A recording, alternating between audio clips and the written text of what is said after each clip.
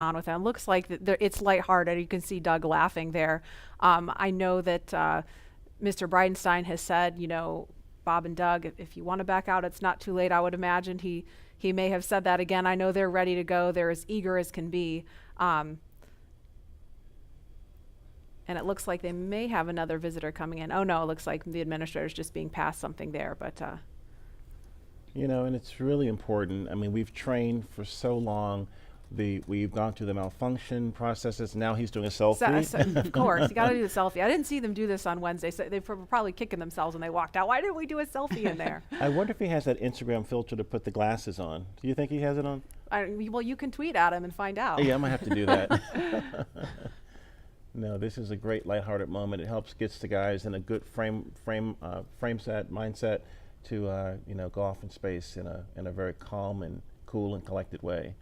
I think he's now taking pictures of some of the crew techs, the suit techs, which is fantastic. It's all about bringing the family and the team together, making everyone feel comfortable on flight day and helping us get to space safely, as we always try to do. And obviously this is a very serious mission. I mean, we don't want to make too much light of it, but Leland, you mentioned Wednesday, and I thought that was a really good point, why it's important to be able to joke around and keep things light as you're getting ready to go to the launch pad. Yeah, when I went up on 122 with Rex and we just talked to Rex, we were, in the caravan going over to the launch pad, we were kind of making some jokes, but as we were suiting up, we would look over each other, we would get up and high five and we'd say, hey, you're ready? Let's go, let's do this, and it's just, you've already trained, you know how to do this, you've done it many, many times, and so I think it's, that lightheartedness is good, but right when you get in the vehicle, the 3, 2, 1 liftoff, that's when you're ready to go. And they're the visitors making their way out of the room. And as we mentioned, Doug Hurley and Bob Behnken, I mean, they are two of the finest at what they do. And it's really starting to sink in that the mission is on as you see them in their spacesuits. And seeing them in these suits has always been so inspiring to me from the first time that I saw them in Hawthorne at SpaceX headquarters during training. It's kind of like a sci-fi film, but unlike a movie prop, which primarily just needs to look cool, our team designed the suit to maximize safety and functionality while maintaining style. Here are two members of our spacesuits team, Chris Trigg and Maria Sundin, telling us about how the suit came to be. I think one of the things that was important in the development of the suit was to make it easy to use, something that the crew just has to literally plug in when they sit down, and then the suit kind of takes care of itself from there. So the suit is really kind of one part of the bigger Dragon system. It's really part of the vehicle. So we think of it as kind of a suit-seat system. So the seat that the crew is in and the suit are in a lot of ways working together. And so it made sense that we were designing Dragon in-house to also design the suit. Our spacesuits is completely designed in-house. It's built here in Hawthorne, California, in the same building as the rocket and the capsule. The spacesuit is custom-made for each crew member, and that is to optimize the fit for the crew member. We definitely wanted to innovate, and we wanted it to look inspiring, but first and foremost, we wanted it to be safe and reliable. The spacesuit's primary purpose is to protect the crew in the unlikely event that the cabin were to depressurize. But the suit does a number of additional things. It provides cooling and communication to the crew inside of the suit. It provides them hearing protection, and the outer layer of the suit is flame resistant, so it provides flame protection as well. When the crew gets in the capsule, they get in their seats and they plug the suit into the umbilical that's attached to the seat. And the umbilical is providing everything that the suit needs. So it provides the avionics or electronics for communications, it's providing the air to cool the suit, and then it also provides gas when needed to pressurize the suit. So it's really a single point that lets the suit do all the things that it needs to do. We designed the helmet in-house. The helmet serves a number of different functions. Obviously, it's protecting the crew's head and it's retaining gas like the rest of the suit, but it also houses the microphones as well as the valves that are regulating pressure in the suit. We had to design the gloves so that they would work with the touchscreens, but the gloves also still had to do a number of other things like the rest of the suit. So all of those things had to come together within the glove. It'll be obviously really amazing to see Bob and Doug in their flight suits, and I think one of the things that's cool about the suit is it's not just a piece of hardware, it's not just a suit, it's a very personal thing. It's Bob's suit and it's Doug's suit. And so seeing the two of them in their suits, using it in flight will be just a really amazing thing.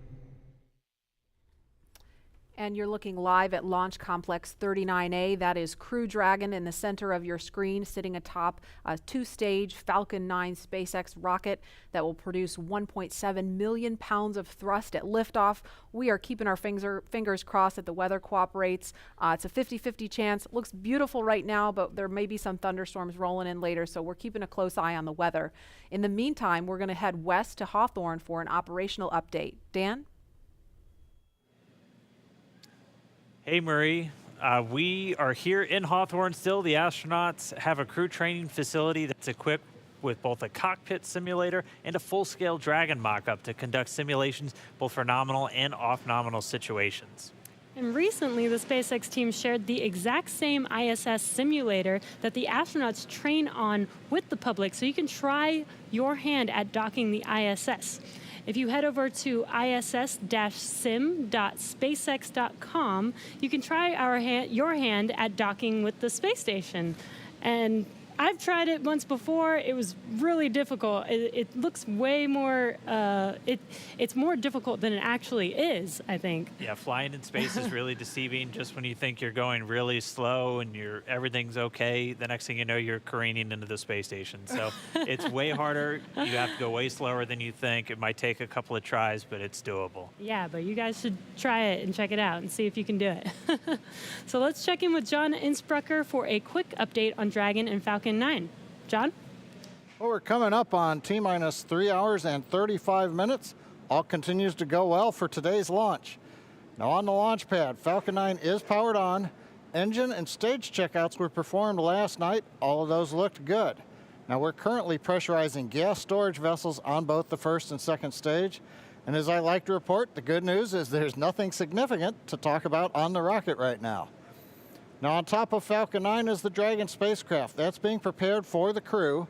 The Dragon propellant system was pressurized to final flight pressure about an hour ago. We had the support team arrive in the White Room just inside T-minus 4 hours, and we're waiting right now for the crew to walk out of the ONC building, and they should arrive at the pad by about T-minus 3 hours. For the Dragon spacecraft, all systems are also currently go. The Air Force range reports no issues at this time. The range will be maintaining both air and sea space clearance around the launch pad. They also help support things like putting the roadblocks up to prevent access to the hazard areas at both the launch site at 39A and around the Cape. Now, the big question, of course, is the weather. And as I've said before, we all talk about it, but it's the one thing we can't do anything about. Weather is 50% probability of good conditions. We are going to be watching for the clouds, lightning, thunderstorms. The sea breeze is not as strong today, and that's going to not help push all of that back over Central Florida. But right now, things are looking good with both Falcon 9 and Dragon as we count down to liftoff. Now, we want to see where you're following today's launch from, so we're going to jump over to Tahira at our social desk. Thanks, John. So glad to hear that things are at least looking good right now for this launch. Really hope it stays that way. So we just took a look at numbers of viewerships across our social media platforms, and there are now 500,000 of you tuning in for today's broadcast. Welcome, guys. We are so excited to have you. We also have the top cities right now tuning in, and that's Columbia, South Carolina, Houston, Texas, Los Angeles, New York, and Orlando. So it seems like the East Coast is really pulling today's viewership, but hey, last time on Wednesday, California came in and really stole the whole show away. Let's take a look at what's being shared online right now. So right now we have this future astronaut, and I don't know who he had to call, but it looks like he is in this SpaceX suit and his Tesla getting ready for round 2. Absolutely love it. Let's take a second look. Okay, right now we have a French bulldog. It looks like taking Bob's place for launch right now. This is so funny.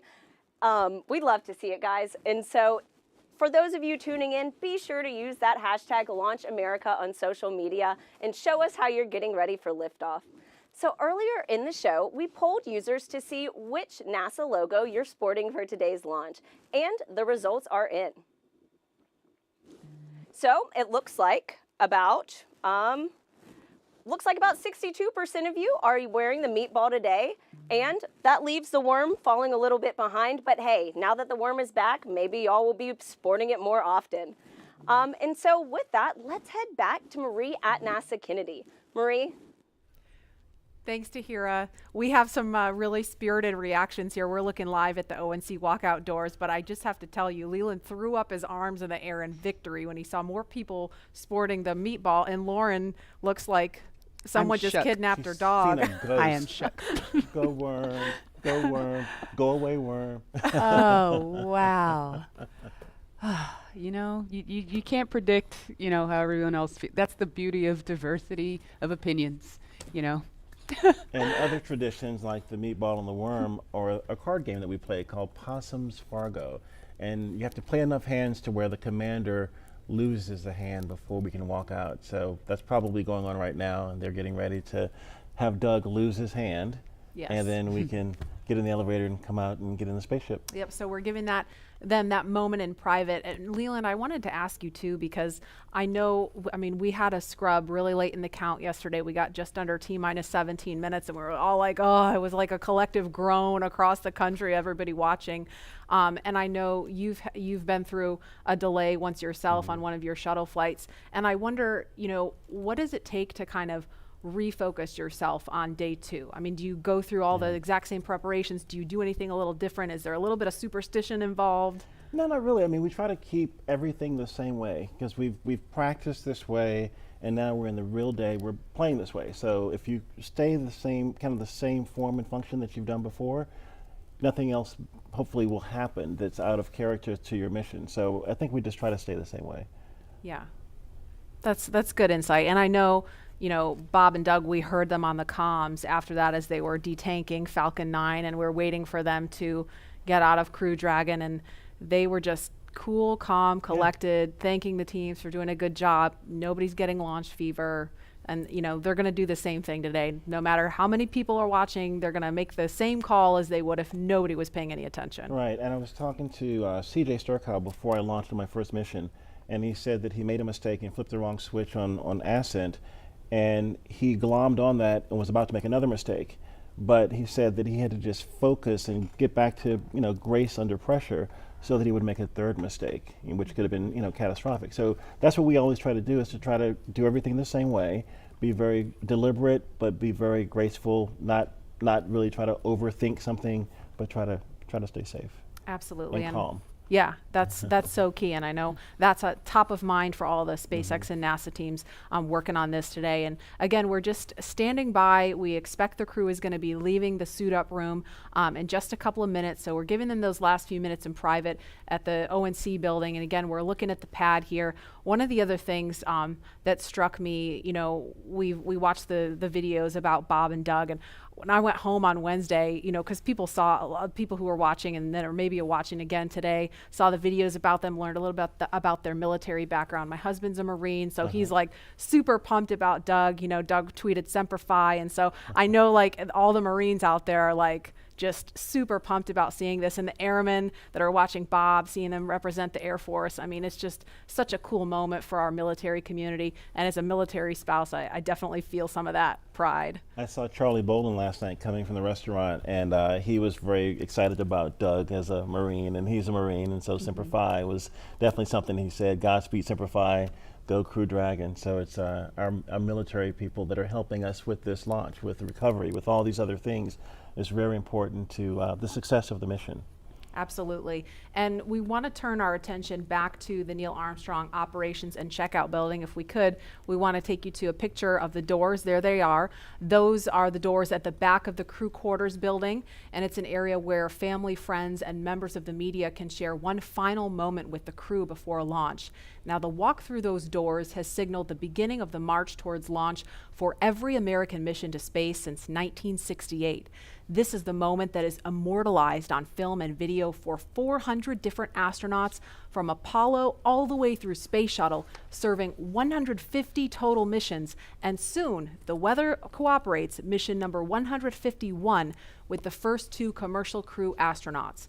These doors carry with them a legacy of purpose and action, and today they will announce to all of us the start of this, NASA's SpaceX Demo 2 mission.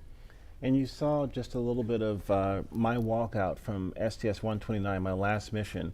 And I remember having my friends and family out there, there was my chemistry teacher that was in the crowd. She got me turned on to science and helped me actually become an astronaut. And I just remember her being in the crowd saying, "Go Leland!" And it was just such a memorable moment for me. It kind of got more rocket fuel in my veins, getting me ready for my mission. Yeah, absolutely. And we were just looking at a live picture outside of the building where we could see some of the folks gathered. We could see Doug and Bob's immediate families. There's a small contingent of media there. I mean, normally that place would be just kind of jam-packed with as many people as we could fit in there to capture that moment. We of course had to scale that back a little bit to maintain social distancing, but there's still a very excited group of people standing outside the building right now waiting for that to happen. Yeah, it's so cool to see their families there and that they have that moment with them prior to getting inside of the Teslas. I mean, seeing that the last time we made that attempt was this incredibly emotional moment. I have no doubt it will also be emotional again. But yeah, that I can only imagine what's going through their heads, in that moment when they're just waving goodbye for the last time before flying. I mean, Leland, were you nervous? Were you? At that moment, we were, we had been a little jovial in the suit-up walkout, but I think at that moment we're thinking about our families, leaving our families, but then at the same time, we're going to do this incredible thing for helping advance our civilization. We are working as a team, all the other teams now with SpaceX and NASA and people all around the world really, in recovery and all these things, helping us get to space so we can advance our civilization. And I think those moments are really heartfelt for us, that a team of people have helped us get to this point. Absolutely. And we are looking at a live picture now of Bob Behnken and Doug Hurley walking down that hallway in the astronaut crew quarters. We just saw Doug wave at the screen, and they're just turning the corner, getting inside that elevator. And this, you can't see it from here, but there is a banner hanging there. You can kind of see it in the back. There's a banner hanging on the wall of the elevator with the signatures of all the people who worked on this mission. So it was really important for them to hang that up in there so Bob and Doug could see it. Yeah, we see that, and we see all those signatures of people that have helped us through training, through fit check, through all of these moments and getting ready for this mission. And it feels like they're going along with us on the ride. Absolutely. And as we wait for the crew to come downstairs to the first floor, we will pause to honor today's efforts with our national anthem. Kelly Clarkson just blew us away with a fantastic rendition Wednesday. Here she is again. Oh, say, can you see by the dawn's early light what so proudly we hailed at the twilight's last gleaming, whose broad stripes and bright stars through the perilous fight o'er the ramparts we watched were so gallantly streaming, and the rockets regular, the bombs bursting in air, gave proof through the night that our flag was still there. Oh, say does that star-spangled banner yet wave o'er the land of the free and the home of the brave?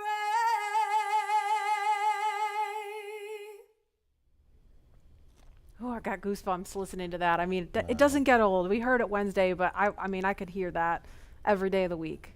She was blowing. Yeah, amazing. That's a live look again at Launch Complex 39A. We are awaiting astronauts Bob Behnken and Doug Hurley to walk out of the Neil Armstrong Operations and Checkout Building any minute now. So we're going to be ready to cut to that shot just as soon as we get the word that they're ready to walk out that door. Those doors, excuse me.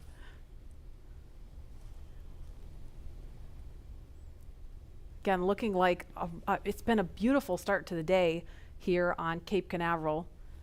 but we're keeping a close eye on weather because it looks a little iffy as we get later into the afternoon, closer to launch time, which again is 3:22 this afternoon.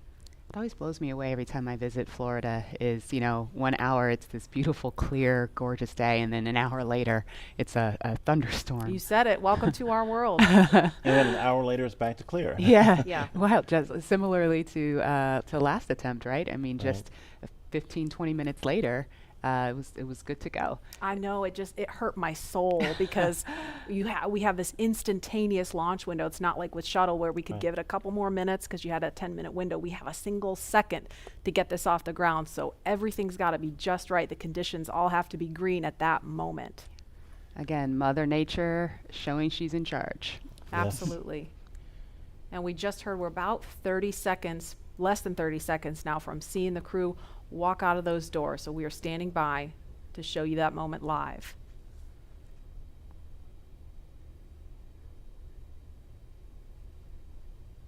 There's a live look at the ONC walkout doors.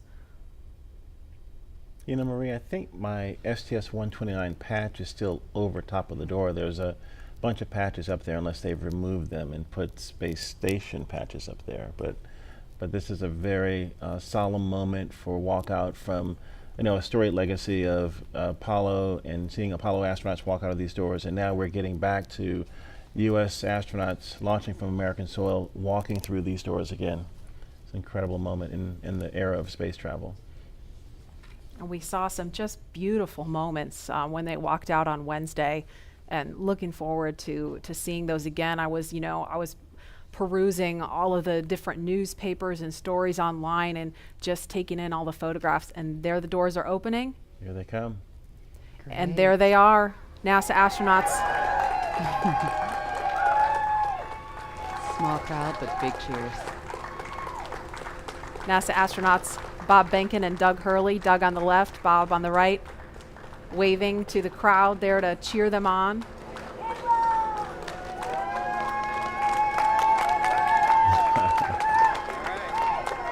And there are their families right in front of them. The virtual hugs, a very special moment. Fist bumps.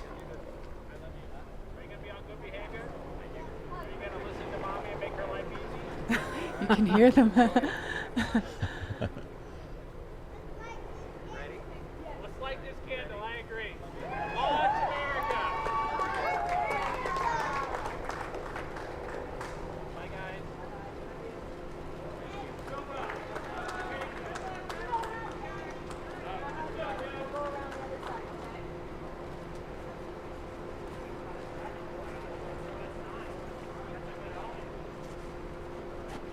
Now they are getting into the Tesla Model X that's going to take them to the launch pad, being strapped into their seats. Their suit techs are attaching their umbilicals, so integrated into the Teslas. These are not just any Tesla you can just buy off the web or in a Tesla dealership. They've been outfitted with cooling units, and that white umbilical, similar to what you saw in the suit room, that umbilical is being connected to the suit to provide cooling air to the astronauts while they're on the way to the pad. And those Falcon wing doors are closing. Super sleek. A rapid departure from the Astrovan. Yes, I would say so. And their flight surgeon is in the front seat in the passenger side, taking the journey along with them. As I mentioned last time, we always think about the technology and the rockets, but this is what it's all about. The families coming together, supporting the families, us working together as a team to ensure they get up there safely and back home safely for their families.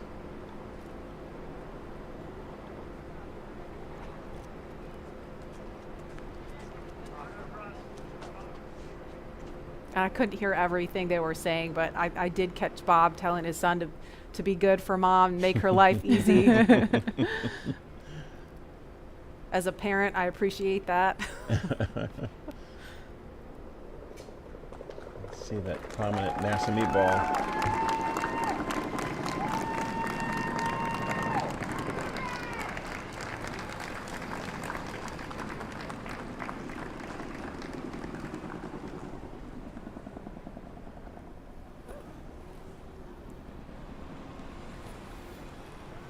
Now, as we watch the convoy begin their journey to Pad 39A, to our SpaceX and NASA family who over the years made this mission a reality and who have worked this launch campaign up to this point, we have you here in our thoughts. And we wish every one of you could be here to see this up close. But we want you to be part of this journey regardless of where you call home and regardless of where you're watching from today.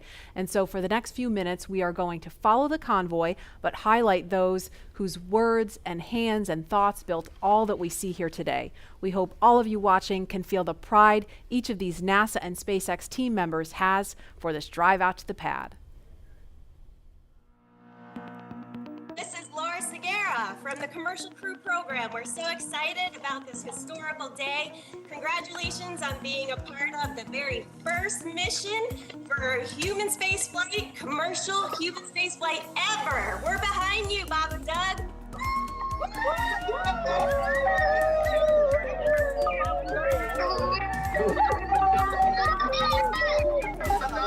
I'm Nicole from SpaceX in Cape Canaveral, Florida. Congratulations to SpaceX for hitting another major milestone, and safe travels to Bob and Doug. Bob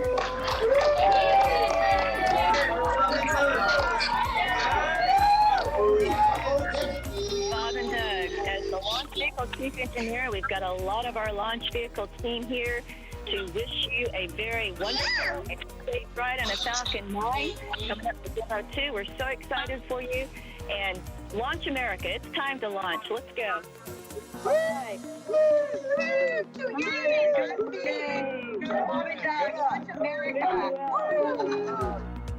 Hi, this is Perla from Hawthorne headquarters. We want to wish Bob and Doug a safe trip to the International Space Station. Go Dragon!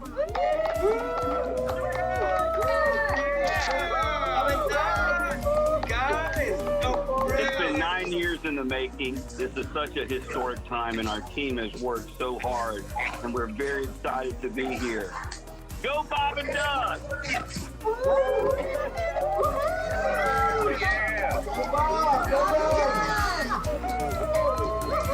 Hi, this is Sam from McGregor, Texas. Go Bob and Doug, go NASA, and go SpaceX.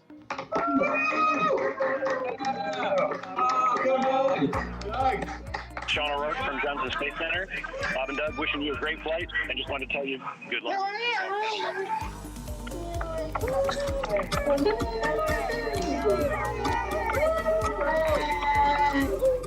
Hi, I'm Dustin Kamak with NASA Kennedy's Communications and Public Engagement Directorate, and we all want to wish Bob and Doug safe travels and Godspeed. You are both an inspiration to us all. Now, let's get out there and launch America. Let's do it. Come on, launch America.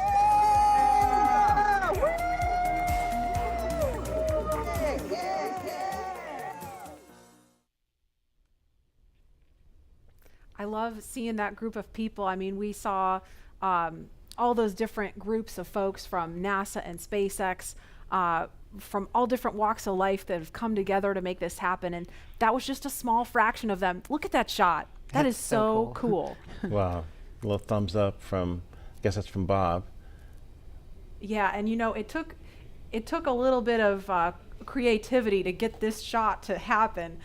We have a chase vehicle that's on the other side of the road, which is of course shut down, so we could get a camera in there and follow them out. So we are really thankful to Kennedy Space Center Protective Forces for helping us make that happen, so we could see Bob and Doug all the way out to the launch pad. My ride out was a little bit different than what they're experiencing in this Tesla, because we had the Astrovan had bench seats on each side, and we could look across at each other as we were driving out. And it was moments where we would tell some jokes and look, but sometimes we would just look at each other, and we had such gratitude for having this opportunity to launch into space and to think about all the people that had a hand in helping us get in that vehicle to drive out to the launch pad, to get ready for this momentous moment. And I think that's probably, even though they're sitting, side by side, I think they're probably thinking of the gratitude and the people that have helped them get here, so that they can be on the, the pointy end of the rocket, getting a chance to go up to space. It's just a momentous moment. And they're listening to some tunes too, I heard, right, Lauren? Yeah. There are at least 3 songs on their playlist that are super interesting. The first is AC/DC's Back in Black. You know that one. Yeah, well, who doesn't? Right.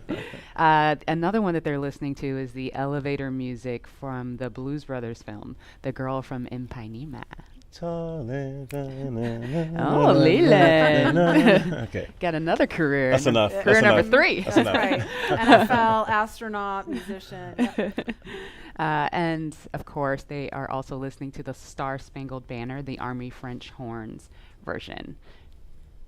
Now, we didn't have tunes in the Astrovan. No? And I know that the Tesla has a really kicking stereo system. Is that still the custom stereo system that's in the Tesla? I haven't been in this one, so I don't know what they're rocking, but I'm sure it's pretty cool.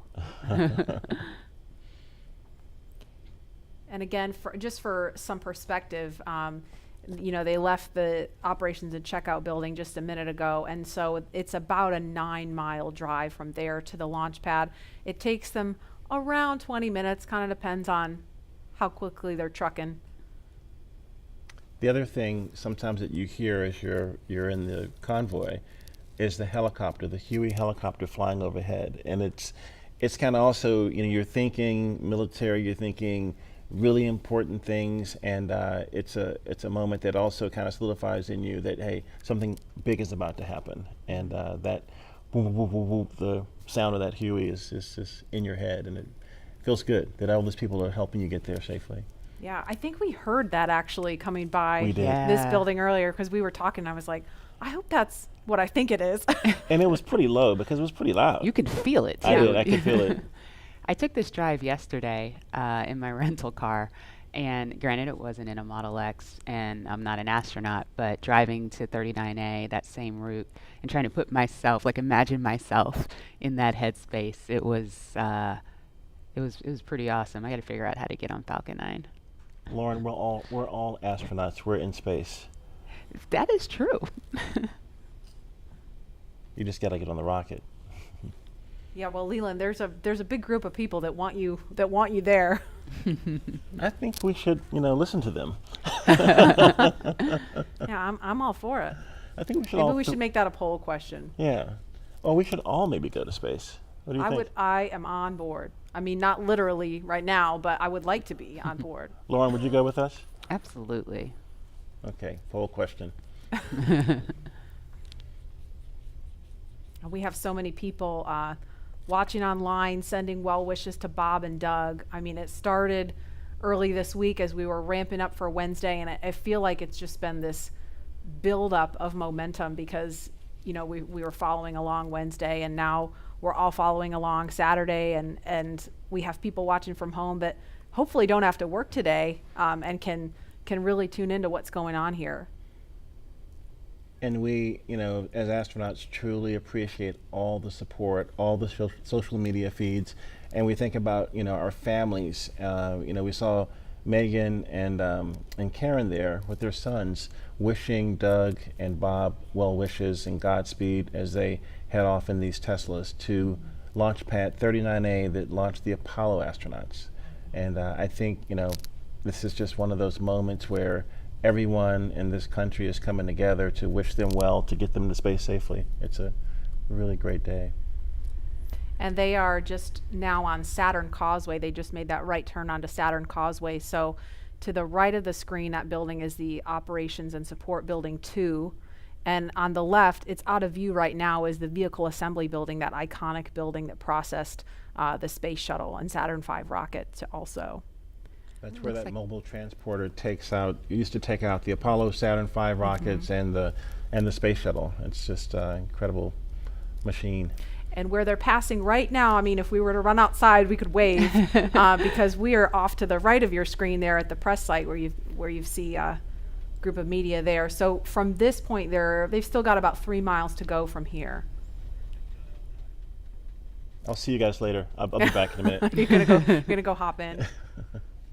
And obviously it's not just Bob and Doug's Tesla. There's a number of cars in that convoy. They're being escorted by Kennedy Space Center Protective Forces and also SpaceX Security. They have a flight surgeon there with them. And we've seen just a sprinkle of folks along the way. Normally we'd have a whole lot more people out here watching this, but we really appreciate you watching online and from home. Again, wherever you are, at the beach, watching on your phone, your tablet, your whatever mobile device you have, we're going to be here every step of the journey, taking you through it moment by moment. There's a cool shot with the worm on the roof. There we go. The second place worm, yes. The second place worm.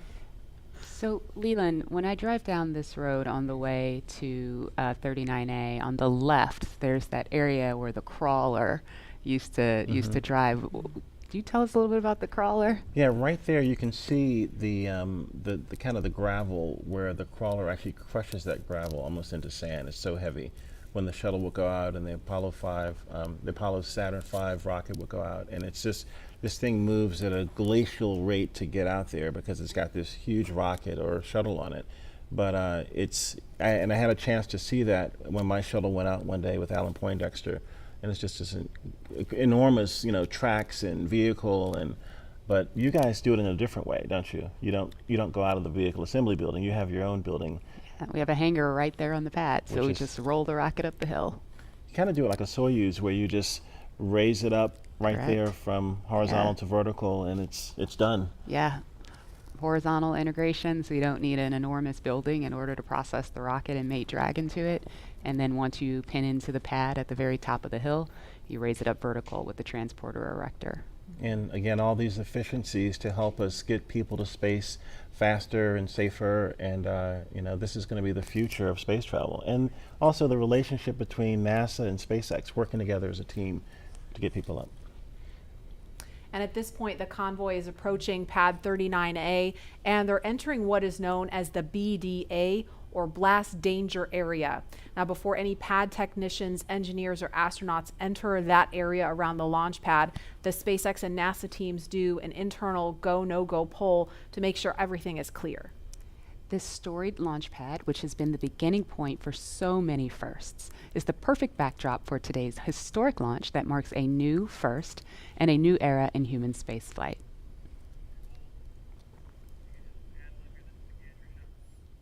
And here's a view from our gantry near the Launch Complex 39A. So we've got another view of the convoy going by here. If I had to count up all the cameras we have all over the place for this, I'd be here all day.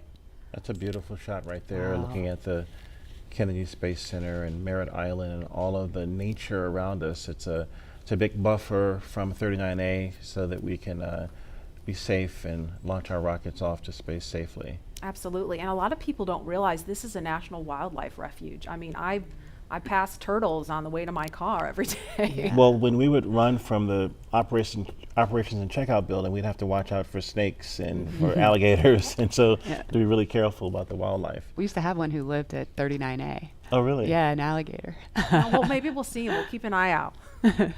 Tweet at us if you see any. Did you name him Worm?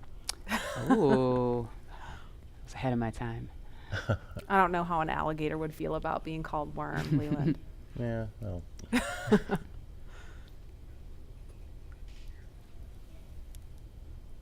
And we've got a ton of you following along on social media. Lynn says, as a fellow Missourian, we're so proud of Bob. Launch America, we will be watching from the Space Coast, cheering loud.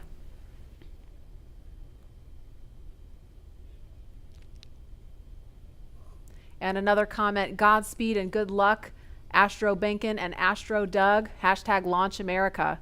There you see the SpaceX horizontal integration facility. It's on the left of the screen now. We saw the front of it from the other angle. Or I'm sorry, no, there it is. I was getting my buildings mixed up, so it's on the right now. Yeah, Bigger building. The other is the Falcon Support Building. It's where all of our offices are, and yes, you're correct. Thank you there. for the correction, Laura. There's our hangar. We process Falcon Heavy in there. There are other boosters in that hangar as well. And the rocket and Dragon that is on the pad right now was put together, or rather finally integrated inside of that hangar and then rolled out to that pad to go up vertical.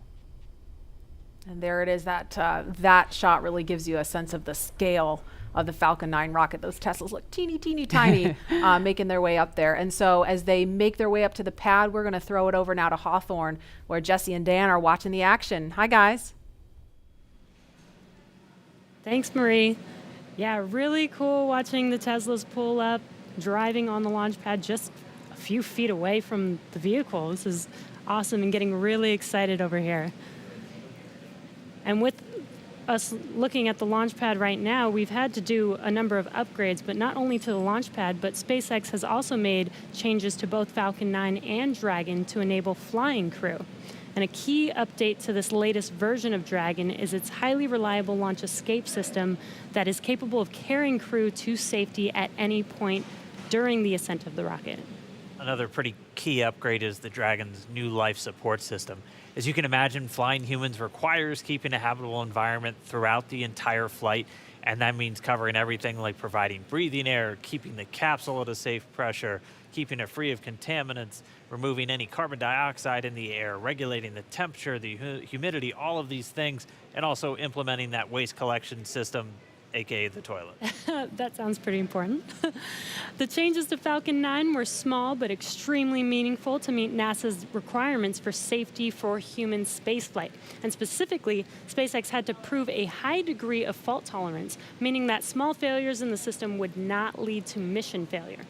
Falcon 9 was already able to handle engine failure, but new emphasis was put on making sure that a failure throughout any phase of launch would not mean mission failure. And this goes all the way down to latches, control valves, electronics, wiring, and so much more.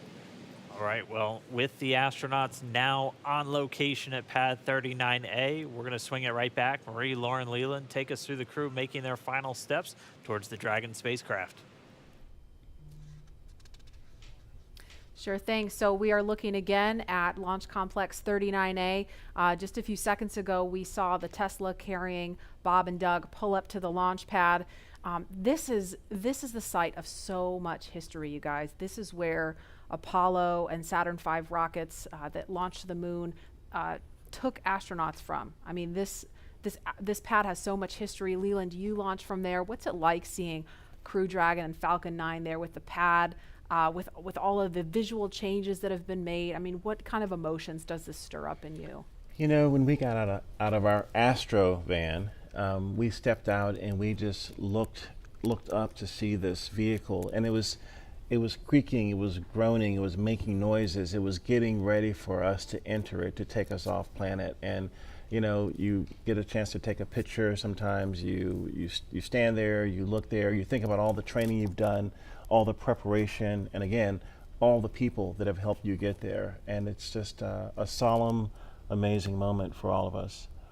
And there's another amazing drone shot. Lauren, you explained this a little bit earlier about kind of how SpaceX brings the rocket and capsule vertical. Now that we see it, can you kind of explain that again for folks who maybe missed that? Yes, of course. Dragon is actually processed a few miles down the road at Area 59, or Dragonland as we like to call it. We then put it on a truck and drive it all the way to the hangar where the rocket is. And so what'll happen is we'll then we call it breakover, where the vehicle's up vertical, we'll turn it sideways because the rocket is being processed sideways or horizontal into the hangar, lift it, mate it to Falcon 9, and then roll up those hangar doors and essentially pull the vehicle in the transporter erector, which is the big white truss structure that you see there. All the fluid lines, electrical lines, and everything are connected to the vehicles via the TE, transporter erector. And they basically roll it up those rails. You can't really see them. You kind of see them in the screen, those rails. Roll the entire TE Rocket Dragon assembly up to the very top of the pad, pin it into the pad systems, and then roll it up vertical. And we are about T-minus 2 hours, 57 minutes, 44 seconds and counting. In just a couple of minutes, we are expecting to hear a formal announcement that the crew is at the pad. Of course, we saw them pull up in the Teslas, and there they are. Looks like they've already gotten out of the car, and they are walking up to the elevator that will carry them all the way up to the 255-foot level, and then they'll have a couple of steps to get up to the level where the crew access arm is. I have the AC/DC song in my head as I see them walking up. You know what I was kind of jamming out to on my way in was ZZ Top, Sharp Dressed Man. Oh, nice. I was like, I don't know, that might be on my playlist if I were in there. there they are, taking in the sight, craning to see the top of the Falcon 9 rocket. It's 230 feet tall if you round up, and then Crew Dragon is another 27 feet from the bottom of the trunk to the top of the nose cone. So when you're out there in person, it's really hard to describe just how large it is.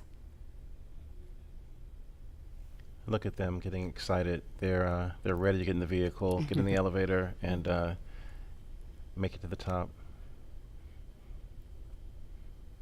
There's some FOD. He's picking up foreign object debris. Appreciate that.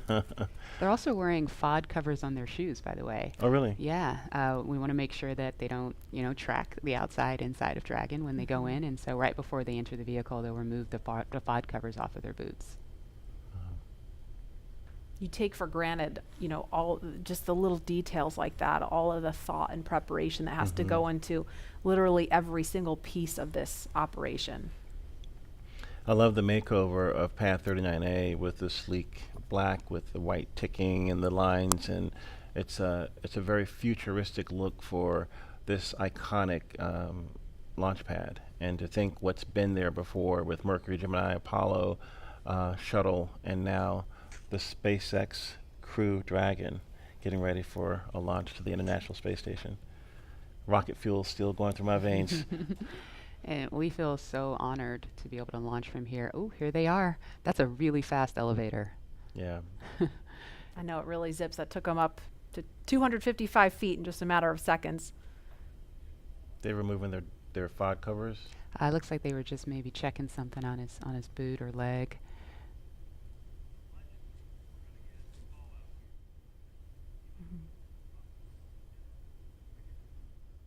And we should hear a call any moment that the crew has arrived at the pad as they make their way up the stairs, and they're headed to the crew access arm now.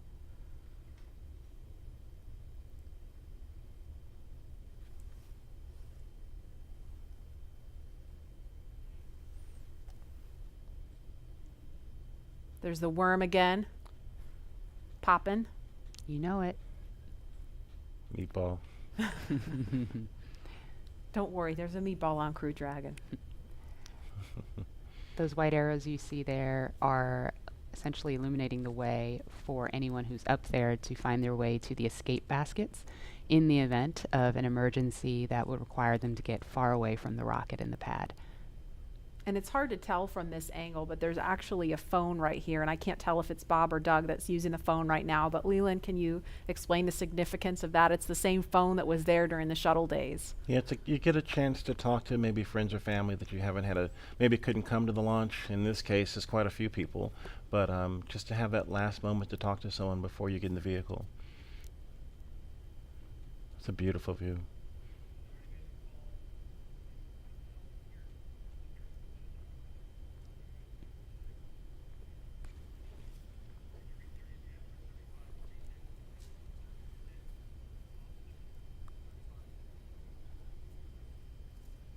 And we're watching the crew when they're done using the phone there. We expect them to be making their way into the crew access arm.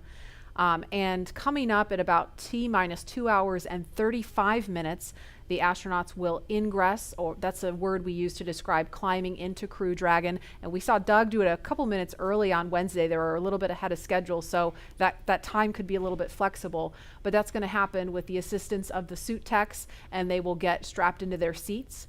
And so with that coming up, we're going to head over to Hawthorne for a preview of what's in store for the future in space travel. Jesse? Thanks, Marie.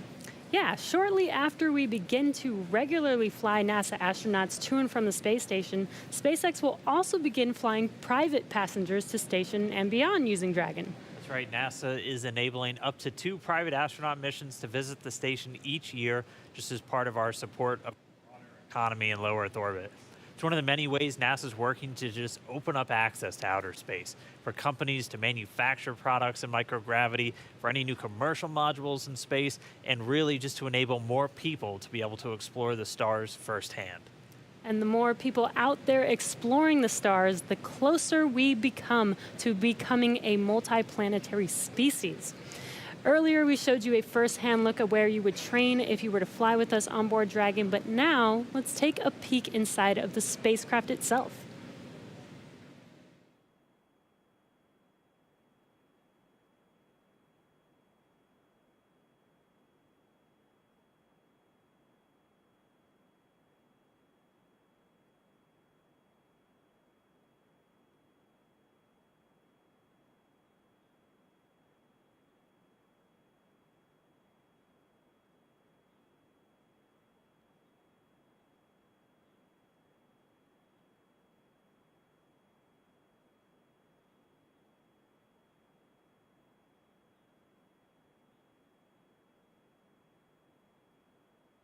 Intuitive to know what we need to do at any given moment in time. When I think about comfort for the astronauts, it's really every aspect of how you could interact with the spaceship that comes to mind. We have 3 different seat sizes. We even go so far as molding the foam around the astronaut's body so that there's not any pressure points, and it's just generally a pleasurable journey to space. Dragon is a spaceship that's all about safety and reliability. We designed it to be 2-fault tolerant, which means that any 2 things could fail. So I could lose a flight computer and a thruster, and I could still bring the crew back home safely. We also added a launch escape system.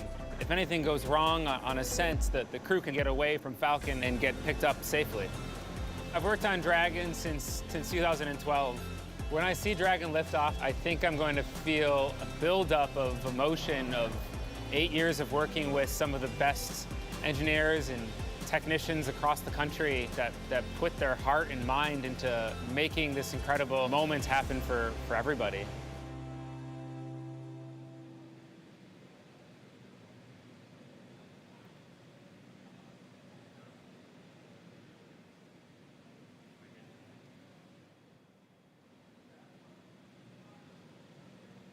All right, so that was a detailed look inside Dragon. Here's a live look at 2 astronauts about to climb right in. If you're just now tuning in, you're watching our coverage of the mission known as Demonstration Mission 2 or Demo 2. 2 days, SpaceX and NASA are going to be sending people into orbit on a mission to the International Space Station from U.S. soil for the first time since 2011. Bob Behnken and Doug Hurley are the NASA astronauts flying today, and you can see them right there on screen. They are just right next to their ride up to space. Yeah, very exciting. So as you can see, they have already arrived at Pad 39A, where Falcon 9 will lift off from at 3:22 p.m. Eastern Time today. They have ascended the tall structure already, which is next to the rocket, and it's called the Fixed Service Structure, and also have already walked down the corridor, which is known as the Crew Arm, which is what they're standing in right now. That's right, and as they prepare to board Dragon, they have this one final stop that they're standing in right now, and that's the White Room. The White Room is literally just the room at the end of the Crew Arm that has an opening into Dragon. It is the last place on planet Earth Bob and Doug are going to be standing before they step into Dragon for their ride to the International Space Station. And the term the White Room was first used during NASA Gemini missions, where the room right before entering the spaceship was painted white. And as you can see, we've continued this tradition with painting ours white as well. And on Wednesday, they actually started a new tradition by signing the wall in the White Room.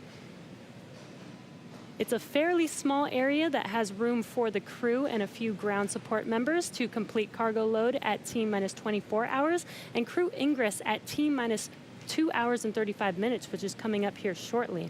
And ingress is how we refer to the crew boarding Dragon. Also inside the White Room is a movable platform that just gets extended out to the capsule just to make that boarding process much smoother for the crew to climb into Dragon. As you might expect, it's also environmentally controlled. You can see kind of a big seal right up against the side hatch, and that's just done so Dragon can be open while keeping all the dust, dirt, and the Florida humidity out of the capsule, making sure it's pristine for the crew. And so that seal is going to stay in place until they begin to retract it, get the arm ready to move out of the way, and by that point the hatch will already be closed. And the White Room also has lots of tools in order to open the side hatch, complete crew ingress, and prepare for any contingencies or emergency that may be encountered. And right now they're just in the White Room. They're getting a final briefing. You can see them with a number of different pad technicians. Everybody on that team has a specific job. Some are suit specialists who are going to help Bob and Doug get connected to their seats. Some are specialists with the Dragon capsule itself and are going to be responsible for closing the hatch. And we also typically have a photographer in there just to help kind of capture these moments as the crew gets ready. So right now we're watching, and we can see them start to line up there. We'll see Doug Hurley go in first, and so he'll be the first one through the capsule, and he's going to be ingressing. That's just our spaceflight term for entering. You're going to hear a lot of these terms throughout the next couple of days as they make their way up to orbit. Ingress getting in, egress coming out. And they're also doing that final FOD check, making sure that the crew don't have any foreign object debris, dust, dirt, anything that could interfere with the systems on Dragon just before they get in. Right, as Leland and Lauren were mentioning earlier, they do have stuff on their suits to protect from FOD, and they have FOD covers on their boots, as they mentioned, as well as on their umbilical port on their suits, and that needs to be removed before they can ingress. Minutes. The crew has arrived at the White Room, and its ingress is in progress on schedule. Just listening into the nets and hearing those updates live. But yes, once the FOD check is complete, they can enter, which is happening live on your screen right now.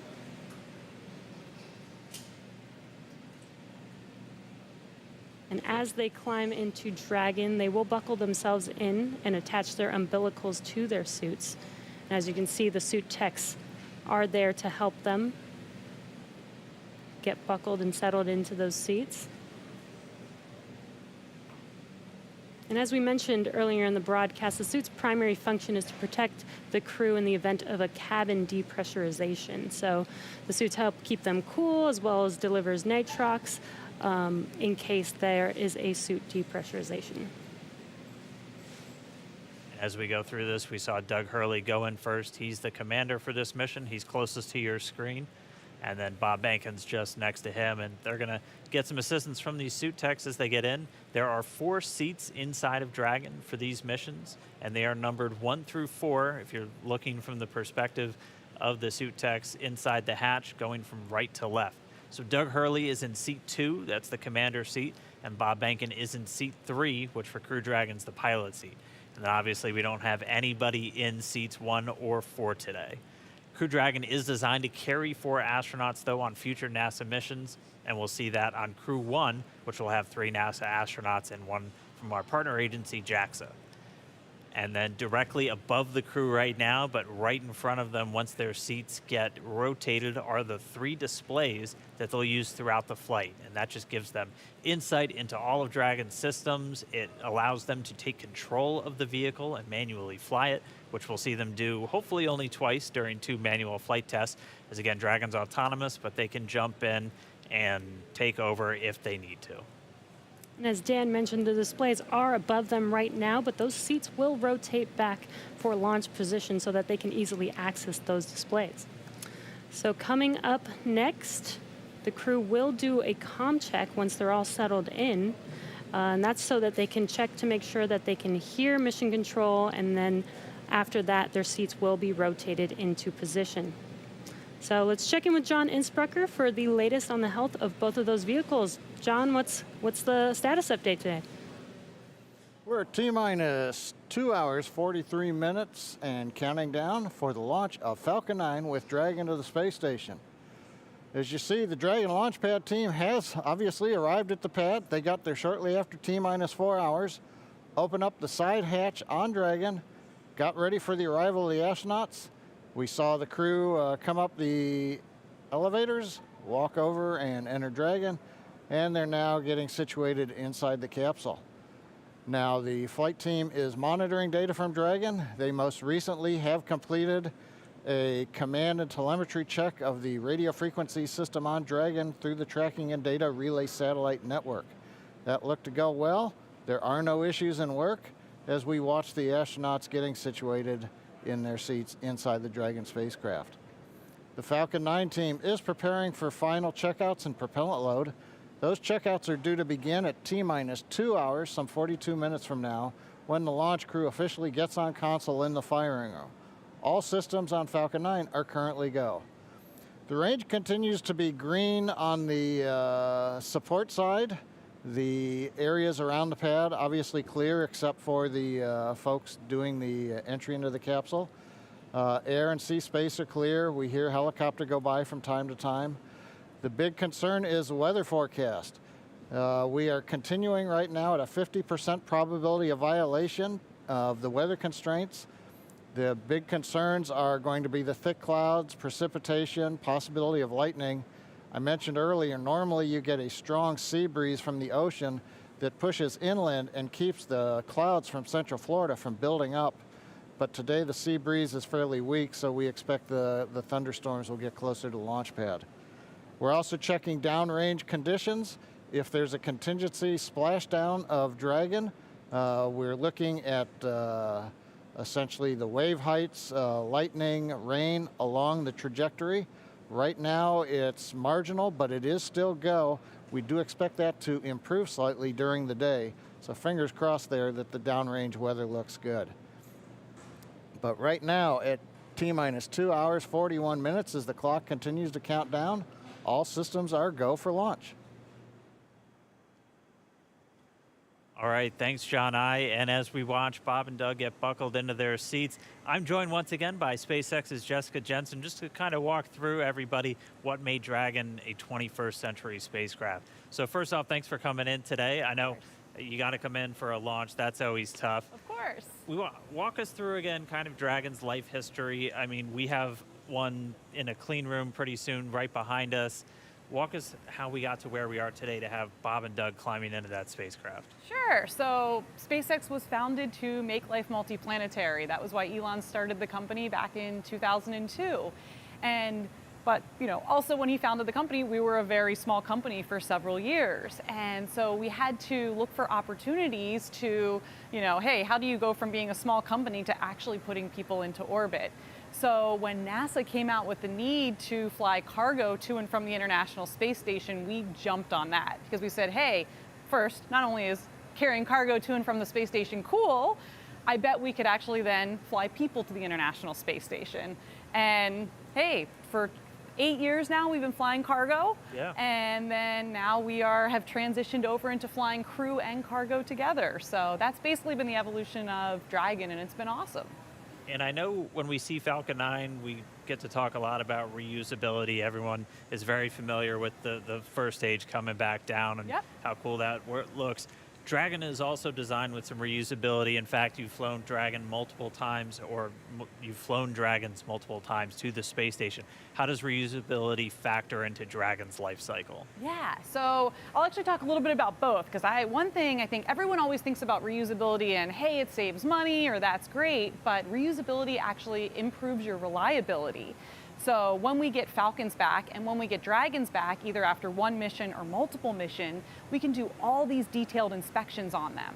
And that's super important because when you fly a vehicle, you can only have so many sensors on it. You can't put a sensor, every single inch of a rocket or a spacecraft. And there's already way more than I think anybody realizes. Exactly. But so, especially for rockets that wind up in the ocean, some people don't have any idea of what they actually went through. So the fact that we get all the hardware back, we were able to inspect literally every square inch of it and make small design changes that actually improve reliability for the whole fleet. So even though Bob and Doug are on a brand new rocket and a brand new spacecraft, those spacecraft are actually more reliable based on the knowledge we've learned from reusability. We've walked people through a lot of the new systems on Dragon. What are just some of the cool things that are maybe beneath the surface that people don't know about with Dragon? So I think one of the coolest things is the autonomous docking system. And what that is it's basically we have, GPS sensors on Dragon, but then we also have cameras and imaging sensors such as a LiDAR on basically the nose cone or the front part of Dragon as it's approaching the space station. And all these sensors are feeding data back to our flight computer to say, hey, how far away am I from the space station? What's my relative velocity to the space station? And then that feeds into the flight computer, which has algorithms written by our engineers to say, okay, based on how far away you are in your rates, here's how you fire the thrusters to most effectively get to the docking target. And I think that's just super cool. Well, I mean, we're all waiting for our cars to drive ourselves to work, and for Bob and Doug, that's exactly what it's doing for them. Exactly. And what I think is so cool is the computer does this just like flawlessly. It's easy. When I tried to do it, I failed miserably. I tried to dock Dragon to the ISS 3 times and I failed. Fourth time I got it. Good morning. And I will tell the public out there that on our website we actually have a Dragon ISS simulator, so you yourself can try and fire the thrusters and see how well you do. Maybe I'm just a bad driver, but I think the flight computer does a really good job. I think we all had fun with it. All right, well, we are just starting to hear. They're going to start up those comm checks with Bob and Doug. CDR, PLT, comm check, So let's listen in. CDR, loud and clear. PLT, loud and clear. Core, loud and clear. Umbilical comm check complete. Stand by for ground station comm check.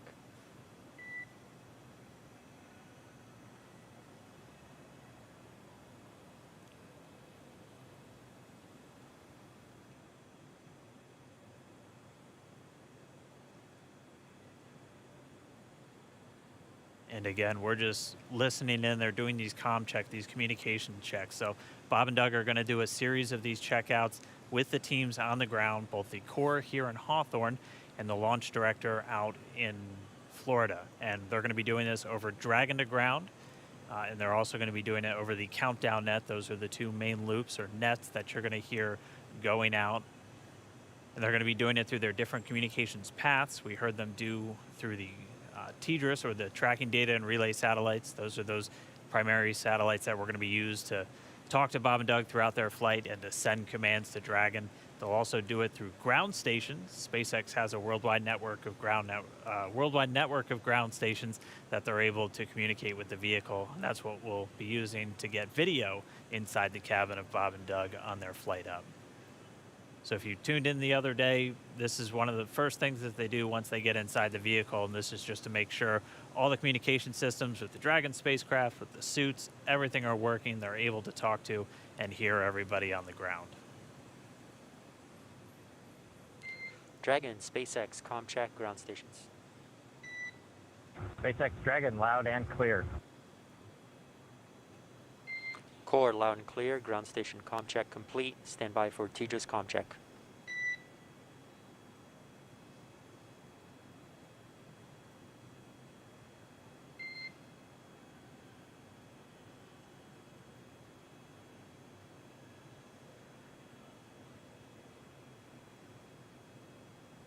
And just a reminder, you're hearing the Corps. That's the Crew Operations Responsible Engineer. That's, if you've followed NASA missions in the past, that's the CAPCOM position. That is pretty much the singular voice that's talking to the astronauts throughout their flight. And that's a position based here in Hawthorne, California. And you'll also hear Dragon, SpaceX, comm check, TDRS. SpaceX Dragon, loud and clear. Core, loud and clear. TDRS comm check complete. Stand by with comm checks with MD and LD in the launch configuration.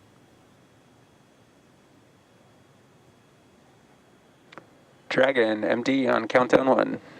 Comm check.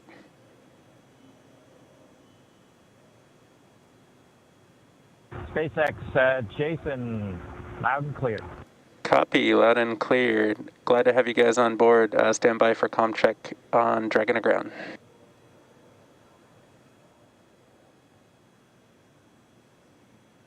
Dragon, MD, Dragon to ground. Comm check. MD Dragon, loud and clear. MD, loud and clear. Stand by for comm checks with LD. Dragon, launch director on countdown 1. Comm check. Good afternoon, Mike. Loud and clear. I have you the same, and good afternoon.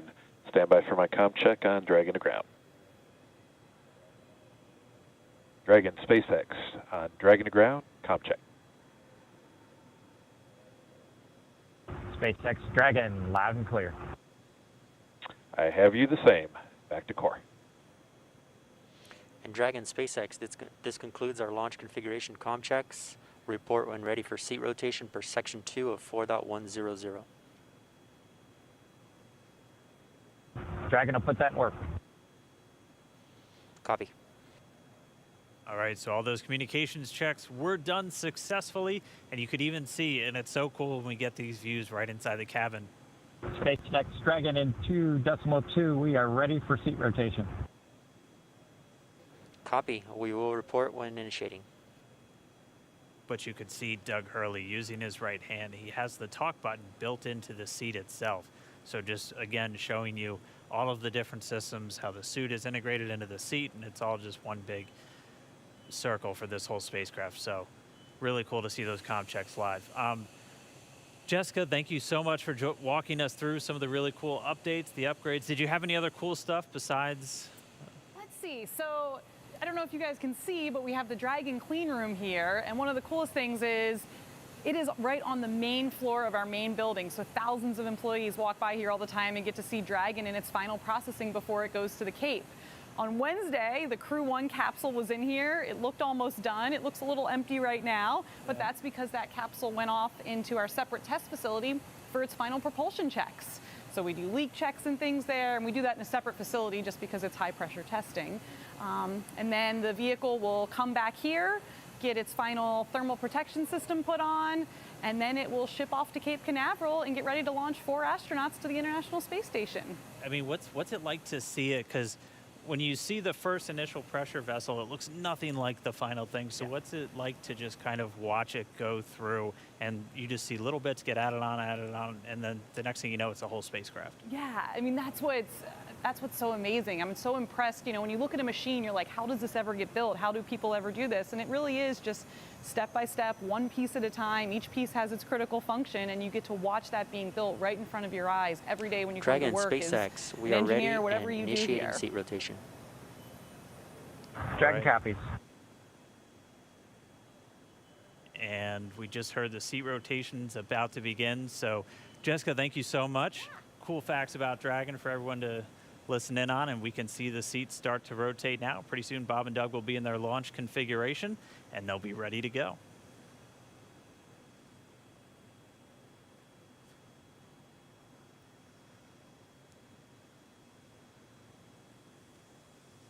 And we can see the seats slowly start to rotate.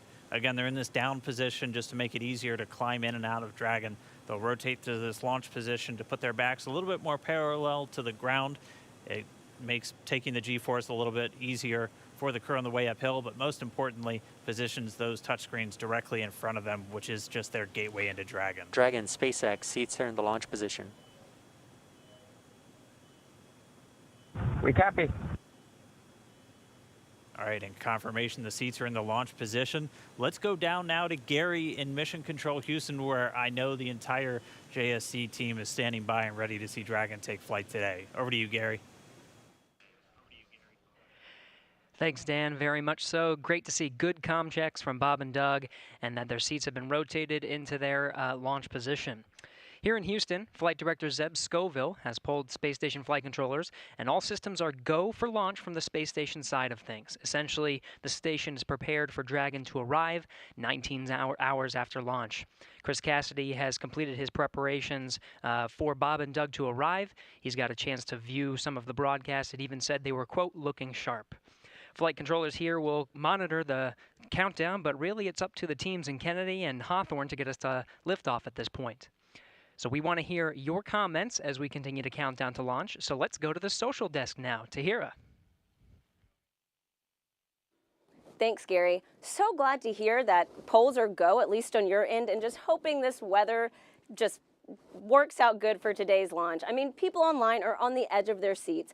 We just checked numbers, and we are up to 1.1 million viewers right now. That's almost double when we checked last time. And right now, we also have Columbia, South Carolina is leading the viewership, so interesting to see how that changes. Let's take a broader look at the conversation online with this heat map of the United States.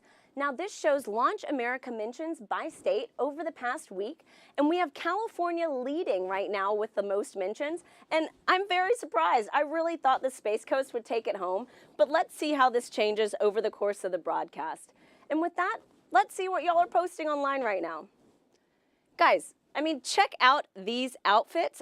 Absolutely love it. Love to just see how people are making things creative for this launch and really making it their own, putting their personal touch on it. Let's take a look at another. Oh, we are back to the Launch America Heat mentions, so let's see how that changes over the course of this broadcast. But really fun to see those photos online. Oh, we have another space pet, guys. These do not get old, so please use hashtag Launch America on social media. Right now, it looks like we have Catstronaut Boris, who is ready for his launch in the Crew Dragon capsule.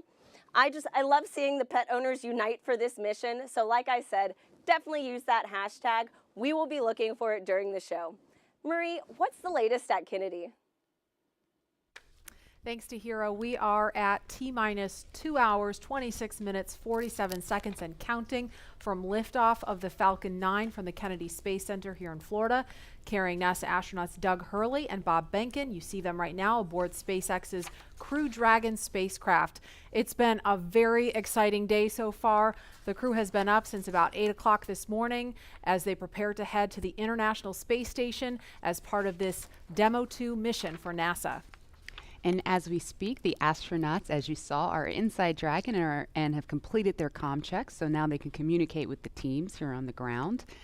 And their seats have rotated upright to their reclined launch positions, allowing them to see and access the display panel. And now they are they initiate their own suit leak checks to make sure that their seat is in proper working condition before liftoff. And in just a little bit, at about T-minus 1 hour and 55 minutes, it could happen a little bit sooner though, we're running a little bit ahead of schedule, we will see the closeout team begin to close the side hatch in preparation for flight. And that's going to be one of the key visual milestones on the timeline to liftoff. Now, we want to take you to a couple of special guests we have joining us. They are with Daryl Nail at the OSB-2 viewing location, NASA Administrator Jim Bridenstine, and also Kennedy Space Center Director Bob Cabana is there with Daryl. Hi, Daryl. Hi, Marie. That's right. We're in the fifth floor of the Operations and Support Building here at the Kennedy Space Center with a nice view of Launch Complex 39. And the two men that you mentioned are here to join me to answer a few questions. We're excited to have them both here. And they are, of course, Bob Cabana, the Director of the Kennedy Space Center, and Jim Bridenstine, Administrator for NASA. Gentlemen, thanks again for making the time to be here. Of course, the big story right now, Jim, is the weather. So let's talk a little bit about that. We can see there's some clouds building. That was forecast. You took part in a weather briefing this morning. What do you know about the weather and the decision that was made to say, hey, let's give this another shot today? Yeah, so what got us last time was the electricity in the atmosphere, and of course today there are in fact buildups. It doesn't look like there are thunderstorms at this time, but they are expected. The question is, when do those thunderstorms go away, and when those thunderstorms materialize, where are they located? We are predicting about a 50-50 shot of going this time, but given the fact that we are in late May in Florida, we have to take every shot we can get. So it's not likely that in a couple of days it's going to be any better than it is today. So we are a go for launch right now, and we are hoping that the weather will hold up. We almost made it on Wednesday, and the trend is better today than it was on Wednesday. So we'll see. And I saw a forecast that said the clearing is supposed to happen right around 3 o'clock in the afternoon. So that's right. We're hoping that launches at 3:22, right. Clearing, at the earliest 3 o'clock, at the latest 3:30. So depending on when that happens, we'll either be go or no go. But again, we're going to take every shot we've got. Also watching the downrange weather for a That's right. potential rescue in case there were an abort. That's right. So, we have these staging areas. When we go from the first stage to the second stage, that's a higher risk evolution. We want to make sure that in the case we have to exercise the launch abort at that point, that the weather is good. And of course, that's off the coast of North Carolina. The big thing there is it's great that we have a launch abort capability. The challenge is that launch abort capability includes parachutes. And with parachutes, you've got to make sure that you've got the weather to come down. If there are thunderstorms or downbursts or high winds, that's problematic for the parachute system. Right, and sea states as well, bouncing that Exactly. capsule around in the ocean. Bob, of course, you're an astronaut. You know what it's like to hit the reset button and do it all over again. Get into the spacecraft, get ready to go, only to be told, no, we're not going to go today. We're going to try it again. What's that like? And then tell me about the mindset as you have to kind of reset. Do you feel less anxious? Do you feel more comfortable the second time around? You know, Daryl, first off, my last flight, we counted down to 18 seconds and didn't go. Man, and when you get to 18 seconds, you're ready. Yeah. The key is, you know, it's the training that we go through. All the repetition that we do, we practice everything, including scrubs. And just because you didn't launch doesn't mean you don't have something to do. So you got to go through those back-out procedures. It's all done very professionally. Then it was out of the vehicle and into the Astrovan, back to crew quarters. And we had a positive attitude. We got a good night's rest. And we went through it again. It's a matter of doing your job. And these guys are well prepared. You know, it's all part of what we do. Yeah, they stopped the count at 17 minutes, but you had it all the way up to just a few seconds. That's a big difference. And the truth is, the next night, actually everything went really better. You know, the weather was bad the first time. I was kind of glad we scrubbed. And we scrubbed for an issue with the vehicle that they later sorted out. As it turned out, we wouldn't have had enough prop to rendezvous with the Russian functional cargo block. But you know, the next night, it was just a perfectly smooth launch count. Everything just went like clockwork, and it set the stage for an awesome mission. I think you told the press before you walked out, I think you were over there at Astronaut Crew Quarters, we're going today. I'm wondering, where's the source of that confidence coming from?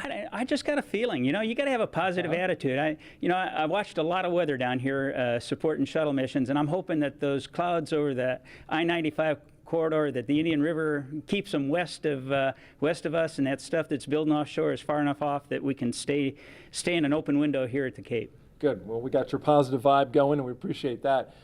Jim, when you were down in the astronaut crew quarters and when they were suiting up, you got a second chance to visit with the astronauts. Kind of tell us about that, and what was their demeanor, what was their mood today? So again, they seem loose. They were loose last time, they're loose this time.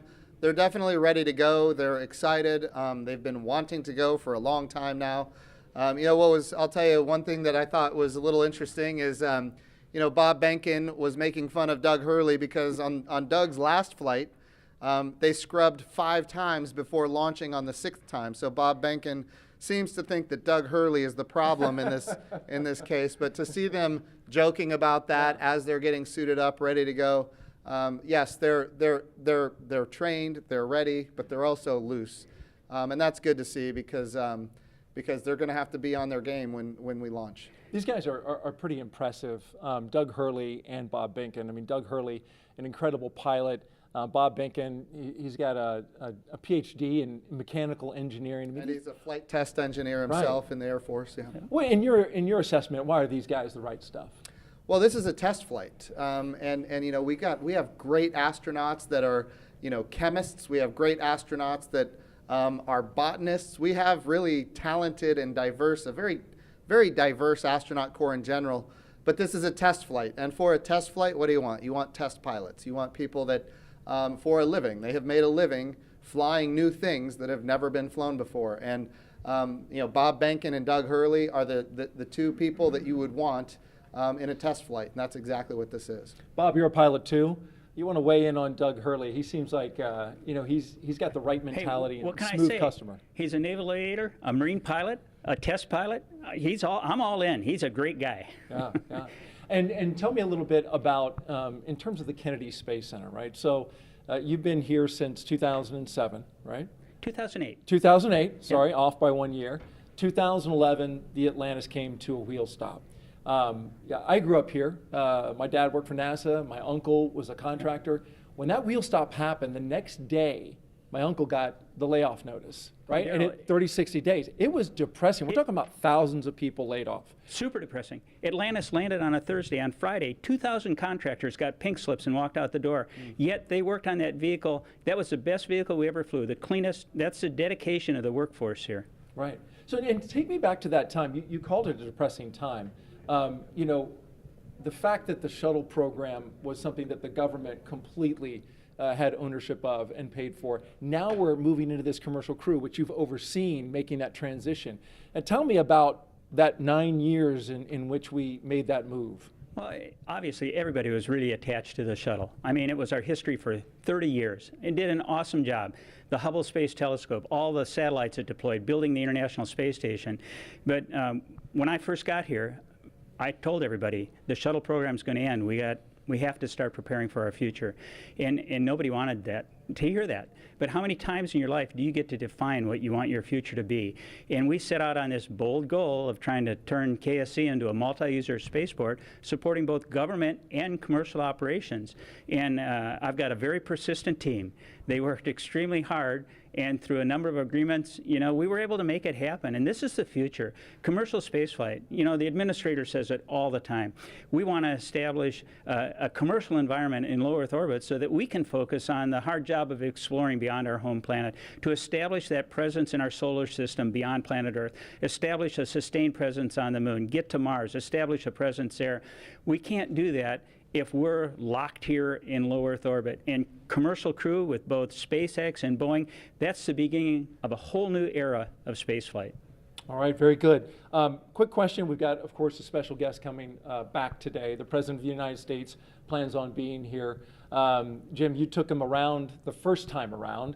How did that go? I think I saw a picture on Twitter. He signed some space hardware. That's right. So he took a look at the Orion crew capsule. Of course, the Orion for Artemis 1 is ready to go. And he signed, a piece of hardware that will fly on the crew capsule for Artemis 2.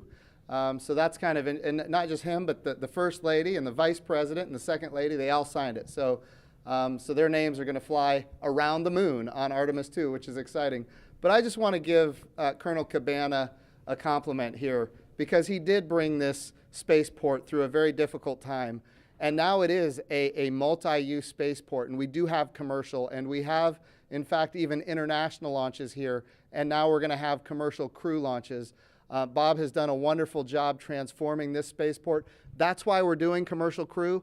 NASA wants to be one customer of many customers. We want to have numerous providers that are competing on cost, innovation, safety, driving down costs, increasing access.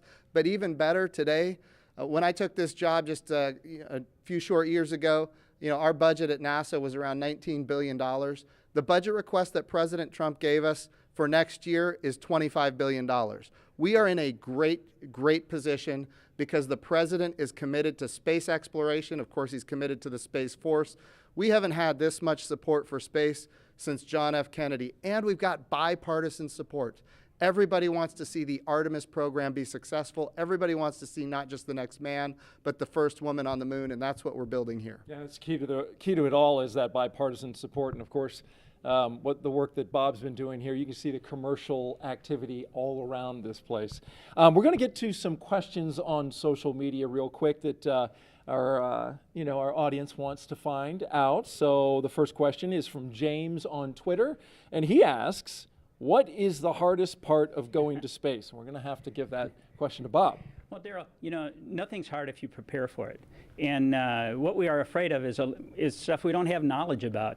And that's what we do when we learn how to be astronauts. We train, okay? You spend a long time as an astronaut candidate learning. You spend a long time preparing for a mission. For an International Space Station mission, training around the world on all the different modules and everything, it's like 2.5 years of training before you get on orbit for that time to actually do your work. So I'd have to say the hardest part is the preparation for it. But you are so prepared when you go. You just have total confidence. You know that you are very well trained for what you're going to do. You have an outstanding team on the ground supporting you. And that is so important to have that ground support as you climb into that vehicle. You know that they've done their very best to ensure your safety and a successful mission. But after that, it's a piece of cake, except no simulator on Earth can prepare you for what those guys are going to feel. It's better than a cat shot off an aircraft carrier. I believe it. Maybe one day I'll get to try. The commercialization effort means we want everybody to be able to fly into space. That's the goal. It's a great point about preparation, because that's not the highly visible part. The launch is, and so it's good to know that all that preparation leads to that confidence. By the way, just an update operationally, they're getting ready to close the hatch door. You can see on your screen there, the workers there are getting ready to get that closed, and working on that right there with Doug Hurley and Bob Binken on the inside of Crew Dragon. Our next question is from Mathis on Twitter, and he asks, what kind of operations will the astronauts do between the liftoff and docking with the International Space Station? I know you pay a lot of attention, Jim, to the operations, especially of this mission. You bet. What do you know about that? So there's a number of things. The first thing that they have to do is, of course, we've got a number of burns to get in phase with the International Space Station. We've got some boost burns as well. We're talking about, operating the rocket engine to get in alignment with the space station. But I'll tell you, the biggest thing that we need the astronauts to do once they get on orbit and before they dock is rest. We need them to eat, we need them to rest, we need them to be prepared for that docking. Once they are in the range of the International Space Station, they're going to start maneuvering the spacecraft themselves. Not automatic, but they're going to do it themselves. They are in fact test pilots, and as test pilots they will test fly this vehicle to make sure that it operates as advertised. And of course then they will dock with the International Space Station. And a unique capability here is it's automatic rendezvous and automatic docking. And so we're going to be able to see that for the first time as well. That's going to be exciting to see. Thank you for sharing that with us. Jim Bridenstine, Administrator of NASA, Bob Cabana, Director of the Kennedy Space Center, thank you both for joining us. And we're going to send it back to Marie in the studio. All right, thanks a lot, Daryl and Mr. Bridenstine and Mr. Cabana for joining us. You can see some clouds starting to gather over Launch Complex 39A. We're keeping a close eye on weather. Again, 50% chance of launching today. We just got to see what the weather's going to do. A little bit ago, we heard the crew complete their comm checks live on the air. We saw their seats rotate. That helps get them into a little bit more comfortable position for the G-forces during launch. And more importantly, it helps them be in a better position to interact with the screens in front of them. They completed their suit leak checks. We saw during the interview just a few minutes ago the hatch begin to close. And so inside the white room there, the pad closeout team is in there still doing some work. That hatch closes, it's not as simple as just closing a car door. There's a process to seal it and check it and make sure that everything is sealed properly. Right, Lauren? Yeah, that's correct. If they haven't already started, one thing that will be coming up next is the leak check. What they'll do is they'll attach a piece of ground support equipment. They don't have it in their hands right now, so it looks like it hasn't started yet. There it is. You can see it there. The closeout member number 5, it's already attached to the side hatch mechanism. And what they'll do is they're essentially checking for the leak rate. And they'll hold pressure there for a few minutes and then track that change in pressure over time to make sure that it's within bounds, making sure that you don't have any issues with those O-rings there that are holding that pressure. And so once they complete that leak check, they will then do what is the called the installation of, or the final installation of the SPEP, or side pressure equalization plug. That's basically a plug that once the capsule splashes down, what you'll do is actually remove that, and what it does is equalizes pressure across the hatch. So once that thing is plugged in, you know that everything is super tight and that you shouldn't have any leaks on orbit. One of the other things that I think is pretty cool about Dragon, you can kind of see them on the edges there are some of the windows. And I know that Dragon started out as it was Cargo Dragon. You have your cargo version, and before you moved on to the Crew Dragon version, but you even had windows on the cargo version. Can you explain kind of why that was? Yeah, the very first Cargo Dragon that we ever launched had a window over the hatch, over the side hatch. And the reason we did that is we've always envisioned Dragon to ultimately be a crewed vehicle.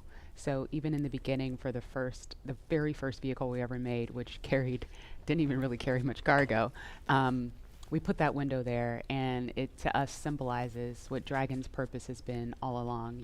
Taking those steps, starting off with the CRS program and resupplying the space station with experiments and food and crew provisions for the astronauts on board, to now putting putting NASA's astronauts in our own vehicle. It's that natural progression to what we were aiming for the whole time. Mm-hmm. And Leland, what's your take on the touchscreen technology? We saw a little bit about that. Obviously, this is a very different kind of look than what we saw during the space shuttle. It's the future. I mean, we had our LCD displays, and we had lots of buttons to press, and valves and switches. And I think this new technology will allow us to get through procedures much more much faster, because we had paper flight data file that we're having to turn to different pages and get to things. And I think this will make it much more efficient to go through your malfunctions and your procedures with the touchscreens. And I think, having the gloves, being able to, touch the screens and work within the gloves, everything's kind of sleek and efficient. There's not a lot of wires and things hanging off. And their knee boards, you can see their knee boards on their left knees. And so that's for some extra little notes and things. The hatch is closed now. There's some commentary. We are ready for the post-ingress briefing when you are ready to copy. And we just heard confirmation on the loops that the hatch is closed. So that is a little bit ahead of schedule. We are motivated to go today. We're ready. Go ahead. Okay, on the weather, we still have some rain showers moving through the area, but we do have a reasonable opportunity today, so we are proceeding into the count. We are going to take a look at both pad and ascent track weather at T-minus 1 hour and 30 minutes, and the next decision point will be prior to prop load.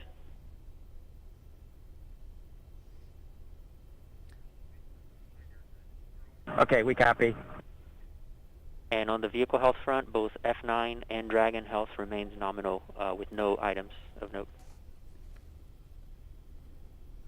So we just heard the weather is still iffy. Good news. Thank you. The weather is still iffy. This concludes the post-ingress brief.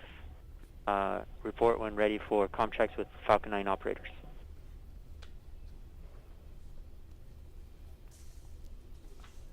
We are ready for the F9 operators.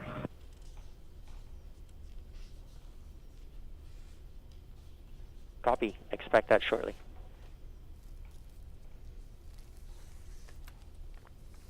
So when we hear that chatter pick back up, we're going to quiet right down so that you can listen into that along with us. But we just heard them discussing the weather briefly, still keeping an eye on that. But the next decision point is going to be before prop load. So we're going to press forward for now and then reevaluate before they start fueling the rocket. But in the meantime, it sounds like Falcon 9 and Crew Dragon are healthy. So the vehicle's in good shape, right? It sounds like kind of a little bit of a repeat from Wednesday that we're just keeping an eye on the weather at this point. You can see on their left legs, well, in that previous And image. Dragon SpaceX comm checks with F9, you can expect it in about 1 to 2 minutes. Dragon's ready.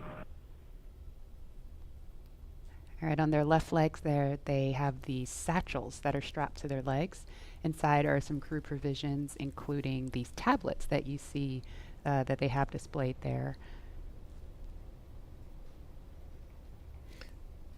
You say, Lauren, those are tablets versus just knee boards that you can write on? Or the tablets are inside. Oh, they're inside. Yes. Okay. Okay. And so when would they pull those tablets out to use them? During the mission, Okay. while in orbit. Okay. And I don't know if it's coming, if the background noise is coming through over the air, but we hear the rain really picking up outside the studio here. So I'm kind of wondering if Bob and Doug are hearing the sounds of the rain clouds opening up over the pad. It looks like it's still kind of patchy out there. But again, we were following some thunderstorms that look like they may be making their way over here. It kind of looks like it's raining from that view. It's a little bit hard to tell through the haze.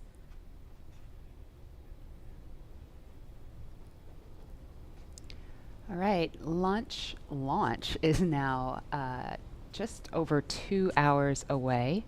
Tahira, you are there with the social teams. Now that the hatch is closed and the rain's picking up and all kinds of exciting things are going on right now as we count down and get into the last 2 hours of the count. I bet things are getting pretty interesting on social media. Hey, Lauren. I mean, yes, they are. So many different things are going on right now, and I think people online are just wondering what's going to happen with today's mission. I have TweetDeck open right now, and it is just scrolling with the conversation of people around the nation talking about today's launch attempt. We also just checked viewership, and we are now up to 1.4 million people watching this live broadcast, so really hope things look good with weather. And on that note, let's take a look at some of the things being said on Twitter right now. So it looks like, we just have some more future astronauts. I really love seeing the young generation just getting mobilized, getting excited about today's mission. Looks like we've also got some Godspeed and safe travels for both astronauts today. Really do wish them the best of luck on the second attempt. Hope it happens. Some throwback photos, all from people visiting NASA's centers, and also just let's do this. I love this can-do attitude, and I just love seeing that people are still keeping the energy alive for today's launch. So there were obviously some disappointing reactions to Wednesday's scrub, but let's take a look at how people are getting excited for today's attempt. Let's roll.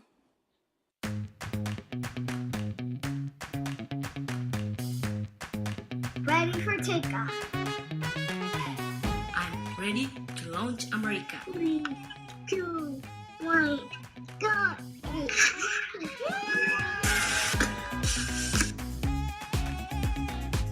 Ready for liftoff?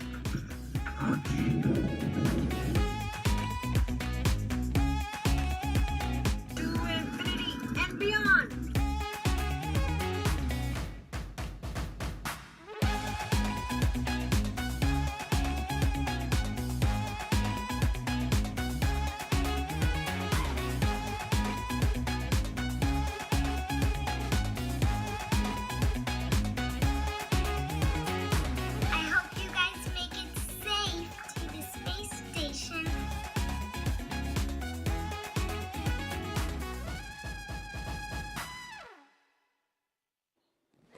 I mean, how fun is that video? I think I will definitely have to attempt the worm after this, but just really glad to see everyone in good spirits leading into today's second launch attempt, and I really hope everybody will have something to smile about.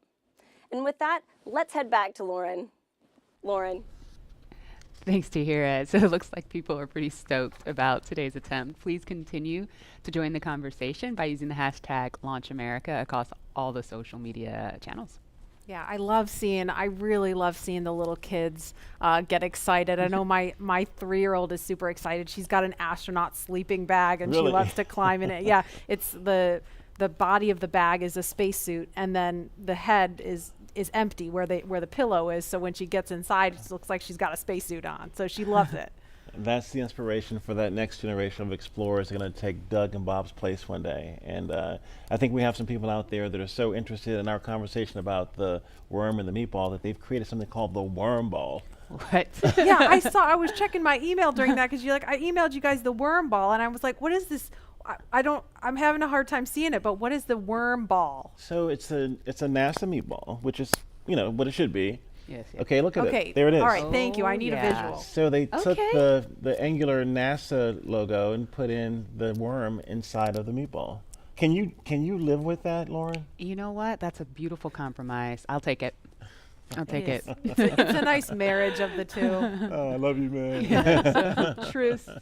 And there is another live look at Launch Complex 39A, and we have had the opportunity to share with you a lot about the SpaceX Crew Dragon sitting on top of Falcon 9, a lot about the crew themselves, and the significance of today as the official return, we hope, of human launch capability to American shores. But we would be remiss if we did not explain why this pad 39A is hallowed ground.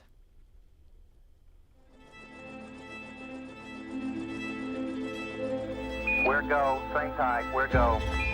Altitude, velocity, light. Many of NASA's storied missions began their daring journey from the exact same spot on Earth.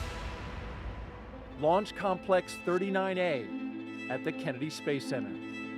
This massive structure of steel and concrete has cradled rockets and guided each on their fiery ascent to space for over 50 years. There can be no launch without a launch pad, and this hallowed ground has a history greater than any other. Having evolved and been reshaped for each new era of spaceflight, it's alive with a heartbeat as strong as the first. Launchpad 39A came to life under the direction of project engineer Harry May as NASA ramped up its efforts to achieve an unprecedented calling. Why, some say the moon. Why choose this as our goal?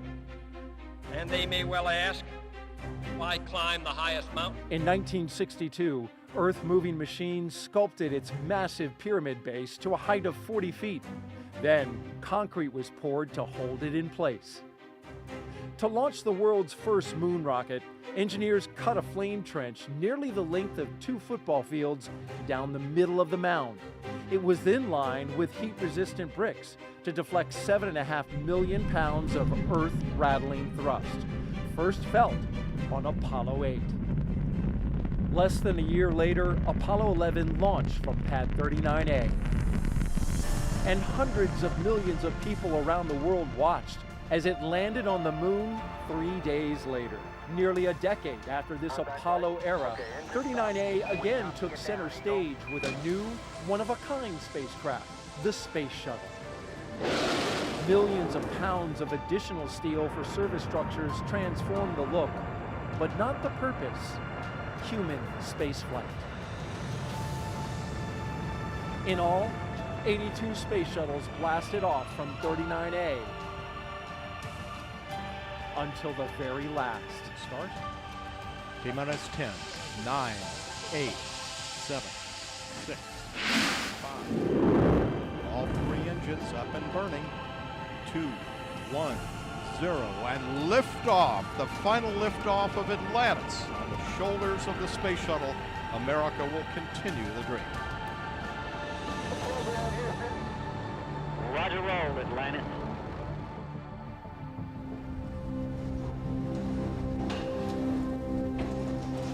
With the fleet retired, demolition crews removed the shuttle-era hardware to clear the way for NASA's monumental decision to lease this historic launch site to the private company SpaceX. Today, its sleek and modern design supports a family of rockets that has advanced the commercial age of American spaceflight. Now, 50 years after it first sent humans to the moon, this historic spaceport stands ready for the next wave of human exploration.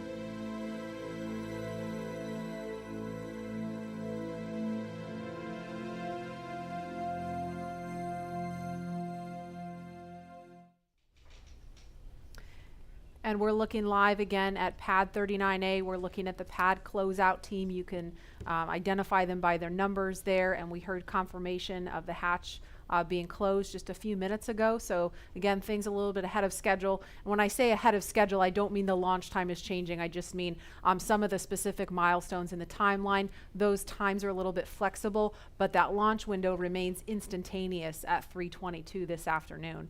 And Leland, you know, we just saw a piece about the history of Pad 39A. All stations, Chief Engineer on countdown 1 for comm check with the crew. We're going to pause for that comm check. Falcon 9, guidance, navigation, and control. Dragon GNC on countdown 1, comm check. GNC Dragon, we have you loud and clear. GNC loud and clear. Stand by for comm check by the propulsion engineer. Dragon, prop on countdown 1, comm check. Prop Dragon, loud and clear. Prop loud and clear, stand by for comm check with the avionics engineer. Dragon, avionics on countdown 1, comm check. Avionics Dragon, loud and clear. Avionics loud and clear, stand by for comm check by ground segment engineer. Dragon, ground segment on countdown 1, comm check. Ground segment Dragon, loud and clear. Ground segment loud and clear, stand by for comm check by launch control. Dragon, launch control on countdown 1, comm check. Launch control Dragon, loud and clear. Launch control loud and clear, stand by for comm check by the chief engineer.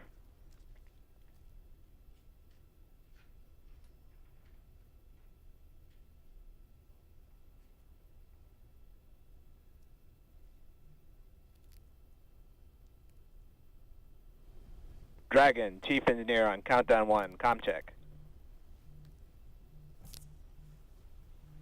Chief Engineer Dragon, we've got you loud and clear, Bala. Chief engineer, loud and clear. This completes the Falcon 9 responsible engineer comm check.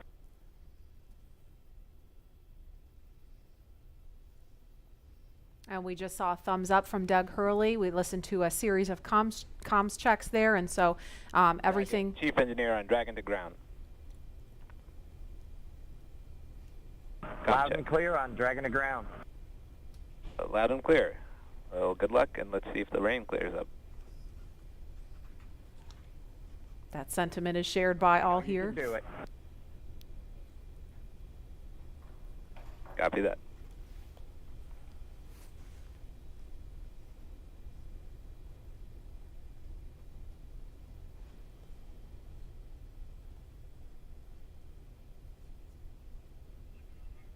So Bob and Doug, along with the launch teams and all of the rest of America, hoping the rain clears up here. But as far as comms checks go, everything sounded pretty normal, pretty nominal there. So we're just waiting on the weather to clear up. But again, there's a live look at Launch Complex 39A, the site of 82 space shuttle missions where they began. And of course, Apollo, the first mission to the moon, Apollo 11 lifted off from 39A. And Leland, you were just 5 years old when that happened. Take us back there. Marie and Lauren, I was 5, and I was the antenna engineer during the broadcast. I was the kid standing behind the black and white Sylvania television holding the rabbit ears, and my dad said, move to the left, move to the right. And I was trying to look around the television to see what was going on, but they said, no, don't move, stay there. So I never actually saw the actual landing on the moon, Neil and Buzz walking on the moon. And the next day, all my friends in my community were like, yeah, you want to be an astronaut? We just had this momentous thing. And I said, no. I didn't see it. I want to be Arthur Ashe, because Arthur Ashe trained 5 blocks down the street from where I grew up. And my dad talked about his excellence, his perseverance, his athleticism. And so it wasn't until I got to NASA, working as an engineer at NASA Langley, that a friend of mine said, you'd be a great astronaut. And I just laughed at him. And I didn't fill the application out, but another friend of mine got in, Charlie Camarda. And I said, if he can become an astronaut, I can become one. So I applied the next year and I got in the 1998 class. And I think about this, again, storied legacy, Pad 39A. I was there in 2008 and 2009, Space Shuttle Atlantis, the last one that came in with Doug and the rest of the crew. And it's just an amazing time to see this new era with Lauren, with your SpaceX Crew Dragon about to take off. I'd never heard that story. I've got a million stories. A million stories. Wow. And it's so cool that you do have a lot of these kids that are watching today who have never seen a flight, a human space flight from KSC before. And this is their first time. And I'm trying to remember back, I grew up in the shuttle era, and I grew up in Los Angeles, and I remember sometimes when the shuttle would land at Edwards Air Force Base, you'd hear those sonic booms. Double sonic boom. You hear the double sonic booms Yeah. in school, and we all just knew, oh, that's the space shuttle. It was just a Right. thing. We just knew about that. And it did make me sad that there's an entire generation of kids who didn't grow up with that experience. And I'm just so proud that, today, hopefully, we get to provide that for kids and hopefully have more and more of these launches to the point where it becomes routine, hopefully never Right. boring, but routine. And there's talent in every zip code, so you have to make sure that every kid has the opportunity to do these types of things. If they believe in themselves, and we give them the right tools that they can use to be in STEM fields. And we have a very diverse group of people up here working together to get Bob and Doug off safely. And I think more people that see this type of diversity will have a chance to say, I can do that too. Yes. Absolutely. And we have a lot of kids watching today, and we have an opportunity to hear from another really awesome role model, especially for the little girls in the audience. So we want to throw it over to Gary in Houston to talk to a very special astronaut standing by there. Hi, Gary. Hi, Marie. I have the distinct pleasure of being joined by one of NASA's record-setting astronauts and a recent resident aboard the space station, Christina Cook. Christina, thank you for joining us. It's great to be with you today. Christina, we're coming up on 20 years of continuous human presence on the International Space Station, and you were one of those humans. What's it like to see a new milestone like this launch unfold after so much history already? You're right, so much history indeed, and it's just been great to watch it all unfold. I think for me, the most exciting thing is how NASA is not only innovating in what we do, exploring the universe, pushing the boundaries, getting knowledge on the space station, bringing it back to Earth for benefits here, but in how we do it. We're innovating in the implementation of those goals and of our mission. And what that means is that bringing in the private sector, bringing in a commercial space economy for low Earth orbit means space is going to be more accessible and more innovative. And it's just an awesome new era of history to be able to witness. You hold the record for the longest single stay by a female astronaut in space. What's it like living aboard for so long? Well, it is truly a privilege every single day. I have to say it's a beautiful thing to look down on the Earth and to be able to kind of contribute to a space program that you yourself have held in such high regard your entire life. I would say that the biggest challenge going into sort of those longer times is remaining vigilant. The engineers make it so easy to live on board the space station. Sometimes you forget you're actually surrounded by such a hostile environment. So remaining vigilant both day to day to have that appreciation that you wake up with every day, and then also being vigilant, knowing that things could take a turn for the worse at any time, and you have to be ready to react to that. So it's a great privilege, but it also comes with great responsibility. You came to NASA after the days of the shuttle program, and you flew on the Russian Soyuz. What does it mean to have this private capability to fly astronauts to the station?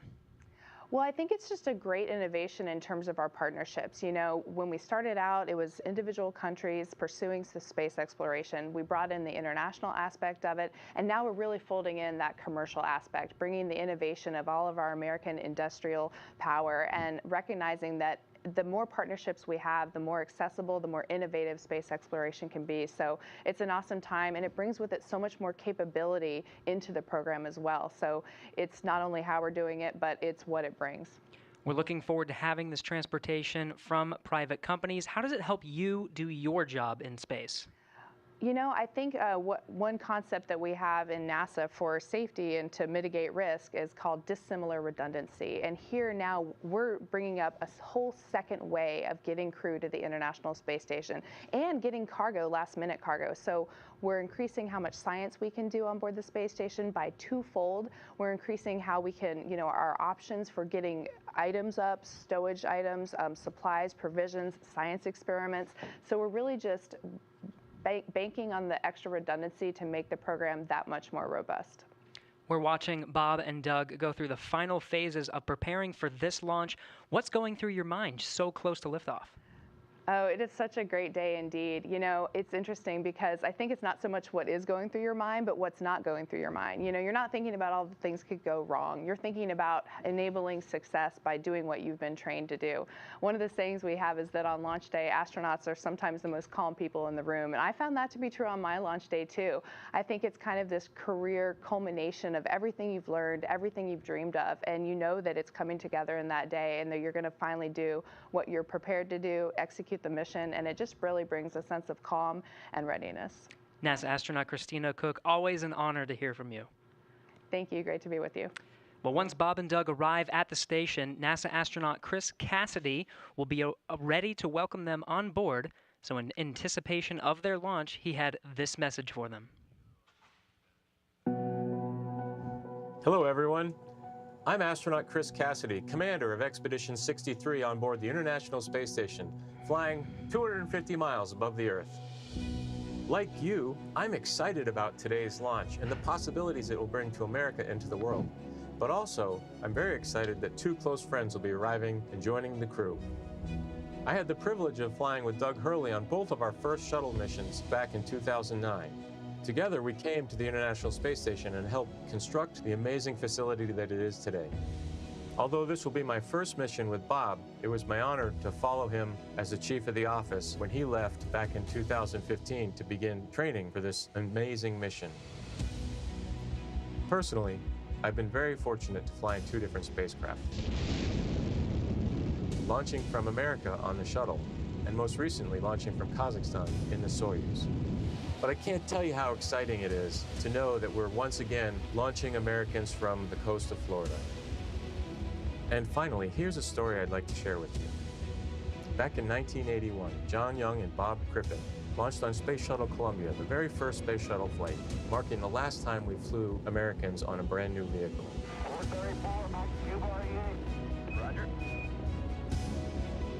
With them, they flew an American flag representing America's technical prowess. Roger roll, Atlanta. 30 years later, that same flag was flown to the International Space Station. This flag remains here today, waiting for Bob and Doug.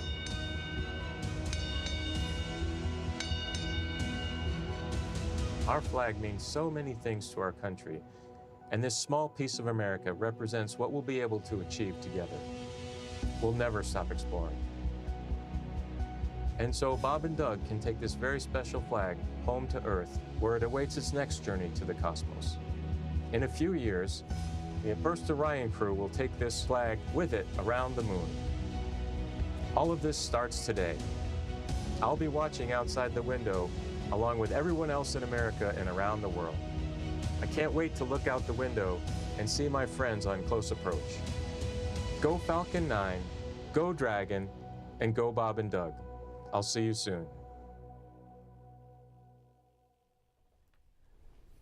And there again is a live look at Launch Complex 39A at Kennedy Space Center in Florida, where we are T-minus 1 hour, 41 minutes, 58 seconds and counting from liftoff of the Falcon 9 rocket carrying Crew Dragon with astronauts Bob Behnken and Doug Hurley strapped inside. We can see some raindrops on the screen there. It looks like rain coming down at the pad, but we're still monitoring weather, and it sounds like there's going to be another decision point before they start fueling the Falcon 9 rocket, which is scheduled to happen at about T-minus 35 minutes. So we just heard a little bit about where they're headed. If the weather cooperates today, to the International Space Station.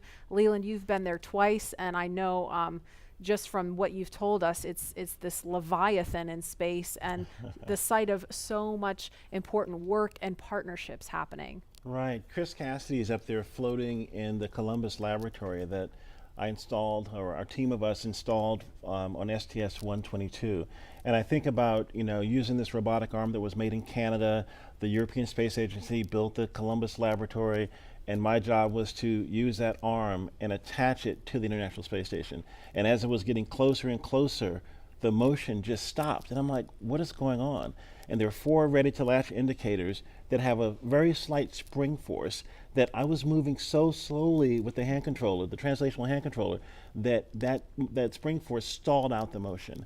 And Peggy Whitson was behind me, and she said, Leland, there's some commentary. Weather update, I think. Go ahead, Jay. Hey, Doug. We're still waiting for a weather update expected at 18 Zulu. Therefore, the next assessment will be closer to the propellant load time. We are currently no-go on launch weather, but we are showing an expected clear of 1830 Zulu. Okay, copy all. Thanks for the update.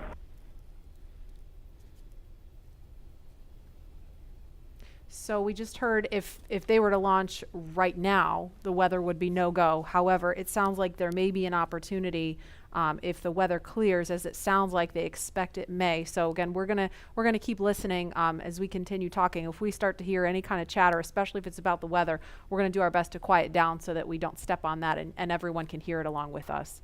But Leland, you were just talking about the work on station, and Peggy Whitson was getting ready to tell you something. Well, so the Columbus laboratory is stalled out. It's about to be attached, and there were 10,000 people waiting. Their job security depended on me installing this thing properly. Right. And Peggy said, Leland, push just a little bit harder on the hand controller, and all 4 ready-to-latch indicators went green. And I was like, yes! And that was our primary mission objective.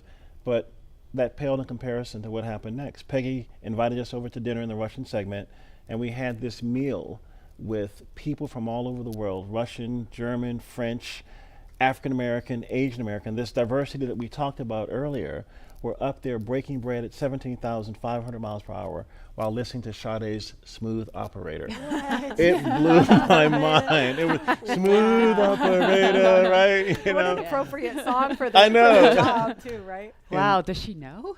She knows now. Yeah. And Dan Tani actually changed the song from Smooth Operator to Arm Operator. So you see Arm Operator. I love it. Love it.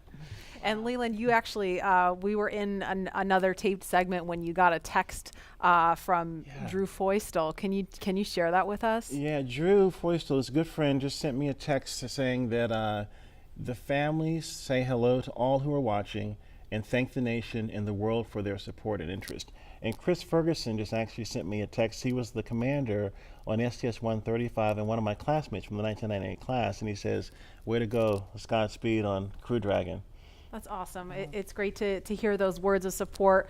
Thank you guys for watching and everybody following along at home. I mean, the COVID-19 situation has been just a tough time for people stuck inside, homeschooling their kids, still trying to do their jobs, and so it's really cool to be able to watch this happening. And we see the pad closeout team. Looks like they are getting ready, or they've left the white room and they've already come down the crew access arm, so they are getting ready to leave the pad now. And we are going to go now to the Operations and Support Building 2, where Daryl Nail is standing by with NASA's Chief of Staff to talk to us a little bit about some of NASA's ambitions beyond the International Space Station and its work with the Commercial Crew Program. Daryl? Yeah, that's right. We're here in the mission briefing room at the top of Operations and Support Building here, where there's a lot of important people that are gathering to watch the launch here. And one of those people, it's not me, by the way, one of those people that is important is Gabe Sherman, NASA's Chief of Staff. We appreciate you being here. Hey, thanks for having me, Daryl. You got kind of the insight of what's coming down the pike here at NASA. So of course today is Commercial Crew, and we're focused on that and seeding the commercial market. But what's off in the horizon for NASA? Well, I'll just tell you, it's an incredibly exciting time to be at NASA, and you know this. I mean, you're here every day. But whenever you think about what we're doing with Commercial Crew, in the horizon in July, we're launching Mars Perseverance, which is just going to be an incredible thing for us. You look at the end of this year, SLS, the largest rocket in the world, is going through testing right now, going through green run testing, and we're hoping maybe by the end of the year we could even get it right out here to the Cape, which would be just an incredible achievement for our team. So there is no shortage of things to be excited about at NASA right now. And it feels like everything is really starting to happen here recently with everything that you just mentioned. And if we get that first Artemis launch, that could be right around the corner as well. Oh man, we're looking at I think late 2021 is what we're looking for. And so you think about SLS potentially moving from the green run to the Cape. You've got Orion finishing up its last little bit of testing. It moved from Plumbrook earlier this year, our station up there in Ohio, down to KSC. So we're looking at checking it out throughout next year. And hopefully we'll have the first integrated flight of SLS and Orion at the end of 2021. And I'm telling you, that is going to be a moment. That will be exciting. Yeah. And there will be a thunderous boom right here at the Yes. Kennedy Space Center. So with Mars as the end goal, how does all of this get to that end point? You bet. No, and I think that's what's so important about the Artemis program, right? Our long-term vision is to get to Mars. But when you think about Artemis, everything that we're doing at the moon is helping us learn, prove out capabilities and technologies, work through the right mission durations, understand how we utilize the resources of the moon potentially to go further onto Mars. So the technology, the science, the exploration, architecture that we're putting together, each and every piece of it is helping us learn a little bit more, prove out a little bit more so we can take that next giant leap to Mars. And so everything that we're doing at the moon helps prepare us to move on to Mars. How about the activity in low Earth orbit, like Commercial Crew, which is happening today? Yeah. How does that help us for missions to the moon? Yeah, I think anytime you're launching humans, you're learning, right? And you're taking what you've learned and you're moving it forward to the next mission. But I think it's really about the business case. If you think about what Commercial Crew is, it's NASA moving from owning and operating hardware to buying a service, right? And if you remember just a few weeks ago, we awarded 3 contracts on the human landing system to commercial companies. And so we're hoping that we move to a day where we're actually buying a service to get our astronauts back and forth to the moon. So actually enabling the commercial market to go from low Earth orbit all the way out to lunar orbit. And so Commercial Crew is a great proving ground for that, helps us prove out that business case, build those partnerships, and then we get a feed forward to the moon. So it means a lot. This means a lot as we move out. And it's really exciting when you talk about the Commercial Crew, the commercial aspect going to the moon, right, and those partners. They're going to be studying those landers to see if they are viable for NASA? Yeah, working through a tremendous process with the commercial providers and NASA engineers, going through initial designs right now, looking at the capabilities that they've proposed, and then trying to make decisions on which landing system goes early in 2024, which landing systems are better prepared for sustainability out in the later 20s. And so that is going to be an ongoing process throughout this year and moving into next. So it's going to be really exciting to kind of see what comes out as, hey, this is the lander that's going to take the first woman and the next man to the moon in 2024. Right, so different than the time of Apollo when we went to the moon, and that program ultimately came to an end. The idea here, though, is to try to create some sustainability. Talk about that. Right, and sustainability, you can get to sustainability if you have reusability, right? And that's what we're seeing with Commercial Crew for sure. But whenever you think about our human landing system, you're looking at a system that we put out there at the moon once we get to sustainability, and it's going back and forth, taking multiple trips to the lunar surface, back up to Gateway, which you're familiar with, is kind of our smaller space station we're going to put in orbit around the moon. So we are building an architecture that is going to enable reusability at the moon. Apollo never had that. And so whenever you think about driving down cost and increasing access, reusability, sustainability are critical. So you get to see everything from a very high level at NASA. What's it like for you personally, I'm curious, to be here at the Kennedy Space Center to watch a launch and to just see this amazing facility where all of this activity happens? Yeah, I think sometimes people think since I work at NASA, I'm around this stuff all the time. I'm not, right? I don't get to come down here nearly as often as I'd like. So it's just as exciting for me as it is for anybody else in this room. When you think about all the hard work that our team has put in to get us to this day, to actually come down and be a part of it with them, is it's just overwhelming and incredible. So we're just a little bit excited. All right, Gabe Sherman, NASA's Chief of Staff. We appreciate you joining us today and enjoy the launch. I certainly know you will if we're able to get that one off. We're going to toss this back now to Hawthorne, California. Joining us now is SpaceX's Lars Blackmore to discuss SpaceX's future ambitions to visit the moon and Mars. Thanks for joining us again today for a second round. You're welcome. Could you tell us just a little bit about your background and what you do here at SpaceX? Yeah, well, I'm in charge of entry and landing for Starship, which is SpaceX's next rocket after Falcon 9. And before that, I worked for many years on the same thing for Falcon. So hopefully today you'll see another one of those landings on a drone ship. Awesome. And speaking of that, what role does reusability play in getting people to the moon and Mars in the future? Well, it's really all about making human spaceflight affordable. And what you want for that is a 100% reusable rocket. Now, Falcon is only partially reusable, but Starship is going to be 100% reusable. And we've actually already started working with NASA on using Starship to send astronauts to the surface of the moon for the first time since 1972. Not only that, Starship will be refuelable on orbit. And the combination of those two things will let us send people basically anywhere in the solar system with more payload for less money than I think people have really been contemplating. I think for the first time, we can seriously talk about things like lunar bases, or what SpaceX cares about most, a self-sustaining civilization on Mars. Right. So what you're saying is I will have an opportunity soon to get on board one of those spaceships. I very much hope so. Yeah. So speaking of reusability and landing, I know you mentioned Starship will be refuelable in orbit, but Falcon does come back and land back on Earth. What are the challenges with actually landing on the moon and landing on a planet like Mars? Yeah, well, you can't land like a plane, because the moon and the Mars either have no atmosphere or have a very thin atmosphere, and even if you could, there's no runway that someone's built for you. So that's one of the reasons that we do propulsive landing on Falcon, because we want to figure out how to do propulsive landing. That fundamental architecture works on basically any planet. If you have no atmosphere like the moon, you do a propulsive landing burn all the way. If you have a thick atmosphere like Earth, you let the atmosphere slow you down as you float down and do a short landing burn at the end. And for Mars, which has an atmosphere but a very thin one, you do something in between the two. Wow, yeah, that sounds really difficult, and I'm sure there's been a lot of effort put into that. Can you tell us anything about what we're working on now to get us to a point where we can do a landing like that in such a harsh environment? Yeah, so figuring out propulsive landing is really the key part of it. But what people may not realize is that every time we bring Falcon back, we do something called an entry burn. So just before we hit the atmosphere, we light the engines to slow the rocket down.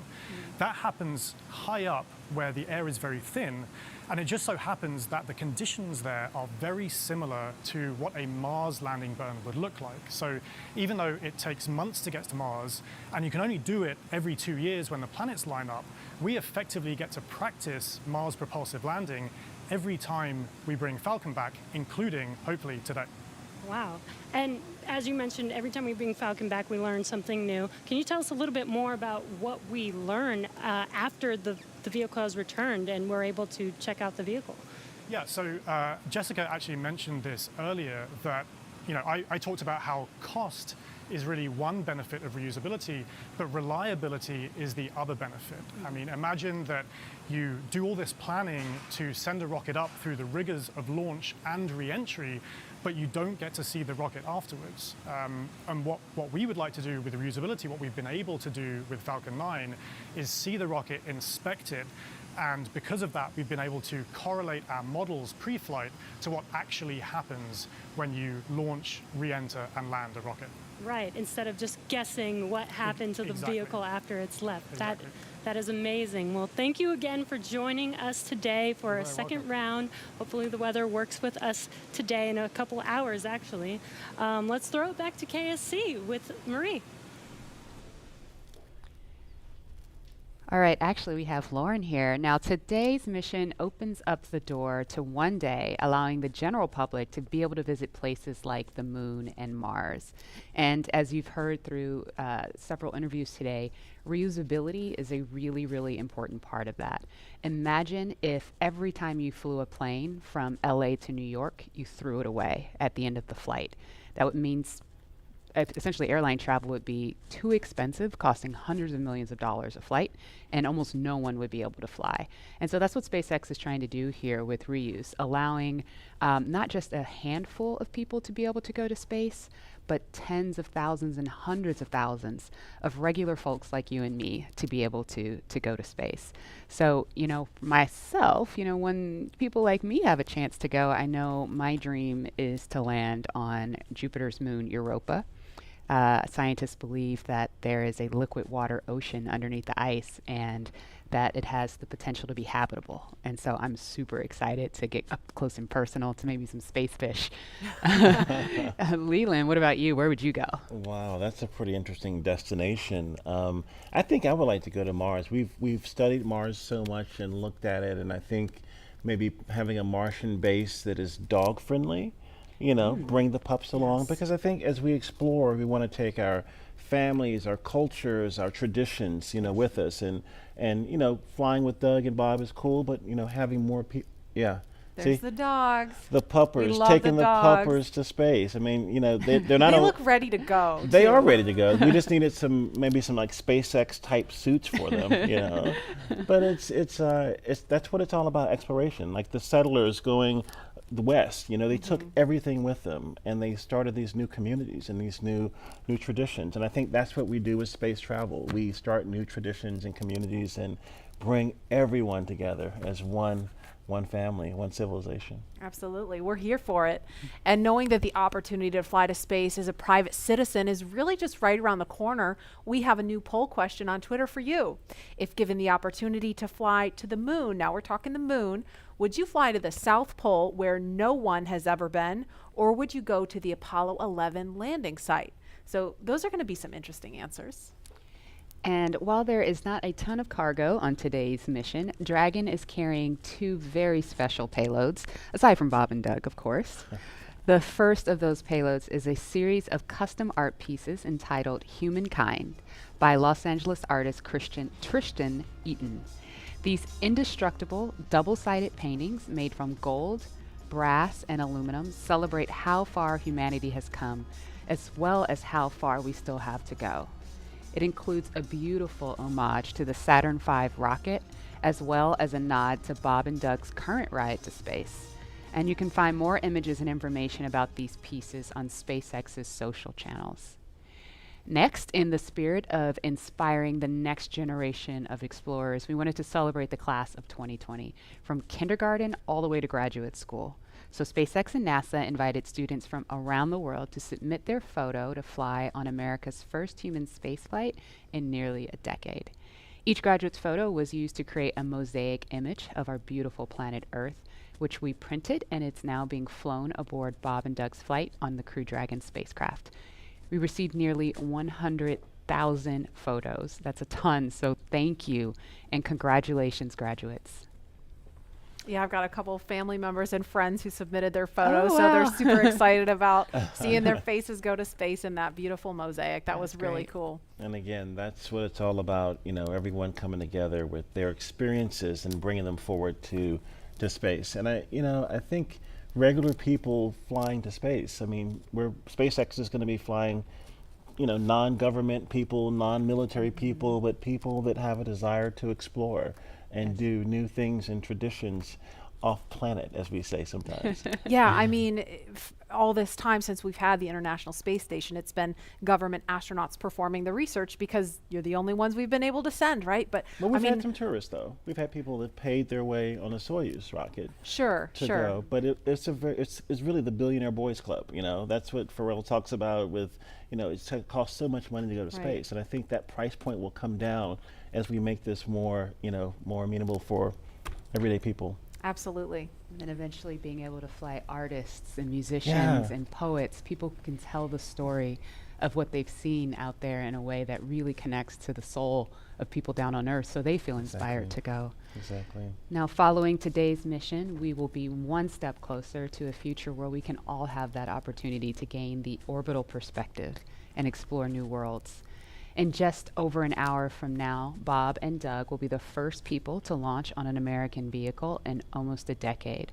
And for the SpaceX team, if I can try to speak for all of us, which is impossible, but I will say it has been an absolute honor to have the opportunity today to have this stage to show the world what we've poured our hearts into over the years with our partners at NASA.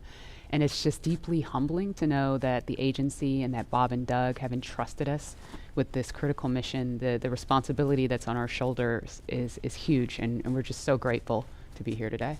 Absolutely, and I know that, you know, our NASA teams really share in that sentiment. We heard from just a handful of them earlier when Bob and Doug were riding out to the launch pad, but there's so many people that we're probably never going to see or hear from on the public stage, but that have poured their hearts and souls, as you said, into this mission. All the engineers up late hours checking, double checking, triple checking everything to troubleshoot and solve problems and get us to this point. So it's just really awesome that we've made it to this point. When you think about legacy, Katherine Johnson, who helped get John Glenn to space, her daughters are watching right now. And that, again, that legacy going forward to the future of space travel is powerful. Wow. And we heard from two icons of science and exploration on Wednesday, and we couldn't resist sharing these shout outs with you one more time. Wow, we're making history again. The NASA program. I am there with you guys in spirit. Bob, Doug, good luck. I know you'll be fine. I'll be watching and got everything crossed, arms, legs. I'm tied in a knot. Can't wait for you to get back safely. This is the first time a U.S.-built rocket has taken people into space in 9 years. It's quite an accomplishment. So for us at the Planetary Society, more rockets means more exploration. More people in space means more exploration. More countries involved in the endeavor of spaceflight means more exploration. This is how we know the cosmos and our place within it. So congratulations, SpaceX. Here's wishing your team, and the crew especially, a safe journey and the joy of discovery. Let's go. So great to hear from William Shatner and Bill Nye, two very recognizable faces following along on the mission. Yeah. And we want to go over to Dan and Jesse in Hawthorne, where we are now just 1 hour and 18 minutes from launch. Dan, Jesse? Hey, thanks, Marie. Yeah, 1 hour, 18 minutes. I think we're tying ourselves in knots just like Captain Kirk. We're really hoping the weather cooperates. In about 20 minutes or so, we might clear. So we're getting hopeful. We're getting our hopes up. Yes, yes. Very excited. Again, we're T-minus 1 hour and 18 minutes from launch, and the anticipation is real over here. Since arriving at the spacecraft, Bob and Doug were helped by our closeout engineers to get into their seats, attach their suits to special umbilicals that provide breathing air, pressurized nitrox, and a communications link to Dragon systems. They conducted leak checks, which were successful, and communications checks with the core here in Hawthorne, which is the person who will speak to them directly throughout the mission, as well as the launch director in Florida. This is where they are checking their comm path through both ground stations and the tracking and data relay satellites that we'll use to talk to the crew the entire way to the station. And after all of those suit leak checks were successful, the closeout team was able to get out of the Dragon capsule and seal up that hatch, which also got its own leak check and was confirmed successful. At this point, the closeout team is out of the pad. They're away from the BDA, the blast danger area, and weather operators are about to kick off their final checks on wind speeds at the pad, which are going to be used during the final go, no go for launch. So we're all keeping eyes on the weather right now. Before we get to that final go, no go, all the various teams at both NASA and SpaceX are going to do internal go polls, just making sure conditions are right with Falcon 9, the Dragon, the crew, the range, and the space station before the final go is given. So let's check back in with the man over in Houston, Gary, for a status on the team supporting the space station for their readiness for launch. Thanks, Dan. The team here in Mission Control Houston remains go for launch. We're also very hopeful about that weather. All systems on board the station that are required to be healthy for this mission are continuing to look good. Chris Cassidy is wrapping up his workday, and we'll be watching Bob and Doug launch here in just under an hour. So station power and communication systems are normal. Computers and networks used for monitoring Dragon's approach have been checked out, and the cabins and the station cabin's atmosphere and pressure are as expected and ready to welcome 2 new crew members aboard. Mission Control will be closely monitoring Bob and Doug's flight and checking off milestones for most of the flight, and this very same team will be coming back tomorrow to be ready when Dragon gets in range of the International Space Station and we begin integrated operations and prepare for Dragon's docking. So I'll send it back. International Space Station team here is ready for launch. Go Falcon 9, go Dragon, and Godspeed to Bob and Doug. All right, thanks, Gary. If you are just now joining us, you picked a really good time. We're just a little over an hour to launch. And welcome to our coverage for the mission known as Demonstration Mission 2, or Demo 2. Liftoff time still holding for 3:22 p.m. Eastern. Tracking no issues with Falcon 9 or Dragon. Everything good with the range so far. We're just really keeping an eye on that weather. Over the last 3 hours, our crew members, Doug Hurley and Bob Behnken, donned their SpaceX suits in the historic crew quarters suit-up room. After that, they walked out of crew quarters, just as every astronaut to fly from space from this port has done since Apollo 7. And then they were transported over to the pad, where the crew members entered the SpaceX Crew Dragon spacecraft that we're looking in live. Today is a historic launch. It will be the first time a commercially built spacecraft will launch people into orbit, and the first time the U.S. has sent people to the space station from American soil since 2011 with the retirement of the Space Shuttle program. Over the next hour, we will conduct a series of polls to get ready for launch, have Bob and Doug arm the launch escape system, and begin fueling Falcon 9. Launch is set for 3:22 p.m. Eastern. This will include a 12-minute flight to orbit and then a 19-hour flight to dock with the International Space Station tomorrow morning. Today's mission is the culmination of years of work between teams at SpaceX and NASA. Demo 2 is going to be an end-to-end flight test starting with this launch today, going on to dock with the space station tomorrow, and then splashing down at the end of their mission. And this is going to be the final test for NASA to certify SpaceX for regular crew flights to the space station. We've been hearing a little bit from the crew on board Dragon, which you can see on your right screen. They are currently strapped into their seats and already through communications and leak checks. They're able to follow all the milestones still ahead on those display panels just above them, getting insight into all Dragon and Falcon 9 systems as we proceed towards launch. So at T-minus 1 hour and 13 minutes, let's check in with John I for a status update on the vehicles. What's the update, John? Thanks, Jesse. Well, not much to add to what Dan and Jesse just brought up. We've had a smooth countdown this afternoon. SpaceX team is working no issues as the pace begins to pick up here in the last 70 minutes. On Falcon 9, we did get the team on console. Earlier, you heard the comm checks between the responsible engineers and the crew. The engineers will be making calls on ascent for the crew's benefit, so they want to make sure that they could hear them before we go. The propulsion checkouts of the first and second stages are beginning right now. We're watching them begin to go through the process, opening valves. That check will go for about another 10 minutes, and that'll be our last one until propellant loading. Now the team will assess readiness for launch with a final go, no-go poll at T-minus 45 minutes, and that'll be followed by propellant loading starting at T-minus 35 minutes. Now earlier today, Dragon operators also performed a series of checkouts of Dragon's flight systems. The spacecraft is also currently go for launch. Our NASA crew, astronauts Doug Hurley and Bob Behnken, are currently inside Dragon. The hatch is closed. The SpaceX ground crew has left the tower. The next major event for Dragon is retract to the crew access arm that you can see currently alongside the capsule. That'll happen somewhere between T-minus 45 and T-minus 42 minutes. Now the range is currently clear for launch from historic Pad 39A. The worldwide network of ground stations and the tracking and data relay satellites are ready to support Dragon as it heads into orbit. The weather, that's the one concern. We will get a weather brief at T-minus 1 hour, so just under 12 minutes from now. Currently, the ground and upper altitude winds are go, so that's one thing that we can check as green.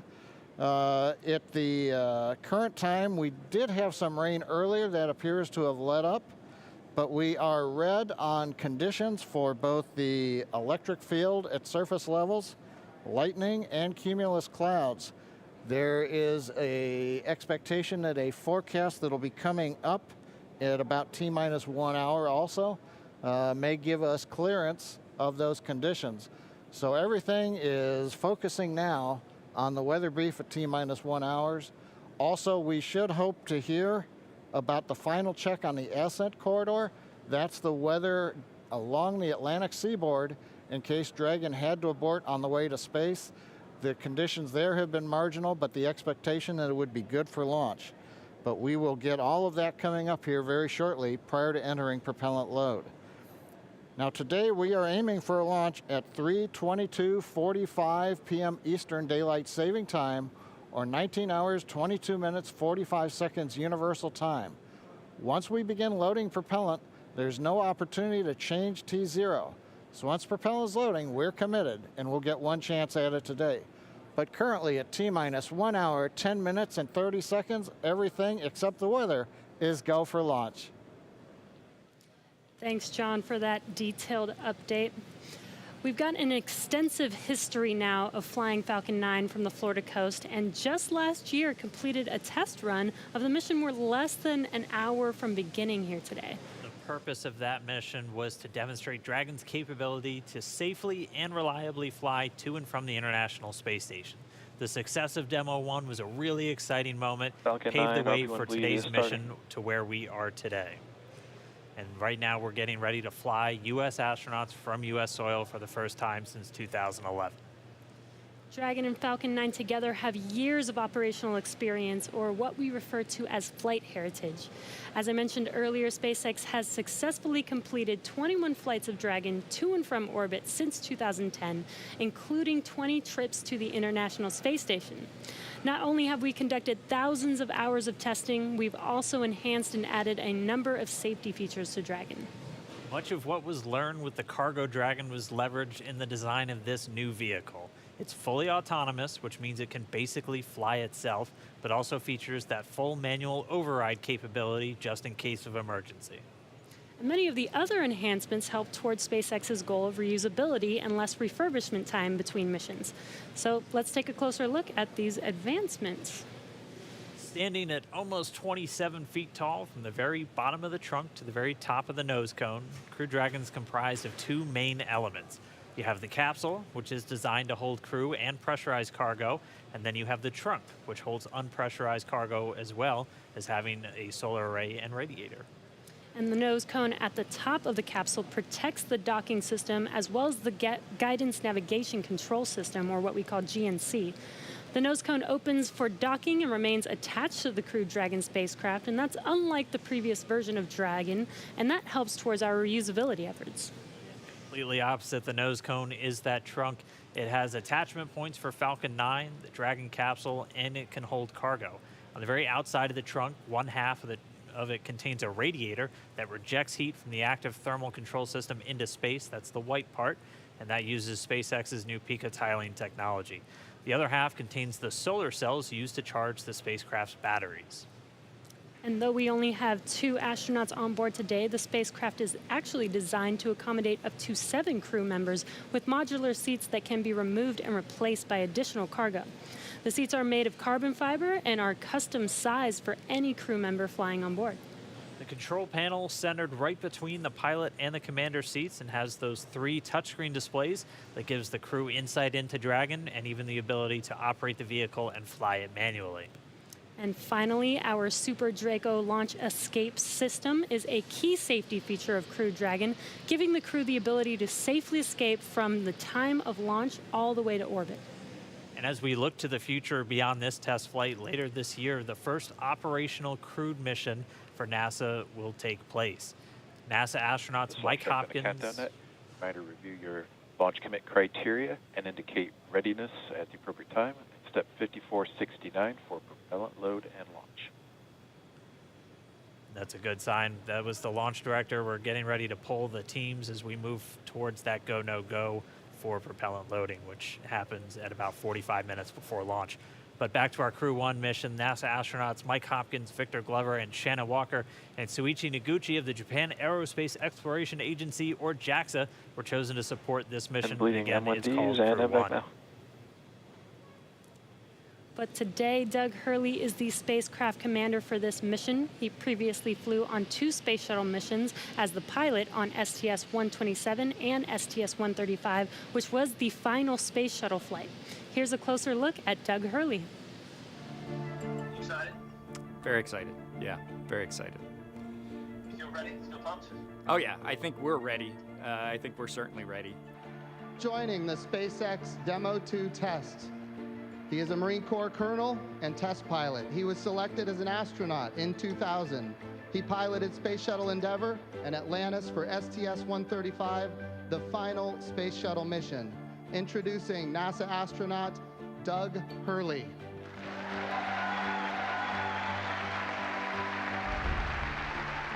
It's a life-changing process in so many ways to fly into space.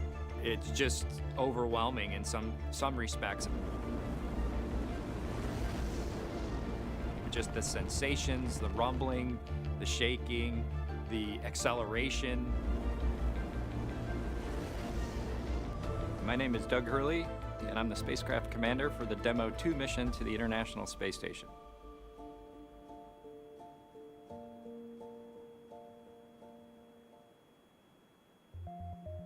This will be the first time the Dragon had a crew on board, and so there's a myriad of objectives we want to achieve for this mission.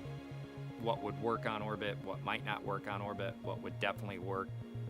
To be able to just have the entire integrated team that's going to support us getting to and from space station, it was really neat being part of it.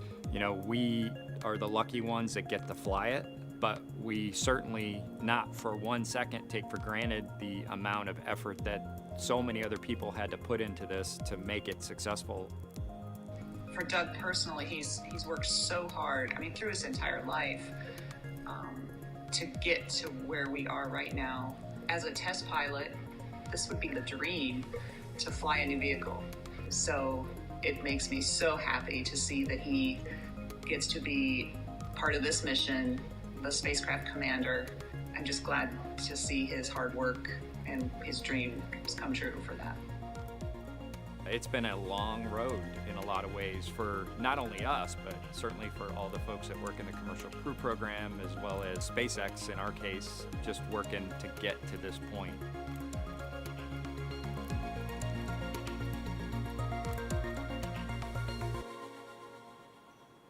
We're a little over 1 hour, 3.5 minutes away from launch. Now let's learn a little bit more about the man sitting next to Doug Hurley inside Dragon, NASA astronaut Bob Behnken.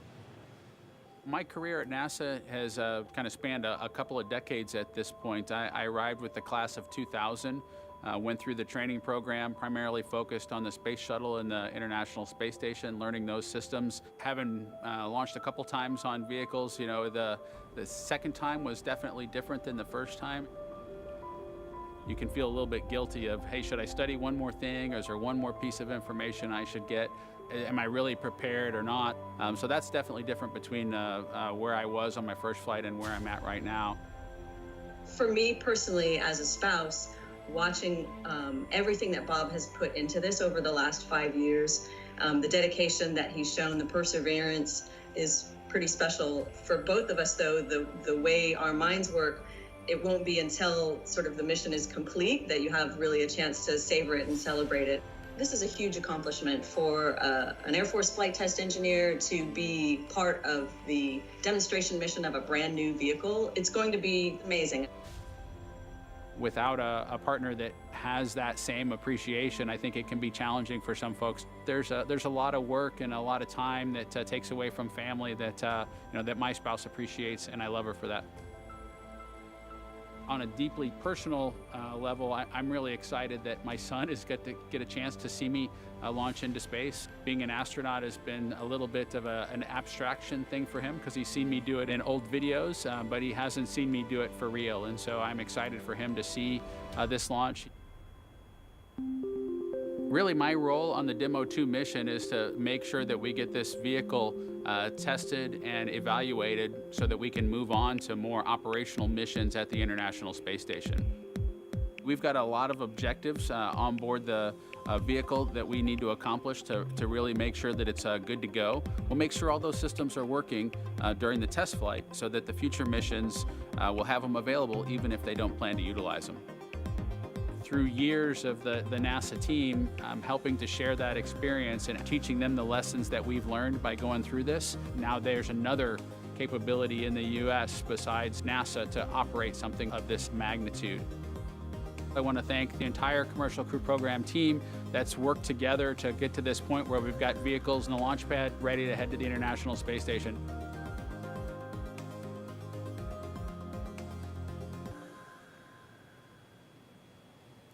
If we look even further into the not-so-distant future, flying on a mission to space will be an option for more people as SpaceX plans to also fly private astronauts on board Dragon. Earlier this year, SpaceX signed an agreement with the space tourism company Space Adventures to fly up to 4 passengers on an orbital trip aboard Dragon as early as next year. And of course, it's NASA that is making private astronaut missions to the space station a possibility. We are looking forward to these missions, and we hope that you guys are all too. All right, we are just 20 seconds away from T-minus 1 hour. This is going to be a really big moment that everyone's going to want to listen to. We're expecting a weather update, obviously hoping that the weather is improving, and so we should find out in the next 10 seconds or so. So we're going to stand by for a moment and wait for the Corps to give Bob and Doug a call, and then we'll all hear the latest. Dragon, SpaceX, we're at T-minus 1 hour. You are go for Section 6. When ready, report go for launch. We'll put it in work.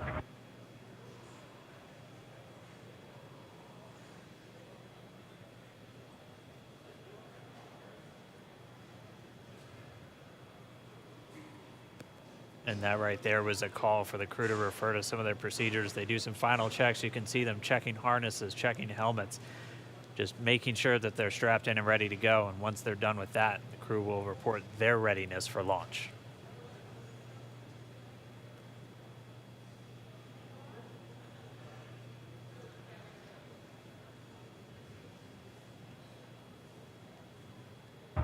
SpaceX Dragon in 6.4. Bob and I are go for launch. Copy, go for launch. And next up will be go no go pull at T-minus 45. Dragon copy. All right, the crew is go for launch. So we are inside of 1 hour, still waiting for the weather update. But I mean, this day is one for the history books. We're returning crewed launches to station from American soil on American rockets. It's been almost 9 long years since we retired the space shuttle program. I remember that day. I'm going to remember this day. It's been a long road to get here, countless hours by thousands of dedicated professionals from NASA and SpaceX. It's been an exciting week, but this last final hour is just so exciting right now. Today's mission will be Crew Dragon's second test flight and its first test with humans on board. It's been an awesome countdown so far. Weather, we're still waiting for that update, so it's still a watch item, but the crew is go for launch, so at T-minus 45 minutes, hopefully we'll get an update on that weather. We've had a really clean countdown so far. It started with suit up just over 3 hours ago. The SpaceX team helping Bob and Doug put on their suits, conducting initial checkouts, including an initial pressure and leak check before they got to the actual walkout. And all of that done in that operations and checkout facility. The crew walkout was where Bob and Doug gave their final goodbyes to friends and family gathered outside the operations and checkout building before they began that roughly 20-minute ride to pad 39A. Really touching moment, saying goodbye to their family, both their wives and sons right in front of them. Yeah, very touching moment. It's incredible to be able to watch these moments. And as they got into their Teslas, we got to watch them ride all the way to the pad, and we got some great footage there. And as you can see on your screen, this is some playback from earlier of them getting into those Teslas, about to make that drive down to the pad.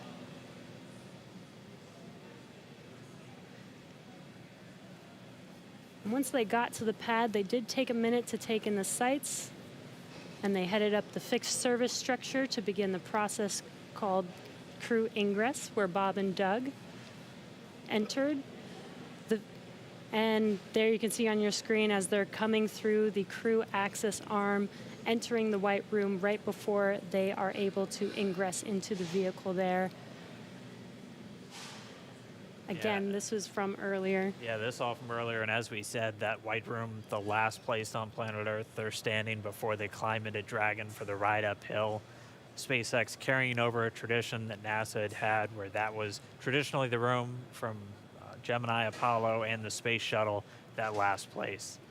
About 30 minutes ago, we're back with some live video here. The team was able to close Dragon's hatch with Bob and Doug safe inside. So we are under an hour ago. Things are going to pick up as we get close to that go, no go to begin propellant loading and then arming the launch escape system. The crew pull for readiness was completed at T-minus 60 minutes, and the Dragon pull for prop load is coming up here in just about 30 seconds at T-minus 55 minutes. And then following that will be T-minus 45 minutes will be the internal mission control Hawthorne pull, and then the launch director's pull for propellant loading.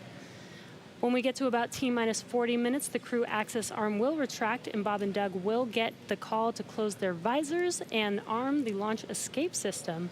This is the automated system in place that can fire the 8 Super Draco thrusters on Dragon to quickly separate the crew from the rocket, either on the pad or during the flight on the ride uphill. And then once we reach T-minus 35 minutes, propellant loading for the Falcon 9 will begin. We got there on Wednesday. We got all the way down to about 17 minutes before launch before we had to cancel because of weather. But we're optimistic right now. Conditions have been improving, and so we're looking to press ahead once again into loading fuel onto that Falcon 9 rocket. Throughout the countdown, we've been getting some incredible views of the astronauts inside Dragon, just making all of their final preparations, some close-up views of their suits and on the displays as they just are strapped in and ready for launch. The teams often describe the suits as an extension of that Dragon spacecraft. You can always think of it as a mini spacecraft inside of a spacecraft. It's got all of the life support, everything that they need, just like the This capsule is itself. on countdown 1. Technical poll is complete. No constraints to proceed into launch escape system arming and propellant load. And there's that call out that the crew is ready. They are ready to load prop onto Dragon. So we are pushing forward towards T0. And while those suits do look great, they are also engineered to connect directly into Dragon's seats to provide communications, cooling, and the ability to pressurize if necessary. All right, well, we did get the call out that the technical teams on the ground are ready for launch escape arming and propellant loading. Again, things starting to pick up, things really starting to feel real. Let's jump down real quick to the team at Kennedy. See if you guys are just as excited. I can't sit still right now. It's starting to feel real. Yeah, it's hard to sit still in here, right, Leland? That rocket fuel going through my veins still. I know. It's so awesome when we see them sitting there in their suits. We're less than an hour away now. So far, things look like we might make it. We might make it.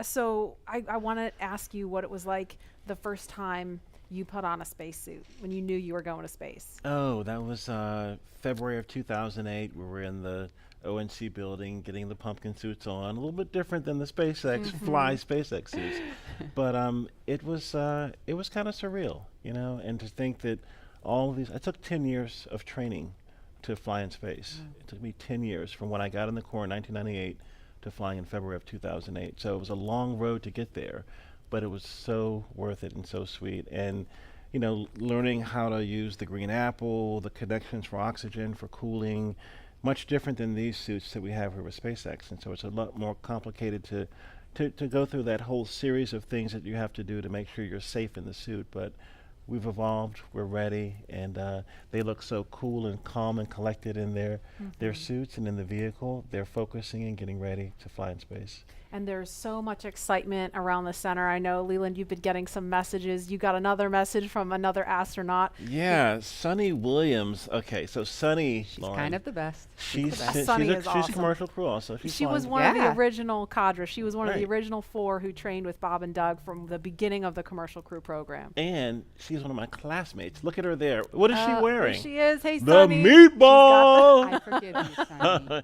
No, she had the worm on Wednesday, so she wore the meatball today. So She's it's the best. But now she can wear the worm ball, I guess. Yes. The worm ball, yeah, she can mix it up. But yeah, Sunny's awesome. She's training to fly on the Boeing Starliner in the not too distant future. So really glad she's watching and showing some love. So thanks a lot, Sunny, for sending that note. And again, we're looking at a live view of the Crew Dragon on top of a Falcon 9 rocket. You can see the crew access arm to the right of your screen. That's the hallway that Bob and Doug walked down to get into the White Room, which was the last place we saw them standing up before they climbed inside Dragon. And again, the wider shot there of Launch Complex 39A, where we are inside of an hour from liftoff, and I think we're just a couple minutes away from the poll we're going to hear before they start propellant load.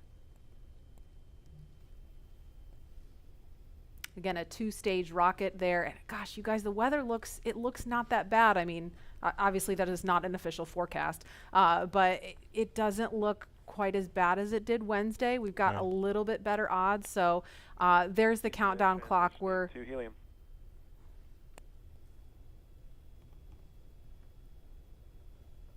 going to pause to listen to that comm.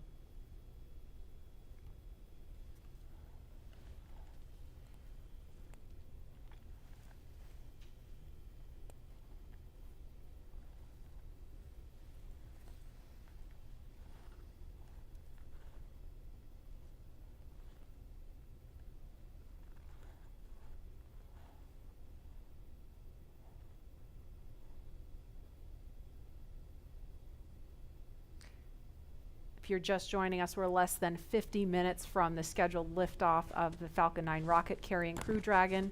And if we start to hear any kind of update on weather or polling, we will pause to listen in for that. But if things go as scheduled, we should be hearing the launch director verify go for propellant load at about T-minus T-minus 45 minutes. So we're going to send it over to Hawthorne to carry the ball. John Innsbrucker or Jesse, are you there? This weather is go at this time. Dragon copy. Go weather.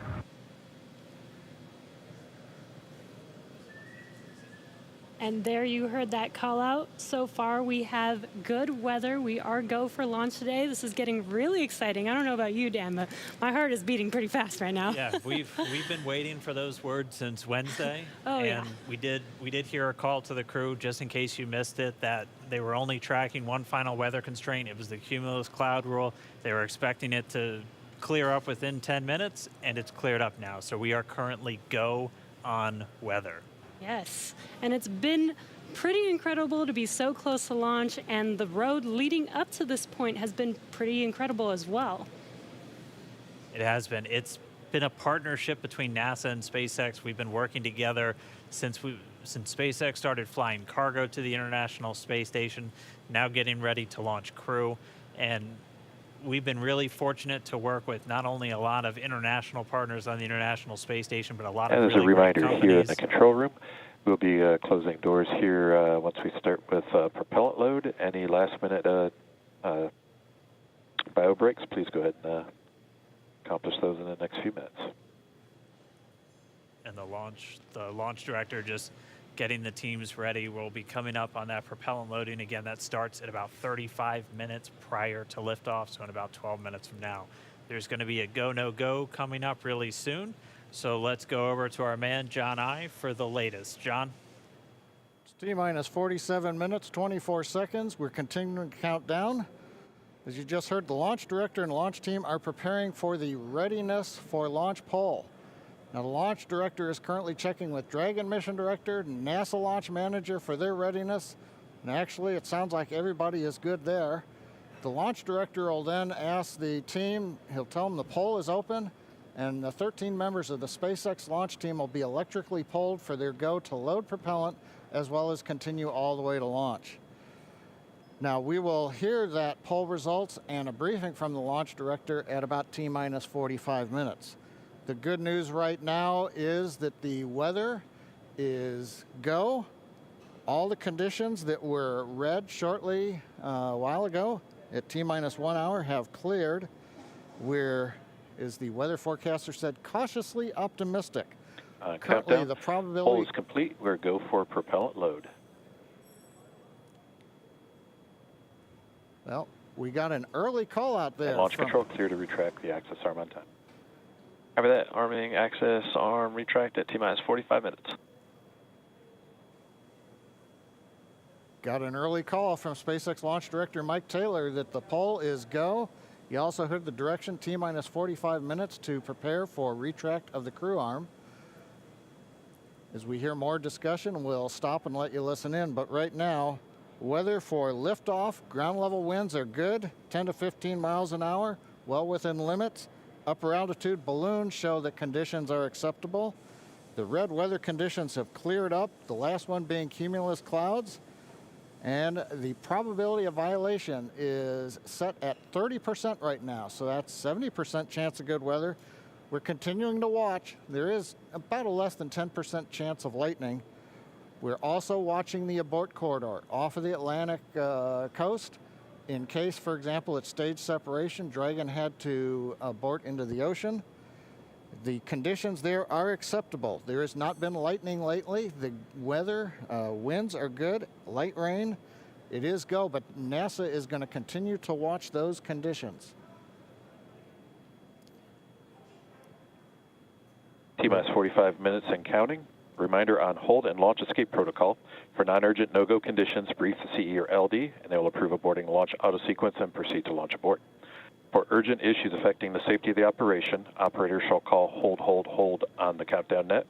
Launch control will immediately abort the launch auto sequence and proceed to the launch abort auto sequence. Operators shall also advise launch director whether structural break or fire is imminent or occurring per Dragon manual escape flight rules. A reminder on fire alarm instructions. In the event of a fire alarm, key operators previously briefed will remain at their post while the alarm is evaluated. In the event that personal safety is threatened, evacuate to the south-facing emergency exit, which leads directly outside. At this time, weather is go for launch. You can see on the screen, we're inside T-minus 40, we're T-minus 44 minutes, 5 seconds. Crew axis arm retracting away. SpaceX launch director has given the final brief to the crew. And we will be beginning propellant loading at T-minus 35 minutes. So right now on Falcon 9, we're ready to get into propellant loading. Dragon, crew, getting configured, set up. The arm is pulling away. The range is go for launch. They continue to monitor the air and the sea space. Everything looks good. And we finally have gotten green across the board on the weather conditions, but we can't take a deep breath quite yet. We're going to have to watch the weather all the way down to T0, both here at Kennedy Space Center and out in the Atlantic in the abort zones. Now earlier we saw many of you following the launch from the United States on our hotspot map. Now that we're inside an hour, we're seeing large numbers of folks logging on, tuning in from coast to coast and around the world. So we'd like to know, is this your first time watching a launch live, not counting Wednesday? And if not, how many have you seen before? Tell us using the hashtag LaunchAmerica from your favorite social media platform. And with that, at T-minus 42 minutes, 50 seconds, conditions are go, and we are counting down for an on-time launch. Let's send it back over to Kennedy Space Center as the action begins to pick up on the pad. Dragon, SpaceX, you are go for Section 7, close visors and arm launch escape system. We will put Section 7 in work, visors come in close.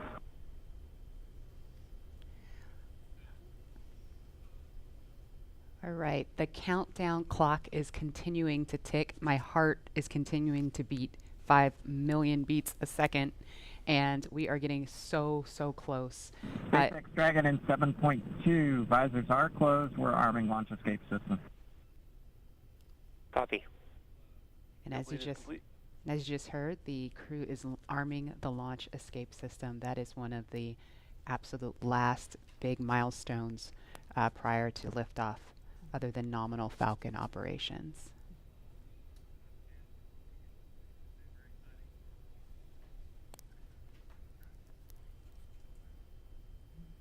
So just a minute ago, we saw the crew access arm retract, and obviously we just heard on the comms, Bob and Doug getting ready to arm the launch escape system, and so that is something that protects them all the way to orbit. So when fueling starts at about T-minus 35 minutes, so just over 6 minutes from now, they will have the capability to abort, to separate from Falcon 9 either on the pad or even after liftoff. That's a critical safety capability.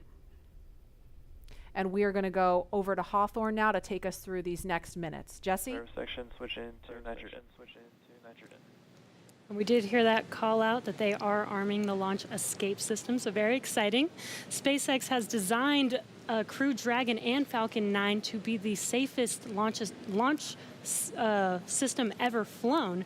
So we brought back Nick Picone, SpaceX's Nick Picone, to talk more about this again. Thanks for coming back and joining us today, Nick. Hey, Jesse. Happy to be here. Still monitoring the launch here with our recovery and ground operations teams. Awesome. And Nick was our mission manager for our in-flight abort test earlier this year and now works on the Starlink team. Nick, on Wednesday, you talked about the launch escape system. Could you just give us a brief summary today for those that are joining today? Sure. So the launch escape system, again, is our ultimate safety feature to keep Bob and Doug safe in the event of a major Falcon anomaly on the pad. The system is designed to automatically fire if either vehicle detects a dangerous condition developing. And if that happens, Dragon will use its 8 Super Draco engines to push the capsule off and away to a safe distance away from this Falcon. This capability is absolutely critical. It's what keeps the crew safe, and we're now active and armed on the pad with it protecting the crew. And as you mentioned, the launch escape system allows the Dragon to separate and get away from the vehicle. I believe it goes into the ocean. What happens after it lands safely in the ocean? Correct. So for most of our failure modes, the successful end state is Dragon deploying parachutes, splashing down safely in the ocean. But since a launch escape can happen while the vehicle's on the pad or anywhere in flight up through orbit, it could be splashing down right off the coast of Cape Canaveral, it could be splashing down thousands of miles away in the North Atlantic. If that happens, to make sure we can get to Bob and Doug as quickly as possible, the Space Force's 45th Space Wing, Task Force 45, has pararescue teams staged and ready all around the world, ready to drop in and rescue Bob and Doug as soon as possible. And you mentioned that the launch escape system will keep them safe all the way up to orbit. What other options are there after Dragon is in orbit? Sure. So if for any reason we're unable to dock to the International Space Station, we have several pre-planned return trajectories, which will bring the capsule down to a splashdown point close to shore, where NASA and SpaceX recovery forces will be waiting to recover them. It'll look like an otherwise totally normal recovery operation, except for the early end of mission. This operation is something we're doing with one of two identical crew recovery ships. We do that because the landing sites, we want to maintain as much flexibility as possible. There could be changing weather conditions that bring down one site and leave the other one up. So we have those two identical ships, one in the Atlantic, one in the Gulf of Mexico. And our space operations team can redirect the spacecraft to go to whichever site is the safest option for the crew at that time. And with the vehicle, in almost any scenario, it sounds like the vehicle will land into the ocean. And it may look like a gentle landing into the ocean, but it's a pretty dynamic event happening. And you mentioned there are teams that are ready to go and rescue the vehicle and the astronauts on board. How do you prepare for something like that, especially with so many different scenarios that could happen? Sure. So we're lucky to have had about a decade of recovery experience with Cargo Dragon 1 in our previous trips to the International Space Station. That, along with our booster recovery missions, we've got a great team of recovery operators here who have a lot of offshore experience with our spacecraft. The system, though, that we took that experience, we built up a new crew recovery ship, two identical crew recovery ships, I should say, which have a lot of those lessons learned baked into the design of that ship and the operations. These new ships have complete medical facilities, an operational helipad, and redundant communications, power, and propulsion to make sure they're robust and ready for anything we encounter offshore. We've also done tons of training exercises with the SpaceX team, the NASA team, and the rescue forces I mentioned earlier, practicing capsule recovery, emergency scenarios where we have to get the crew out of the capsule while they're still in the water, as well as those helicopter evacuations, taking off and landing from the pad many times so that we make sure the team is ready to do that. They're all staged and ready. They feel ready to support, and will be ready to call on us if anything goes wrong today.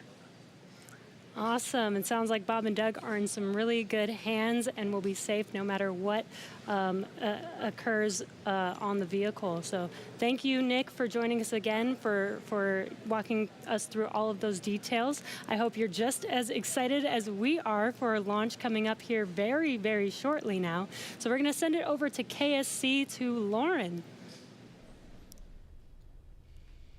Thank you, Jesse. So as you just heard, fueling is about to begin at T-minus 35 minutes. We are about 50 seconds away from that. And so we're getting really, really close to the first launch of astronauts into orbit from American soil since 2011. The launch escape system is armed, which, as you know, happens before fueling. And Dragon propellant load, that's the propellants that are inside of the Dragon capsule, not the rocket. Prop load for Dragon took place weeks ago and just a few miles down the road in what we call Dragonland. And those propellants, they are MMH, or monomethyl hydrazine, which is the fuel that we use. It's hypergolic fuel. And NTO, or nitrogen tetroxide, that's the oxidizer. Those two come together and they ignite in space to propel the vehicle. You don't need that TTEB or a third thing to ignite because hypergolic propellants don't require it. You just need the fuel and the oxidizer. And as you just heard, propellant load has started on Falcon 9, and that's awesome. All right, so that bipropellant system feeds all of the engines on Dragon. So Dragon has 12 service section engines in each, so there's 3 in each quad, 3, 3, 3, and 3. Those are used for on-orbit maneuvering for Dragon. There's also 4 additional Dracos that are underneath the nose cone for large Delta V maneuvers that the vehicle will perform. But the engines that Nick Picone was talking about earlier are Super Draco engines. We have 2 in each quad of the vehicle, so 8 total. And those are bigger engines with a high flow propellant system, and those are what lift Dragon off of Falcon 9 in the unlikely event of emergency that requires us to get off of Falcon. Now, you probably remember, let's see, a Mercury, Apollo, Soyuz, they have that big pointy tower on top. That's the launch escape system for those vehicles. It's actually just another rocket on top of the spaceship that lifts the vehicle off. In the case of Dragon, our escape system is integrated into the vehicle completely. And so that's just better from one less thing you have to jettison every single flight.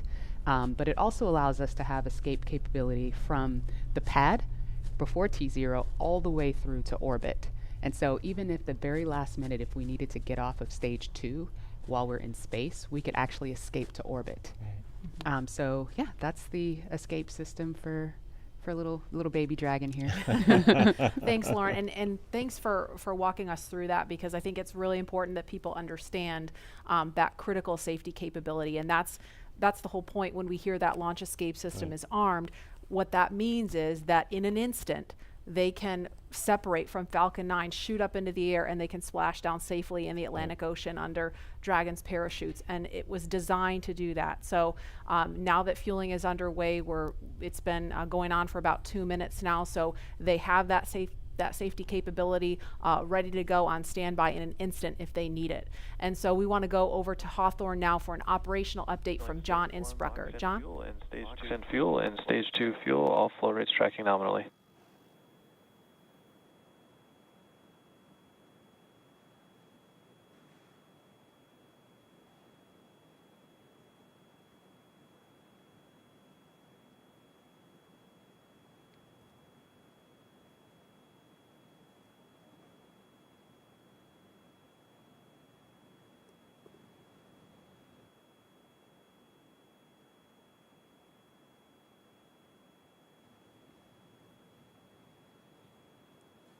We're at T-minus 32 minutes, counting down. These final minutes, everything's still looking good for Falcon 9 and Dragon for an on-time launch.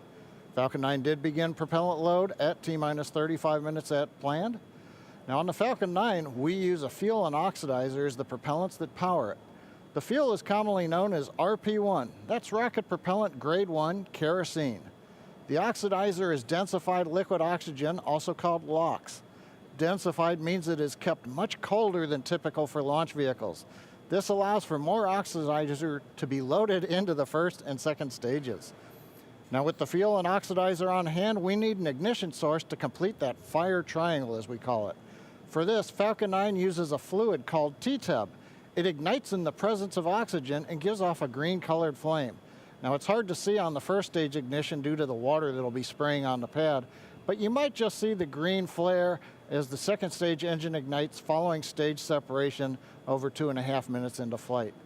Now currently first stage fuel tank is about 10% full. The first stage, as a reminder, as you look on the left side of your screens, the first stage is the long white cylinder at the bottom, topped off by the black cylinder. So over 2/3 of the rocket is that first stage. So the fuel tank is getting loaded. We're also loading the liquid oxygen into the first stage also. The second stage, which is the top 1/3 between the Dragon and the black cylinder, that's the white second stage, that is being loaded with fuel right now. That's about 8% loaded at this moment. Liquid oxygen loading is going to begin on second stage at T-minus 16 minutes 30 seconds. Liquid oxygen loading will continue on both stages all the way down to the last few minutes of the count. We're also loading helium into pressure vessels on the stages. That's used to pressurize tanks in flight as the propellant is pulled out by the strong Merlin turbopumps. On board the Dragon spacecraft, astronauts are monitoring systems while the propellant is loaded into Falcon 9. While we mentioned we had trained them with sounds that we had recorded on board. They've been through most of a propellant load, and they are now experiencing those sounds and vibrations. Stage 1, grab helium load continues started. to report no problems. They are go to support launch. Weather, the last of the red conditions cleared up about 15 minutes ago. Everything is marginal but acceptable on the weather. We'll continue to watch all the way through the countdown. Now, as a reminder, today we are now into an instantaneous launch window now that we've begun propellant loading. So at this point, if we hear a hold for any reason, we'll have to stand down and target our backup launch opportunity tomorrow, May 31st. Thanks, John. For Demo 2, Bob and Doug's flight to station will take about 19 hours, and their journey is fairly similar to the trip our Cargo Dragon makes back and forth to the International Space Station, but with two noticeable differences, and that's docking and splashdown. And as we await T-0 in just under 29 minutes from now, the ground operations teams are doing a series of system checks to make sure Dragon and Falcon 9 are both ready for liftoff. And we're continuing to get live views inside the capsule with Bob and Doug, and you're now also looking in firing room 4 down there at the Cape. Once we hit T0 and a successful launch occurs, we will watch Falcon 9 and Dragon make their ascent until the Falcon 9 first and second stage separates and sends Dragon on its way to the space station. And at this point, mission operators will prepare Dragon for on-orbit operations, where the vehicle will execute a series of burns that gradually raise its orbit to align more closely with the space station, as you can see in this animation. And just after putting Dragon into the same orbital plane as the station, the teams will get ready for Dragon's approach and docking maneuvers. The next Dragon will make its approach and actually dock with the space station. And this is a very different process from what we've seen with Dragon cargo deliveries in the past, which use a process called berthing. Berthing requires a spacecraft to approach the station and then stop so a crew member can maneuver the station's robotic arm to capture the spacecraft. Docking on this version of Dragon can be done autonomously with no crew on board the station. It's typically a faster process, both when arriving and leaving, but it does still require pinpoint accuracy to approach safely. Once captured, a spacecraft then gets attached to a common berthing mechanism, the same type of port that we use to connect each of the modules on the station together. It's a little bit slower of a process, but the hatches are significantly larger than the docking ports, which makes them perfect for bringing up those really big cargo items. Dragon will spend up to 120 days docked before preparing to return home. Following successful completion of Dragon's test objectives and cargo loading operations, the crew will close the cabin, perform final system checks, and configure the vehicle for undocking. Once the automated undocking sequence is complete, Dragon will complete 2 departure burns using its Draco engines, pushing it away from the space station. And then next up on the trip, deorbit entry and landing, or splashdown, which is going to cover all the operations following that final departure maneuver.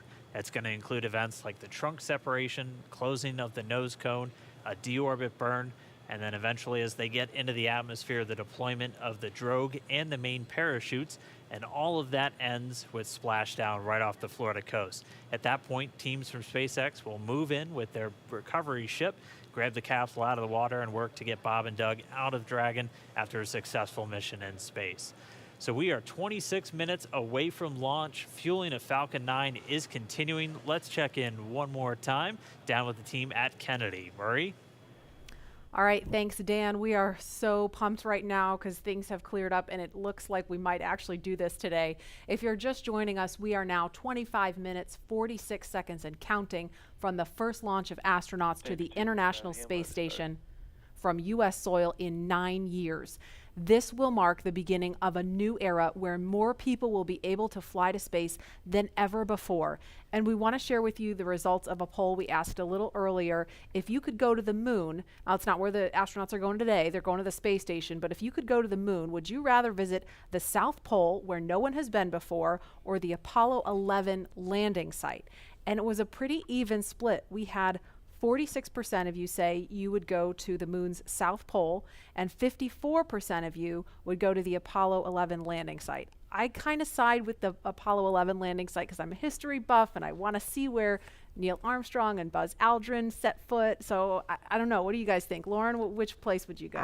I'm with you on that one. And I would love to go see that flag there and those footsteps, those footprints there. Still be there, right? There's no wind up there. Should still be there. Leland, how about you? I think I'm with both of you because it's just like, you know, the meatball, you know, the classic. Yeah. Going to the classic spot. And that's where all of it started. That's where all that inspiration came, even though I was an antenna engineer not seeing it. But besides that, that's history. And hopefully maybe it wouldn't have to be one or the other. That's true. Exactly. Yeah. I mean, we're going to learn more from going where we've never been before. And Exactly. so we need to go to Exactly. the South Pole too. And we are thrilled to see all of you following along online. Thank you for answering our poll. And we're going to go over to Tahira, who's been monitoring all the action with less than 25 minutes to go. Tahira, I'm sure things are heating up online. Hey, Marie, I mean, you're completely right. Now that we have that go for launch, people are on the edge of their seat right now, waiting on this historic moment to take flight. As you can see, photos are still coming in of just everyone around the country showing their excitement for this launch. And it's really been a touching thing to see how everyone's kept this excitement going from Wednesday's first attempt. So we just took a look at numbers, and we are now over 3 million people tuning in for this historic launch. And so for me personally, I just want to wish Bob and Doug the best of luck. This will be my own first time watching humans lift off to space from the United States, and it's just going to be a super emotional moment. For that, Marie, back to you at Kennedy for these last minutes before launch. All right. Thanks, Tahira. And Leland, we got 23 minutes and some change to go. What do you think Bob and Doug are feeling right now? I think, they're very calm, cool, and collected as test pilots, but I think they're thinking about what are the steps that I have to take if a malfunction or something happens. And so the nominal stuff is all kind of automated, but if something happens where they have to intervene with those touch screens, that's what they're thinking. Mm-hmm. And we're just inside 23 minutes now. So on Wednesday, we were 5 minutes further in the countdown when we heard that call to scrub, and the weather was still very touch and go at this point on Wednesday. But today, it at least for right now, I don't want to jinx it. I'm afraid to even say it out loud, but it looks better today. Yeah, and it feels like I'm feeling it a lot Feels more than right. I did It on feels Wednesday. right. And speaking of Bob and Doug and them being really calm and cool and collected, haven't had the opportunity to be in meetings with them and to watch them train. I have to say, and to all of my friends who work with them every single day, the feedback is always just what great people they are, Right. and just how not just bright and sharp they are, but just good people. Right. And around the office, we often refer to them as the dads. Yeah. The And dads? What they're is the that? dads. They're dads. They are dads, Okay. and we've met their families. And when you see people on that very personal level, it starts to mean so much. They Right. are a part of our team. They're not a customer. They're our team. They're not a payload. They're our Right. team. They're Yeah. our family. And so we're just so excited to see the dads up there today. Yeah. Go And- dads. Yeah. All right. We're going to go send it over to Gary for an update from Houston. Gary? Hey, Marie, the space station team here is focused. All eyes are on the system checks that are happening across the board, and we're listening in as we close in on launch. And I can tell you that things are looking very good.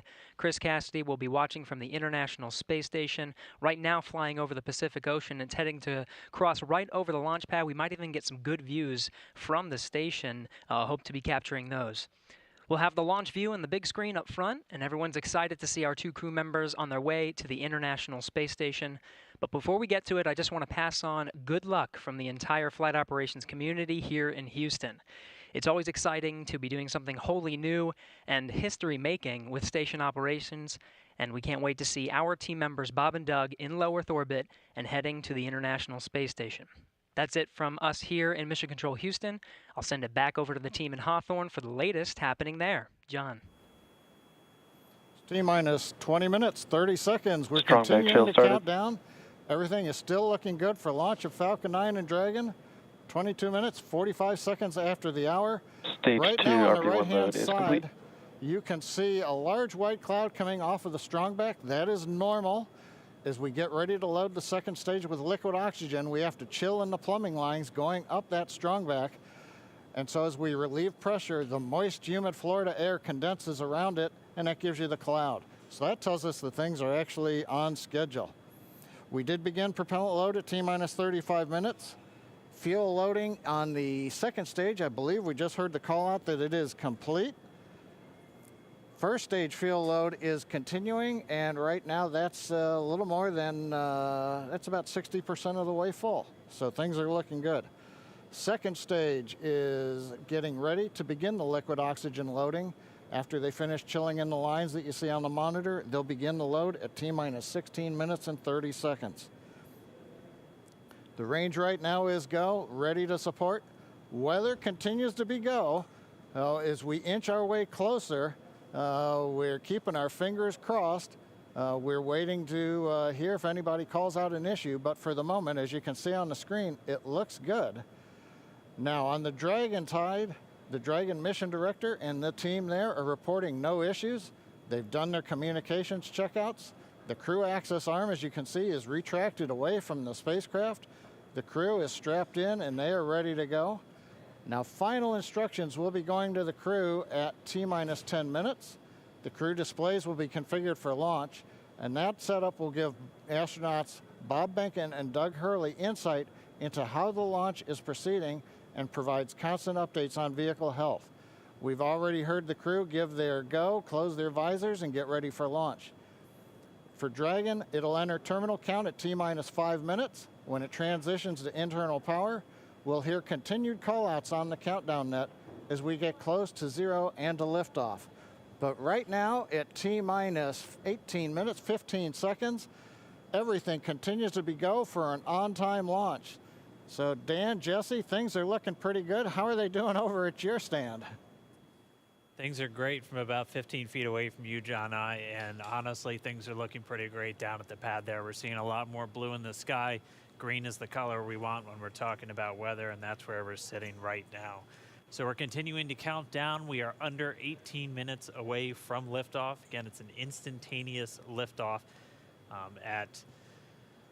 it's going to be 12:22 and 45 seconds here on the West Coast, 3:22 and 45 seconds over on the East Coast there in Florida. Just a reminder, it's going to be about a 9-minute ride up to orbit for the Falcon 9 and Bob and Doug on board Dragon. It'll be a 2-stage flight, so we'll see the first stage fly until we hear MECO, or main engine cutoff, about 2.5 minutes into flight. After that, the second stage will take over and continue to power them the rest of the way. Second engine cutoff comes in just under 9 minutes at about 8 minutes and 44 seconds.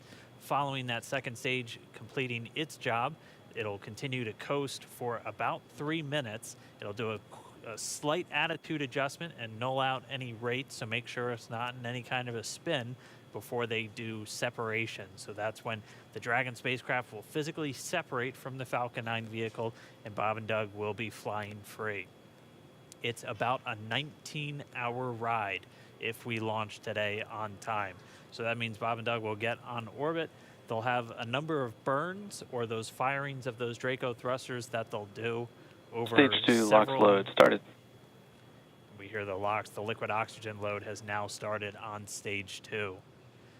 But again, they're going to be doing a series of burns on the way uphill towards the International Space Station 5, spread out over the first 16 hours or so of their flight until they get much closer and it's time for that approach and docking. And we are expecting that with an on-time launch to happen today. That'll be coming tomorrow in the afternoon. All right, now that we're under 16 minutes away, we have a special guest joining us. I'm going to toss it over to Jesse. We are T-minus 15 minutes and 45 seconds from liftoff of our second demonstration mission today, and we have the honor of having SpaceX's President and COO, Gwen Shotwell, join us. Thanks, Gwen, for coming out and taking a few minutes to chat with us. Thanks, Jesse. We know you've been on console. How's the countdown been going so far in there? Countdown is clean today, just like it was Wednesday. We did clear the weather hurdles sooner than we did on Wednesday. And the only thing we're watching right now is downrange weather and lightning at the staging location. Of course. But we will clear that hurdle at T-minus 7 minutes. Awesome, great, very exciting. Now I'm going to throw it back to 2012 because you were on console for Dragon when it was first making its way to the space station. How does that experience compare to today? Stage 2 LOX is on the DPs So and I was nervous then. I stopped getting nervous for launches. Today I'm nervous again. Super nervous. Stomach and throat. Understandable. No, it's a fantastic Fantastic day today. I'm really excited. The team is pulled together. It's such a professional operation. And when I say team, by the way, I mean SpaceX and NASA. These folks have been working incredibly hard and have done a fantastic job. Yes, and we are all so excited. And we know that you have to get back inside of Mission Control, but is there anything that you wanted to say before liftoff to NASA and SpaceX? Well, I want to thank NASA, of course, for their generosity and their help with getting to this place. I want to thank all the SpaceXers who have come together to make this moment in history. And I want to thank Elon for hiring me. We thank Elon for hiring you as well. Thank you so much for joining us. We'll let you get back to Mission Control. And good luck with launch today. Thanks, Jesse. And Godspeed, Bob and Doug. Well, we are so excited. We are just a few minutes away from countdown. So we are going to turn it over to Dan and John for the final minutes in terminal count. Take it away, John. T-minus 13 minutes, 30 seconds, continuing to count down. We're continuing to load fuel onto the first stage. That should finish up in just about 6 minutes. Fuel is completely loaded on the second stage. That's closed out. And we are continuing to load liquid oxygen on both the first and second stage. The liquid oxygen load beginning on the second stage just about 3.5 minutes ago. We are also loading cryogenic helium into the storage vessels on the first and second stage, getting in the last little bits of helium when we keep it cryogenic, cold and liquefied. That gets us, just like we do with liquid oxygen, the maximum amount into the storage volume so that we can get the most performance out of the vehicle. Right now, we are in a fairly quiet state on the vehicle. Ground pumps continuing to put the propellant in to first and second stages. Next significant issue callouts that we're going to hear will probably be inside the T-minus 10 minutes when they talk to the crew. We'll listen for that. But at the moment, everything continuing to look good at T-minus 12 minutes and 20 seconds.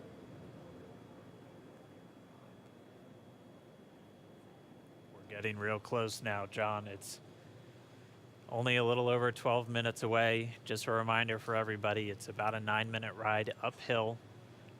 We'll have some dueling boxes going on as that first stage is going to be coming home while the second stage is carrying Bob and Doug into orbit. But obviously, we'll be keeping an eye on our astronauts the whole way uphill. Some of the calls that you'll be hearing, as there will be what we call performance calls over the Dragon to ground the entire way uphill. And you'll just hear some of the SpaceX engineers calling out trajectories and booster performance. So we're always looking for that word nominal. I know that's one of John's favorite words. That's one of mine too. We want to hear nominal as much as possible up on the way uphill. You might also hear some number and letter combinations, and those correspond to the different abort zones that Bob and Doug are in during their flight uphill. There's 1A and 1B, which signify that they're on the first stage. Those carry them from there in the Cape all the way up to about the very top of North Carolina. And then we'll have 2A through 2E or 2 Echo, and that will be on the second stage, and that goes from North Carolina all the way up to about the tip of Newfoundland, so in the northern Atlantic. And then there is a zone of the northern Atlantic that we're going to avoid, and so you should hear the call out be something similar to forward to Shannon, and that just refers to Shannon, Ireland, which they'll be going off the coast of Ireland at the later stages of the second stage if they have to abort. So just prepping you now for some of those calls. You're hopefully going to hear that word nominal a whole lot on the way uphill. 10.5 minutes. Things are pretty quiet. As John I said, it'll pick up right at about 10 minutes. We'll wait for the crew just to confirm that their displays are in order. The crew is already strapped in and reported that they are go for launch. And we'll continue to watch the fuel gauges tick up on the Falcon 9 vehicle until fueling cuts off at just about 2 minutes prior to launch. Dragon and SpaceX confirmed displays are configured for launch. SpaceX Dragon displays are configured for launch. Copy. Bob, Doug, on behalf of the entire SpaceX team, it's been a huge honor to help you get ready for today's historic mission. Know that we're with you. Have an amazing flight and enjoy those views of our beautiful planet.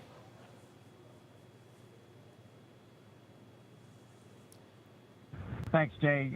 It is absolutely our honor to be part of this huge effort to get the United States back in the launch business. We'll talk to you from orbit. Thank you. Copy all. Thanks for those words. The SpaceX core, so again, that voice that's going to be talking to Bob and Doug throughout their mission from right here in Hawthorne, just offering a few quick words. The crew did confirm their crew displays are configured for launch. We are coming up on 9 minutes and counting. We've gotten through T-minus 10 minute with the crew discussions. Activity is now going to switch over to Falcon 9.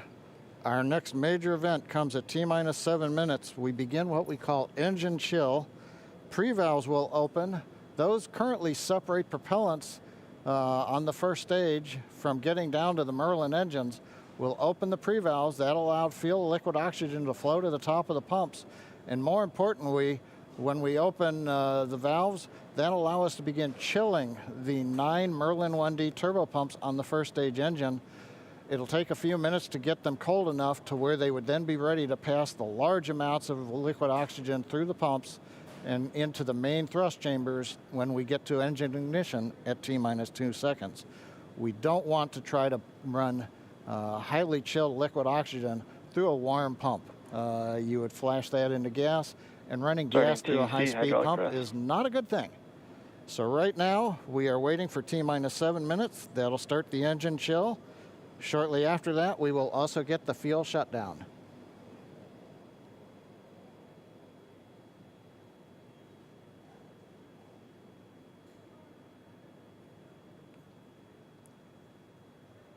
Listening to the SpaceX launch director in the background there. As I mentioned, at T-minus 7 minutes as we start the chill, we will also get into the final topping off of stage 1 fuel, and then the fuel load will complete.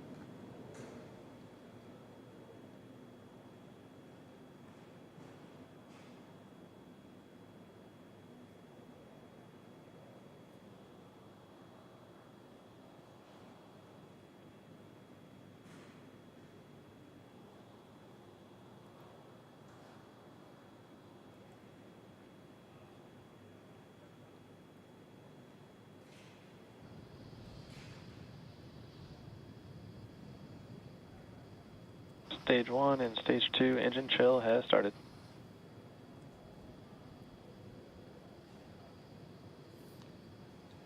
We've heard the call out. Stage 1 engine chill has started. That's gone up to the crew so that they've got situational awareness. As I mentioned, the pre-valves are open. And now we are topping off first stage fuel, getting ready to finish the fuel load. Liquid oxygen load on first and second Engine stage hydraulic side pressure will continue until the last 3 to 2 minutes of the countdown. We should hear that call out RP1 load complete coming up in about 6 minutes. Again, RP1 is just that densified kerosene or that rocket fuel that Falcon 9 is going to be used to power Bob and Doug to orbit today.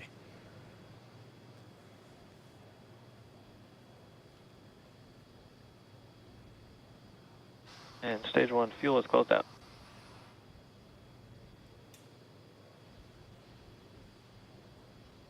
Right on time. That call out indicates that the fuel loading on the first stage is complete. Draining back the lines now, so first stage and second stage fuel are complete. Liquid oxygen loading is continuing on both stages.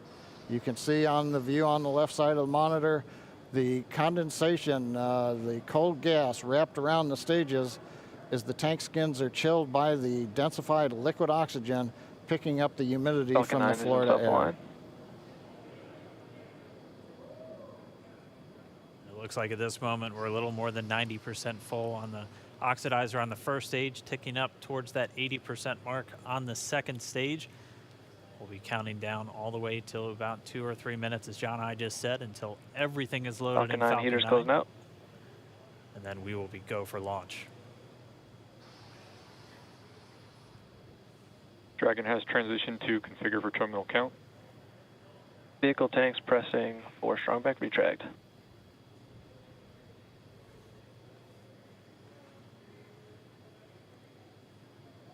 We're pressurizing the Falcon 9 tanks. We're going to open the clamp arm around the second stage and begin to retract the strongback.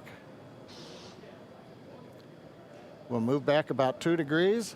That'll get us to the liftoff position. At liftoff, the strong back will then recline about 45 degrees away. Started.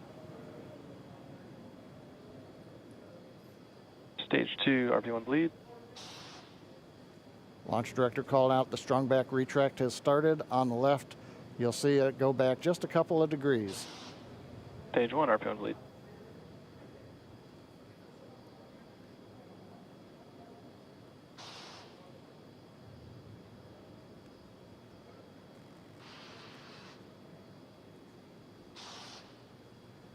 We are just 4 minutes away from liftoff. Again, at this moment, Bob and Doug are really just laser focused on those displays. They have insight directly into Dragon and the Falcon 9. They're able to see where their fuel loading is at, how everything's progressing down with the count. AFTS final setup started.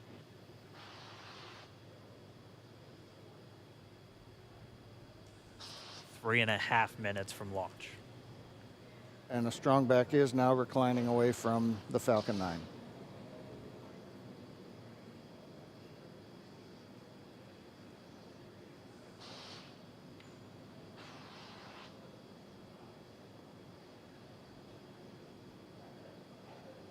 MVAC igniter purges.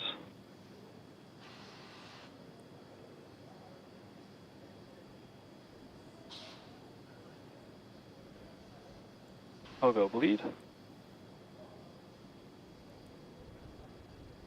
Dragon has transitioned to terminal count and is on internal power. Stage 1, LOX load close out. Okay, we're at T-minus 2 minutes, 42 seconds. Stage 1 LOX load is closed out. Stage 2 will continue to load for about another half a minute or so. Once we get the completion of Stage 2 LOX loading, we have to vent down the line, so you'll see another large white cloud coming off of the strongback. That'll be normal. That'll happen Vehicle around is transitioning to T-minus internal power. 1 minute and 40 seconds. We're going on internal power now. Just a few seconds away from the Stage 2 LOX load being complete. It's been almost 9 years since we've been in this position. A lot of work done by thousands of people to get to this point. All our eyes focused on 2 now.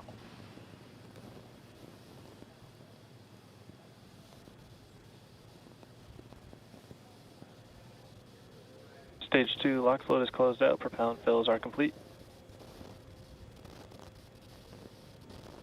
Dragon is in auto idle. Stage 2 LOX load complete. All fuel, all oxidizer on Falcon 9. 1 minute, 34 seconds to go till launch. Ground gas closeouts is starting.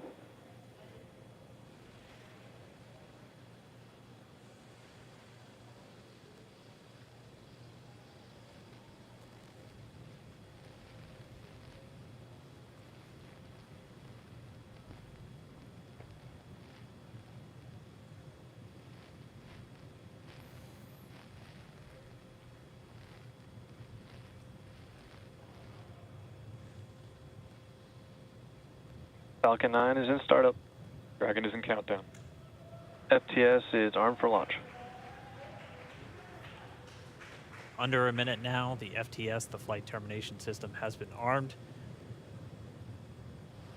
Dragon, SpaceX, go for launch. SpaceX Dragon, we're go for launch. Let's light this candle.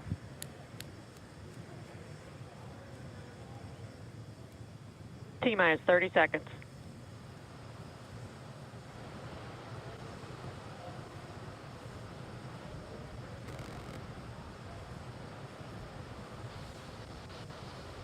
Stage 1 tanks pressing for flight. T-minus 15 seconds. 10, 9, 8, 7, 6, 5, 4, 3, 2, 1, 0. Ignition. Liftoff of the Falcon 9 and Crew Dragon. Go NASA, go SpaceX. Godspeed, Bob and Doug. America has launched. And so rises a new era of American spaceflight, Stage 1 and with it propulsion is the nominal. ambitions of a new generation continuing the dream. 20 seconds into flight, stage 1 propulsion is nominal.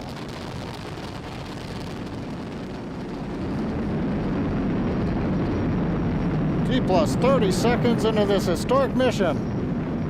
Flying crew on board Dragon and Falcon 9, and look at them go. Falcon power telemetry nominal. M1D throttle down. We're throttling down to get ready for the period of maximum dynamic pressure. We're in the throttle bucket. Reports say all systems are go. Vehicle is supersonic. We've exceeded Mach 1 on the Falcon 9. M1D throttle up. We're throttling back up to full power as we're through max Q. Copy, 1 Bravo. And we heard that 1 Bravo call out. That's just the second abort zone that they're in. They'll continue to be on this until the first stage has done its job and they switch over to the second. At this point, Bob and Doug pulling about 2.3 Gs, 2.3 times the Earth's gravity, already moving at over 1,500 miles per hour. We've heard the call out for MVAC engine chill. That's getting the MVAC engine ready to light. That'll come at about 2:44 into flight. Right now, everything continuing to look good. Next major event coming up is going to be the triple. We'll have main engine cutoff of the 9 first stage engines, stage separation, and then ignition of the second stage engine to continue to carry astronauts into orbit. Coming up in about 20 seconds. M1D throttle down.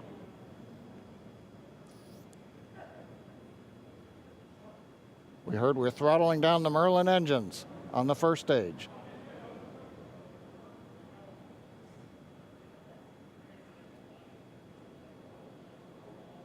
And we have MECO. MECO. 2 Alpha. Falcon stage separation confirmed. Copy, 2 Alpha. MVAC ignition.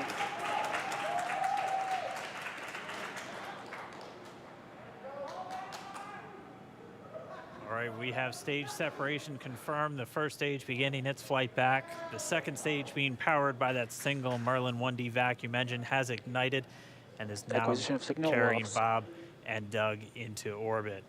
So they're going to continue under the power of this second Stage stage. 2 propulsion is nominal. Which will cut off at SECO, or second engine cut off at about 8 minutes and 44 seconds into today's flight. So a little over 5 minutes to go still on this second stage. You heard the call out to Alpha, so they're now in the longest abort zone that carries them all the way from about North Carolina up the eastern seaboard, almost to Canada. Things looking good though, getting good call outs, nominal propulsion on that second stage. Bob and Doug continuing to make their way into orbit.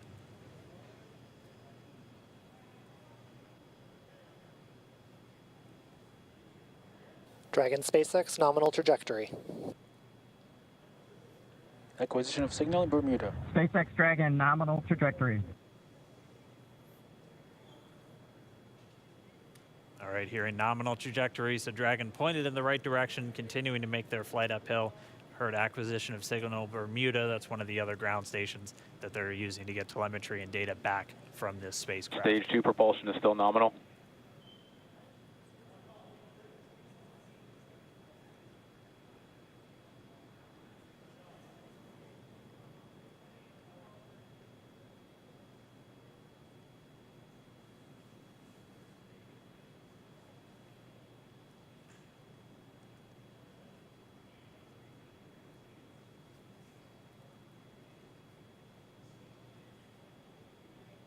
A little over 4 minutes, 40 seconds into the flight.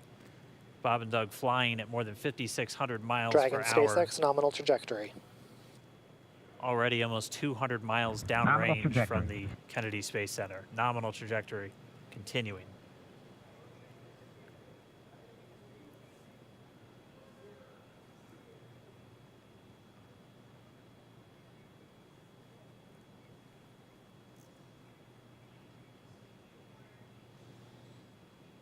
And while they continue uphill, looks like we are getting a view of the first stage as well.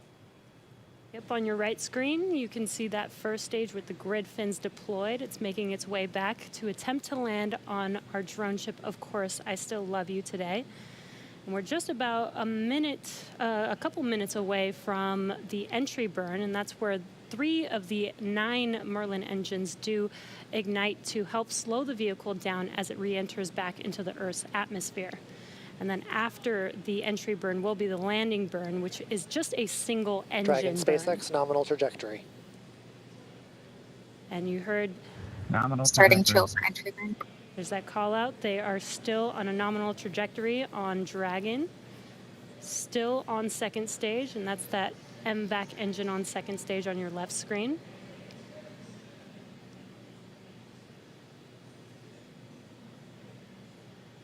Again, on your right screen is that first stage booster coming back towards our drone ship, Of Course I Still Love You. We're about a minute away from entry burn.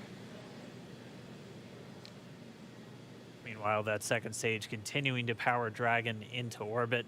Again, if you're keeping an eye on that timer, that's going to continue to burn until 8 minutes and 44 seconds into flight. So a little over 2 minutes from now, we'll hear the call out SECO. It'll then be a little Stage under, 2 propulsion or a little is still over, good. A little over 3 minutes until Dragon physically separates from the second stage of the Falcon 9 after the upper Dragon stage gets a SpaceX chance. nominal trajectory. Dragon copies, nominal trajectory. Continuing to check in with Bob and Doug as they are on a nominal trajectory. Just about 10 seconds away from that first stage, starting that entry burn on your right screen. We should be able to see that view live. Stage 1 entry burn startup.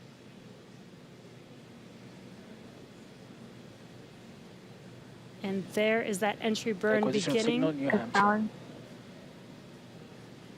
This burn lasts about 36 seconds long. Stage 2 FTS is saved.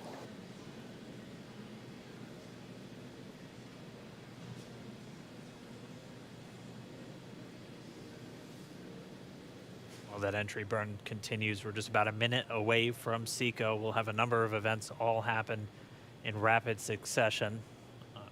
It'll Healthy be the shutdown. second engine cutoff. Stage 1 We'll entry be burn looking for shutdown. that stage 1 landing burn shortly after. Yeah, actually, just within a few seconds of each other. It's such a cool view on your left screen, seeing Bob and Doug on Dragon. Right now, you can see the displays that they are seeing right now themselves. Terminal guidance. MVAC throttle step.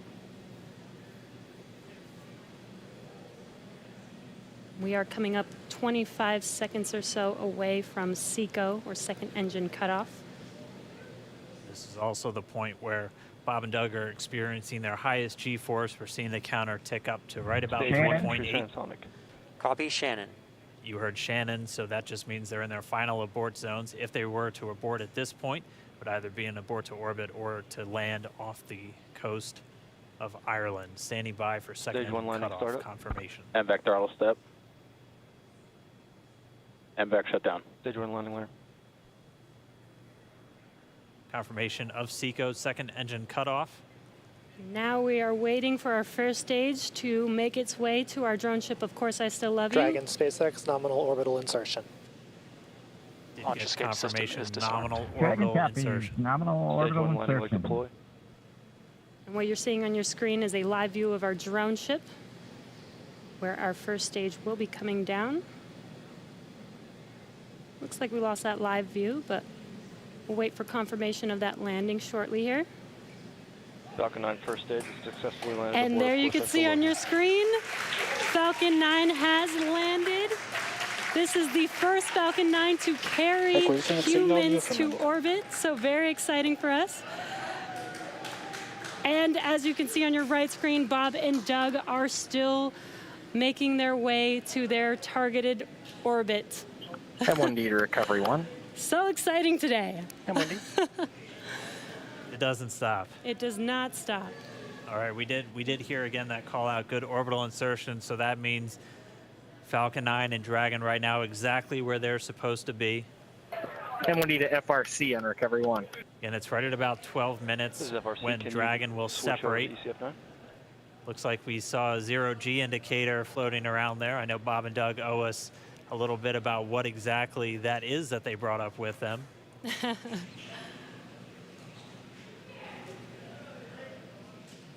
And before separation, before Dragon initiates separation from the second stage, they do make sure to they do ensure that the vehicle is not spinning and it is in good condition before we separate. That's right, the upper stage does small attitude maneuver using some cold gas thrusters built into the rocket body itself. Exactly. So we do expect that separation to occur in about a minute from now, but they do wait until they have full confirmation that it is ready to separate. Such cool views. I cannot get over this view that we are seeing right now. Bob and Doug on the right screen, inside of Crew Dragon, out in space. Yeah, already 200 kilometers over planet Earth, or a little over 124 miles, traveling in excess of 2,700 meters. 27,000 meters per second, or about 16,000 miles per hour.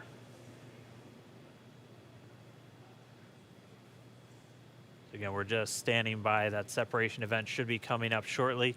Then they'll begin a series of checks on the Draco thrusters that are going to be used to maneuver and then power Dragon on its flight to the International Space Station. Standing by for separation. Expected loss of signal, Wallops. It sounds like we had an expected LOS loss of signal with one of the ground stations. Waiting for confirmation now of that. Dragon separation confirmed. Dragon separation confirmed. There is a great view right in front of you Countdown of one, Dragon separating. Separation confirmed. And there's that call out. Dragon is now officially making its way to the International Space Station today. Dragon SpaceX with that separation call. We have a few words for you from our Falcon 19. Standing by. Dragon, Chief Engineer on Dragon to ground. Bob Doug, on behalf of the entire launch team, thanks for flying with Falcon 9 today. We hope you enjoyed the ride and wish you a great mission.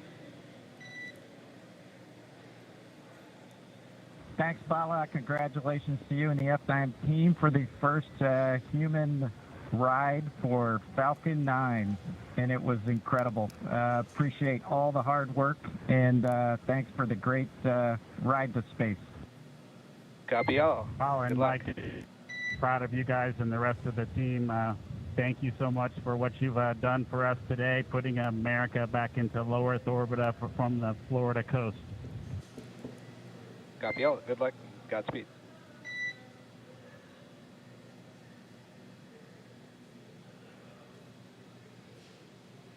All right, so Bob and Doug are in And Dragon space. SpaceX, we confirm nominal ECLS activation and service section Draco checkouts. Nose cone deploys in progress. Copy all. We're monitoring.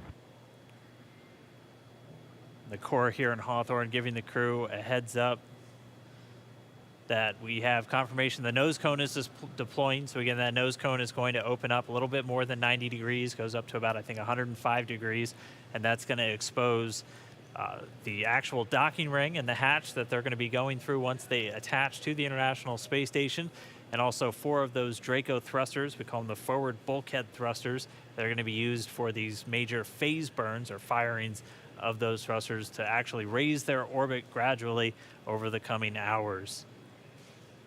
Also heard good activation of the ECLS, that's the Environmental Control and Life Support System. That's everything controlling their atmosphere, just keeping Dragon a nice, safe, habitable environment where they're going to be living for the next 19 hours until they arrive at the space station. Right, exactly. And Falcon 9's job may be done for today, but the mission is not over. Crew Dragon's job is not done. As you can see, Bob and Doug are still inside Crew Dragon, making their way. It will be a 19-hour trip to the International Space Station before they dock tomorrow morning. And such cool views. I love that we can get these live views here and see and watch what they're doing now that they are in orbit. Yeah, it's incredible to just be looking over their shoulder to be along for the ride. And we're going to be with them, and we're going to be with all of you the entire way for their journey to the space station. We're going to be covering live throughout. Bob and Doug will obviously have a sleep period where they'll get about 8 hours of sleep a little bit later today before they wake up for all of their final approach. One of the major things we are looking forward to in the next couple of hours is going to be their first turn at the controls. So they're actually going to be using those touchscreen displays to take control and manually pilot Dragon. We'll walk you through what that's going to look like, and assuming we have some good ground station coverage, we'll be able to get views from right inside Dragon, looking over their shoulder as they manipulate the controls at the display. But I mean, we had a smooth ride uphill, both stages of the Falcon 9 doing their job, placing Bob and Doug into orbit. I mean, this is a day, this is a historical day. This is us kicking off that new era of space flight that we've all been talking about and longing for since the Space Shuttle program came to an end in 2011. Yes. And the weather cooperated. Yes. Second time's a charm. Right. All right, so day for the history books. As you can see, we have lost some live signal there, but the mission still continues, and we're going to send it over to KSC to continue broadcasting live with you. Expected loss of signal, Newfoundland. Yeah, Jesse and Dan, we are just in awe over here. When I woke up this morning and looked at the weather forecast, I was like, man, we're going to be back here on Sunday, but we did it. The room cleared out. Everybody was outside watching, and inside the lights were shaking, the cameras were shaking. Lauren came back in with tears in her eyes. This is really amazing. I can't believe it. I saw it with my own eyes. This is, I'm a little bit speechless. Just so grateful that we got them up there, and there's a lot more to go. But I'm so happy they're safe right now. I'm just so happy. Yeah. Leland, you were talking about it. It's amazing what we can do when we work together. Yes, American astronauts on an American rocket from American soil, showing you what Americans can do when we come together as a team and blast Doug and Bob off to the cosmos. This is what it's all about, and their families and everyone is working together to take them up to space safely. So I don't know what to say. That rocket fuel is still in my veins, and I want to go get on the rocket. Well, it's too late now. Maybe the next one. I know. But we want to go over to Daryl at OSB2. He's there with the administrator, who hopefully has more words than we do, because we're still kind of speechless. Daryl? Pretty incredible here, Marie, at the Operations Support Building, where a chorus of applause has been happening from the beginning of launch and throughout the various stages. Some very special guests were here to watch it. That includes President Donald Trump, Vice President Mike Pence, and NASA Administrator Jim Bridenstine, who joins me now. And you were with the President and the Vice President. America's back, launching human astronauts again. Tell me how you feel about that, and tell me about the President watching the launch and what happened there. So this has been a long time coming. It's been 9 years since we've launched American astronauts on American rockets from American soil, and now it's done. We have done it. It's been way too long. I want to give a lot of credit to Charlie Bolden. He was my predecessor as the NASA administrator. He fought hard for this program at a time when it didn't get any support in Congress. We now have an administration that is fully supportive of our spaceflight initiatives, not just on the exploration, discovery, going to the moon, onto Mars, but also from a Space Force perspective. Our budgets are going up, things are strong, and today was just just an amazing day. You know, one of the things the President did right out of the gate when he became President is he created what's called the National Space Council, and he put the Vice President as chairman of the National Space Council. And on that National Space Council, you've got the Secretary of Defense and the Secretary of State and the Secretary of Commerce, the Secretary of Transportation, the Secretary of Education, the Chairman of the Joint Chiefs, all of these different amazing individuals that deal with space day in and day out. A lot of people don't realize how many parts of the federal government deal with space. And the Vice President invited those members of the National Space Council here as well. So we just had, and then we had members of Congress, bipartisan members of Congress, Republicans and Democrats, who have been involved in supporting this program you know, for a long time now. So I'll just tell you, I'm breathing a sigh of relief. But I will also tell you, I am not going to celebrate until Bob and Doug are home safely. Tomorrow, they're going to dock to the International Space Station. Tonight, I'm heading to Houston to be at the Johnson Space Center when that happens. So it's a bit of a relief. The nose cone is now open.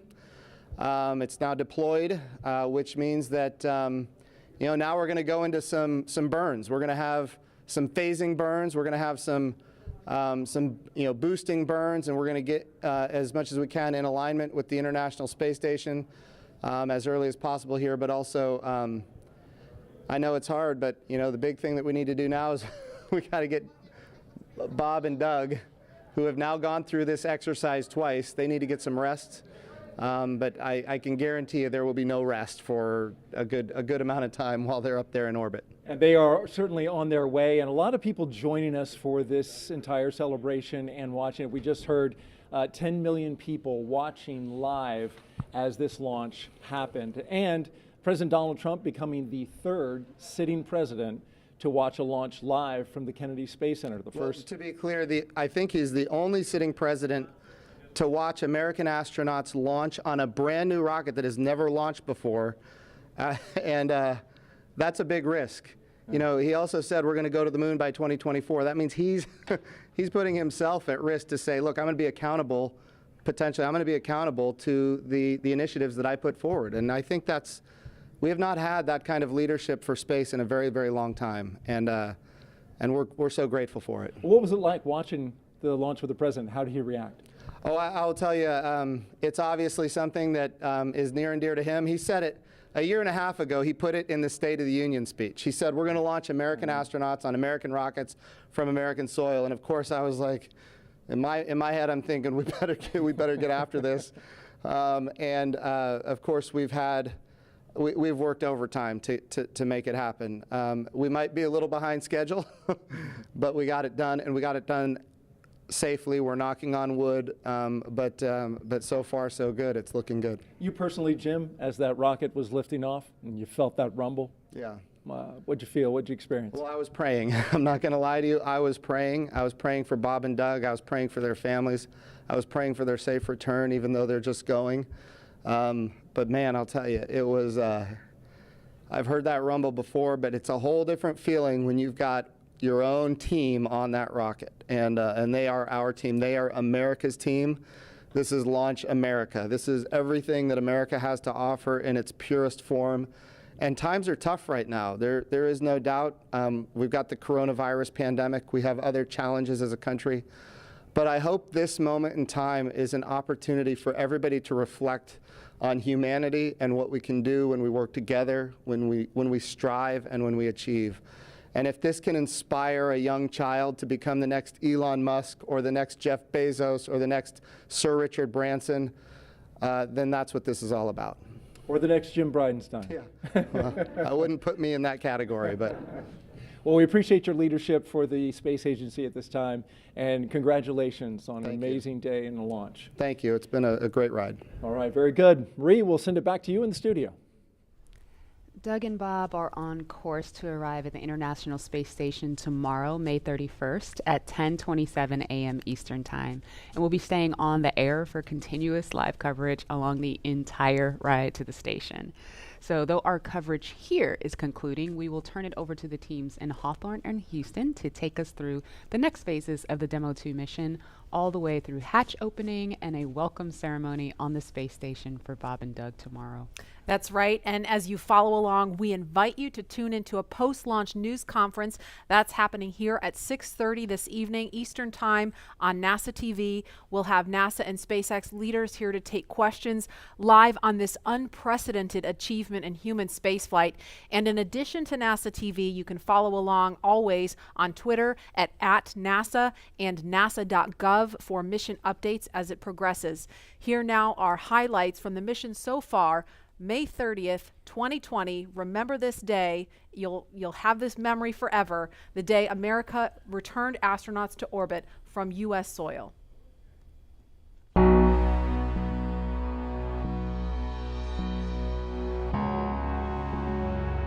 Wow, we're making history again. Let's go.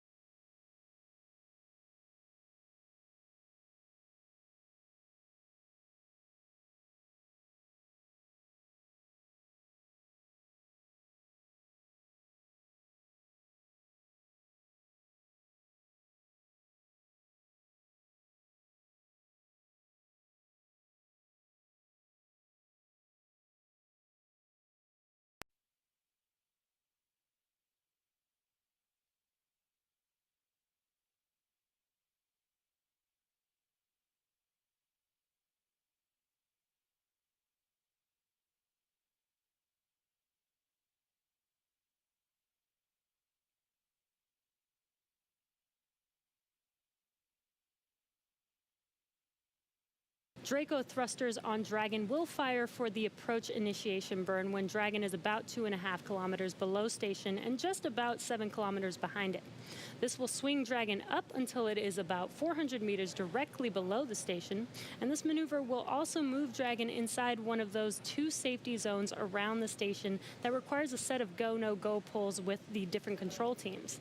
The first zone is called the approach ellipsoid, which is an imaginary shape measuring about 4 kilometers by 2 kilometers by 2 kilometers, which is essentially a large 3-dimensional oval. Before Dragon is given permission to move inside the ellipsoid, referred to by the teams as the AE, it is configured to be on what is known as a 24-hour safe trajectory. This means that if Dragon lost all control... Dragon, SpaceX for update. If Dragon lost all control to its thrusters, it would be at least 24 hours before its trajectory would move inside the approach ellipsoid. Okay, for suit doffing, we're still waiting for cabin to be below 25C and trending down. It looks like it's on the way there, but not quite. And the second item is during the burn, we may have intermittent comm and due to pointing, and this is expected.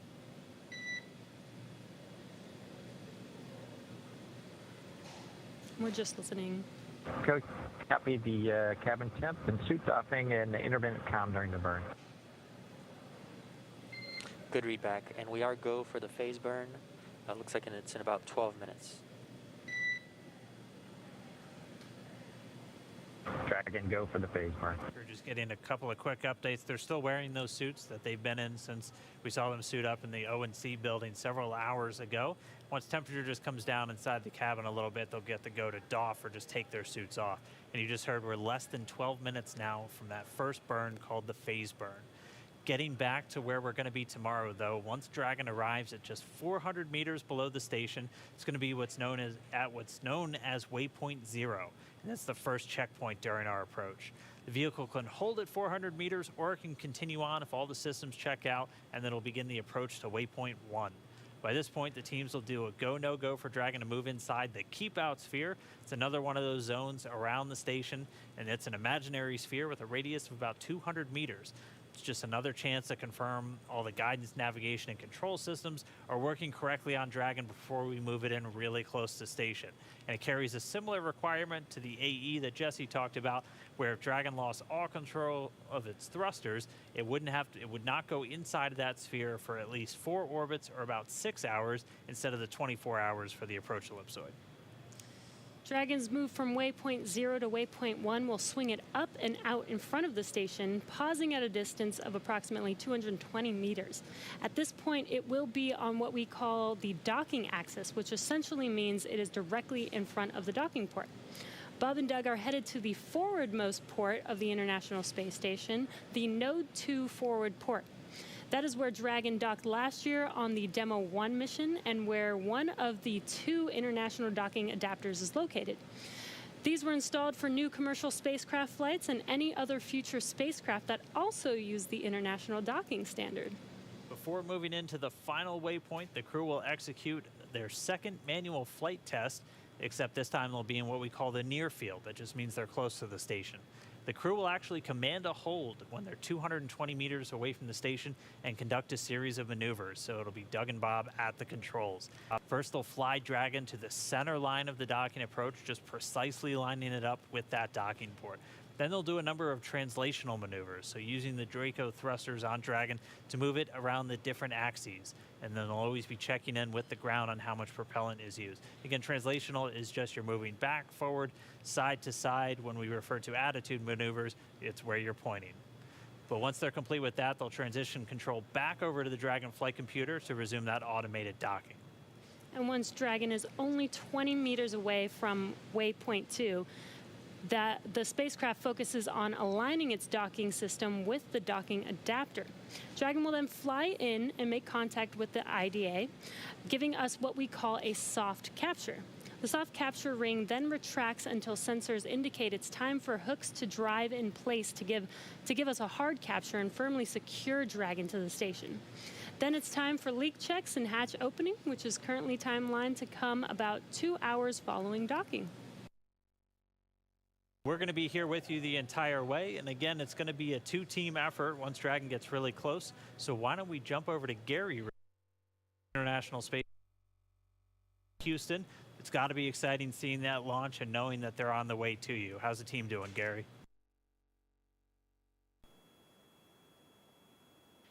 Dan, there is allotment from the room. We are closely monitoring Dragon's few burns that are coming up here. You both did a great job of describing some of those. From the International Space Station side of things, we're really in a monitor mode for much of the flight. Once it gets closer to some of the docking portion of the flight that you were going through, that's when we'll start really kicking into gear for joint operations. Just when the Dragon is just about 80 kilometers away, we'll start doing our checkouts of a system called C2V2. That's the communication system. Dragon, through the most of its flight, will be talking or communicating with the TDRS satellites, the geosynchronous satellites around the Earth. Right about the 80-kilometer part, we'll be turning on the C2V2. That is the common communication for visiting vehicles and establishes a link between the International Space Station and Dragon. It'll be turned on for some S-band connections and testing some of the radio signals as Dragon makes its approach. Really, though, we'll be monitoring the approach through some of those final burns. Once it's in front of the International Space Station, the space station has a few things that it needs to do from the attitude control side of things to really prepare the station for docking, switching some of the thrusters over to the Russian side and really relying on those control moment gyros and the angular momentum there to keep the International Space Station nice and steady. Once it makes its approach, it'll really be up to Bob and Doug to perform those final maneuvers and into docking. Chris Cassidy, though, will be monitoring from the inside. He's got a tool called the RPOP, and he'll be monitoring the approach from the inside of the International Space Station. Chris Cassidy, through the past couple days, has been preparing the International Space Station for Bob and Doug, getting some of the beds that they'll be sleeping in on the International Space Station ready, really preparing some of the tools that he'll use for the monitoring, and then when Doug and Bob are nice and close to the International Space Station, opening up the hatch and getting some air right between the hatch where Bob and Doug will enter the International Space Station. Everything's still looking good from the space station side of things. We should be exiting a loss of communication now and going back and getting some views from stations. Still having great views from Bob and Doug incrementally. We'll be following right along through the duration of this flight until it docks just 19 hours from now. That's it from us in here at Mission Control Houston. Dan, I'll send it back to you over in Hawthorne. All right. Thank you, Gary. Now joining me here in Hawthorne, though, we'll get her a second to get mic'd up and everything, but SpaceX's Kate Tice, who was with us for Demo 1, we got to do the splashdown together. Now we're going to do kind of that initial flight on orbit with Bob and Doug. So, Kate, thanks for jumping in. Yeah, absolutely. Hi, everyone. I'm Kate Tice. I'm a senior engineer here at SpaceX. Really excited to be joining you for the Demo 2 webcast here with Dan, like he said, in front of mission headquarters here in Hawthorne. So, like he was saying before, Dragon is going to be performing a couple of different things going on in the next few hours. We're going to have 5 major burns, but at the moment, we are coming up to the first burn, which is the phase burn. And that's going to be, again, the first firing of those thrusters, those Draco thrusters. It'll be using both the forward bulkhead, so the ones that were uncovered by that nose cone, and also the ones around the service section or around kind of the bottom portion. And we've been looking at our timeline, and it's expected to last about 492 seconds is what they have it in there. So it's going to be a fairly long firing. And again, these are done just to gradually raise up the orbit. So essentially what we're doing is we're waiting until we're at the highest point of our orbit over the Earth. We're firing the thrusters, and that raises up the lowest point of our orbit. And then we just circle everything out with what we call a co-elliptic burn once we get back to that other side of the orbit. So they're going to just gradually do that over the coming hours until they're at the International Space Station. And then it's time for docking. Yeah. So, like Dan said, we have a total of 12 a total of 12 Draco thrusters on board of Dragon. In addition to the 4 bulkhead Draco thrusters, which we'll be using upcoming, there are 12 more Dracos in the service section, which is the area along the lower part of the Dragon capsule. These will be used in every burn and are primarily there to help maintain Dragon's attitude, which is especially important when doing the finely tuned approach into docking. Now, they can also be used for smaller translational maneuvers, but right now we're approaching the phase burn, and that should be about 3 minutes. Yep. So we're just going to continue to stand by, wait for that phase burn. That'll be the first major on-orbit event since they've done all of their checkouts and the nose cone is open. And then we'll be standing by. We should be having the first manual flight test coming up in just about 50 minutes from now, if everything goes well. So that'll be our first chance to watch Bob and Doug actually fly Dragon. And so, I mean, that's going to be really cool. Again, it's designed to fly itself the entire time, but it's the crew has the ability to step in should they need it. And they'll actually be stepping in and taking control. So they'll be flying a brand new spacecraft for the very first time. Yeah, something that I like to remind my friends and family, as we've been leading up to this launch for the last several days, this is a demonstration mission. And so like that far field manual flight test that we'll have coming up a little bit later, Bob and Doug, they're test pilots. This kind of mission is what they live for. If I remember correctly, it was 1981. Shuttle Columbia was the last time that we tested a completely new vehicle. So it's been a long time since anybody has had the opportunity to do a test flight like Bob and Doug are doing today and will be continuing to do for the next 19 hours. So that opportunity for them Dragon SpaceX for suit-offing plan. That opportunity for them to take control of the Dragon capsule, if for some reason that they need to, that is one of the test objectives. Yeah, right now cabin environments are stable. Our plan is to give you the go for suit offing after the phase burn, and we are seeing Draco Orbit 2, Draco 4 is a little bit a low temperature out of family. We're not tracking any immediate concerns, but just wanted to make you aware that we are looking into that.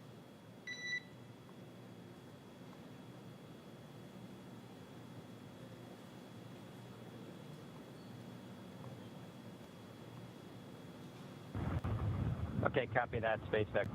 We'll plan on suit doffing after the burn, and then the Orbit 2 Drake 4's low temp. Good readback. All right, so the crew is going to stay in their suits until after this phase burn, which we should be hearing start in just about a minute from now.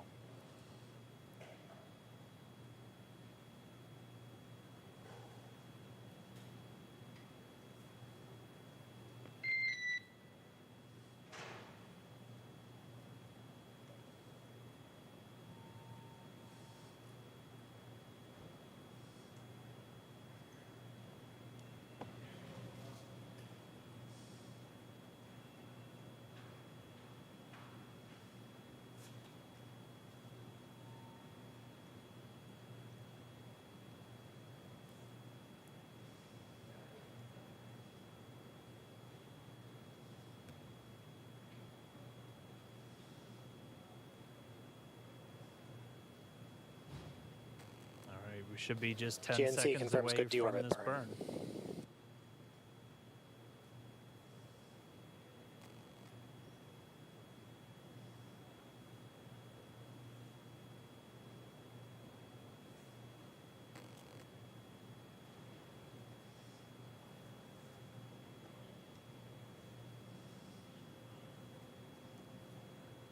And we have confirmation the first burn is in progress. Again, this is the first of the 5 major maneuvers. This one's called the phase burn, using those forward bulkhead thrusters. So just those 4 Dracos at the very top underneath the nose cone to do these what we call delta V maneuvers. So just big changes in velocity that we're going to do to gradually raise this orbit up over the coming hours. So we're watching some of the screens. We're able to see the burn is in progress. It's expected to last for several minutes. So we'll just keep an ear out, make sure that everything goes well, and then we'll get a report pretty much the same time the crew does on how the burn goes. So we're really just looking for those words, good burn, after it's complete. Like we said, this is the first of 5 major burns that we will be performing over the coming hours. So this is basically the first major step in the free flight of Demo 2. Expected loss of signal, Diego Garcia.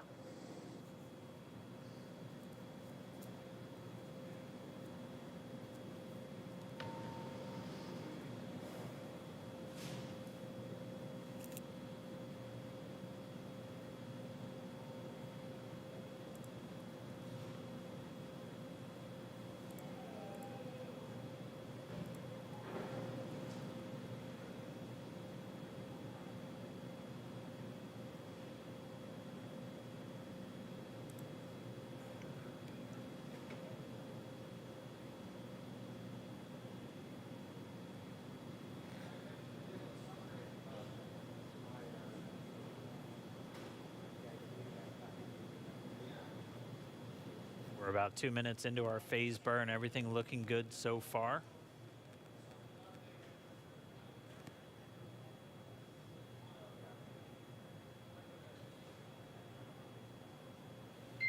And Dragon SpaceX for awareness, burn is nominal so far. All right, we have confirmation that burn is nominal thus far. We concur. Thank you. And again, Bob and Doug have insight into how this is going the whole way, just through those touchscreen control panel that they have right in front of them, those 3 screens. And when we get video inside the cabin back, hopefully as we're doing that manual flight test, you'll be able to get a really good close-up look at how they kind of have their window into Dragon itself.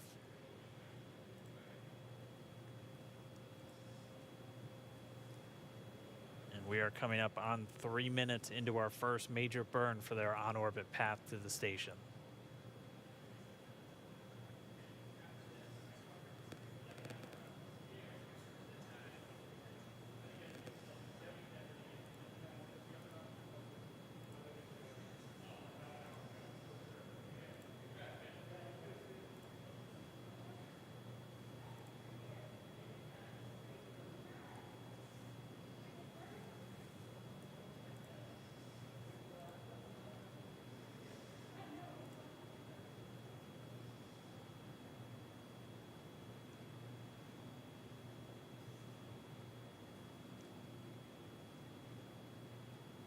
If you're just now joining, we are 3 minutes 45 seconds into the phase burn. This is the first major burn.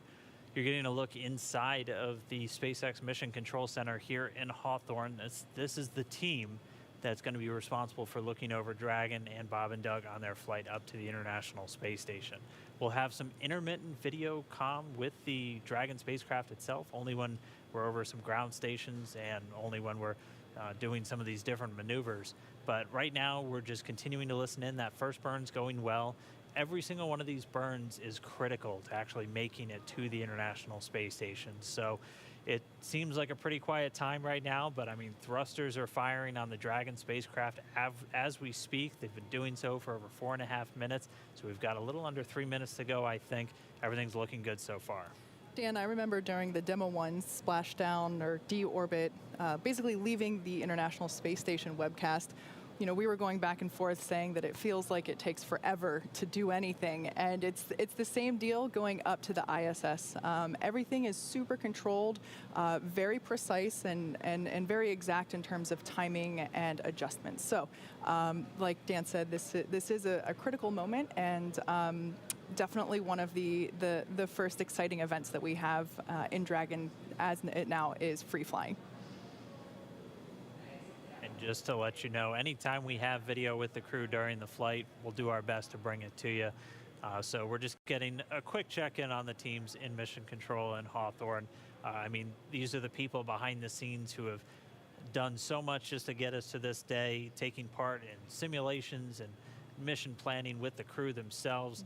I mean, you're talking countless hours just to really rehearse everything for this flight before we get here, and we're here. Yeah. We had that successful launch, which still haven't come down from. That was incredible. and everything has gone smoothly so far. Good initial orbit. The burn started right on time, and it sounds like it's going well so far. We are just almost 6 minutes into the burn, so should be just about a minute or so left. Like you've heard us say many times on today's webcast, prior to launch and after launch, Bob and Doug have rehearsed every single procedure with the SpaceX team for this mission. So everything that they're doing now and have done all day, despite the unfortunate scrub that we had earlier in the week, was just an extra practice test, which was awesome. But it was nothing new for them. They had rehearsed everything, and same goes with this. All of the procedures that we are running through now, and will continue to run through all through the duration of the mission. Bob and Doug have, they are super familiar with what's going to happen and what they're expected to do. And we should be coming up near the end of the phase burn. Again, this is the first in 5. The next major one's going to be the boost burn. That's going to raise their orbit up to just about 10 kilometers below the station itself. And so they're just going to get closer and closer in these incremental steps.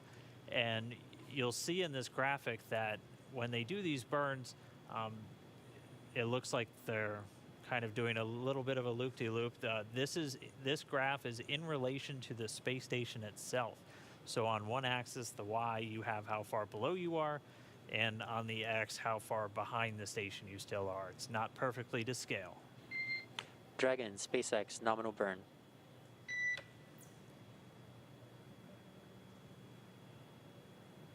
Nominal burn.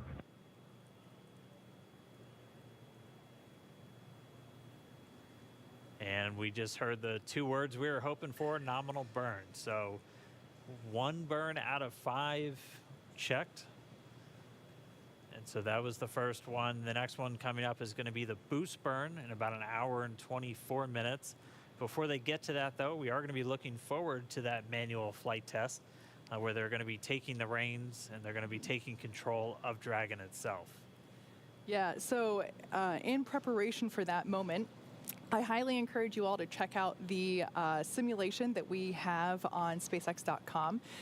It's actually an awesome opportunity for you to test your own skills at steering. Hey, Dragon, SpaceX, we are disabling cameras, and you are go for suit doffing and on-orbit cabin configuration.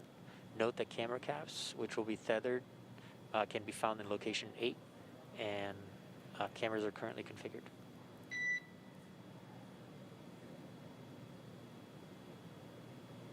Yeah, so as I was... Okay, Dragon copy, suit doffing in work. We see that the cameras are off, and we can do on-orbit activation. Copy all.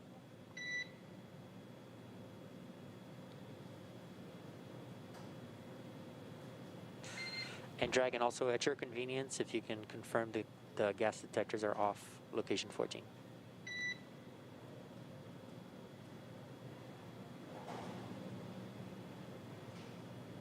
Welcome. Okay, so what's going on at this point is Bob and Doug now have the opportunity to take their suits off. This is referred to as doffing, as donning is actually putting the suits on. They'll actually be able to remove those suits at this time, get a little bit more comfortable in the cabin, and they'll be putting those suits back on when they get closer to the International Space Station. And like I was saying before, I highly encourage you all to check out the simulation that we have online where you can test out your skills at steering Dragon and docking it to the International Space Station. That website is iss.sim.spacex.com. And like I said, you can test your own skills at flying Dragon. And Dragon, SpaceX, one additional note, no need to reply, but the next burn will be the boost burn. And that's in about 1 hour and 23 minutes per your timeline.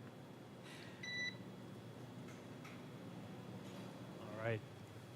We copy, thank you.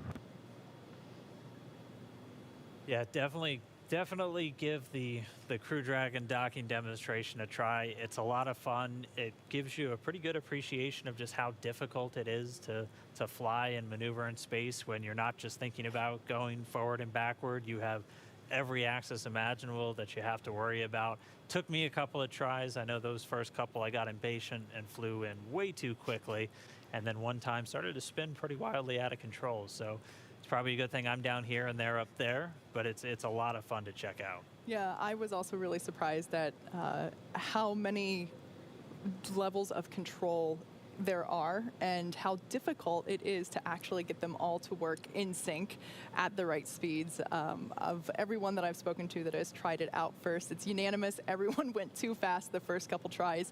I was the same. Although by my third or fourth try, I'm happy to say that my decades of Star Fox 64 training finally paid off. And I did. I managed to dock to the station after practicing a few times. SpaceX Dragon. Check. And Dragon, you were a little broken, but I did copy you.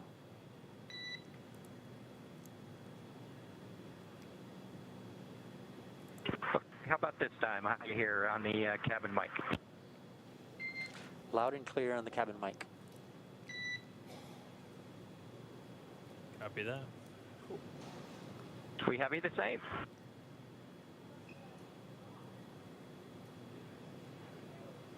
Well, with that first burn nominal and out of the way, the next one coming up in a little over an hour and 20 minutes from now, the next thing we're really going to be looking forward to is this manual free flight. So as we've said quite a bit, Crew Dragon is designed to fly fully autonomous, meaning the spacecraft does all of the navigating and burns to the station all on its own. There are manual override controls, though, on the spacecraft that enables the astronauts to step in, take control should any issues arise. And to test out those controls, Bob and Doug are about to do the first of 2 planned manual maneuvers inside Dragon.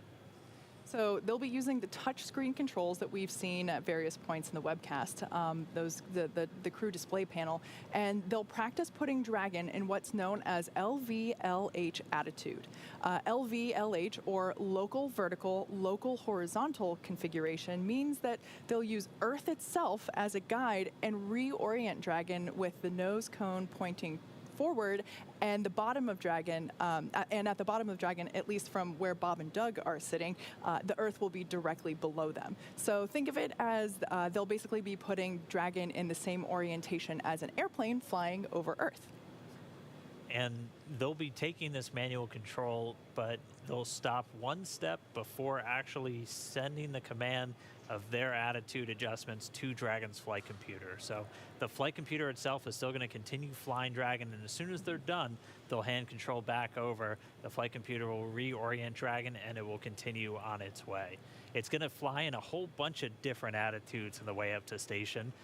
Unlike the space station pretty much only flies in that LVLH. It's pretty much always going the same direction. But that's because it's got very big joints for the solar arrays to rotate around. For Dragon, they'll have to maneuver the trunk to charge the batteries, maneuver to sometimes communicate with the different satellites, depending on which antennas they're using. And so this LVLH will just be a test for this manual flight test. Exactly. And like we said before, there is that simulation online where you can check it out for yourself. Yeah, definitely get a chance to go pilot Dragon. We're going to be seeing that tomorrow morning. It was surreal when we got to see it on Demo 1 with Dragon coming in. We've got some great cameras right on that docking port where Dragon's going to be pointed. It's going to be really exciting to see them come in for that final approach. Dragon SpaceX, no response required, but we are going to be enabling Branch 2 of the helium system. This is expected to be done on orbit to protect for a scrub.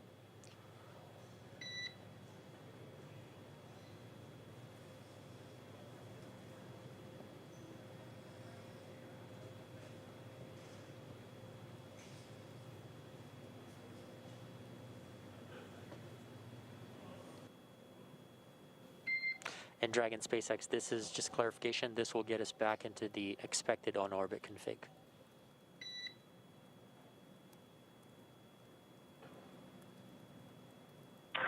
Dragon copies.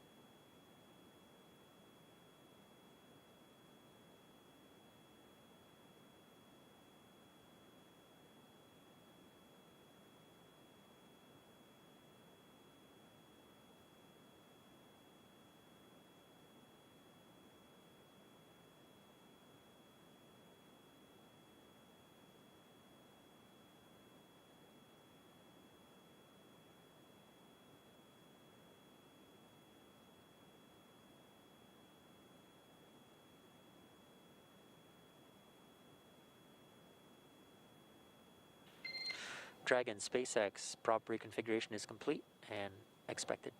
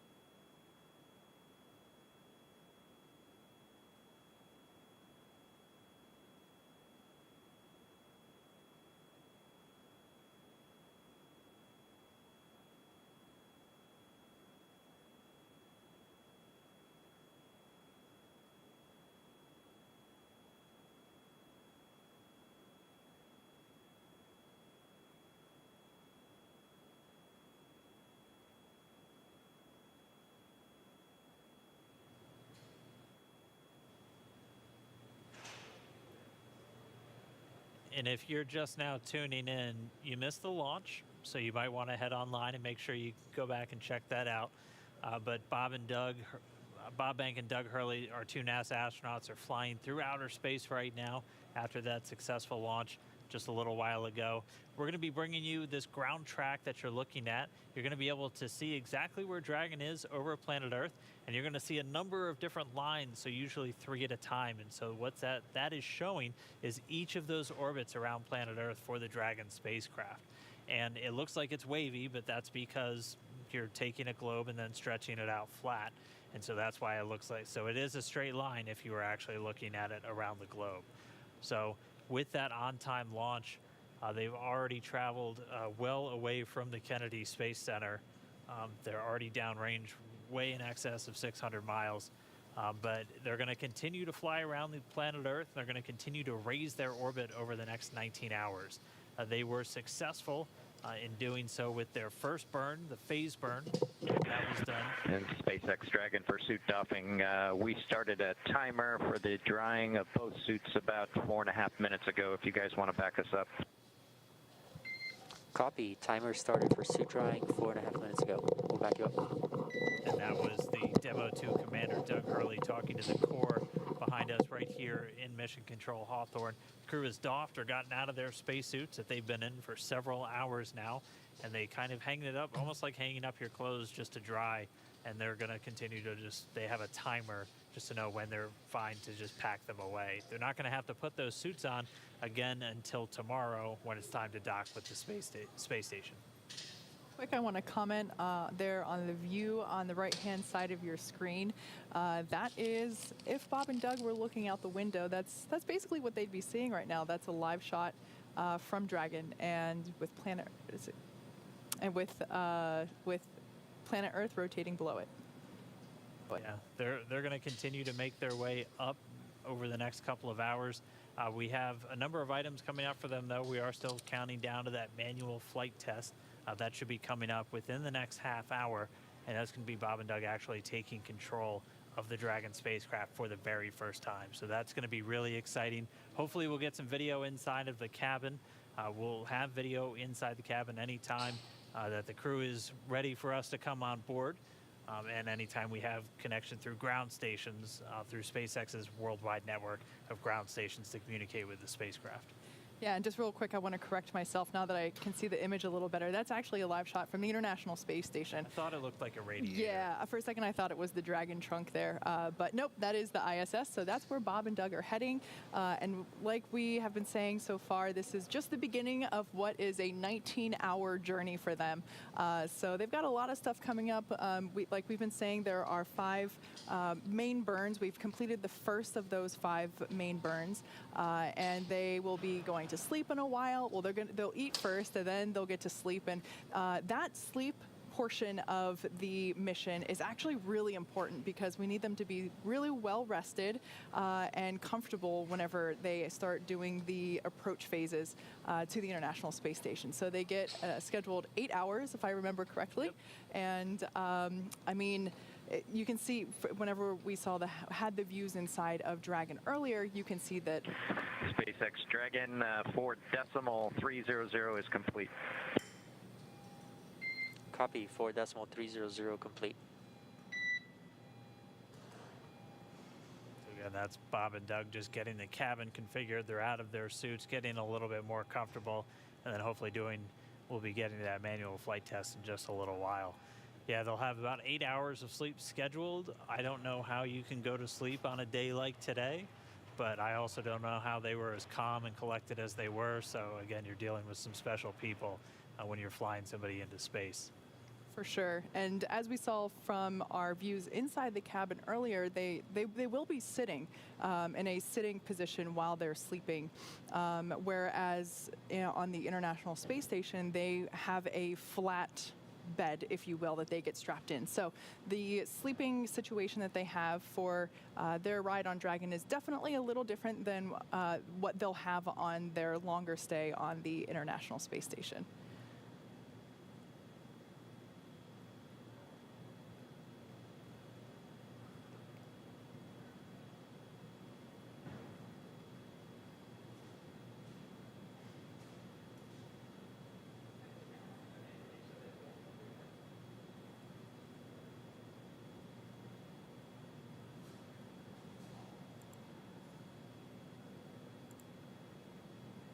Just to walk you through quickly, we're looking live right now from Bob and Doug's destination, the International Space Station.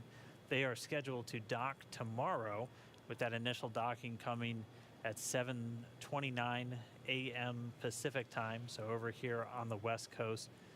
It'll be 10:29 a.m. over on the East Coast. It's about a 19-hour ride. It'll be 19 hours and 7 minutes if they dock directly on time from launch all the way to that docking. It'll take 5 successful burns to get them in close proximity to the International Space Station, followed by a number of smaller maneuvers during that rendezvous and that final approach sequence. But it's going to be a pretty lengthy trip for them to get there. And again, starting off from Kennedy Space Center just a few less than an hour ago, I think at this point. Time is starting to all flow together, but already moving in excess of 17,000 miles an hour as they continue to raise their orbit and chase down the space station.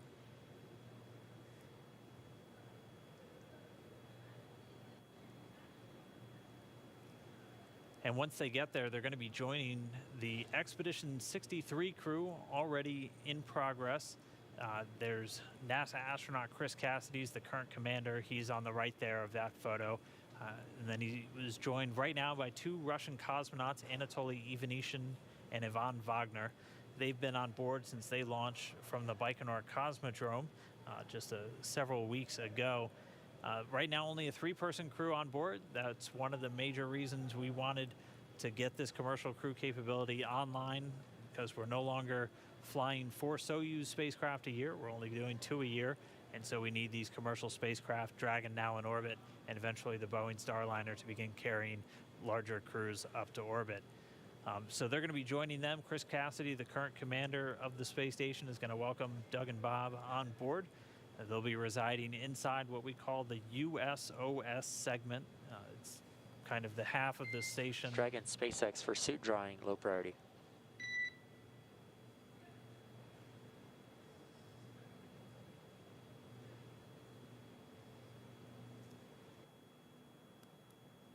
Go ahead.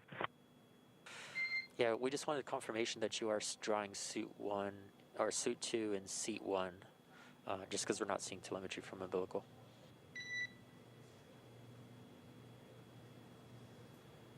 Yeah, that's affirmative. Suit, my suit from seat 2 is in seat 1, and it's hooked up, and we've verified airflow. Copy, thanks. And at this point, the crew is out of their suits and they're drying them, so they're actually reconnecting them to the umbilicals of the seats that they're not using. You heard them refer to seats 2 and 1. If you were looking inside the Dragon capsule, it goes seats 1 through 4 from right to left, so it's a little backwards. Doug Hurley is in seat number 2, that's the commander's seat. Bob Behnken, seat 3, that's the pilot's seat for this flight. And obviously, nobody in seats 1 and 4 on this way uphill, but they are getting their suits connected to the umbilicals, which can provide communications when the astronauts are actually in the suit, but you can actually flow air into the suit through that umbilical, and they're just using that to dry it out now that the crew's not wearing them and they're comfortable on orbit. Yeah, I can imagine that despite that airflow going through the suits throughout the entire time of leading up to launch and launch itself, I can imagine it's still, with the adrenaline and their hearts pumping, I imagine it might have gotten a little sweaty in there anyway. Yeah, doing a little bit kind of like hanging your laundry in space almost, but they're going to be out of these suits for the next several hours.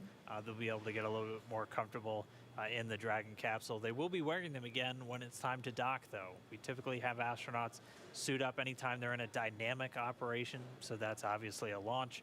Anytime you're docking or undocking. Suits are highly intelligent and highly functional. So even though they naturally will be more comfortable out of the suit, they have said that the suits themselves are pretty nice to sit in. And, as you can see from today's events and the launch attempt that we had before, they do spend quite a bit of time in those suits. So, yeah, they are custom made for each individual astronaut, made here on site in Hawthorne, California. Same building that we build the rocket, and same building that we build the spacecraft. So pretty cool to see of that piece of hardware itself now in action, finally in Dragon. Yeah, and I mean, we've talked about how the suit is almost like a mini spacecraft itself. And we always say that when we talk about when crew members go out for spacewalks, because that suit is kind of self-contained to have all of the breathing air, things like that, just in case they need it. Specifically for these flight suits on Dragon. They're going to be most needed if you have a depressurization, so just a loss of cabin pressure inside of Dragon. They're able to be in their suits. They can get pressurized nitrox or even pure oxygen if they are depressurized, and their suit will be at a lower pressure, because if you put the suit up all the way to 14 psi, it'd be kind of what we look at when you talk about wearing the large EMU, the great big white suit that we wear for spacewalks. Pressurizing that all the way up to atmospheric pressure would be you in a giant balloon where you probably wouldn't be able to move your arms very easily. So when you're in a suit and it's pressurized, you're typically at a much lower PSI. I'm not sure what the SpaceX suits are at, but our EMUs are at about 4, and then you have to up the oxygen content in what you're breathing just to make sure you're still getting enough. So they'll be able to flow pure oxygen into those suits if required. Yeah, so just as a quick update, in case if you are just joining us, we have obviously lifted off. Bob and Doug are now on their way to the International Space Station, probably about an hour and a half into what will be a 19-hour journey in chasing down the space station. And we are approaching what is known as the Far Field Manual Flight Test. And this is basically the opportunity that they'll have to take back control of the Dragon capsule and just perform the ability to pilot it manually. Dragon is a fully autonomous spacecraft, meaning that it drives itself. It is highly intelligent. The flight computer makes all the calls using all the inputs from the sensors and the data that it receives. And so realistically, this is meant to be a fairly hands-off flight to the International Space Station. But in the event that for some reason Bob and Doug need to, or whichever astronaut is on board Crew Dragon might need to take manual control, the Far Field Manual Flight Test, which we have coming up in just a few minutes actually, is what we will be doing to basically complete the test objective for this mission, saying, yeah, that is absolutely possible to do. Yeah, it's right there in the name. It's a demonstration mission 2, which on demonstration mission 1, we didn't have crew members, but did a lot of tests of Dragon's maneuverability, even testing an abort when we were on that final approach and docking. And so Bob and Doug are really just on board to really put it through the ringer, to put all the systems through and check them out that would require a crew being on board, because this will be that final test before NASA looks to certify SpaceX to begin those regular crewed flights to the space station. So we're talking about those 6-month to year-long missions with crew members living and working in space. And we're looking at doing that later this year, as soon as we're wrapped up with Demo 2, as soon as a month after Bob and Doug return. We'll be looking for that next crew to go up, 3 NASA astronauts and 1 from our partner agency, JAXA, the Japanese Aerospace Exploration Agency. So things aren't slowing down. We're just at the very start of this mission. It's hard to think that we're already thinking forward to the next one this quickly, but that's just the nature of the business right now. Things Absolutely. are definitely picking up in space. Yeah, as SpaceX engineer myself, part of my job is to help NASA come in and certify the hardware that we're building. So I have been inside of the capsule that's now in space. I've been inside the capsule that, as Jessica Jensen mentioned earlier in the webcast, earlier this week was just in the Dragon clean room, which is down the hallway from us here, which is now in a different building for it to complete high pressure testing. But as someone that has spent the last 5 years working for this mission that we're executing today, it is so surreal to now be performing the parts of testing, of demonstrating with the astronauts. I still remember hearing the comms check on Wednesday of, just pre-flight, making sure that all different the key players in the mission were able to communicate back and forth, as well as to Bob and Doug. And I just got chills whenever I heard that tone of them communicating back and forth to mission control. Yeah, well, it was great to see them get off the ground today, and hopefully we see them in just about 10 minutes or so doing this flight test. So we're going to continue to follow along. Again, we're here for the duration.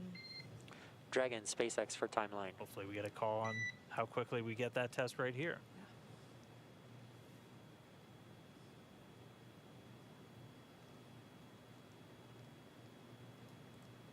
Go ahead. Okay, just for awareness, we have the manual flight demonstration here in about 10 minutes. As soon as that is complete, you have your go to step into your MEAL 3 and just to be aware that the boost burn is at 2142. So those three events are going to be pretty close in succession.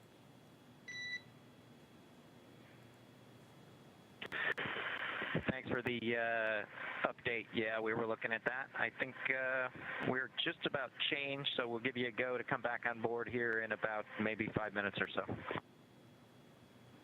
Copy that. We'll be standing by. And also at your discretion, you can also de-stow the floater camera. And this is just prior to 2238.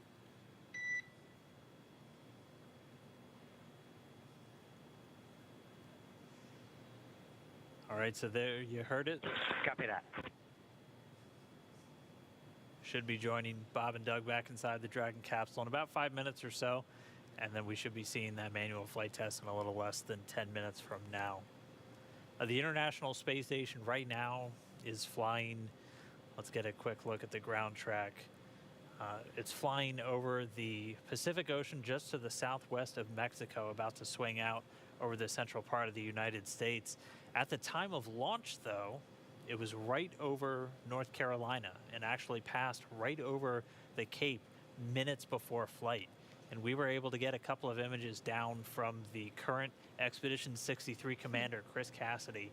This picture is of that pad, 39A, at the Kennedy Space Center with Bob and Doug still on the launch pad, the rocket still there, taken 2 minutes before the launch. That is and incredible. he was able to send a couple of them down. So eagle eye for Chris Cassidy to snap these. We literally just got these down, so we wanted to share them with everybody. But the space station was flying directly over at the time of launch.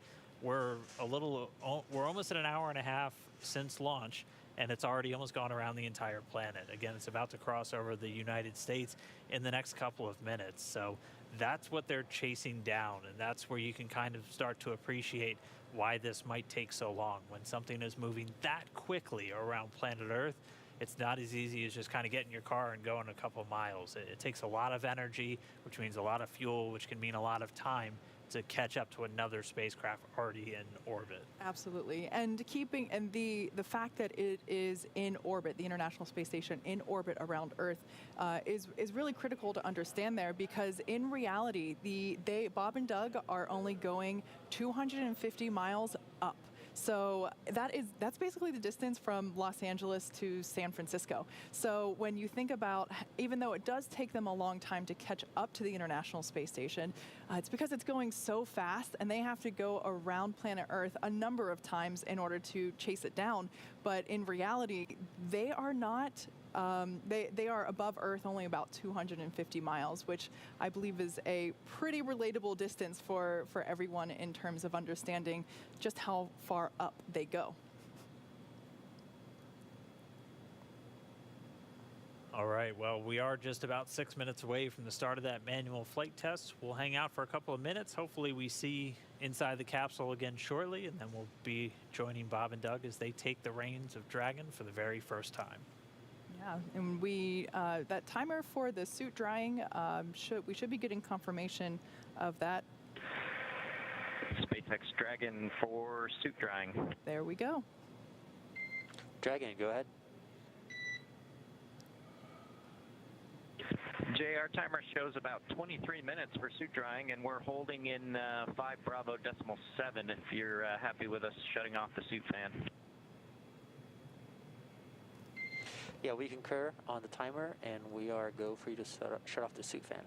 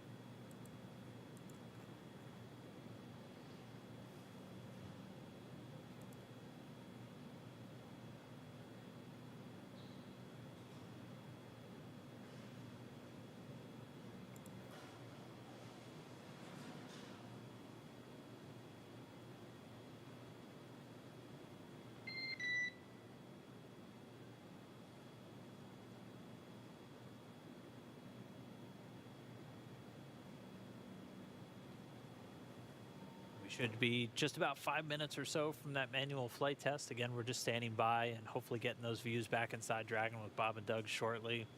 If you are just now joining us, we did launch successfully 3:22 p.m. Eastern Time. So it was a flawless ride uphill. We got them right into their initial orbit. We've already done the first of our 5 major burns to get to the International Space Station, that phase burn being done successfully on time. We're standing by for the manual flight test coming up in the next couple of minutes. SpaceX Dragon, you guys are welcome back on board anytime. Copy all. Yeah, we'll be setting up for the manual piloting demo shortly. Okay, so that was Bob and Doug giving the okay for us to turn the cameras back on inside of Crew Dragon. And I did hear in one of the previous commands earlier that... and Jay, just a quick tag up, the detectors are all confirmed off OFF. Copy, confirmed off. I did hear earlier that they got the okay to unstow the floater cams. So maybe if we're lucky, we might get a little bit of a hello from Bob and Doug. Fingers crossed. It's going to be incredible to see this flight test, though, because, I mean, imagine if you were sitting in the cockpit of like an F-18 the first time somebody flew it or something. I mean, these are test pilots test piloting a spacecraft, and we're going to be looking right over their shoulder, and that's an incredible, like, I'm really excited to see this and to just really be with them their whole flight up to space. They'll have this, and then we'll have another burn coming up in a little less than 50 minutes from now. That'll be the second one. Will be a boost burn to really raise up that orbit as they begin to chase down the International Space Station. Then for the rest of the day, the crew doesn't have a whole lot. They'll have their evening meal, which we'll go through in a little while, and then it'll be time for bed. They'll have about 8 hours scheduled for sleep, and then they'll be able to wake up tomorrow and do that final approach and docking to the International Space Station. So it's already been a long day for them. They've only got a few more things, and then they'll be able to kind of kick back and enjoy outer space for a little bit. Yeah. And like we said before, this far-field manual flight test that's coming up is the opportunity for them to is the opportunity for Bob and Doug to take manual control of the Dragon spacecraft, just to demonstrate that it is possible to do so in the event that they need to steer it themselves. This is a demonstration mission, so this far-field manual flight test is actually one of our big test objectives for this mission. So that'll be really exciting to see. But touching on the point that Dan said, which, by the way, that test should be coming up in a... And Dragon SpaceX, for awareness, we're back on board. Dragon copies. Welcome aboard. All right, so that was the confirmation that we should be getting camera views inside the cabin once again. And there we got them. So we can see they're looking at their touch screens, preparing for this manual test that will be coming up in about 30 seconds.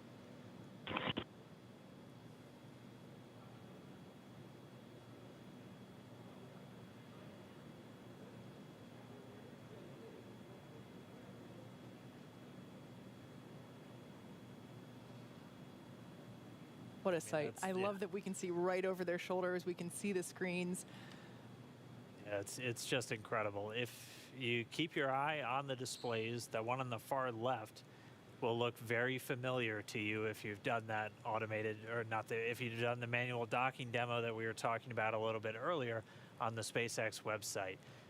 Doug Hurley's going to be at the physical controls, so he's going to be the one flying today. Dragon SpaceX, if you are ready, we're going to command far field pointing. Here we go.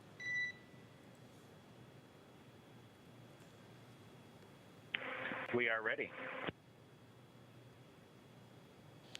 Copy. I'll give you the go after the transition is verified. So again, they're going to put Dragon into a far field pointing. So they're going to put it into a special configuration just to let the flight computer know that, hey, this manual flight test is happening, and then the flight computer won't be trying to fight it or adjust the attitude at any point during this. And again, all of the inputs that Doug is going to make as he's doing the manual flying, they're not going to send those final commands to the flight computer. So when they're done, the flight computer takes back control of the spacecraft, continues flying on its way to the station. Yeah, so I would imagine that right now they must be really excited to conduct this test. Bob and Doug are test pilots. This is what they live for. And for them to have the opportunity to test out a completely new vehicle, this upcoming test is certainly something that I'm sure they've been looking forward to. So we're just going to continue to stand by. We'll get this test started. We'll be hopefully over their shoulder the whole time, and we'll bring you the results after it's concluded.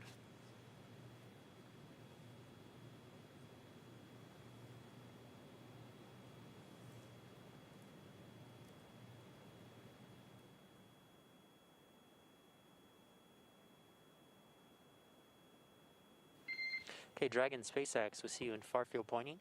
You are go to perform manual piloting test per 4.042, far field manual piloting. The test must be completed by 21:26.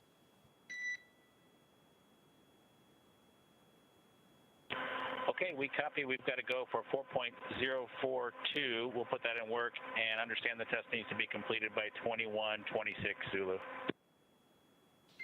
Good read back.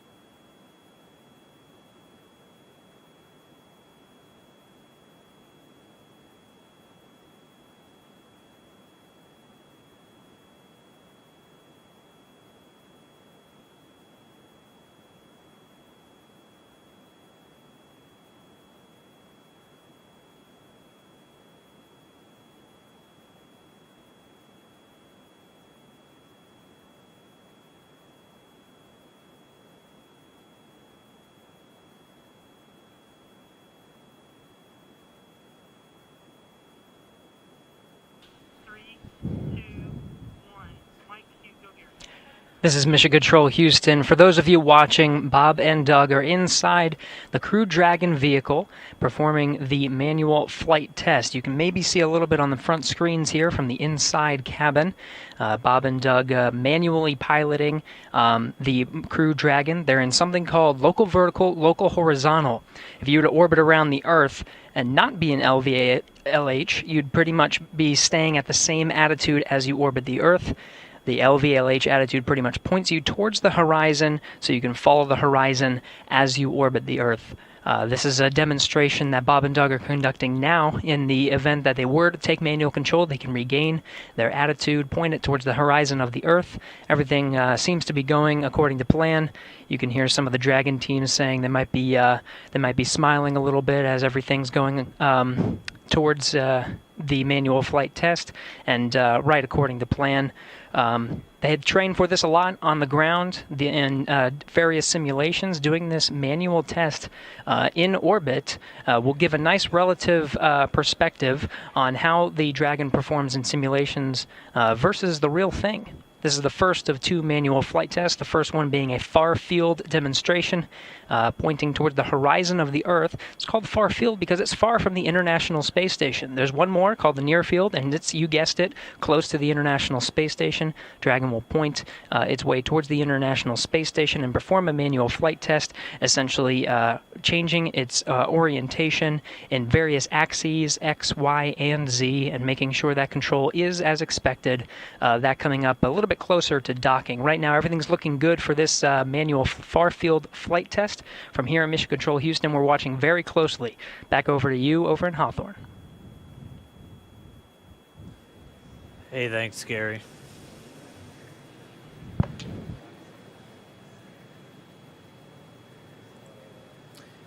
Hey, thanks, Gary. Yeah, they are still going through that manual flight test again. This is their very first time to be at the controls of Dragon. They're putting it into that LVLH, so they're literally just using the Earth as kind of their guide point to realign Dragon. So they're essentially flying over it like an airplane when they're in this configuration. The nose cone of Dragon pointed forward into their velocity vector, so the direction that they're going. And then the bottom of the spacecraft, or essentially where Bob and Doug's feet are when they're in their seats, is pointing back down towards the Earth. So they're just sending commands to the thrusters, primarily those service section thrusters. There's 12 of them around the lower part of the Dragon spacecraft that are used for what we call attitude control, which is what they're testing out right now. And they're just going to continue to do this. And this is really their last major task for the day. And it has been a day for sure. After they perform this test, they will have the opportunity to have their evening meal. We'll talk more about that in a little bit, but it's safe to say that if I were an astronaut, I would definitely have an appetite right now, and I would most certainly be looking forward to having my dinner. Yeah, our video views on board Dragon will be a little broken up over the flight there. We'll obviously get a lot of great views of the spacecraft on its final approach to the International Space Station tomorrow morning, which we are going to be looking forward to. Again, it's about a 19-hour trip from launch till docking. We'll be looking forward to that docking tomorrow morning.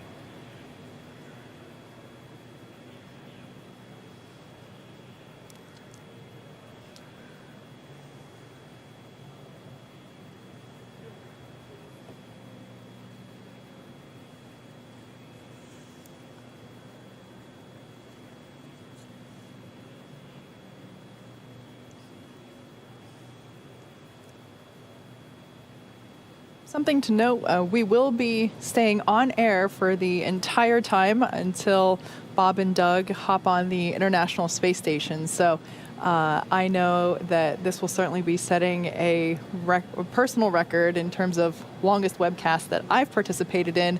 I think second place was the Demo 2 Splashdown, or excuse me, the Demo 1 Splashdown webcast. But yeah, we will certainly be live this whole time, bringing you updates from Bob and Doug as they approach the International Space Station and eventually climb on board. And we'll be live even overnight as they go through their sleep period. Be bringing you just some highlights from throughout the day, including what we're seeing right now. And then we just really want to stay with them the whole way just to make sure everything is going well with their flight as they make this historic first trip on a commercial spacecraft to the International Space Station. But right now, we're back inside the cabin. Doug Hurley on the left there, Bob Behnken on the right. Doug Hurley is sending inputs to the Dragon spacecraft through that touchscreen and then manually adjusting. You can see right in the center of his crosshair, it looks like the screen is kind of split in half between light and dark. The light part of the screen in the bottom, that's planet Earth.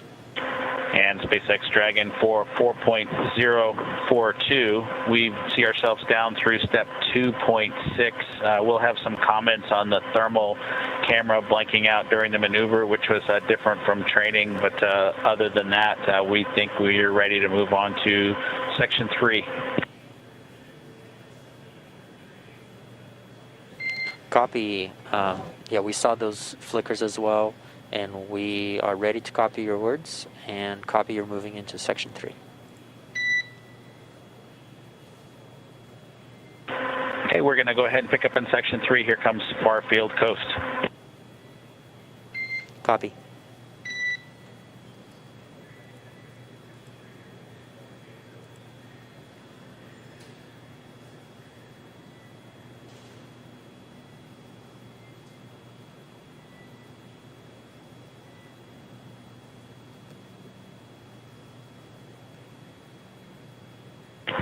And we're down to 3.4, SpaceX. We're ready for you to command back to far wait.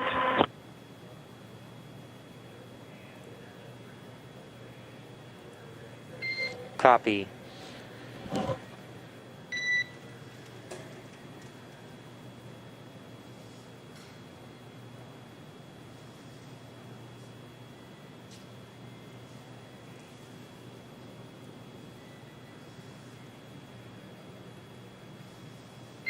And Dragon SpaceX for this place.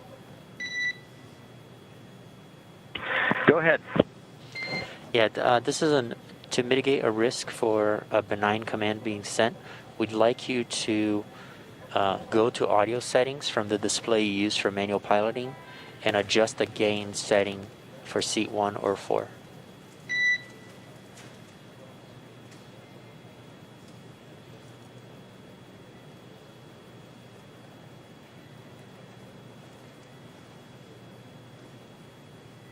Okay, that's complete, and I did it on seat 1. Copy.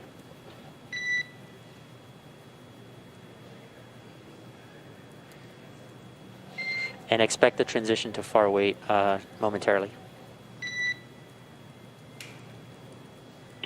Okay, copy that.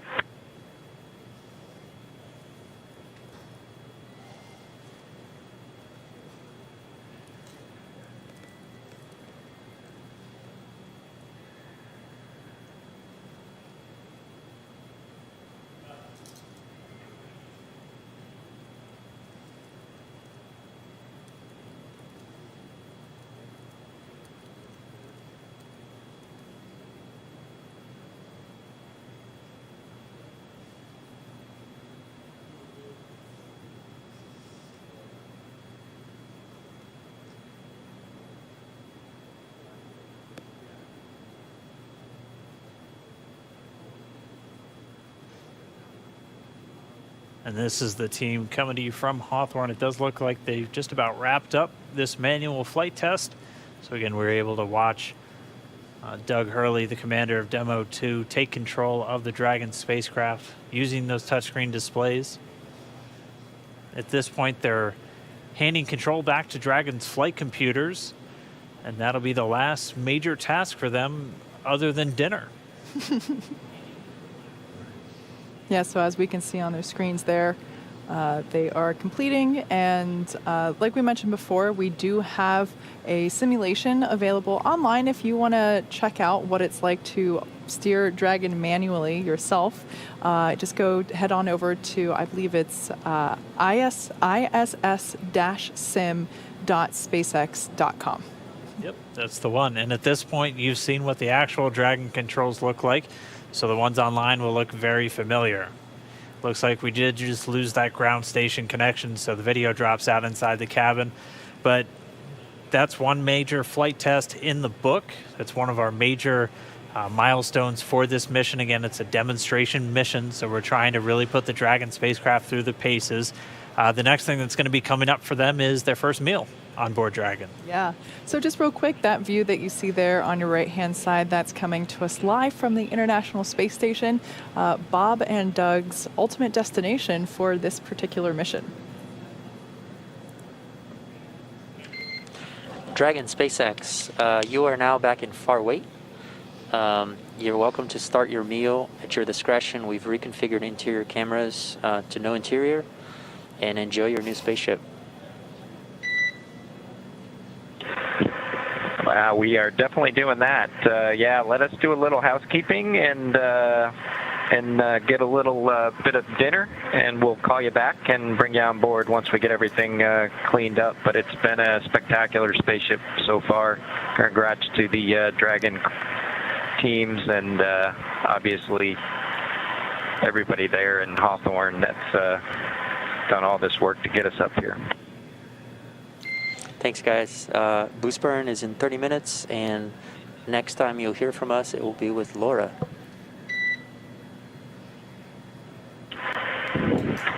Just like to say thanks to you, Jay, and Jason, and the whole Ascent team. It was quite a ride. We'll certainly tell you about it when we have a little debrief on board station. And yeah, everybody go home. And one thing, just kind of remember this moment. It's been pretty incredible. And you guys have a great night. Thanks. You too, and we'll be following along.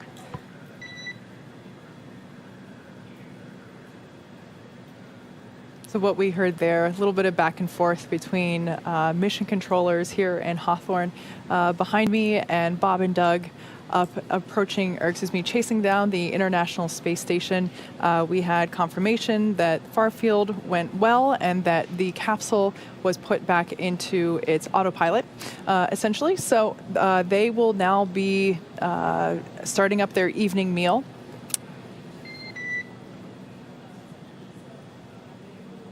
Okay, I guess there was no comms there. So like I said, they're going to start their first meal on board Dragon. They have enough food on Dragon for 12 meals, along with the snacks for the trip up. As we heard Bob and Doug describe before launching, the food is similar to MREs, or meals ready to eat, which that's what they consume during their time in the service with the military. So their MREs are essentially prepackaged meals that are ready for consumption without any heating or addition of any ingredients. They, of course, also have about 30 liters or 8 gallons of water up there with them. Yeah, it's just the food to kind of get them to the space station. Once they arrive on board, all of their food is waiting for them, and they'll be enjoying the same menu that long-duration crew members have on board. It has quite a bit of variety, and it's a lot of thermostabilized or dehydrated foods or irradiated foods. So really just made to be shelf-stable, so have a really long shelf life. A lot of the food that flies to station is good for at least 2 years. And they're able to extract a lot of the water from the food before they fly it, which saves on weight. And we all know that weight means more fuel, which means more money when we're launching things into space. Weight is everything. And once they're on board, they can just add water back into the food through special water dispensers on board the station and just heat it up. And they have everything from shrimp cocktail to they get pretty cool holiday meals. I know they always get turkey and stuffing and things like that on Thanksgiving. So they'll just have that once they get on board. Yeah, it's really interesting to hear what kind of food is available on the International Space Station. And depending on your mission as an astronaut, you could be up there for a few weeks or a few months. So it's safe to say that I can certainly appreciate the excitement we see on their faces when they open up a Cargo Dragon mission that has fresh oranges, because that isn't really a standard option available to them. So it's pretty awesome that we're able to send them treats like that, that puts it into perspective in terms of what is available and what space food actually entails. It's not all just dehydrated ice cream, although I am a sucker for dehydrated ice cream. Yeah, coincidentally, the biggest thing that they usually look forward to is ice cream flying up in some of the cold packs on spacecraft like the Cargo Dragon. So always a treat for them. We haven't heard if they're bringing up any special treats for Chris and their Russian crew members, but I'm sure, again, we'll follow along the crew members on their social media, and we absolutely encourage you to do so. Both Bob and Doug are on Twitter, and you can go check them out and follow their entire mission throughout and just see what they're doing in space every single day. Yeah, they're also both on Instagram. And I have found that their posts have been really interesting over the last few days. I got a chuckle when I saw Doug post the breakfast, steak and eggs. I always wondered what they would be eating the day of, and what really fascinated me was that NASA has plates. I was not expecting there to be a NASA plate being served to them, and I just thought that was a nice little insight into their life as preparing for Demo 2. Yeah, the meatball's everywhere right now. It's everywhere. I personally, I'm a big fan of The Worm. I'm certainly with my co-host Lauren Lyons on Team Worm there from the earlier webcast. Just real quick, we have a tweet that we would like to share with you all.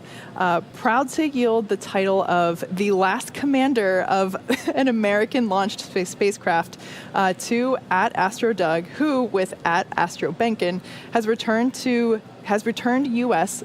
to space from KSC after 3,252 days. Well done at Commercial Crew and SpaceX.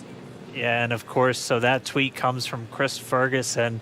He was the commander of the very last shuttle mission, STS-135, which Doug Hurley was his crewmate and his pilot for.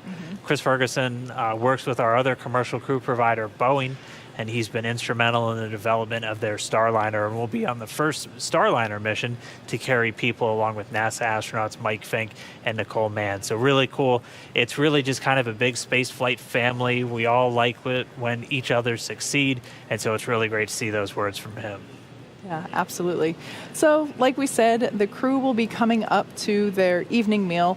Like we mentioned before, they are MREs, or meals ready to eat, which is what Bob and Doug both would have consumed while they were serving in the military. So they would be pretty familiar with this. I associate MREs with kind of like camping food, your granola bars, the things that you can just pull out of your backpack and eat on the way. No water added, no temperature changing, just straight out of the package. So yeah, that's about what they should be doing now.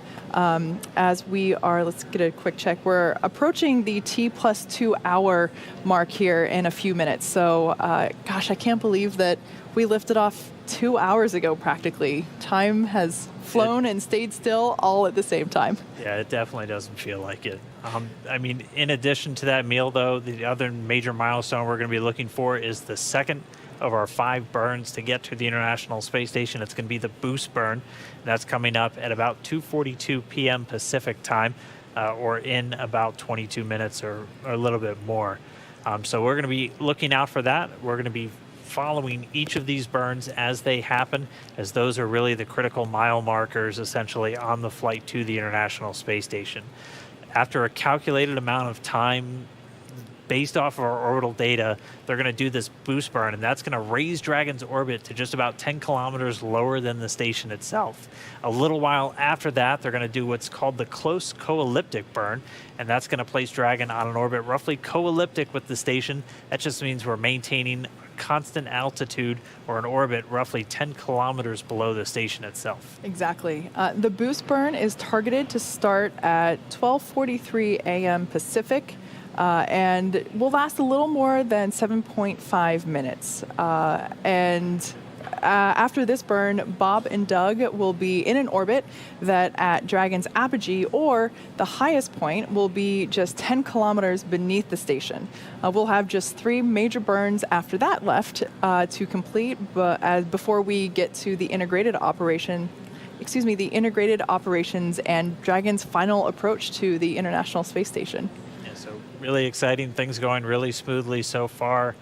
We were spoiled with a really beautiful launch and a ride uphill, Dragon being carried into orbit by that Falcon 9 rocket. We've already completed our first successful burn, and that was the phase burn, which was just about an hour ago. It was completed successfully at 1:16 p.m. over here on the West Coast. The manual far field flight test, so Bob and Doug taking control of Dragon, Doug Hurley at the controls, changing Dragon's attitude or its pointing to put it in a very specific orientation, done successfully. And right now the crew stepping into that evening meal, and we're just going to continue to count down until we get that next boon, the boost burn. I've been talking for way too long. You must be very tired at this point. Very amped up still. We've got Americans in space on an American spacecraft. They'll launch on an American rocket from American soil. So, I mean, it's a great day so far. And we've got a long flight ahead of us still, and a lot of things that we need to do in order to make it to the International Space Station on time, but everything going really smoothly. It actually looks like they're getting ready to do a handover inside the flight control room here in Hawthorne, and I know the teams over in Houston also getting ready to do that handover.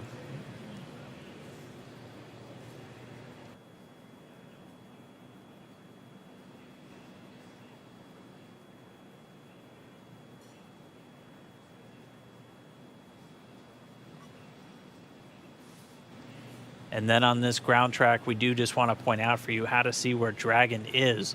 You can see it pretty much right in the center of your screen over the very northern part of Africa, the small circle with the Dragon capsule in it. So we'll continue to have this up throughout the flight just so you can help track where Bob and Doug are over planet Earth at any given time. And pretty soon they'll be lining up pretty closely with the space station itself, which right now is a couple hundred miles ahead of them. It's actually already over the northern part of Africa, crossing just over the eastern part of Libya, about to swing over the corner of Egypt, and then out over the Sudan.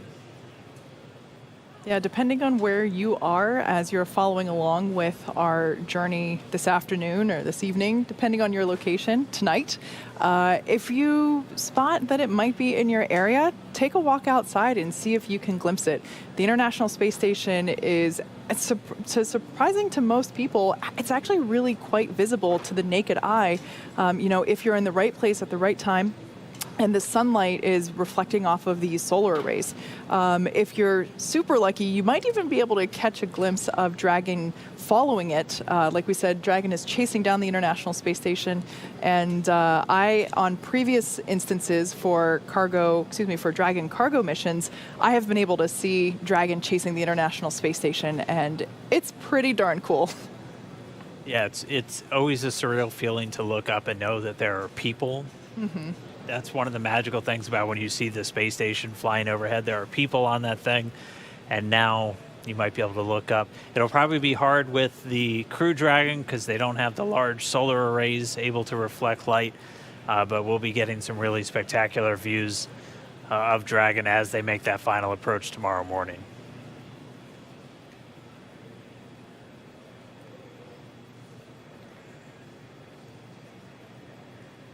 But for right now, things a little bit quiet. We are a little over 17 minutes away from that boost burn. The crew on board, Bob and Doug, moving into their evening meal. And we might have a little bit of chatter between them and the ground over the next couple of hours. They are scheduled to go to sleep, though, wrapping up a pretty long day in a few hours.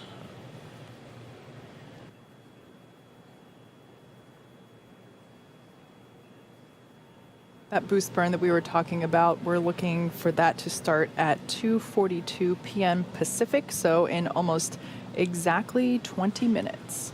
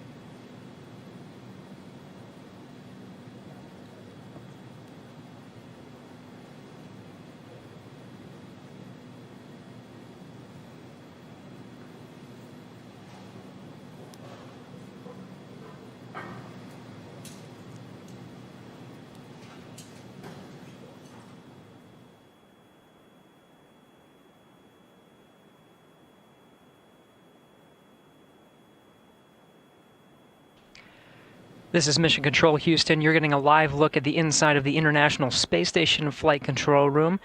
You were just hearing over from Hawthorne that the teams there are about to enter into a handover. We're going to do the same here in Houston from the International Space Station Flight Control Room. That is one of 3 operational rooms that we're going to be using throughout the flight of the Dragon.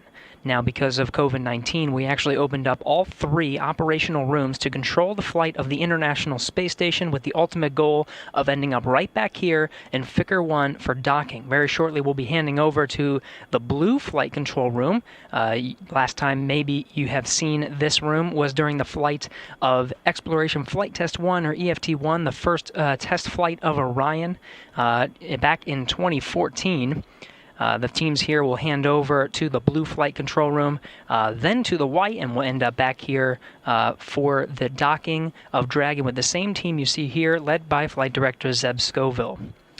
Zeb Scoville gave some kind words to the teams here of Orbit 2 that oversaw the launch and took part in this historic mission today, and offered some congratulations to the SpaceX teams over in Hawthorne, congratulating them on a job well done and setting a new standard for the future of operational missions. Really looking forward to not only commercial flights, but ultimately this is maybe what the moon looks like. Now, Chris Cassidy aboard the International Space Station is about to enter into his designated sleep period. He's shifting a little bit from Bob and Doug, entering into his sleep a little bit earlier than the 2 crew members aboard Dragon are. But just before entering into this sleep period, he was able to say some kind words to Bob and Doug, even make a joke, and I'm paraphrasing here, that I think they just wanted to delay so they didn't have to do the cleaning duties aboard the space station today. Saturday is usually designated for cleaning the space station. Bob and Doug taking their time getting to orbit, but ultimately getting up there today. Everything going according to plan. So again, flight control teams here in Mission Control Houston about to hand over to the new teams over in the Blue Flight Control Room. We're counting down to the boost burn. We'll be following every step of the way, entering into... We'll be entering into joint operations here soon. Laura, before that boost burn, I'll toss it back over to Hawthorne. Outstanding to hear your voice from space. How are you today? I am doing wonderfully. I am so happy to be talking to you guys today. Yeah, it's great. It's great to hear your voice, and we're ready for the boost burn words.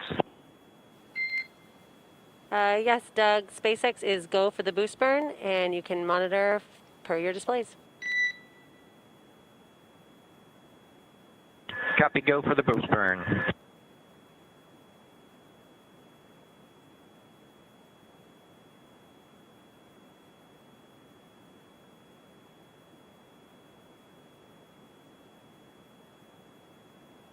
And Laura from Dragon, it's great to be... We're with you on 2. Josh, any expectation of changes to the timeline tomorrow, or what's on board we think is pretty solid? Doug from SpaceX, are you still with us? And Chris, as far as we know, as you see it, I'm We not had aware of a any temporary LOS for a Tidris handover. Can we have your words one more time? Yeah, it's just great to be talking to you and Chris and the whole team as we work our way towards our first bedtime in space. Yeah, we are looking forward to that. We'll talk about the rest of the timeline in between the next 2 burns, and we'd also like to tag up quickly on the media event in between those burns when we're complete with this first one. That sounds good.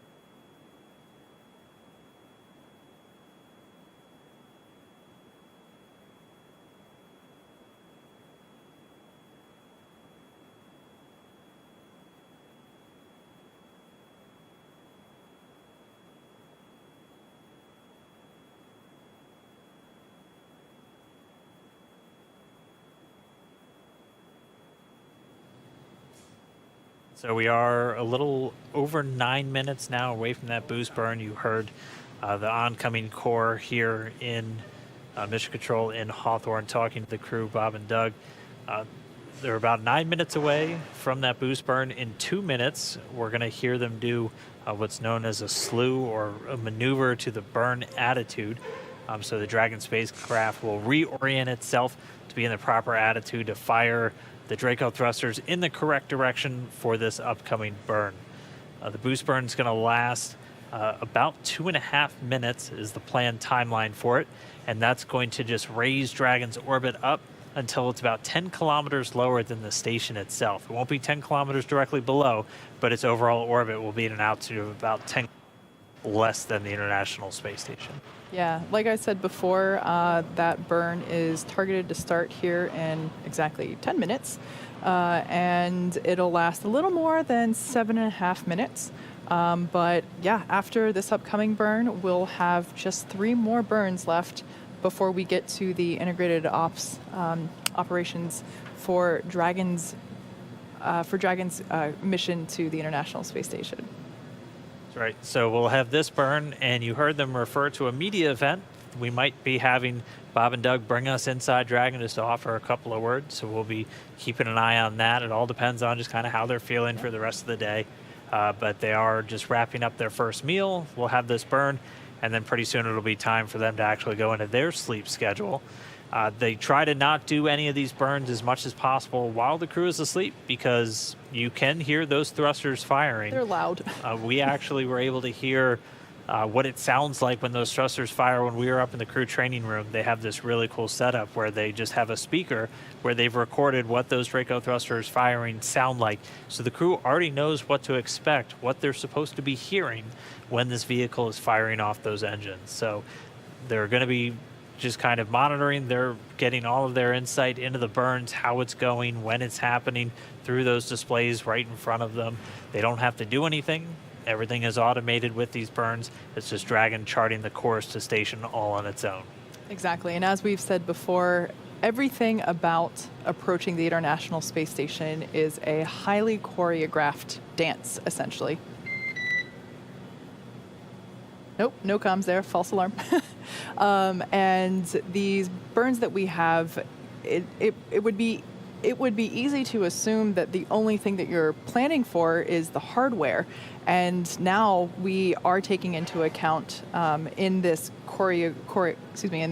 choreography is the sleep schedule and the eating schedule of Bob and Doug, which, like I said before, we really want them to be as well rested as possible and happy whenever it is time to begin the approach to the International Space Station. So the fact that, as Dan just said, that we try to coordinate the scheduled sleep, like I said, they're scheduled for 8 hours.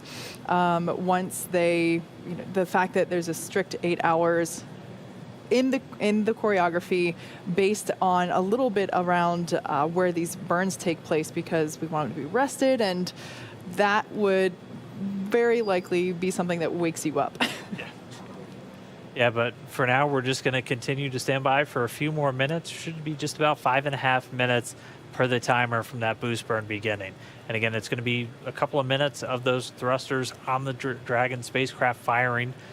This is what we consider a delta velocity burn, so a change in Dragon's velocity, which you do in order to change its orbit. You need to change your velocity anytime you're going higher or lower in orbit over planet Earth. And so it's going to be using those forward bulkhead thrusters. And so those are the 4 thrusters in the very top of Dragon, which were covered up by the nose cone prior to that being opened right after we got on orbit. And then it'll use those service section Dracos just to maintain a good attitude, make sure it's pointing in the correct direction while this burn's underway. So we should be under 5 minutes away. We'll be standing by. Hopefully we get our second of 5 burns in the book in just a couple of minutes. And then it'll be just kind of the last few items for the crew to do before they head into their sleep period.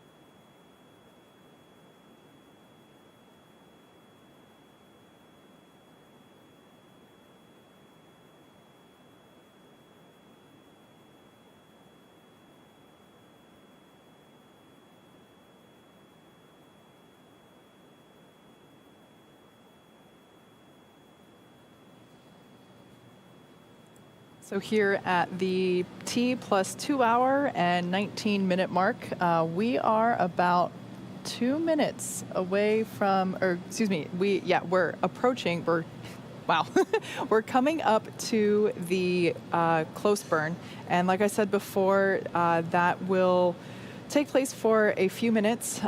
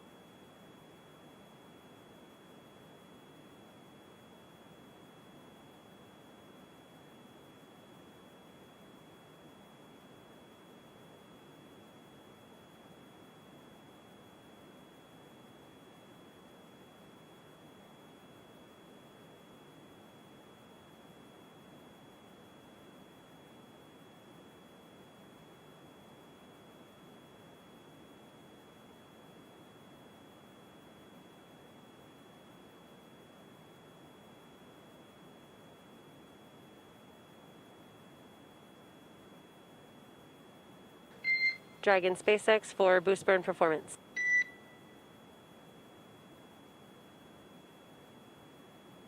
Go ahead. Yeah, Doug, the boost burn is complete and was nominal.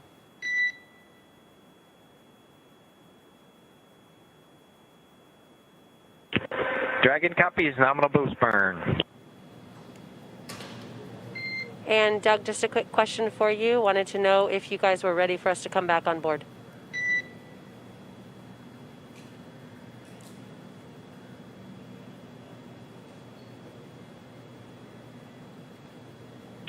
Yeah, we're enjoying some dinner, but you are welcome on board. Copy. We'll enable the video. All right, so everything that we had there was all good news, confirmation that the boost burn was nominal. And again, that was intended to raise the orbit to just 10 kilometers lower than the station. So it hasn't caught up to the station just yet, but in terms of the relative orbit, the Dragon capsule should now be roughly 10 kilometers below the International Space Station. So that's in contrast to only being 10 kilometers below the station during Dragon's apogee, or, let me back up a little bit. Will be the next major event that we'll have will be the close co-elliptic burn. So good news that the second of the 5 major burns that we have was nominal. We also heard there that Bob and Doug are in progress with their evening meal, and maybe we'll be able to get some cabin shots of them enjoying their MREs.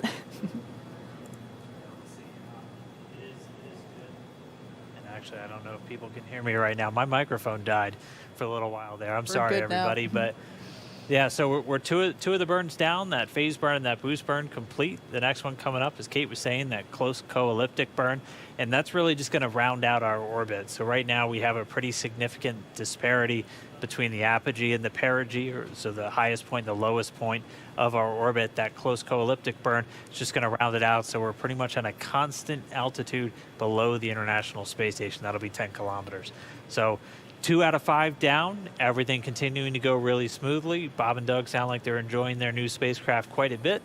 They're in their meal. We should hopefully we're calling it a media event, but they might be able to bring us on board using one of the floating cameras inside just to say hey to everybody watching. So we hope you do stick around. We'll get some more live looks with Bob and Doug inside, and then it'll be pretty much time for them to go to sleep. So they'll have an 8-hour sleep schedule. We're going to be live with you the entire way. We'll be showing you some highlights throughout the day of everything that's unfolded up until this point, and then just giving a look ahead of what to expect when they wake up tomorrow morning and it's time to dock to the International Space Station. Yeah, as Dan mentioned, the close burn will be the next major event that we have coming up after the crew finishes their evening meal. That's going to be happening around 3:25 p.m. Pacific, and we're hoping that just a couple minutes after that burn completes that we might be able to get some views with Bob and Doug. Maybe get a little tour of their new spaceship up there as it is chasing down the International Space Station.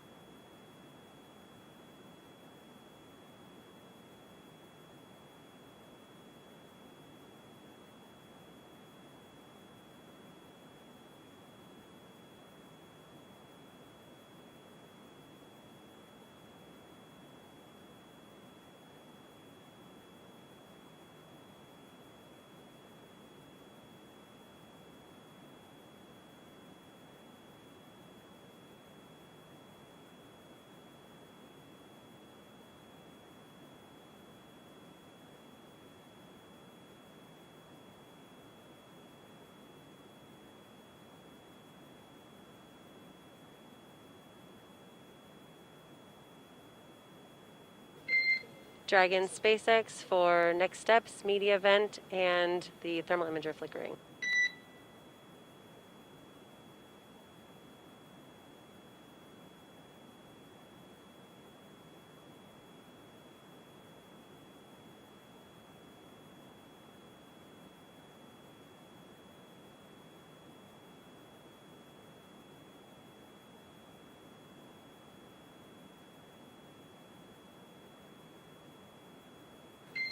Dragon SpaceX for next steps.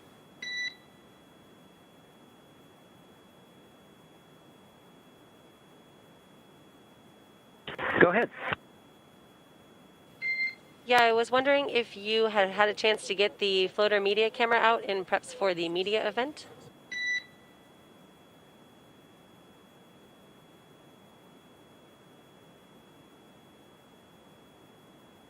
No, we haven't yet, but we can certainly put that on work if you guys want us to. Yeah, Doug, if you could grab that and put it somewhere that is on a non-interference basis, we'd like to do a checkout of it possibly over the next ground station pass.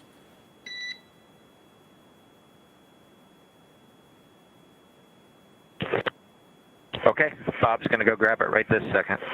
Okay, that sounds great. The next pass is in less than 5 minutes, so that would be perfect.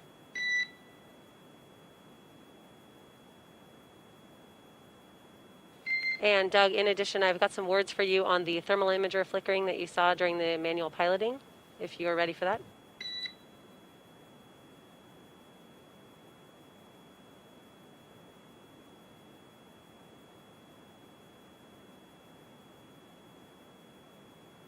Yeah, go ahead.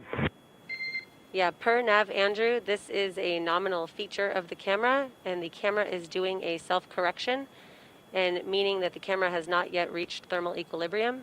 And after power on, it takes about an hour after the cameras turn on to reach that thermal equilibrium. So from power on, you can expect that thermal imager to flicker every once in a while for the thermal equilibrium.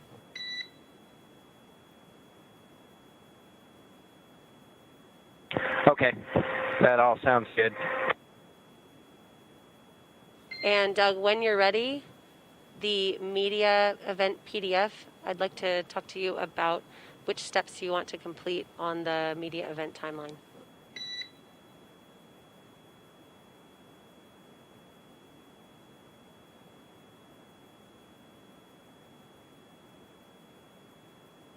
Okay, let us pull it up.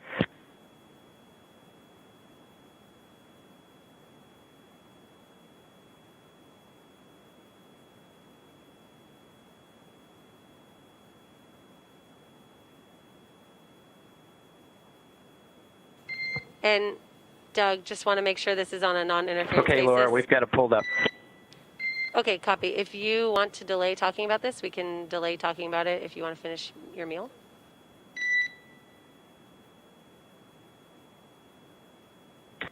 Yeah, give us a couple minutes and we'll call you back. That sounds great. Thanks.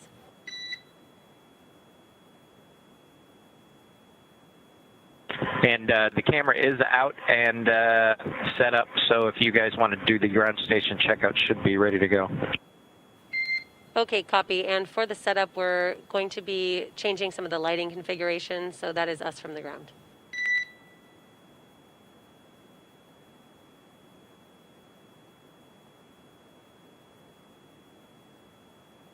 Copy.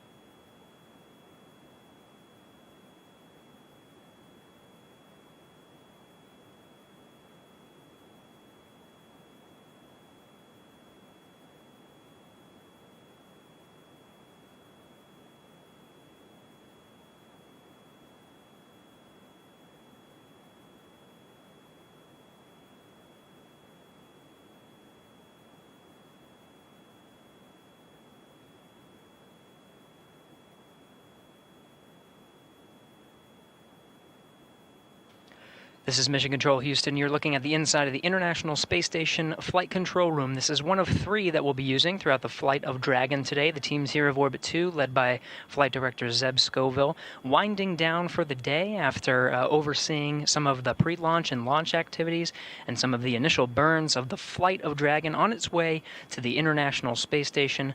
We'll be conducting a handover here shortly with the teams over in the blue Flight Control Room. That's one of the 3 that we'll be using. The other one's the white Flight Control Room.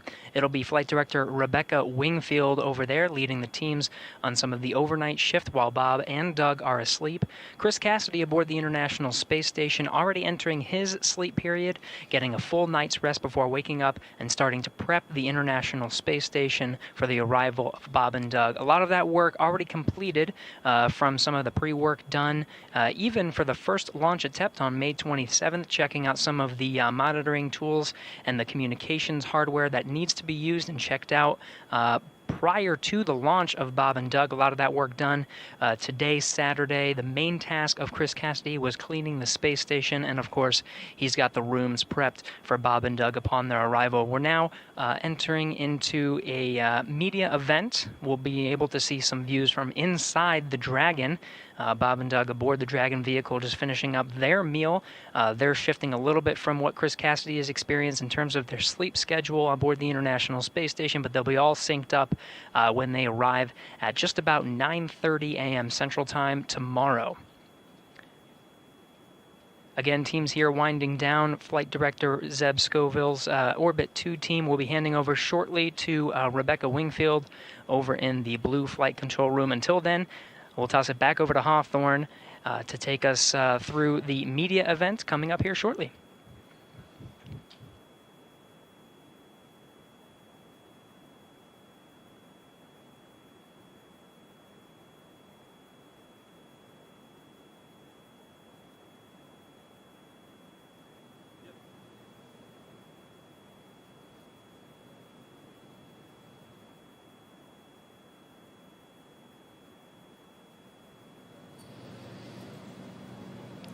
Thanks for that update from Houston, Gary. We're very much looking forward to getting our first glimpse inside of our Crew Dragon capsule from the perspective of Bob and Doug. In case you're just joining us, we've had a spectacular day, an on-time liftoff, given the fact that we were once again iffy on the weather. Just seeing the blue sky come out in force upon liftoff was quite a sight. And just real quick, I'll check the clock here. Yeah, we've just passed the T+.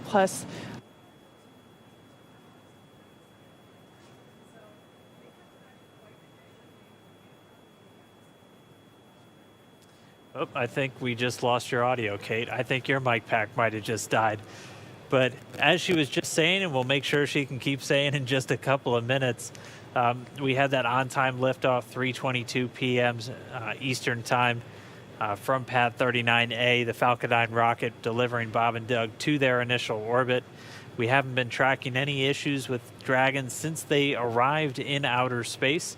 We've already completed 2 of our burns so far, 2 of 5 that are going to be responsible for getting us to the International Space Station. We did that phase burn just a few hours ago, that wrapping up at 1:16 p.m. over here on the West Coast.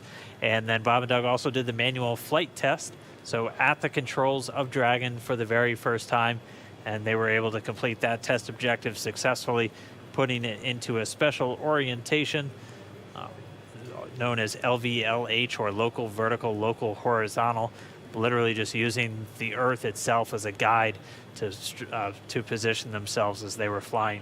Also able to do that boost burn successfully. That wrapped up just about 20 minutes ago. There was another 2.5-minute firing of those Draco thrusters, the second of 5 burns to get us to the International Space Station. Right now, though, at this moment, the crew is still on board Dragon, and they're at the latter part of their day. It's been a pretty long day for Bob and Doug so far, but at this moment, they are just wrapping up their meal. It's the first meal by a crew on board Crew Dragon, and we'll see if they let us in on what they were eating when we get inside with them in the cabin in just a little while. The next major milestone coming up is going to be the close co-elliptic burn. And so this is just to a little bit more circularize our orbit. So we're going to be a constant 10 kilometers lower than the International Space Station. That's coming up in just under 21 minutes from now. And then assuming that that burn gets done successfully, we'll be 3 of 5 in the bag and well on our way to the International Space Station. And then we should get a chance to check in with Bob and Doug on board. And just really, really pleased with the mission progress thus far. Like we've said before, launch today, that is not where it ended. Obviously, Bob and Doug are en route to the International Space Station, but even once they, hop on board the space station, it's still not done, right? We got to get them back home. So just as a reminder, while it will be a very long initial day of the mission, it certainly is not the conclusion. So just something to keep in mind. We will be staying live here with you on air, bringing you updates throughout Bob and Doug's journey to the International Space Station over the next, we're probably got another 15 hours left at this point, 15 and a half hours or so.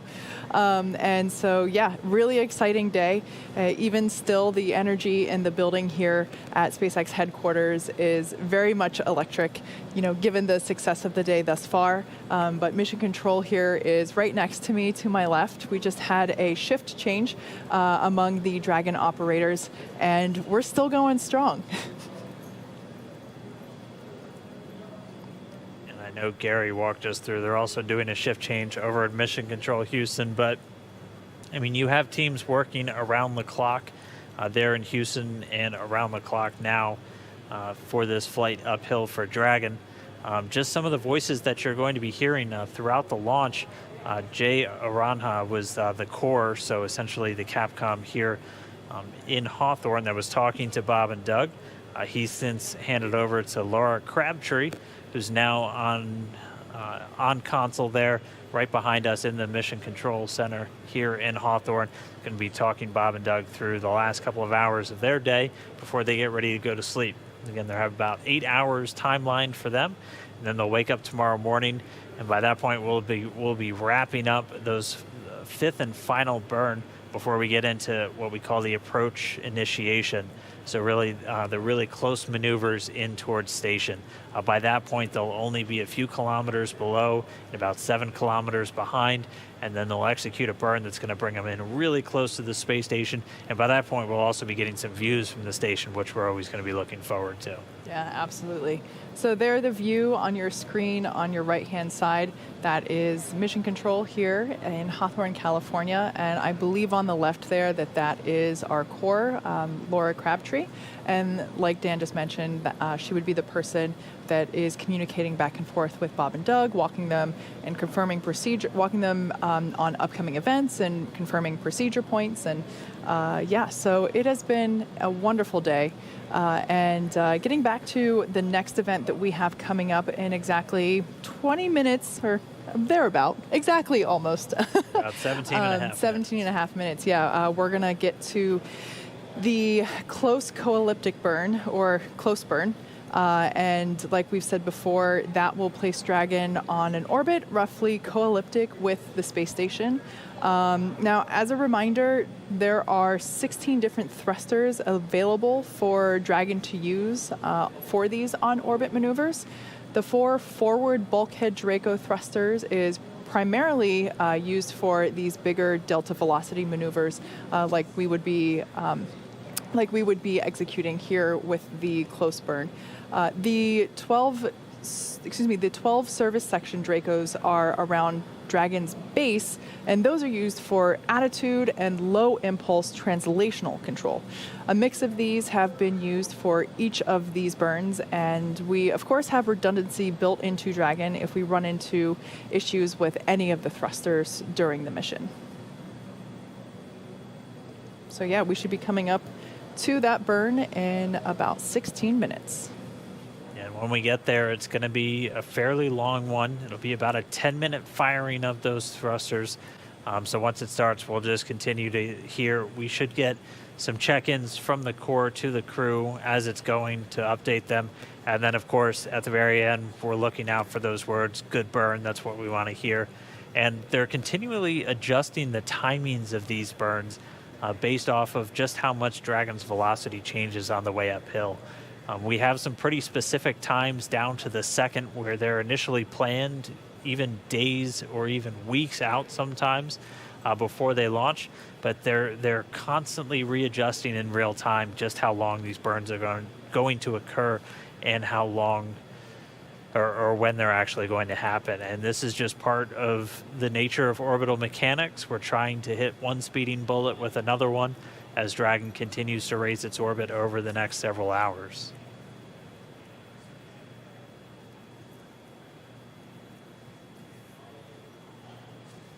Dragon SpaceX for close burn.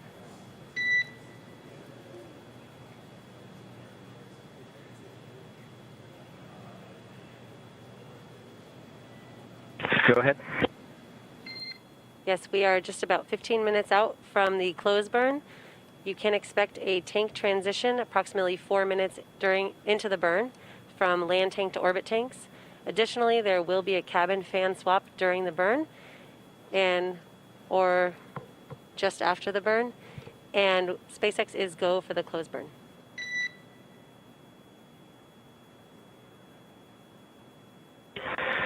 Go for the close burn, and we copy the tank swap and cabin fan.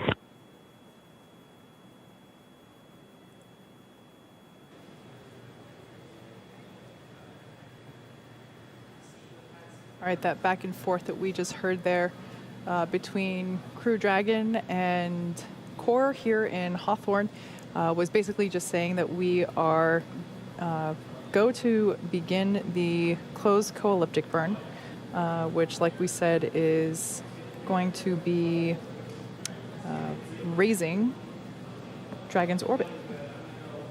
Yeah, coming up in just under 14 minutes. The crew, you'll hear them get a lot of details in these calls, and for this crew in particular, we know that they've asked for every little tidbit about Dragon to be on their displays or radioed up to them. And literally what they were being told is just some of the different tanks that are feeding these Draco thrusters they're going to be transitioning between, and they told them they're going to have a cabin fan changeover. That's something that would be pretty audible, as just like on board the space station inside Crew Dragon, there's a lot of kind of ambient noise for these crew members, so they're able to hear things like the cabin fan, which is constantly just moving the atmosphere inside because you don't have natural convection in microgravity, so hot air doesn't rise unless you're so you have to actively be moving that atmosphere the entire time. And so these crew members are trained to expect to hear different sounds, different sights when they're going through these different maneuvers, and so they like to get those kind of updates from the core and the teams down here on the ground, just so they're not caught off guard for anything. Yeah, exactly. So like we said, this will be the third of 5 major burns that Dragon will be performing, and it is the last burn that will be occurring before Bob and Doug go to sleep. They've already had their meal. They will hopefully be giving us a little tour of Crew Dragon here in the next several minutes. And then they'll have a quick medical evaluation with their flight surgeons, and then they get the okay to take an 8-hour-long nap. And again, we want to make sure that we're allowing them, to the best of their ability, get those full 8 hours. So that is why, we have this close burn, and then we'll do the last couple. SpaceX Dragon. Go ahead. Hey, Laura, would you mind taking the cameras down for a couple minutes if it's convenient? Sure, we can disable the interior cameras for you. I did have one additional question on the breathing masks when you have a minute. Go ahead. Yes, we were wondering if you had pulled them out and stowed them yet. Yes, we have. They're right next to each of our seats. Okay, copy. Thank you very much. And Doug, just want to confirm we do have no interior cameras configured. Thank you.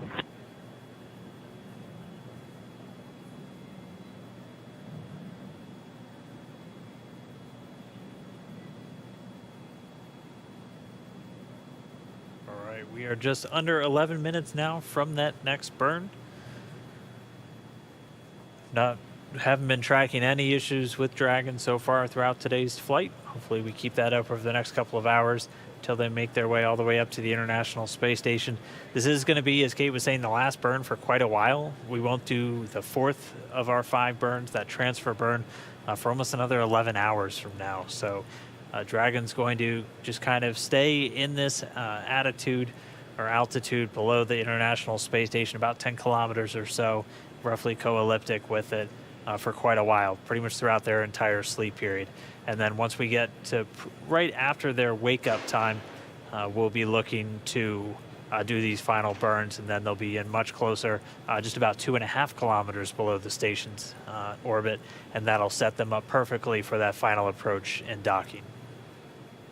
Yeah, we're now at this point 2 hours and 50 minutes into the mission, and it's safe to say that everything has been going extremely well, and to this point, very nominal.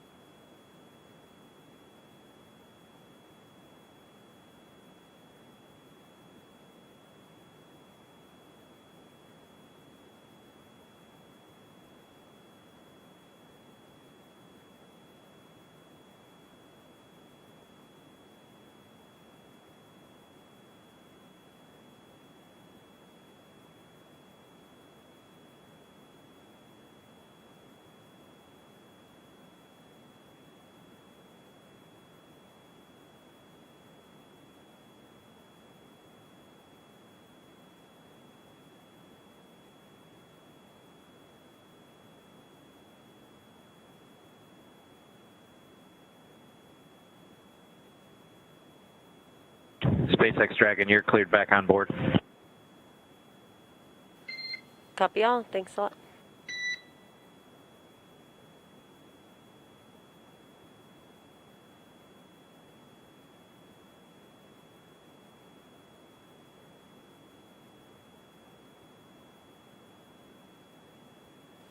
And Dragon SpaceX, when you have a minute, I'd like to sync up with you on the media event.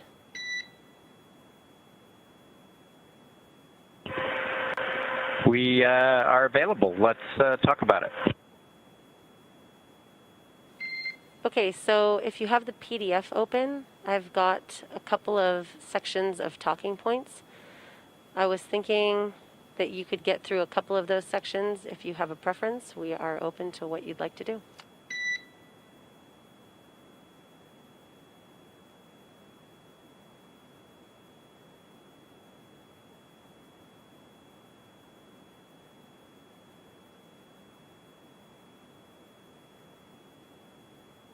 Yeah, I think after the introductions and potentially the displays, I think whatever you guys want to do from there would probably work.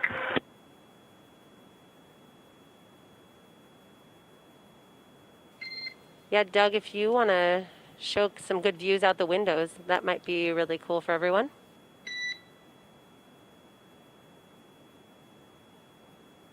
We definitely plan to do that if we're still in a day pass. That'd be cool.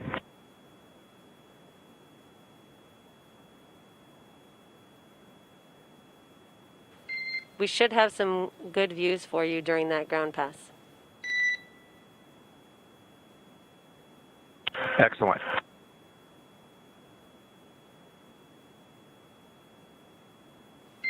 So Doug, if you guys can get through section A, B, and maybe C, and just as a reminder, about 2 minutes from LOS on the ground station, if there is a break in your voice comms, I'll give you a reminder of that 2 minutes.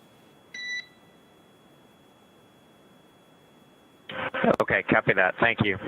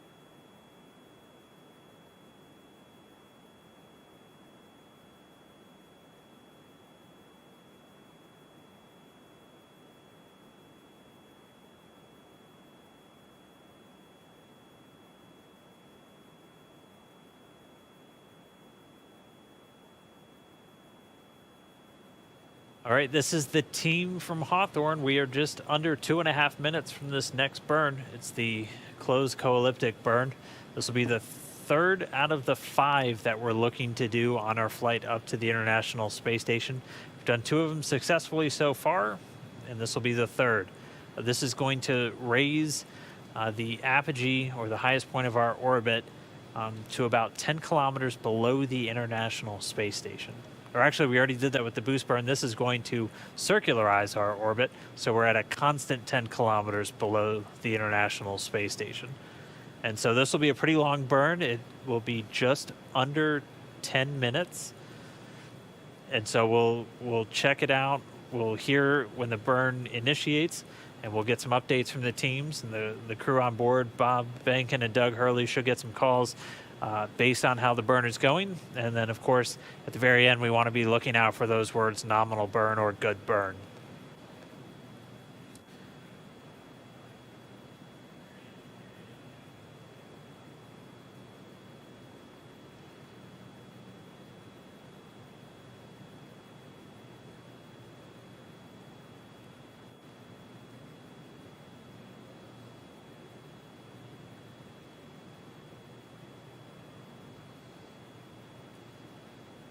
And And counting down, we should be 1 minute away from this burn.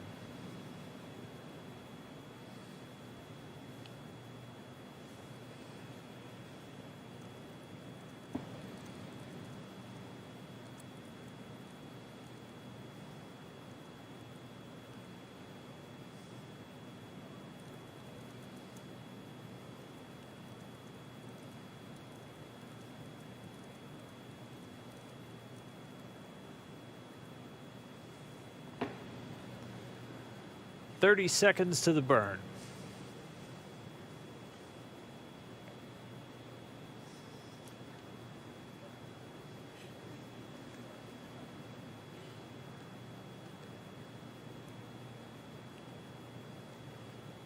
Less than 10 seconds standing by for confirmation that the burn has started.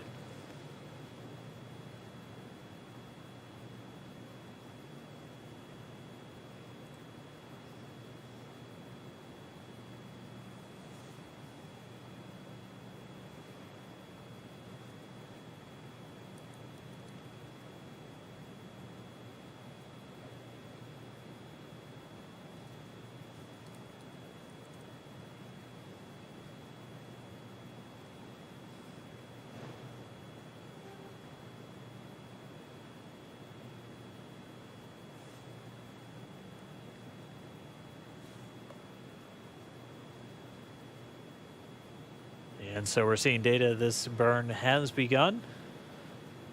Again, this is the close burn. We are expecting these Draco engines to fire for about 10 minutes, a little less than 10 minutes total. So the burn has begun. We'll continue to get status updates on it throughout. Yeah, so right now, Dragon is firing the 4 forward bulkhead Draco thrusters. And like I mentioned before, we use these primarily to help Dragon in the delta velocity maneuvers that, require bigger changes. There are a total of 16 Dracos on Dragon. The other 12, so we got the 4 that are firing right now. The other 12 are located in the service section, and that's the part of Dragon that is around the base. And those are used for attitude and low impulse translational control. And right now we're coming up on 2 minutes since the start of the burn. Again, we're expecting just under 10 minutes. If you're watching on NASA TV or on the NASA public channel, we do have our post-launch news conference coming up in just about 5 minutes. So we'll have a number of personnel from down there at the Kennedy Space Center. We'll have Administrator Bridenstine and the manager of NASA's Commercial Crew Program, Kathy Leaders, and then a representative from our partners at SpaceX, along with Kirk Shireman, the manager of the International Space Station Program, and the NASA Chief Astronaut Pat Forrester. Again, if you're watching the coverage on NASA TV, on the public channel, that'll be coming up in about 4 minutes. For those of you still following us along on the SpaceX channels, our operational coverage is going to continue. We have this burn already started. It's the 3rd of our 5th, and we are coming up, we're just past 2 minutes and 50 seconds into this burn. And if you've stayed with us this long throughout the entire webcast, we thank you. It has certainly been an exciting day, but just another thing for you to look forward to. In about 10 minutes, we're hoping to be able to chat with Bob and Doug and get some views from their point of view inside of Dragon and hear more about how the ascent phase went for them. Yeah, this is the first time we're really going to hear from them. They've been fully in operational mode the entire time, talking with the team down here in Hawthorne, so they're going to bring us on board. We heard a couple of the exchanges, even going to give us a look out the window. We should maybe even be getting a sunset, which will be pretty spectacular. But we're going to get to that after this burn is complete. We're almost at 4 minutes since the burn begun. And again, all told, it'll last just under 10 minutes.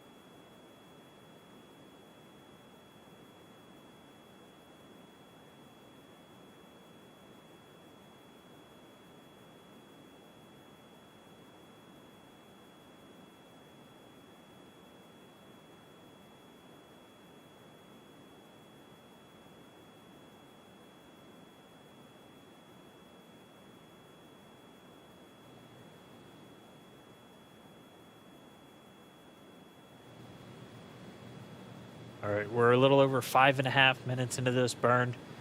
Again, right now we're doing the close co-elliptic burn. So the highest point of Dragon's orbit at this point brings it about 10 kilometers lower than the International Space Station's altitude. Not directly below it at this point. We're still pretty far behind it, but we'll be about 10 kilometers below.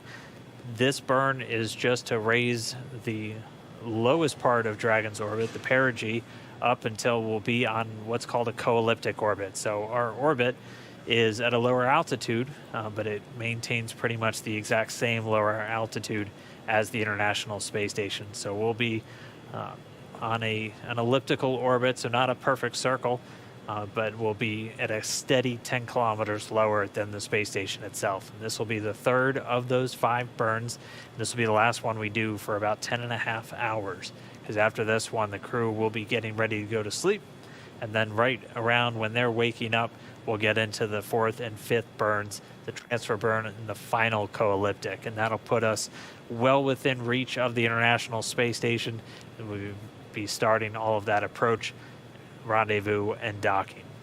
So everything going well so far. We're 7 minutes into this burn. Should be just a little over 2.5 minutes to go. And we'll be standing by for confirmation of good burn once it's complete. Based on our global tracker, it looks like Bob and Doug are now traversing over Southern California. They just came out of the Pacific Ocean and now over land. So I'm very curious to see what kind of shots we're going to get during our little tour of Crew Dragon. Should have gone outside and waved. It's not too late. It's probably too late. Yeah, they're moving nearly 17,000 miles an hour at this point. Again, pretty much the same speed as the International Space Station. They're starting off a good ways below it and a good ways behind it. But in 19 hours from launch to contact with the station, that's all it's going to take for them to get to their new home for the next several months.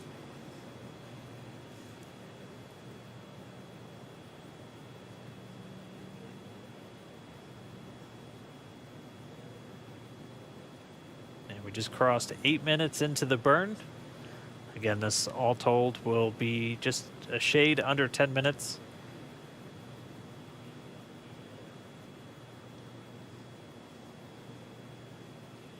The completion of this burn will be the third of 5 major burns that Crew Dragon will be performing. Again, this is all autonomous. Dragon is self-steering.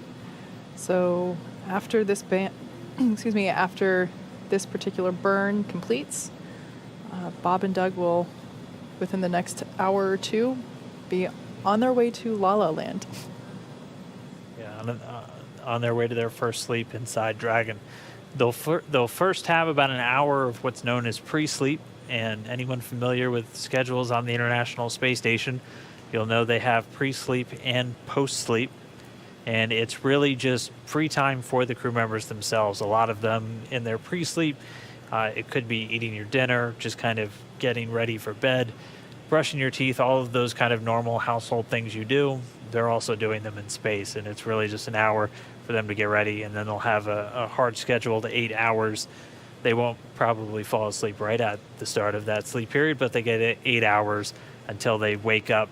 And we should hopefully be getting, I don't want to spoil it now, but we might be getting some wake-up music hearkening back to our space shuttle days. So you'll have to make sure you tune in when they wake up. The crew wake up right now is targeted for 1:45 a.m. Pacific.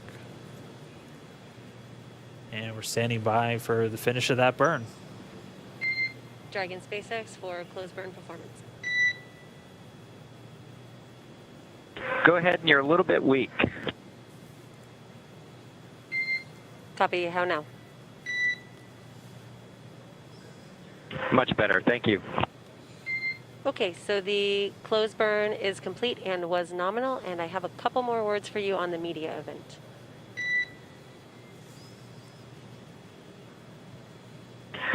Okay, copy, nominal burn, go ahead.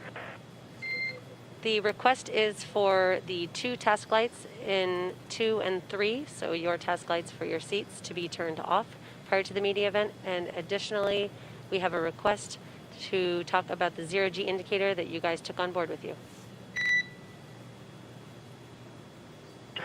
We already had that in the script. And the task lights are off. Thanks. Copy, thanks.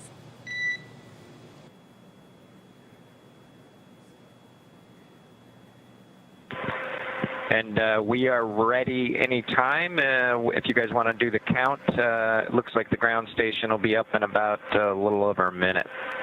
Just let us know. Yep, we will give you a call.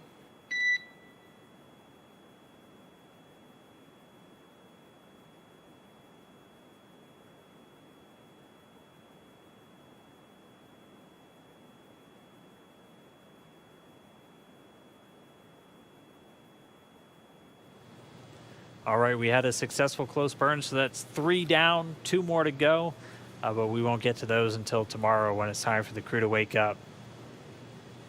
That's going to do it for me for now. I'm going to hand off to my colleague Leah Cheshire, who's going to be hanging out with Kate and everybody else following along as we get ready for the crew to go to sleep. First, we're going to have that really cool media event. I just heard they plan to tell us what that zero-G indicator, some of you might have seen a very sparkly dragon floating around inside the capsule. We're finally going to figure out what that is. So I'm signing off, but I'm going to stick around just to watch that because I still don't know and I really need to know. But it's been an amazing day. It was an amazing launch. I'm going to be back when it's time to dock. Thanks, everybody, for sticking with us. You're in great hands with Kate and Leah for the next couple of hours. I'll see you soon. All right, see you in the morning, Dan. So like you said, we're going to be stepping into a little media event. This will be the first opportunity that we've had to hear from Bob and Doug in non-procedural communications, basically meaning that everything we've heard from them have been pretty to the T in terms of, hey, this is what we're doing, this is how we're feeling. This little event that we have coming up, we'll be able to see the Dragon crew capsule from their perspective and get a little bit more info about how they felt on the way up.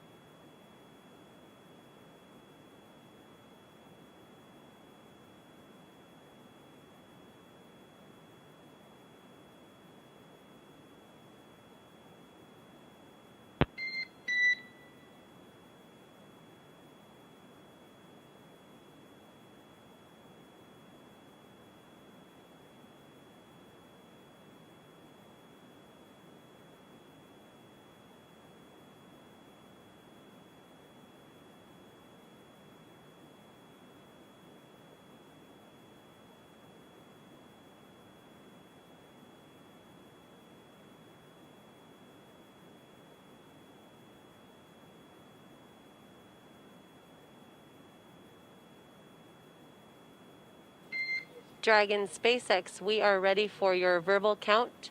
Hold the cabin mic in front of your face with your mouth visible to the camera and count verbally to 15.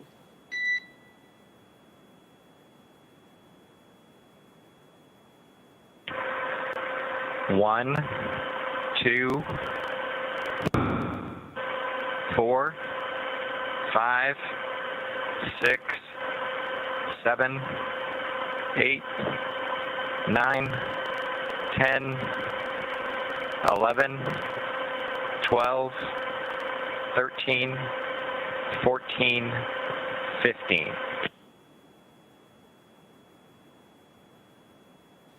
And Dragon SpaceX, we will give you a call when we're ready. Dragon copies.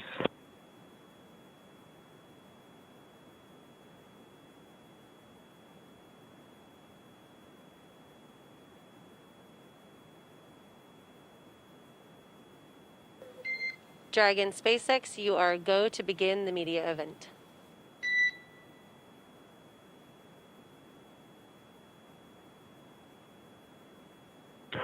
Dragon copies.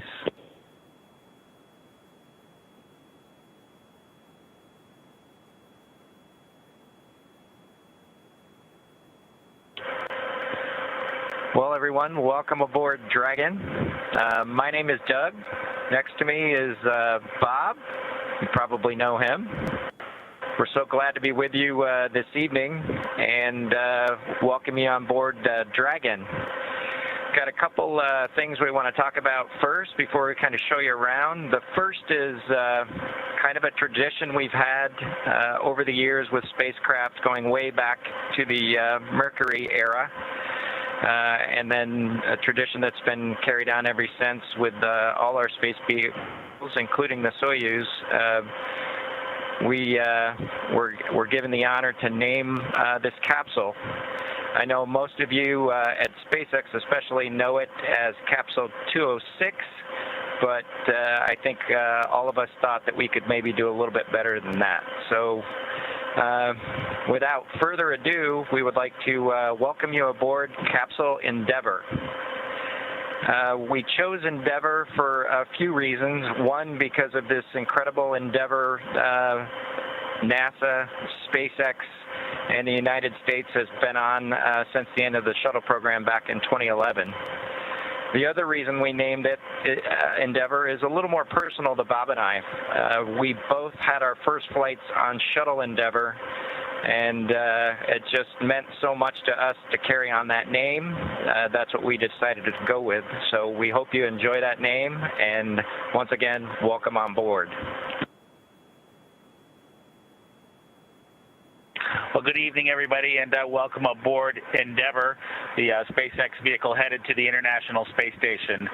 Today, we accomplished the first flight off the Florida coast in quite some time, and Doug and I were really proud to have an opportunity to be a part of that.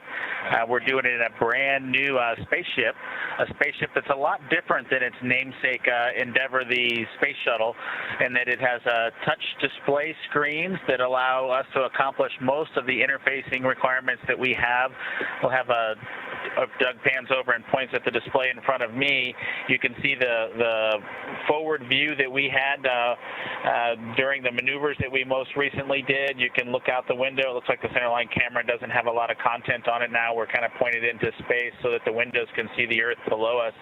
But we've got the capability to interface with the vehicle, and it's kind of interesting. There's a command. This little button over here is actually what the commands are for our displays.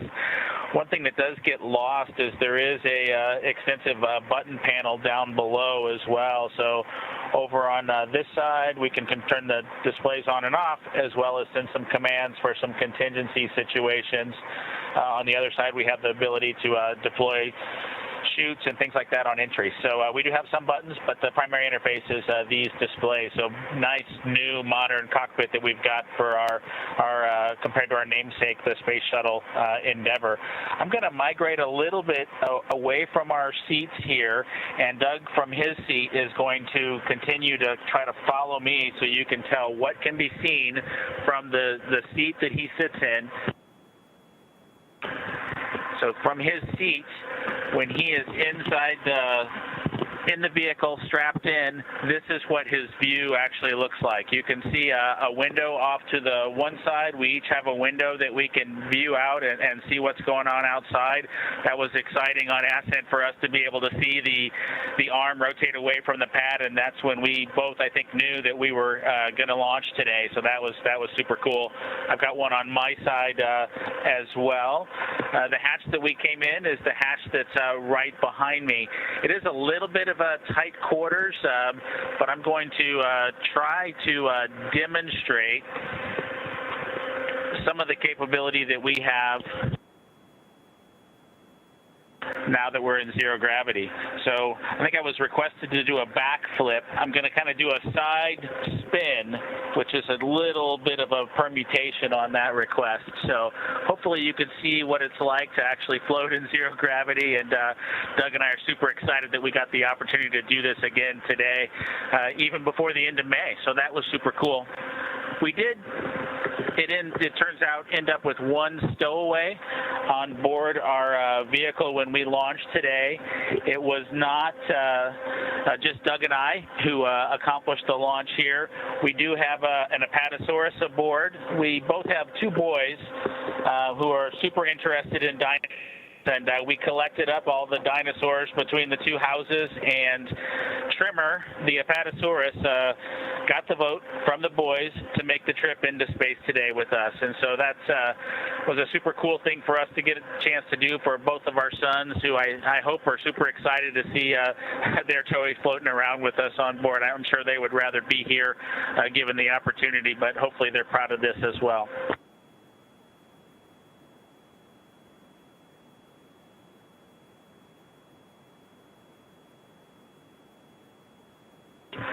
Okay, as we work our way towards one of the windows, unfortunately it's getting a little bit dark, but I don't know if Bob can pan over here. We just passed off of the coast of Newfoundland, and we're headed over to over the Atlantic right now.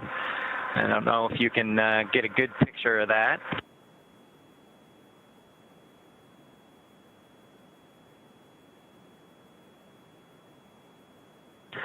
Anyway, hopefully you enjoy that view as we pass over the Atlantic. And I think with that, we will work ourselves back into the seats and wrap things up for this evening.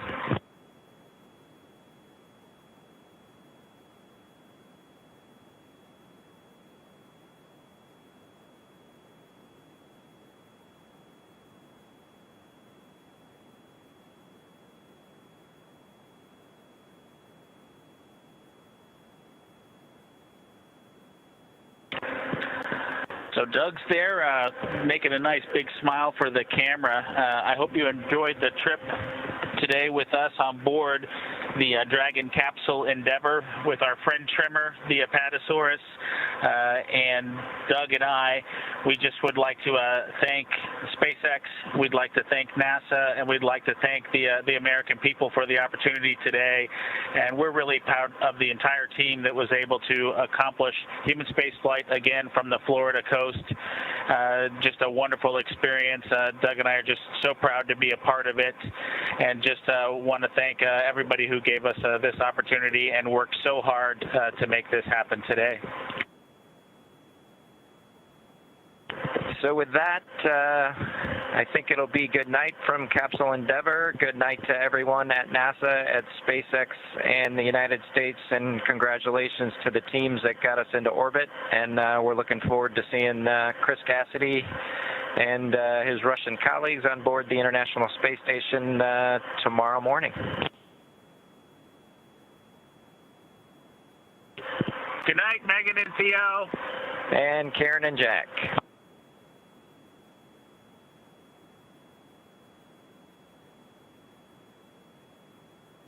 And Dragon SpaceX, thank you so much for that. I know everyone really enjoyed seeing Dragon and seeing how much all of you are, or the two of you are enjoying it. It was our pleasure, Laura.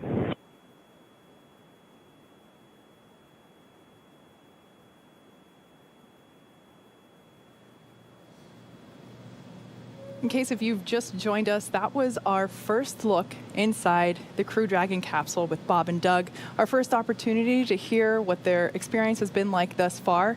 I think I can speak on behalf of anyone that's involved in this program that we're really honored that you guys chose such a meaningful name for the capsule. And we're very proud to have Bob and Doug, our favorite dads in space, on board Capsule Endeavour. As of now, we have completed 3 of 5 major burns, and as you heard Bob and Doug mention, they're going to be going to bed pretty soon. But we have one more thing coming up before then. Yeah, and hi everybody, I'm Leah Cheshire of NASA, here to journey with you through these overnight hours as the crew is still on their way to the International Space Station. We've got some big things coming up.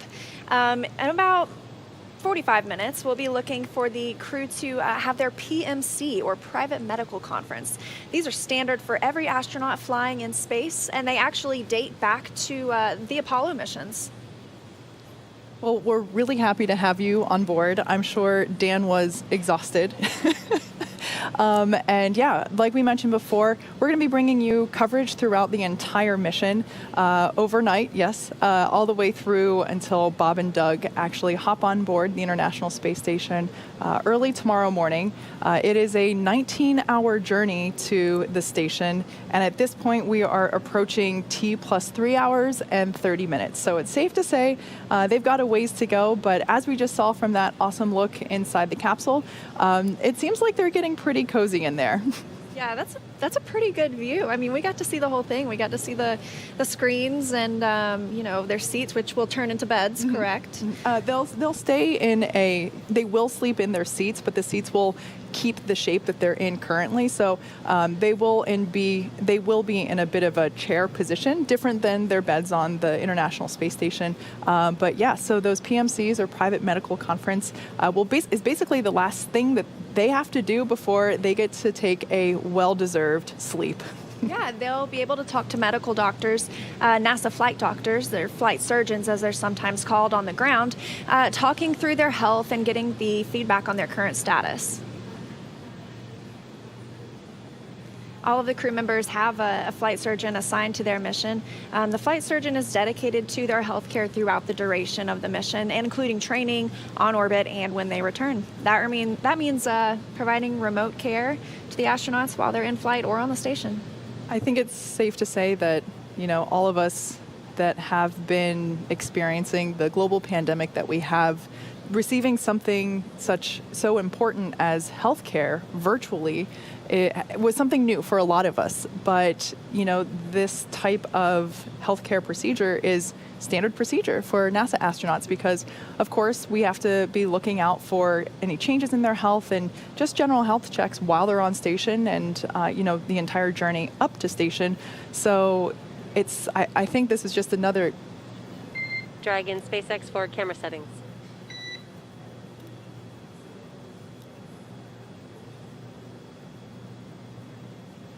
Go ahead, Laura. Just wanted to let you know that all the interior cameras are off, and we will leave them in this configuration until post-sleep. Okay, we copy. You'll leave the interior cameras in the off position until post-sleep. That is correct, and we have also powered off the floater camera, so you are go to store it if you would like.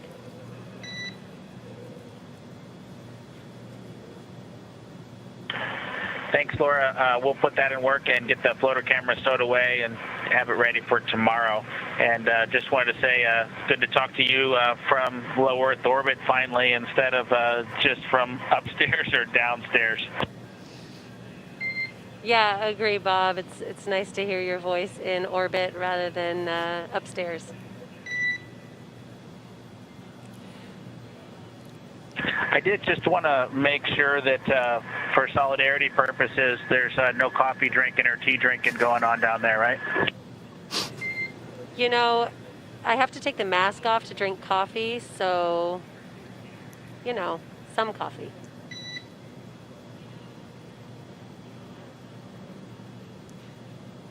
So that back and forth that we just heard there between Crew Dragon and Mission Control here in Hawthorne, just letting them know that all the cameras are now turned off, and they'll stay turned off until after the post-sleep, or basically until Bob and Doug are wide awake tomorrow morning. And that's just for privacy purposes, obviously, while they're doing their health check and sleeping.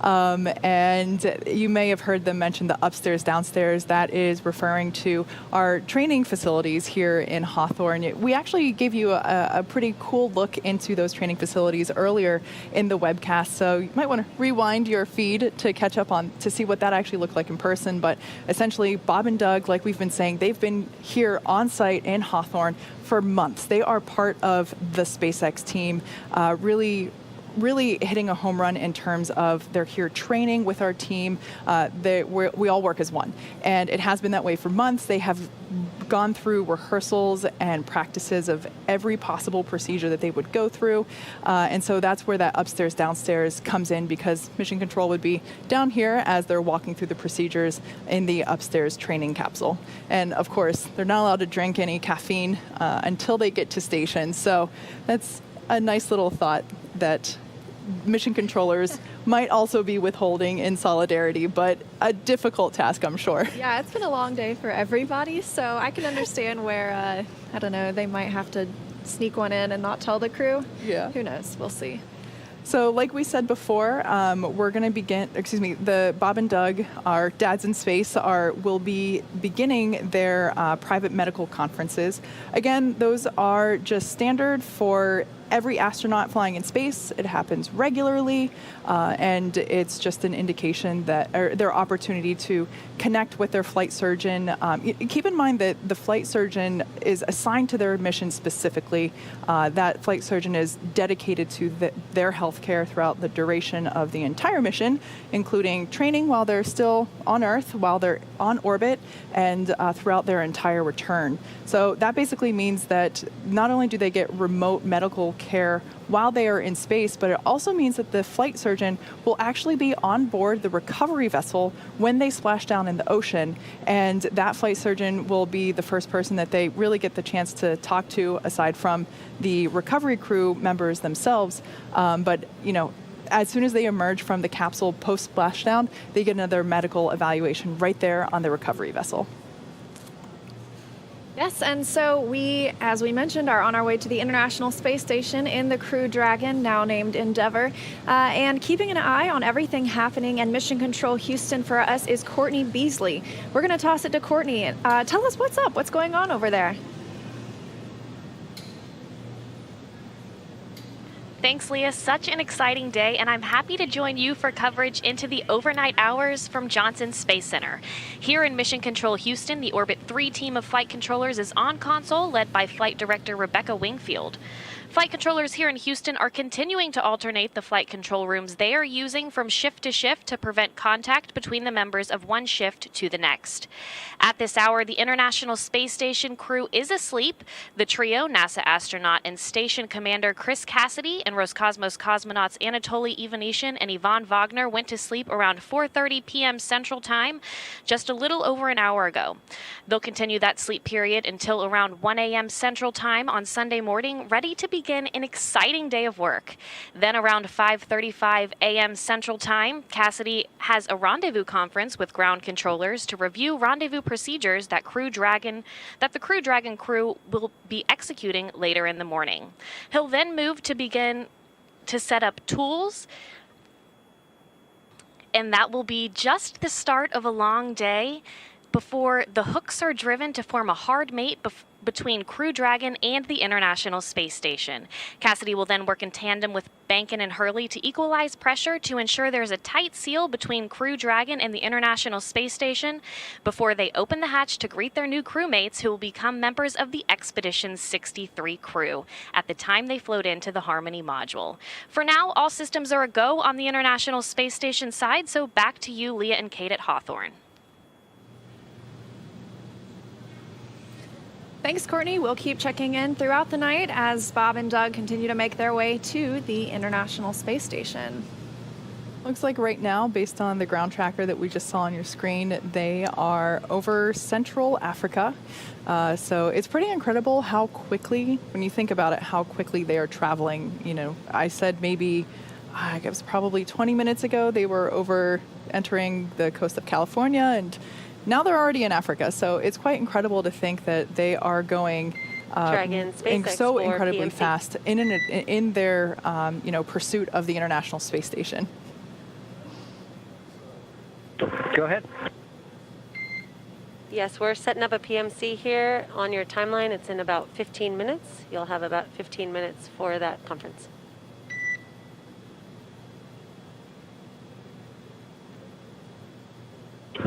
Copy that. We can start early or whenever they're ready.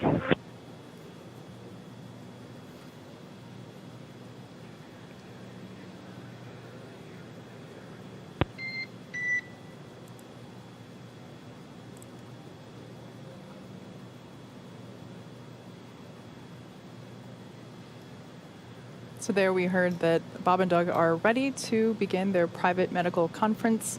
Even though they might be a little early, I think that might be the theme of Bob and Doug, is that whenever, they might be ready early and they want to go. I remember watching the webcast both today and on Wednesday prior to launch, and both days they just went right in the capsule a couple minutes.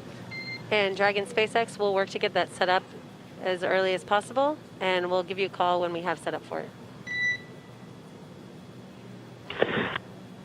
Sounds good, Laura. Thank you. I hate to say I'm never usually as early on time as Bob and Doug, but if I were them, let's go ahead and do it. Let's have some more free time, maybe get a little extra rest before I go to bed. Yeah, Why and not? I would imagine it certainly had something to do with the excitement that was building. I can't imagine them, the feeling that they had going through everything again today and then getting into the capsule and saying, all right, today is the day that we're going to go to space. And you know what? We're there.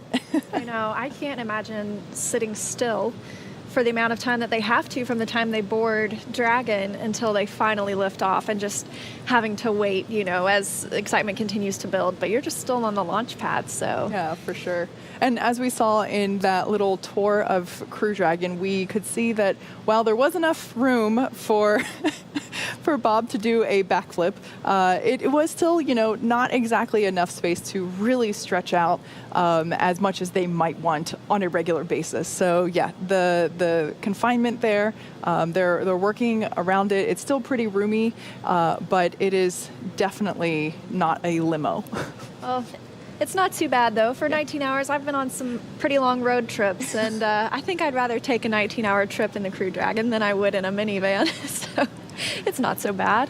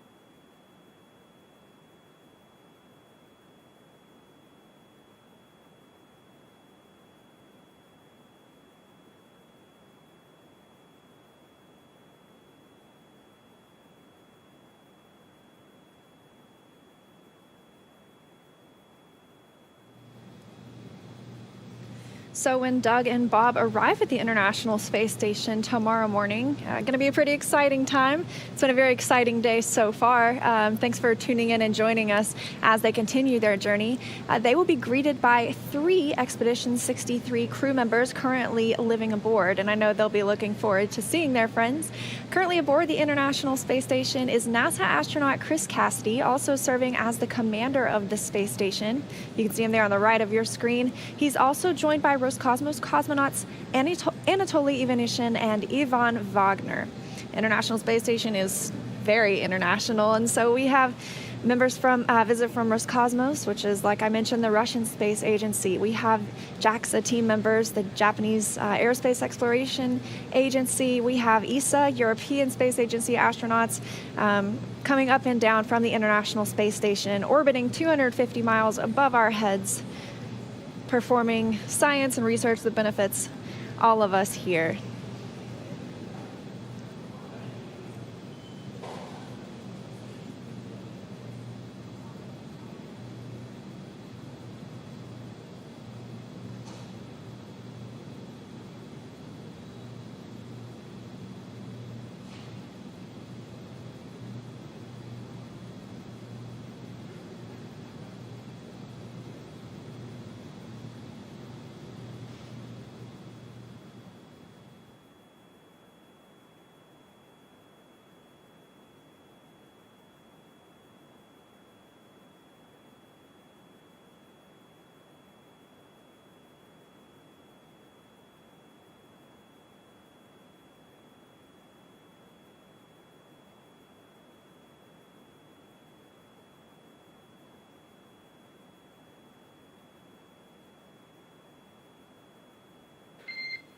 Dragon SpaceX for PMC.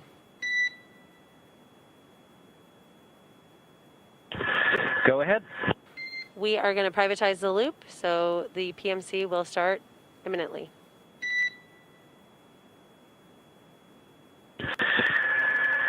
We copy.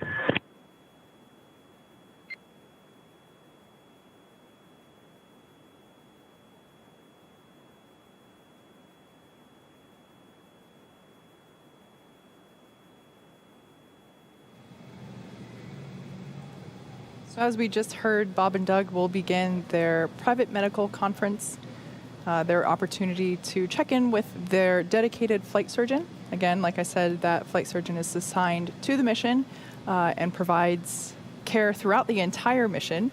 And this is the opportunity, the first opportunity that Bob and Doug will have post-launch to check in with the flight surgeon and just make sure that everything is still going good. Yeah, and as we mentioned earlier, this is something that astronauts on the space station have access to, and actually it's something that we do after every single spacewalk.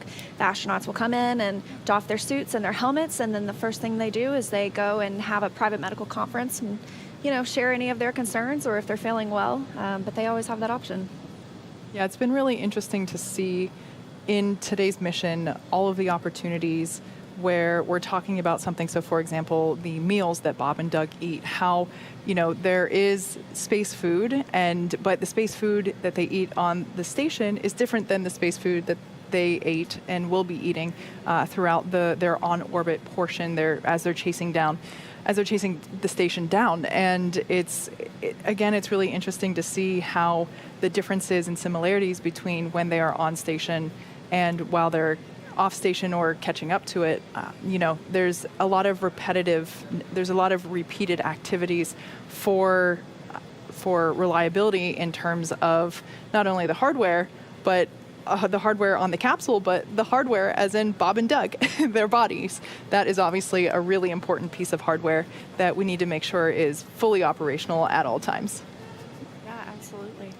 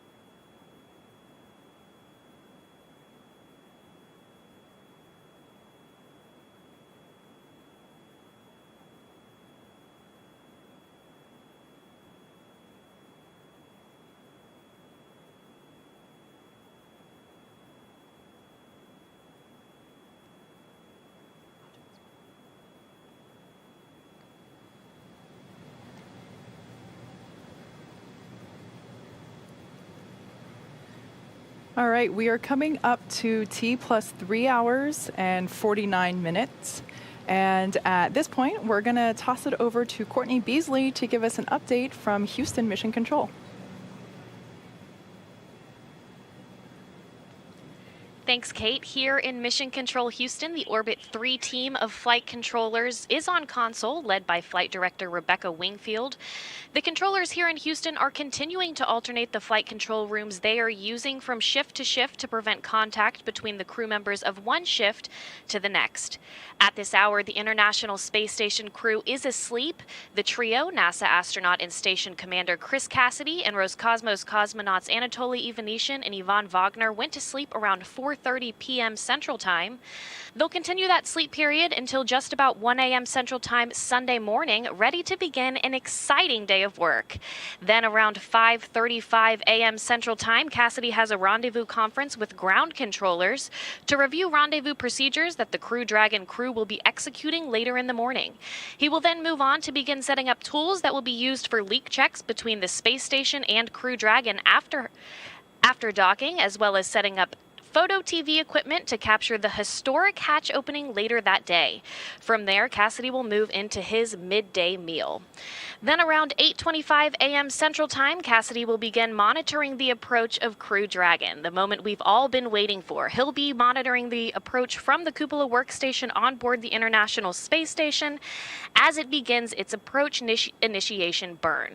Once the hooks are driven to form a hard mate between Crew Dragon and the International Space Station, which is scheduled for 9:44 a.m. Central Time, Cassidy will then work in tandem with Bankin and Hurley to ensure there are no leaks between the two systems. And for now, all systems are still a go for the International Space Station and Crew Dragon's arrival. So back to Hawthorne for updates from there.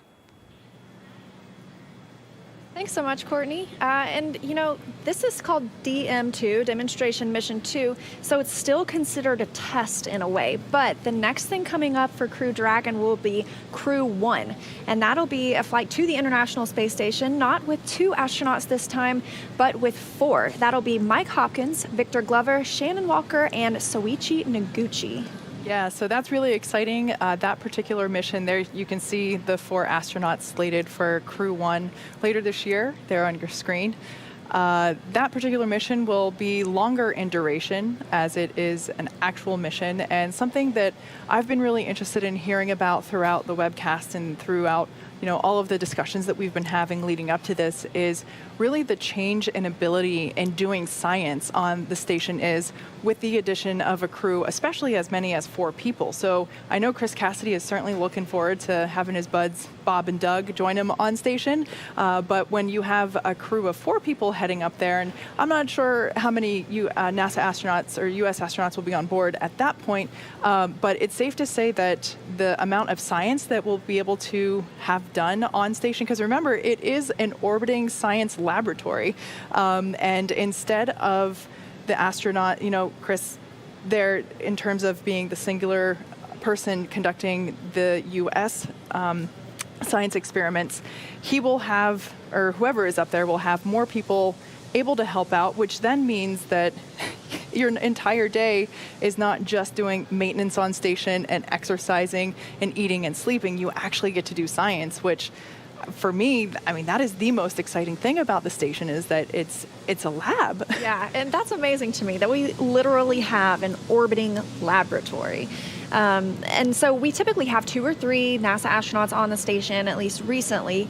So to automatically have 4 and maybe even be meeting more there, I can only imagine how the numbers will go up during that time that they'll be able to spend in the lab. Exactly. So yeah, we're definitely looking forward to that Crew 1 mission slated to happen later this year. As I mentioned earlier, my career here as a SpaceX engineer has led me to actually be part of the certification efforts for the flight hardware, which means that that capsule that those 4 lucky astronauts will be in, as same as the Crew Demo 2 capsule, which we now know is named the Endeavour capsule. I've had the fortunate opportunity to work with the amazing teams. Dragon SpaceX. Tom check.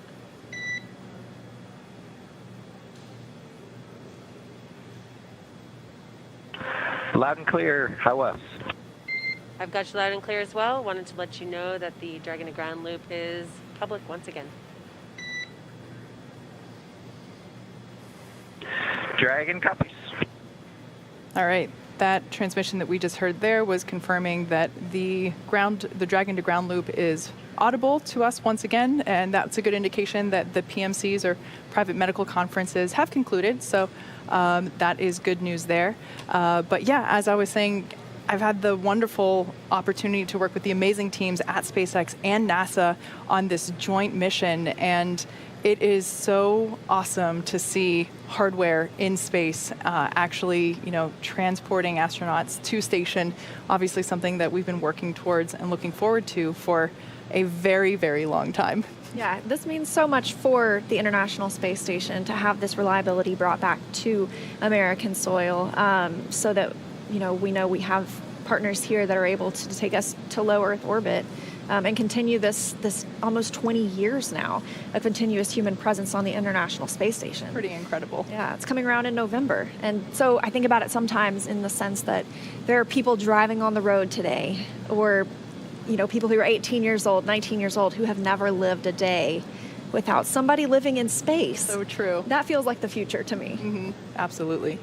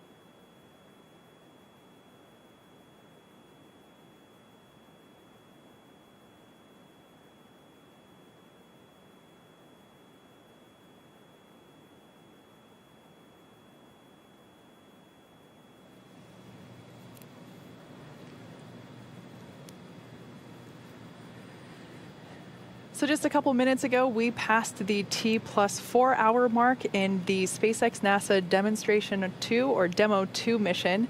If you've been with us this entire time, thank you for tuning in. It has been a super eventful day.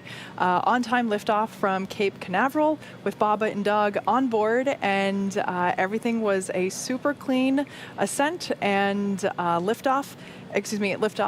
Super clean ascent and stage separation, as well as Dragon separation. And now Bob and Doug are in low Earth orbit, and they're going to be moving into what's known as pre-sleep. But that is basically an opportunity for them to wind down before it's time for them to actually go to bed.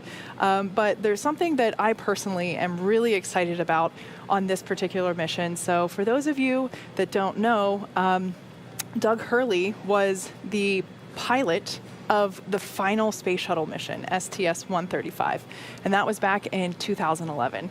So when I found out that Doug was assigned to Demo 2, I was ecstatic because I was so excited at the opportunity that we could return Doug to the space station on the first commercial crew mission. And I have just been elated with seeing him and Bob up in space, having a great time, as we have seen. Who can blame them? I don't know. Can you have a bad time, when you're in a brand new spacecraft heading to space? I don't know. Hopefully not. Hopefully I'm not very good with G-forces, though, so I feel like I personally might have a bad time in space, but that's just me. You're right. I've had some strange moments on roller coasters. Yeah. But yeah, it's, like you mentioned, pretty amazing that Doug was on that last flight and is now on this first flight back. It's like the end of a chapter and the beginning of a chapter. Usually you see the beginning of a chapter in the end, but he was on the tail end and now the brand new beginning. It's pretty cool. Absolutely. And as we've said multiple times, Bob and Doug are test pilots. This particular mission is the type of thing that test pilots live for.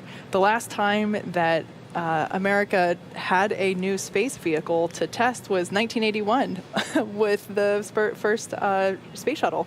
So it's been a hot second or two since we've been able to recruit some very willing and excitable test pilots to test out new hardware. And so far, this particular mission, our Crew Demo 2 mission, has been going spectacularly. Everything's still looking nominal with Dragon, as Bob and Doug are working towards their pre-sleep routine.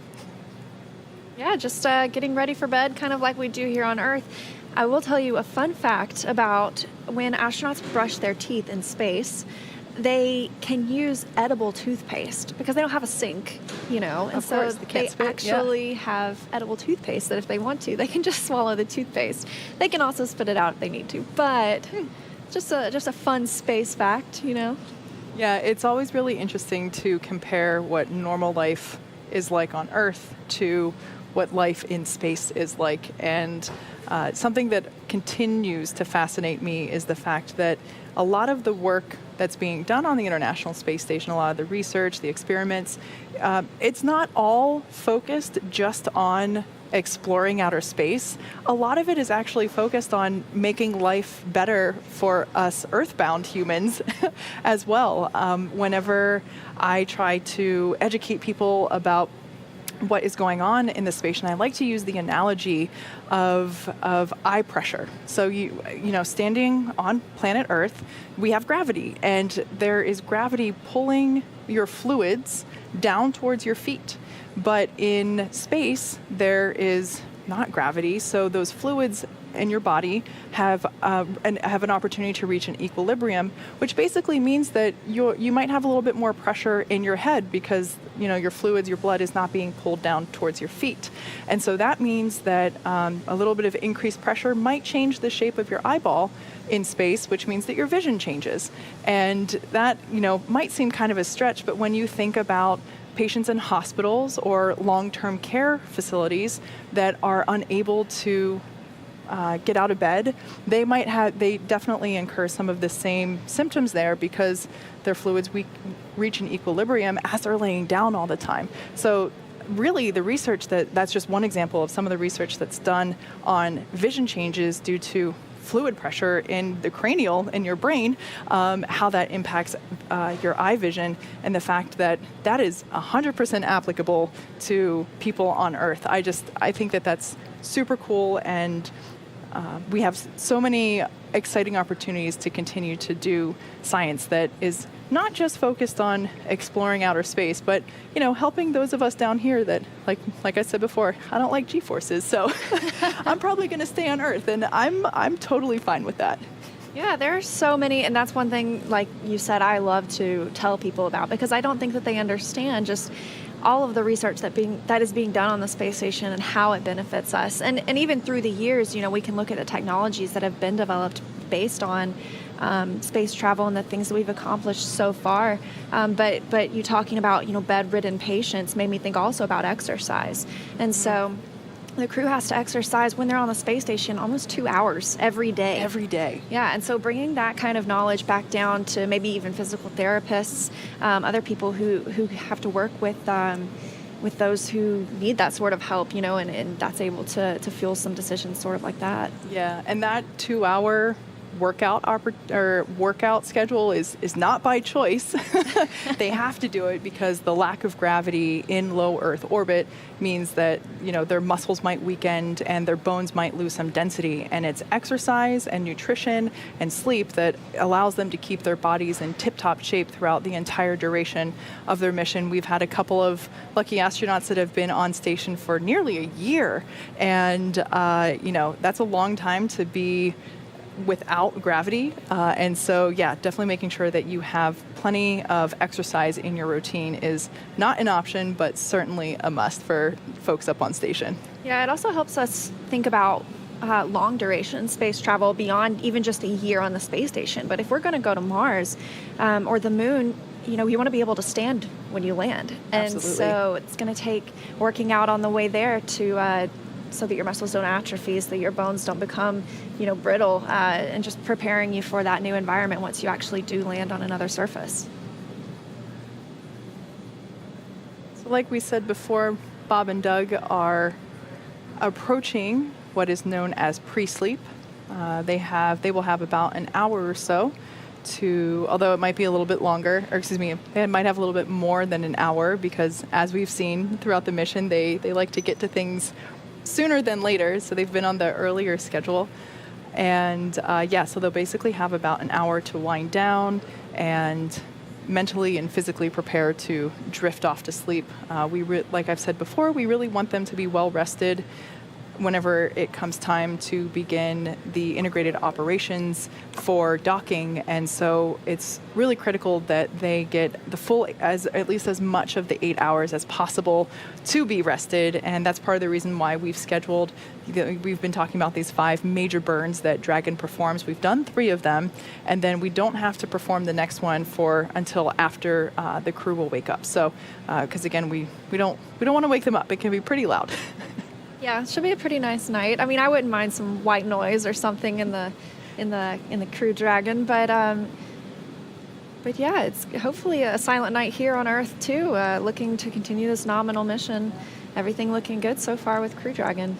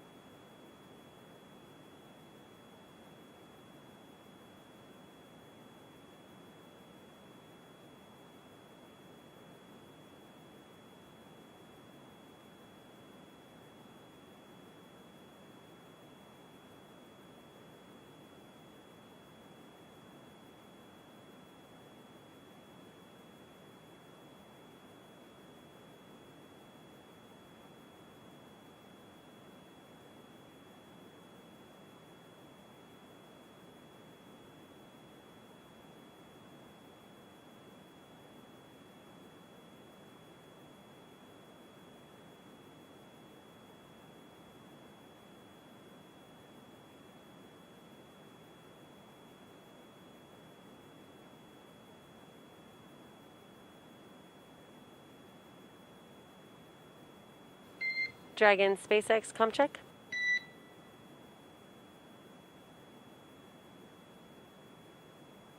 SpaceX Dragon, we've got you loud and clear. We've got you the same. We had some weird noises down here, so just want to make sure we were still with you.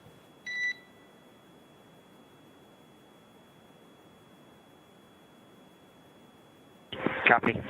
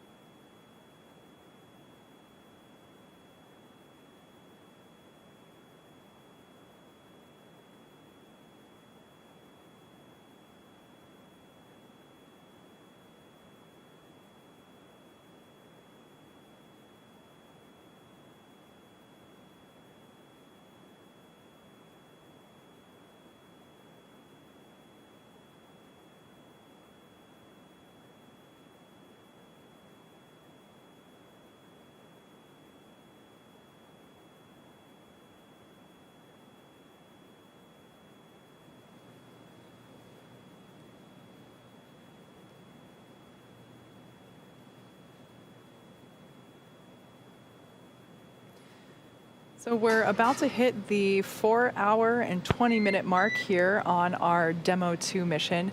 And just in case if you're joining us, we have a little replay that we want to show you. Bob and Doug gave us a tour of their capsule just a little bit ago, so we would like to show that to you again in case if you missed it before.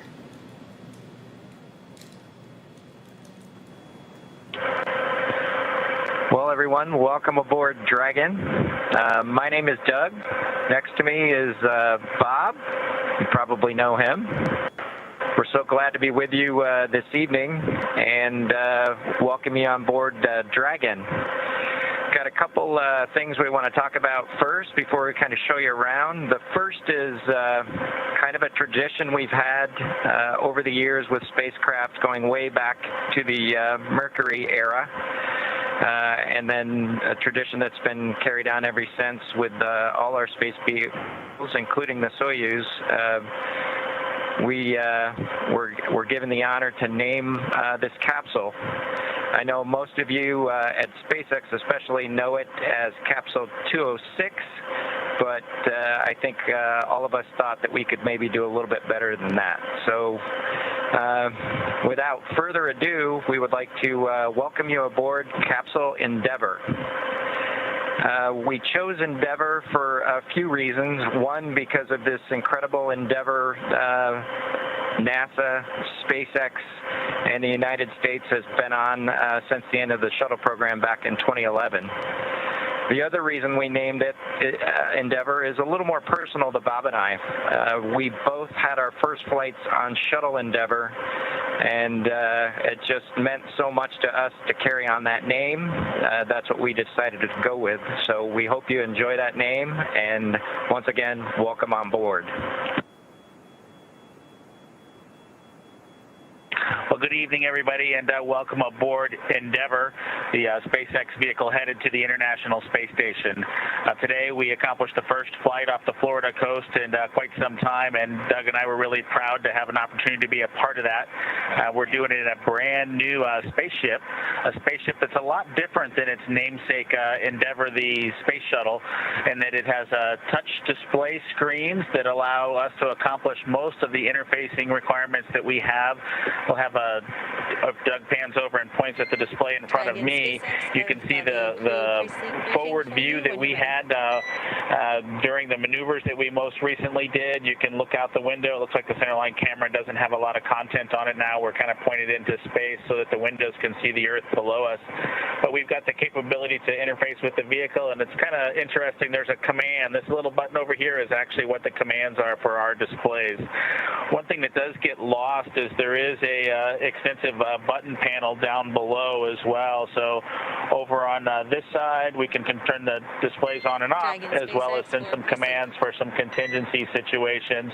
On the other side, we have the ability to deploy chutes and things like that on entry. So we do have some buttons, but the primary interface is these displays. So nice, new, modern cockpit that we've got for our compared to our namesake, the Space Shuttle Endeavour.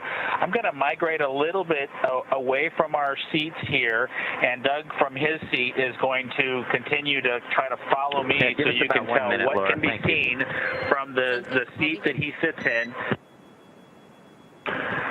So from his seat, when he is inside in the vehicle, strapped in, this is what his view actually looks like. You can see a window off to the one side. We each have a window that we can view out and see what's going on outside. That was exciting on ascent for us to be able to see the arm rotate away from the pad, and that's when we both, I think, knew that we were going to launch today. So that was super cool. I've got one on my side as well. The hatch that we came in is the hatch that's right behind Laura, me. we are ready It is for a those little bit updates. of a tight quarters, but I'm going to try to demonstrate some of the capability that we have now that we're in zero gravity. So I think I was requested to do a backflip. I'm going to kind of do a side spin, which is a little bit of a permutation on that request. So hopefully you can see what it's like to actually float in zero gravity. And Doug and I are super excited that we got the opportunity to do this again today, even before the end of May. So that was super cool. We did. It turns out end up with one stowaway on board our vehicle when we launched today. It was not just Doug and I who accomplished the launch here. We do have an Apatosaurus aboard. We both have two boys who are super interested in dinosaurs, and we collected up all the dinosaurs between the two houses, and Trimmer, the Apatosaurus, got the vote from the boys to make the trip into space today with us. And so that was a super cool thing for us to get a chance to do for both of our sons, who I hope are super excited to see their toys floating around with us on board. I'm sure they would rather be here given the opportunity, but hopefully they're proud of this as well.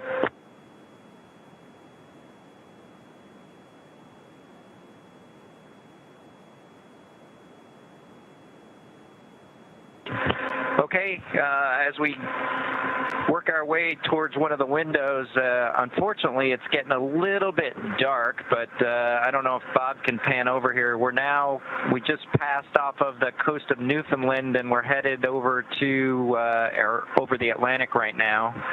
I don't know if you can get a good picture of that.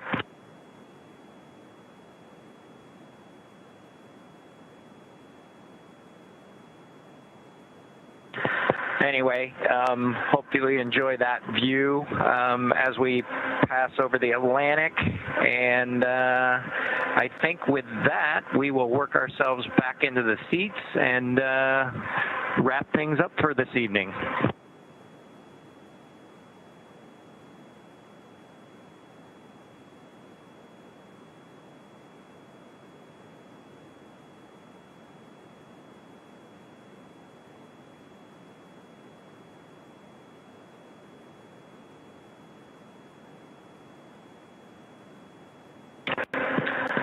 So Doug's there making a nice big smile for the camera.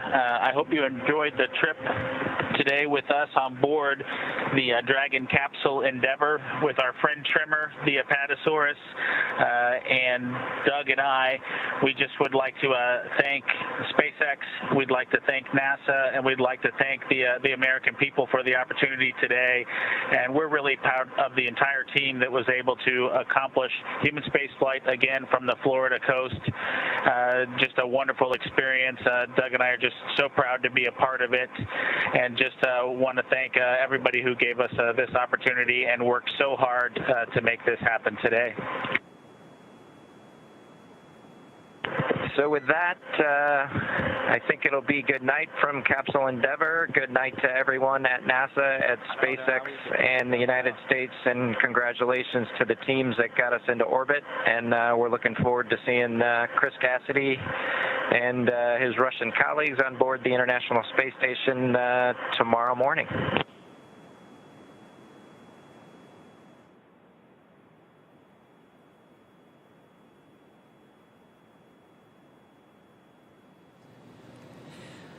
I don't know about you, Leah, but I will probably be able to watch that tour of Crew Dragon many, many times. Seeing it. Dragon, this is SpaceX MD. Twinkle, twinkle, little star. Have a good night.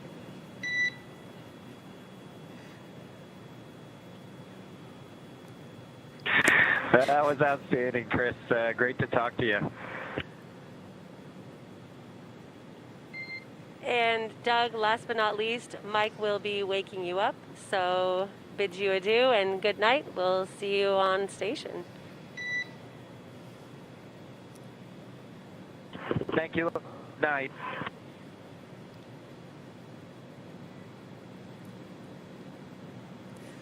All right, so there we heard some very entertaining back and forth between Dragon Corps here in Mission Control in Hawthorne and Bob and Doug as they were getting their goodnight lullaby. And basically what we heard there was our control team here in Hawthorne saying, hey guys, we're gonna let y'all sleep.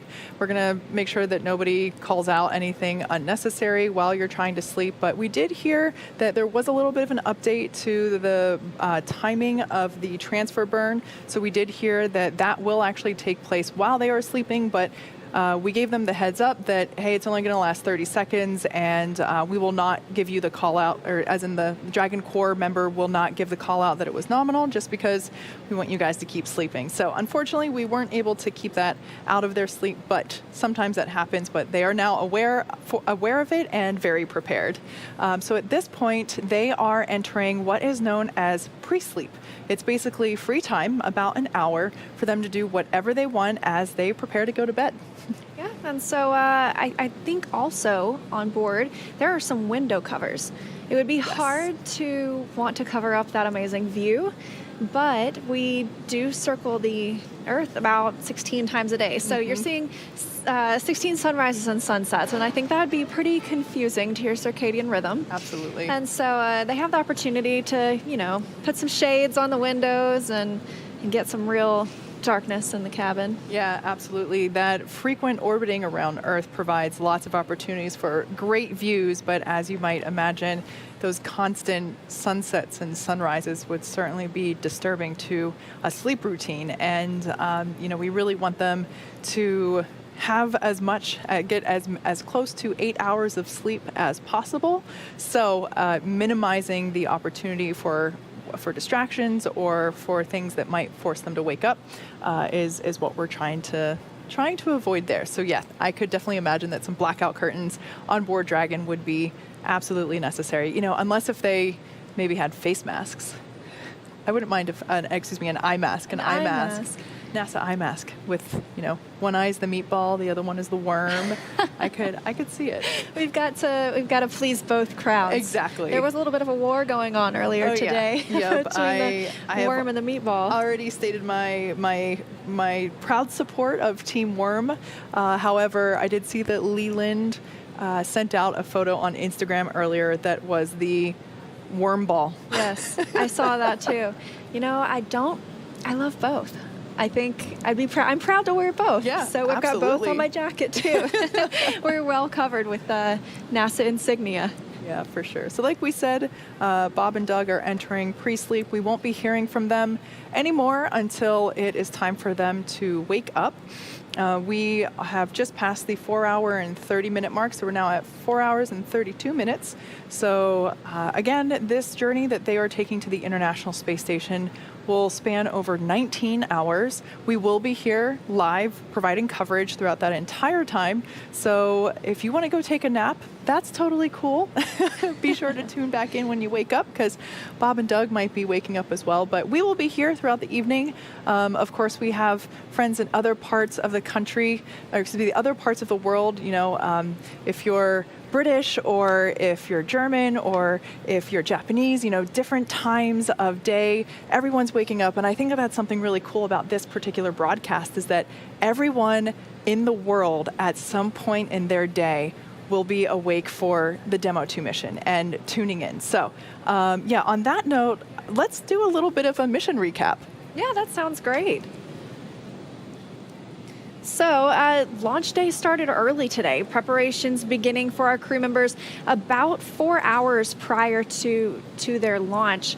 The crew completed their final medical checks before joining the SpaceX team to get into their spacesuits. After the suit up in the NASA operations and checkout building, the crew walked out. We saw it walking out those famous 2 doors and waved goodbye to their family, and we saw some virtual or air hugs. Oh, it just gets me. That was so heart-wrenching. Gets me every time. So we saw some of that too as they said farewell to their family outside. The next destination for the crew was the launch pad. They boarded their Teslas, and it took about 20 minutes for them to get to pad 39A, where the Falcon 9 and Crew Dragon spacecraft were waiting for them. And this morning we woke up and thought it would be a 50% no-go day, and it just ended up being beautiful. Honestly, for Bob and Doug. I was trying to not get my hopes up again, because it was really hard to turn around on Wednesday and say, okay, we're not going to space today. And so it wasn't until like T-minus 15 minutes that I suddenly realized, okay, like we're going for it. And then I let myself jump back into the excitement. But I feel like I was pretty calm most of the day. No, I think I was too. I definitely got swept up in on Wednesday. And so today, after we hit, like you said, that 15-minute mark where things had kind of cut off on Wednesday, I was like, oh, yeah, I this definitely is the real cried way deal. less today than I did Wednesday. So the crew got to the launch pad, and about 2.5 hours before launch, they ingressed or entered the Crew Dragon spacecraft. Walking over that crew access arm, they were getting some pretty amazing views out of the windows at Florida Space Coast. And then they headed into the White Room and the vehicle itself. 40 minutes before launch, that crew access arm retracted, and a few minutes later, at T-35 minutes before liftoff, the launch escape system was armed, allowing the Crew Dragon to escape the Falcon 9 on the launch pad or upon ascent.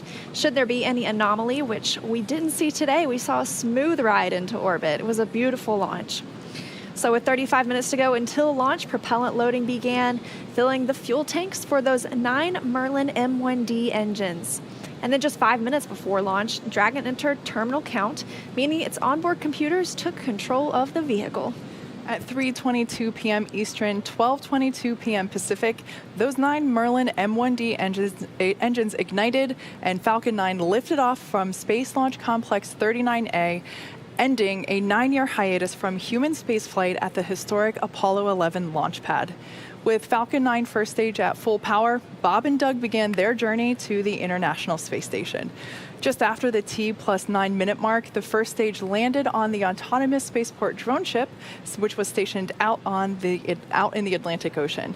Now, a couple minutes after that, we had payload separation, and that's when we finally saw Dragon flying free. Dragon executed later on the phase burn, which was the first of 5 major burns required to raise Dragon's orbit in its chase to the International Space Station. Around T plus an hour and 30 minutes, the crew completed the far-field manual flight test. Dragon is fully autonomous, so basically the spacecraft does all of the navigating and burns to get to station all on its own. That far-field manual flight test allowed the crew to test the systems that would allow them to override Dragon's computers and maneuver manually should they ever need to take control. After the flight test, the Dragon spacecraft executed the boost burn. The boost burn raised Dragon's apogee, or the highest point of its orbit, to just 10 kilometers lower than the space station. This was the second of those 5 major burns that are propelling Dragon on its mission, and it lasted about 7.5 minutes. The third of the major burns occurred about 45 minutes later. That's the close co-elliptic burn. The firing of the Draco thrusters lasted just under 10 minutes and placed Dragon on an orbit roughly co-elliptic with the space station. This means Dragon is now maintaining that 10-kilometer orbit below station rather than just reaching it at the apogee. Yeah, so we've had a super exciting day already.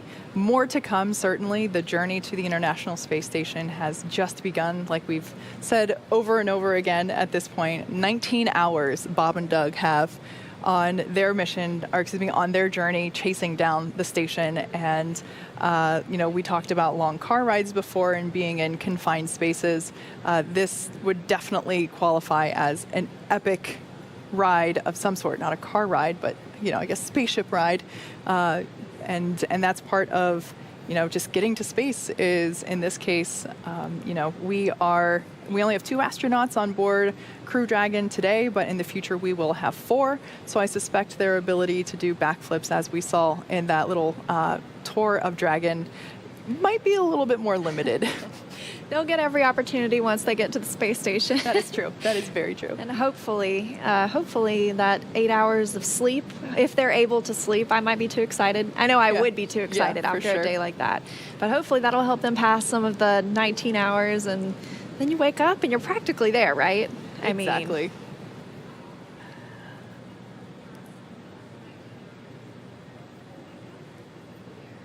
So we took a look at everything that happened today, but once the crew wakes up in the morning, we'll have a number of events that will eventually lead to the docking, targeted for 7:29 a.m. Pacific. However, there are still a couple of milestones to occur while the Crew Dragon crew is still asleep. The first of those is actually the space station crew will wake up. Currently on board the station is NASA astronaut Chris Cassidy and Roscosmos cosmonauts Anatoly Ivanishin and Ivan Wagner. About 30 minutes after the space station crew wakes up, Dragon itself will perform the fourth maneuver known as the transfer burn. This is where we're raising Dragon's apogee, or the highest point of its orbit, to just 2.5 kilometers below the station. About 15 minutes after the close co-elliptic burn completes, it'll be time for our two dads in space to wake on up. They've chosen a particular song to be played as their wake-up anthem. We don't know what it is just yet, so be sure to tune in here on our webcast in a few hours, about 8 hours now, in order to hear it first. We round everything out with a final co-elliptic burn to once again maintain the constant orbit beneath the station. This time it'll be at just 2.5 kilometers below. And then we'll get into the approach initiation and final stages of Dragon's rendezvous with the space station. Now, this is really excited because when we get into those integrated operations, we transfer control from Mission Control Center here in Hawthorne over to Houston. So that team that switch over, those teams will transition to integrated operations roughly 45 minutes prior to approach initiation.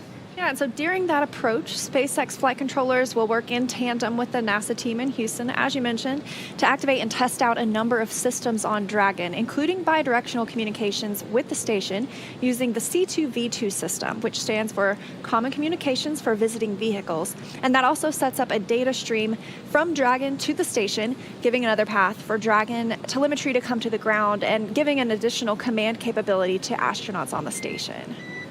They'll also maneuver Dragon to the proper altitude and initialize the navigation sensors used for the methodical approach to station. At approximately 5:27 a.m. Pacific, Draco thrusters on Dragon will fire for the approach initiation burn when Dragon is about 2.5 kilometers below station and just about 7 kilometers behind it. So at this point, they're getting close. I would say they're probably visible from the station at that point, like Yes. making eye contact. I would think so. Yeah.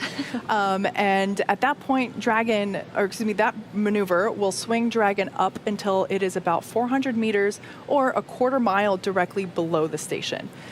This maneuver will also move Dragon inside one of two checkpoints around the station that requires a set of go, no-go polls with the different control teams. The first checkpoint is called the approach ellipsoid, or as you might hear it called, the AE.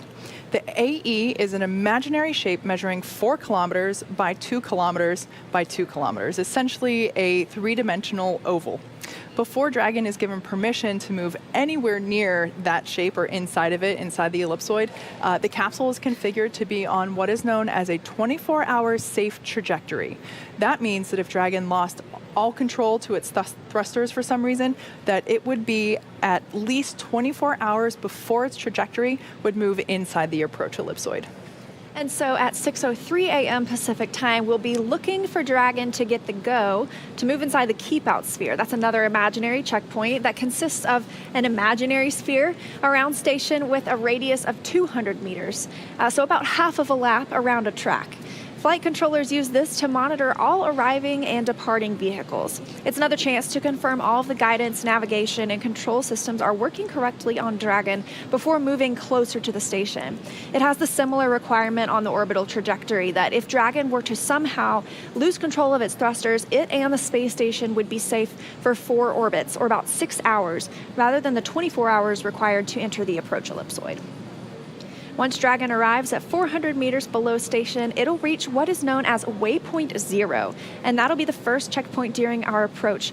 The vehicle can hold here at 400 meters, but if all of its systems check out, it can continue the approach to Waypoint 1. Dragon's move from Waypoint 0 to Waypoint 1 will swing it up and then out in front of the station, pausing at a distance of approximately 220 meters.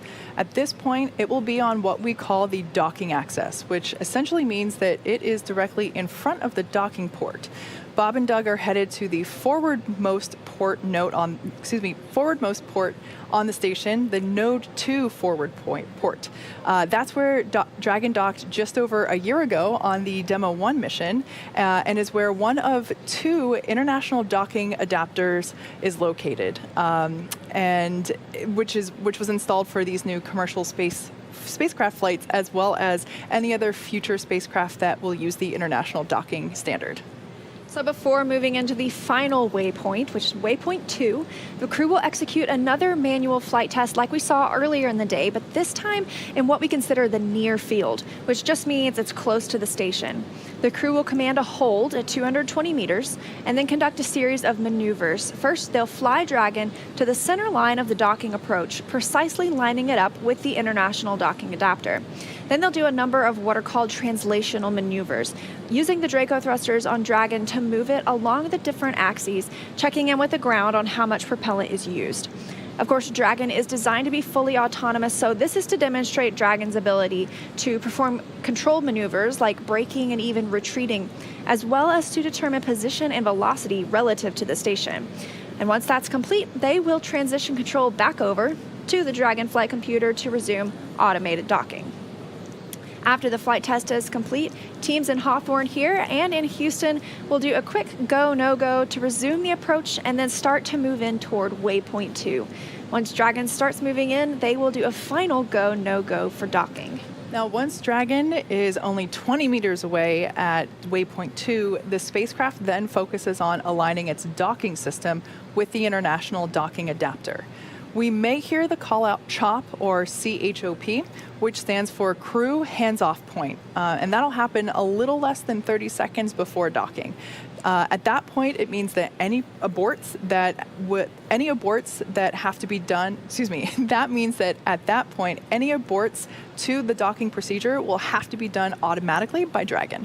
And then it is the moment we've all been waiting for, besides launch today, obviously. When our crew arrives at the space station, Dragon will fly in and make contact with the International Docking Adapter, giving us what we call soft capture, so the work isn't done yet. The soft capture ring then retracts until sensors indicate it's time for 12 hooks to drive in place and give us a hard capture, firmly securing Dragon to its new home on the space station. Meanwhile, the space station crew, namely Chris Cassidy, will manually pressurize the vestibule, which is the area between the Dragon hatch and the station hatch, and power, audio, and data connections will be established from the station to Dragon.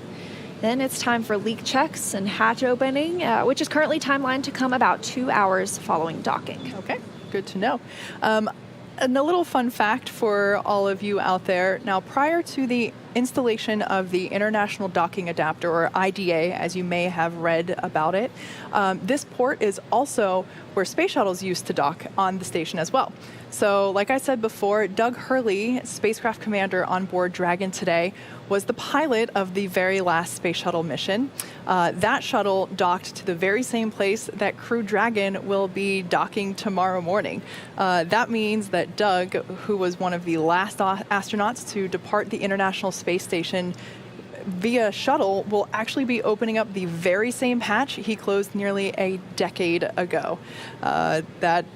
I just think about that and my heart rate starts going up again. So like we have seen, Crew Dragon has a very busy morning ahead, evening and busy. But even in space, it takes two to tango. The International Space Station is also a factor in the mix for this dance-like approach operation. And as you've heard me say before, it is a choreograph of many sorts. So that's why we've been going back and forth between Mission Control here in Hawthorne for updates, as well as Mission Control Houston for updates as well. On that note, do we have an update from perhaps Courtney Beasley over at Mission Control Houston? Hey, Kate, we do indeed have an update. And again, it's such an exciting day, and I'm happy to be joining the two of you for coverage into the overnight hours from Johnson Space Center. Here in Mission Control Houston, the Orbit 3 team of flight controllers is on console today, led by Flight Director Rebecca Wingfield. Flight controllers here in Houston are continuing to alternate the flight control rooms they are using from shift to shift to prevent contact between the members of one shift to the next. At this hour, the International Space Station crew is asleep. The trio, NASA astronaut and station commander Chris Cassidy and Roscosmos cosmonauts Anatoly Ivanishin and Ivan Wagner, went to sleep around 4:30 p.m. Central Time. They'll continue that sleep period until just about 1 a.m. Central Time on Sunday morning, ready to begin an exciting day of work. Then around 5:35 a.m. Central Time, Cassidy has a rendezvous conference with ground controllers to review rendezvous procedures that the Crew Dragon crew will be executing later in the morning. He will then move on to begin setting up tools that will be used for leak checks between the space station and Crew Dragon after docking, as well as setting up photo TV equipment to capture the historic hatch opening later that day. And from there, Cassidy will move into his midday meal. Then around 8:25 a.m. Central Time, Cassidy will begin monitoring the approach of Crew Dragon. Again, another moment we've all been waiting for. He'll be in the cupola workstation on board the International Space Station as Crew Dragon begins its approach initiation burn to bring it below the station, then in front of the station for the final approach before docking. Once the hooks are driven to form a hard mate between Crew Dragon and the station, which is scheduled for 9:44 a.m. Central Time, Cassidy will then work in tandem with Bankin and Hurley to equalize pressure to ensure there's a tight seal between Crew Dragon and the International Space Station before they open the hatch to greet their new crew members who will become members of the Expedition 63 crew at the time they float through the station's Harmony module. And we continue to have all systems a go on the International Space Station. So back to Hawthorne for an update from you guys. It does sound good over there, Courtney. Thanks so much for that update, and we'll come back to you shortly to see what else is going on the International Space Station. But in the meantime, let's learn a little bit more about our two astronauts aboard the Crew Dragon.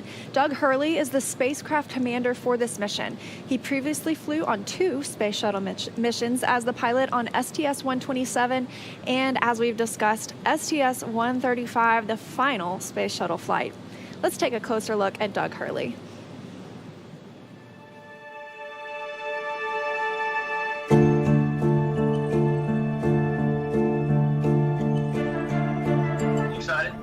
Very excited. Yeah, very excited. You feel ready? Still pumped? Oh yeah, I think we're ready. I think we're certainly ready. Joining the SpaceX Demo 2 test.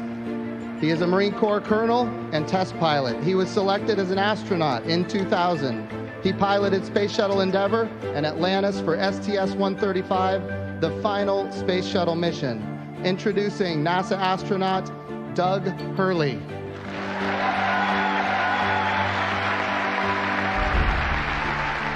It's a life-changing process in so many ways to fly into space. It's just overwhelming in some respects. Just the sensations, the rumbling, the shaking, the acceleration. When the engine shut off and you go from, in the case of the shuttle, you go from 3 Gs to 0 Gs instantaneously and things start floating. And I remember distinctly just thinking, what just happened? To see a rocket launch in person is, it's a pretty emotional event. I remember the first time I saw a shuttle launch and it was amazing. And then when I saw a shuttle launch with my wife on it, that is quite the emotional experience. My name is Doug Hurley, and I'm the spacecraft commander for the Demo 2 mission to the International Space Station.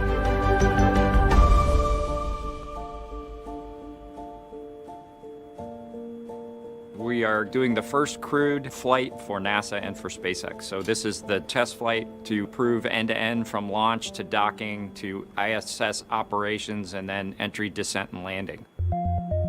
This will be the first time the Dragon had a crew on board, and so there's a myriad of objectives we want to achieve for this mission. SpaceX has been responsible for design and essentially making this vehicle what it is. What the astronauts bring to the table is the crew vehicle interface. What would work on orbit, what might not work on orbit, what would definitely work, to be able to just have the entire integrated team that's going to support us getting to and from space station, talking together, working through the challenges that simulators typically throw at you. It was really neat being part of it. It's just been an incredible undertaking to see where we've come just in the last 5 years that Bob and I have been a part of this, and to be, shortly flying to the International Space Station with the Crew Dragon. It overwhelms you to think about how many people have in some way, shape, or form touched this program and this vehicle to get us to this point. And you know, we are the lucky ones that get to fly it, but we certainly not for 1 second take for granted the amount of effort that so many other people had to put into this to make it successful. For Doug personally, he's worked so hard, I mean, through his entire life, to get to where we are right now. As a test pilot, this would be the dream to fly a new vehicle. So it makes me so happy to see that he gets to be part of this mission, the spacecraft commander. I'm just glad to see his hard work and his dreams come true for that. It's been a long road in a lot of ways for not only us, but certainly for all the folks that work in the Commercial Crew Program, as well as SpaceX in our case, just working to get to this point. It's been a huge amount of sacrifice and time away from home, but the fruits of our labor are coming to fruition.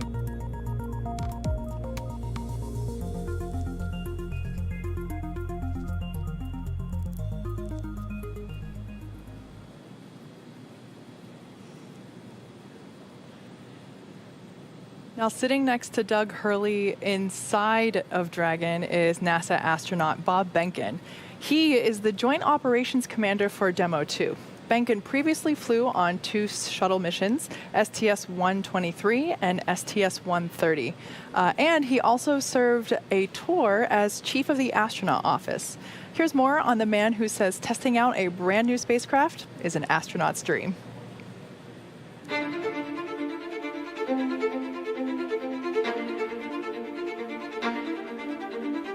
When you go through the launch day preparations, there's a lot of moments that kind of stand out to you. One is the kind of the celebratory piece of it, which is that you're walking out of the suit up room and getting in the vehicle that's going to take you to the launch pad. When you close the hatch, you know, that's really when Doug and I are in the vehicle and it's our vehicle, and you know, we're really in control of the mission at that point. Test pilots, their task proved that man could fly into orbit around the Earth and return live and well to talk about it. There's always a balance of managing risk as you go forward to execute a test point and figuring out a way to, you know, collect the data. We hear a sound. Okay, is that sound an expected sound? Or we see a light, is that light an expected light? What's the source of it? Does it sync up with something else that's going on or not? So trying to dissect all of that in real time in your head is, you know, a lot of things happen like that on launching of a vehicle. From St. Anne, Missouri, he is an Air Force colonel and flight test engineer. He flew aboard Space Shuttle Endeavour twice. Introducing NASA astronaut Bob Behnken.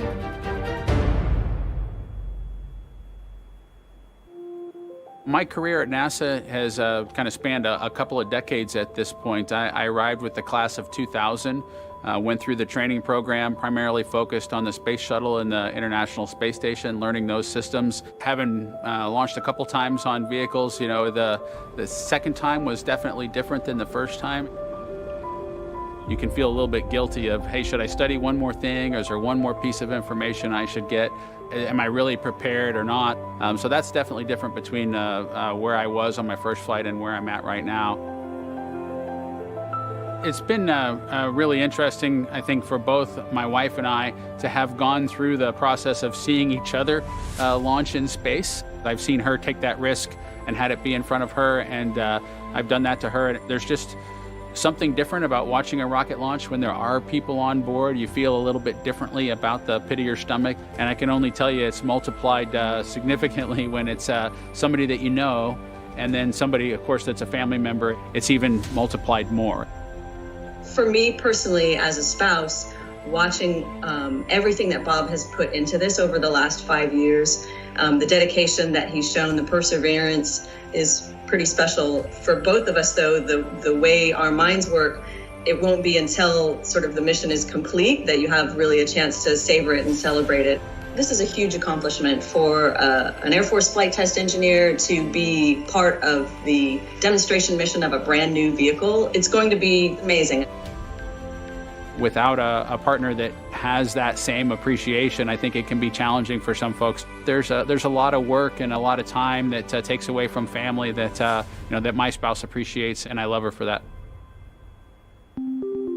Really, my role on the Demo 2 mission is to make sure that we get this vehicle tested and evaluated so that we can move on to more operational missions at the International Space Station.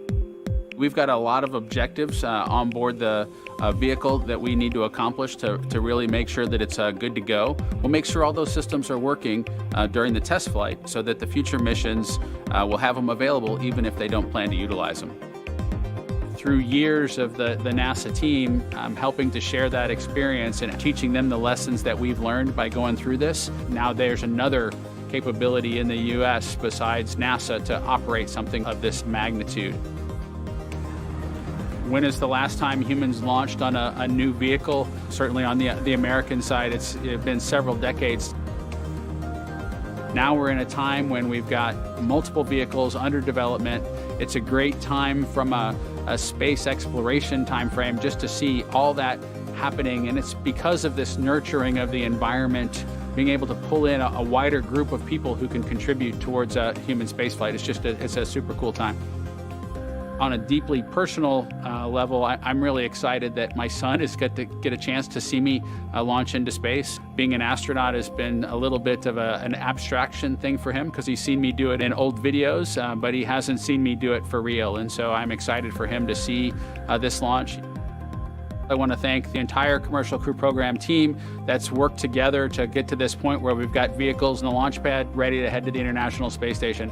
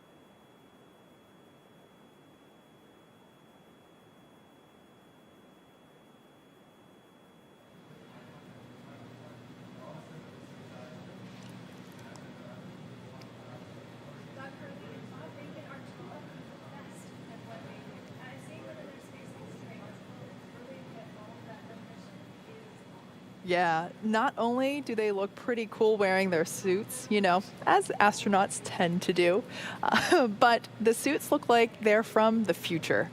Our team here at SpaceX designed the suit in-house to maximize safety and functionality, with style, of course. Here's Chris Trigg and Maria Sundin telling us how the suit came to be. I think one of the things that was important in the development of the suit was to make it easy to use, something that the crew just has to literally plug in when they sit down, and then the suit kind of takes care of itself from there. So the suit is really kind of one part of the bigger Dragon system. It's really part of the vehicle. So we think of it as kind of a suit seat system. So the seat that the crew is in and the suit are in a lot of ways working together. And so it made sense that we were designing Dragon in-house to also design the suit. Our spacesuit is completely designed in-house. It's built here in Hawthorne, California, in the same building as the rocket and the capsule. The spacesuit is custom made for each crew member, and that is to optimize the fit for the crew member.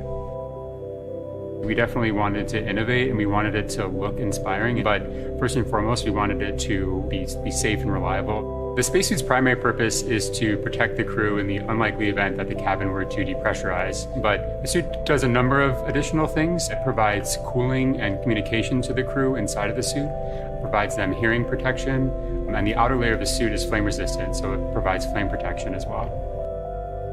When the crew gets in the capsule, they get in their seats and they plug the suit into the umbilical that's attached to the seat. And the umbilical is providing everything that the suit needs. So it provides the avionics or electronics for communications, it's providing the air to cool the suit, and then it also provides gas when needed to pressurize the suit. So it's really a single point that lets the suit do all the things that it needs to do.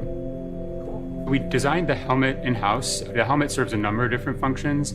Obviously, it's protecting the crew's head and it's retaining gas like the rest of the suit, but it also houses the microphones as well as the valves that are regulating pressure in the suit. We had to design the gloves so that they would work with the touchscreens, but the gloves also still had to do a number of other things like the rest of the suit. So all of those things had to come together within the glove. It'll be obviously really amazing to see Bob and Doug in their flight suits, and I think one of the things that's cool about the suit is it's not just a piece of hardware, it's not just a suit, it's a very personal thing. It's Bob's suit and it's Doug's suit. And so seeing the two of them in their suits using it in flight will be just a really amazing thing.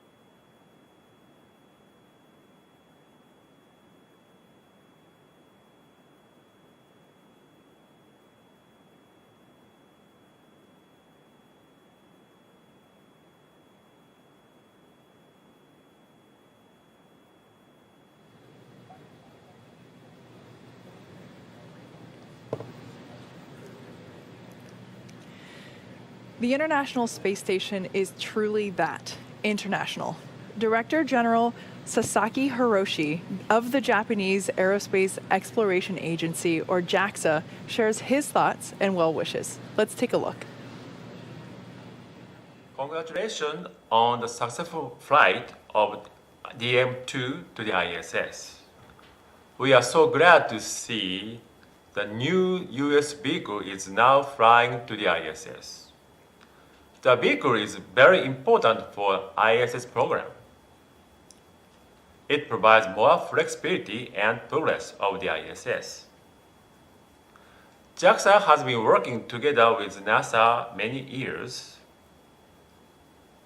and we want to continue the collaborations. And we are looking forward to sending Japanese astronauts to the ISS by this vehicle. Once again, congratulations on the successful flight to the ISS.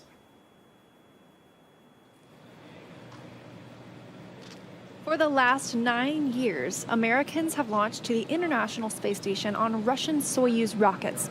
The Roscosmos Agency is a critical partner of ours in low Earth orbit. And to give his thoughts on this new era is cosmonaut and now Director of Human Spaceflight at Roscosmos, Sergei Krikalev.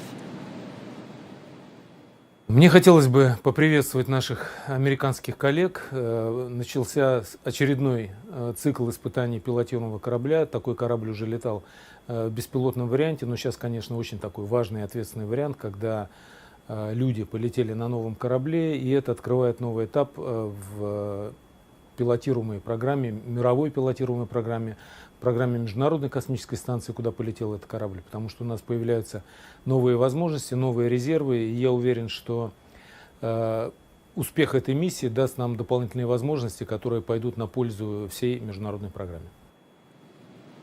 The support from spaceflight leaders around the world continues with these words from Junichi Sakai, also of the Japanese Aerospace Exploration Agency.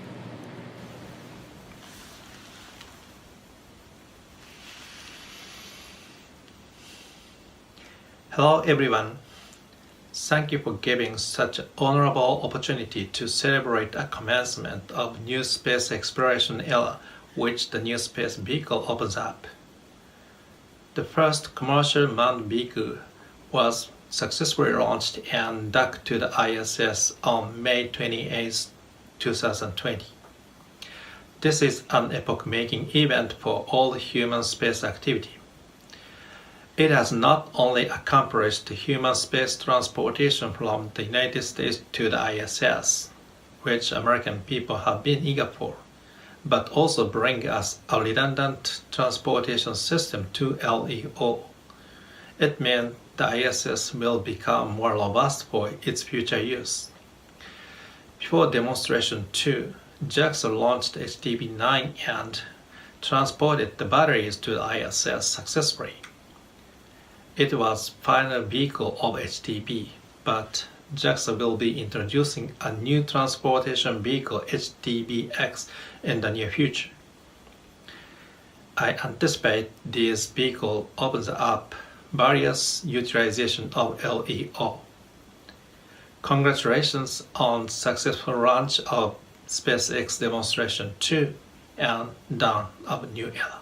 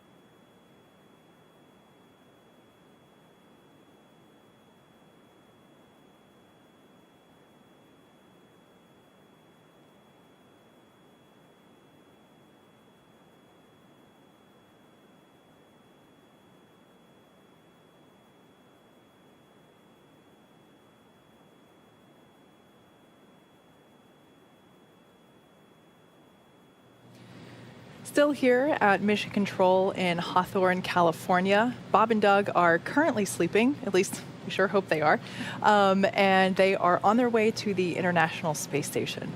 While there is not a lot of cargo on today's mission, Dragon is carrying 2 special payloads, aside from Bob and Doug, of course. The first is a series of custom art pieces entitled Humankind by Los Angeles artist Tristan Eaton.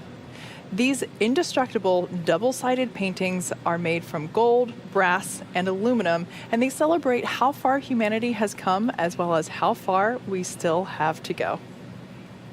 It includes a beautiful homage to the Saturn V rocket as well as a nod to Bob and Doug's current ride to space. You can find more images and information about these pieces on SpaceX's social channels.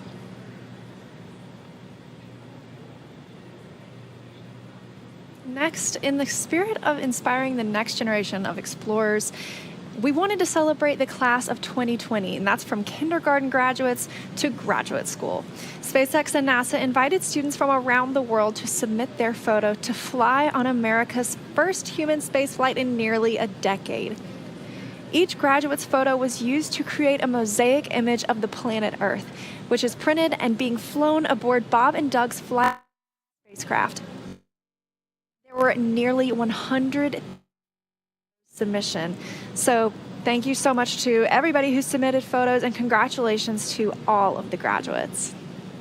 Yeah, so unfortunate that many people were unable to have a graduation ceremony of their own. So hopefully this is a nice little gesture in order to help fill that gap, even though there's nothing quite like walking down the aisle and getting your diploma and shaking hands.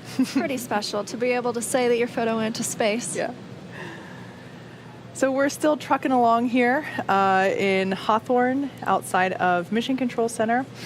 We have a pretty quiet ride in front of us, like I mentioned before. Bob and Doug are sleeping and all is quiet. No calls being made up to station, which is good. You know, there's no alarms or anything like that going off. So everything is looking really awesome here as we have just passed the T+5 hour and 31-minute mark into the Demo 2 mission.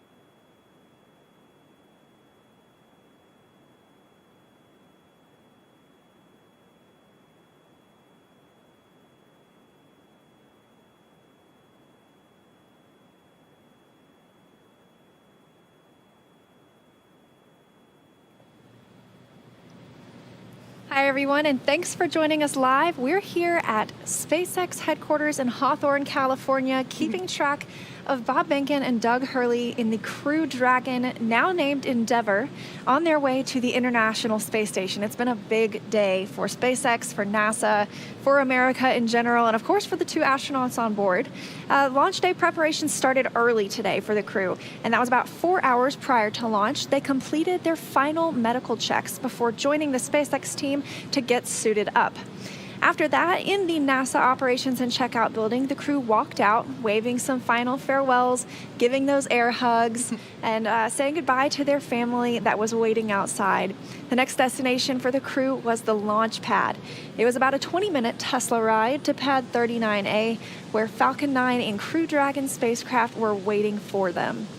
About 2.5 hours prior to launch, the crew ingressed or entered the Crew Dragon spacecraft, walking over the crew access arm, getting a last look out of the windows at Florida, and heading into the White Room and the vehicle itself.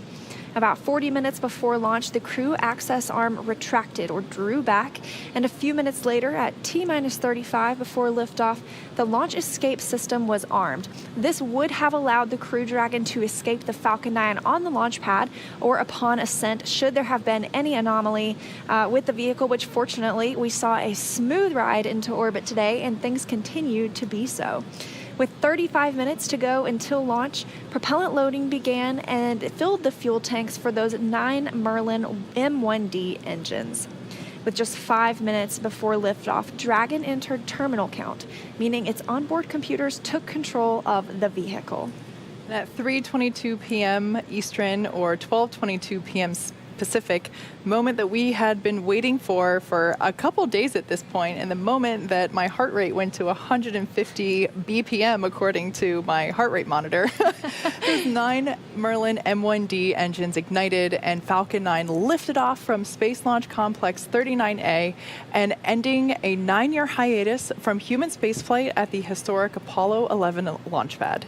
With Falcon 9 first stage at full power, Bob and Doug began their journey to the International Space Station.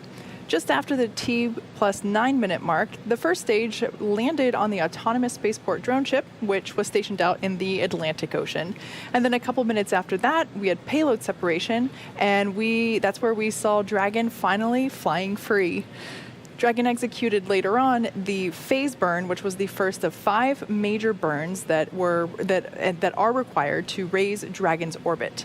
At about T+1 hour and 30 minutes, the crew completed the far-field manual flight test. Dragon is fully autonomous. That baby drives itself. But the far-field manual flight test allowed the crew to test the systems that would allow them to override Dragon's computers and maneuver manually should they ever need to take control. After that flight test, the Dragon spacecraft executed the boost burn. The boost burn raised Dragon's apogee, or the highest point of its orbit, to just 10 kilometers below the space station. And this was the second of those 5 major burns. It lasted about 7.5 minutes. The third of the major burns occurred about 45 minutes later, the close co-elliptic burn. This firing of the Draco thrusters lasted just under 10 minutes and placed Dragon on an orbit roughly co-elliptic with the space station, which means that Dragon is now maintaining that 10-kilometer orbit below station rather than just reaching it at the apogee. It's been a busy day so far for the crew and Dragon. They're currently getting some sleep. Yeah, and I feel it. I could use some sleep right about now. Much needed sleep. Yeah. So a busy day, and then we've got some other things coming up tomorrow, but let's live it all over again and take a look back at some of the day's highlights.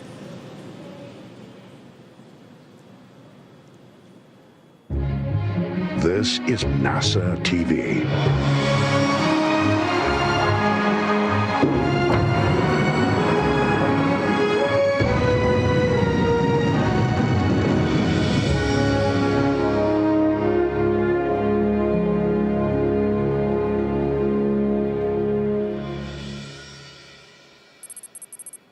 You're looking at the American-made rocket and spacecraft that will return American astronauts to the International Space Station from American soil for the first time since the retirement of the space shuttle, last flown nearly 9 years ago. Today, we're giving it another shot with our partners at SpaceX. Wednesday's first attempt was postponed due to that wild weather. But if all goes well today, we will mark a new first in NASA's storied history and usher in the commercial crew era of American spaceflight. There's astronaut Doug Hurley getting into his spacesuit, and he's being helped by one of the suit technicians there. He has flown into space 2 times before. He was the pilot on STS-127 and 135. And there's a wider shot. You can see astronaut Bob Behnken also in view now. Bob is to the right of your screen, and he also flew on 2 shuttle missions. Bob is a native of St. Ann, Missouri. And Doug is from Appalachian, New York. He was born in Endicott, considers Appalachian his hometown. We can see now NASA Administrator Jim Bridenstine. He's talking to the crew, and it looks like Associate Administrator Jim Morhard is also in the room, standing to the right of your screen. And these are great moments to get a last chance to talk to the senior leadership of NASA as they're about to go off and launch into the cosmos. And I think when you look at how Bob and Doug complement each other, and how these SpaceX suits, they really complement the astronauts too, because they're more form-fitted, they're custom-made, and this is a moment where they're getting ready to, do the real deal. And Lauren, I think, the integration of the suit and the vehicle and these seats is just really, really impressive. How y'all at SpaceX did that. Yeah, the primary purpose of the spacesuit, it's a pressure suit. Now, the Dragon capsule is already pressurized, so even in the vacuum of space, the crew is safe when inside of Dragon. But in the unlikely event of an anomaly that causes the capsule to depressurize, we can actually flow oxygen or nitrox into the suit, and that will keep the astronauts pressurized in flight. So that's its main purpose. So it's that form and function, and some style there as well. And for the kids out there that have 3D printers or have 3D printed, the actual helmets were made by 3D printing. So you could be a spacesuit designer yourself because you already have the skill set, and or fly in space one day if you wanted to.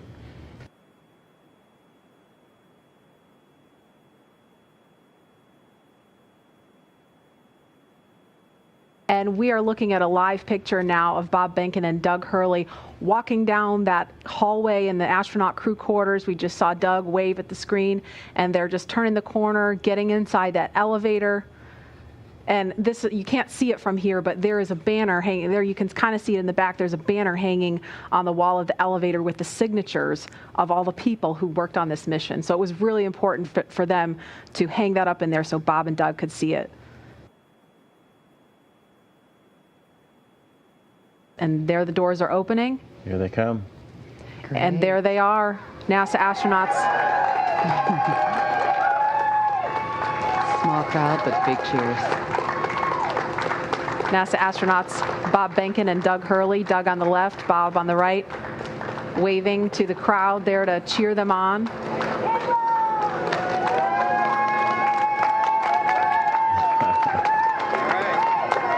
And there are their families right in front of them. The virtual hugs, a very special moment. Fist bumps. Are you going to be on good behavior? Are you going to listen to mommy and make her life easy? You can hear them. Ready? Let's light this candle, I agree. Launch America! Bye, guys.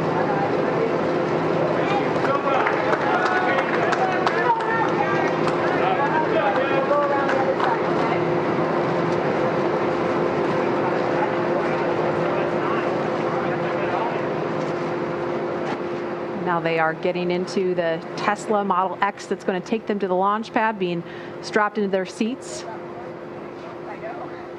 Their suit techs are attaching their umbilicals, so integrated into the Teslas. These are not just the new Tesla you can just buy off the web or at a Tesla dealership. They've been outfitted with cooling units, and that white umbilical, similar to what you saw in the suit room, that umbilical is being connected to the suit to provide cooling air to the astronauts while they're on the way to the pad. And those Falcon wing doors are closing. Super sleek. A rapid departure from the Astrovan. Yes, I would say so. And their flight surgeon is in the front seat in the passenger side, taking the journey along with them. As I mentioned last time, we always think about the technology and the rockets, but this is what it's all about, the families coming together, supporting the families, us working together as a team to ensure they get up there safely and back home safely for their families.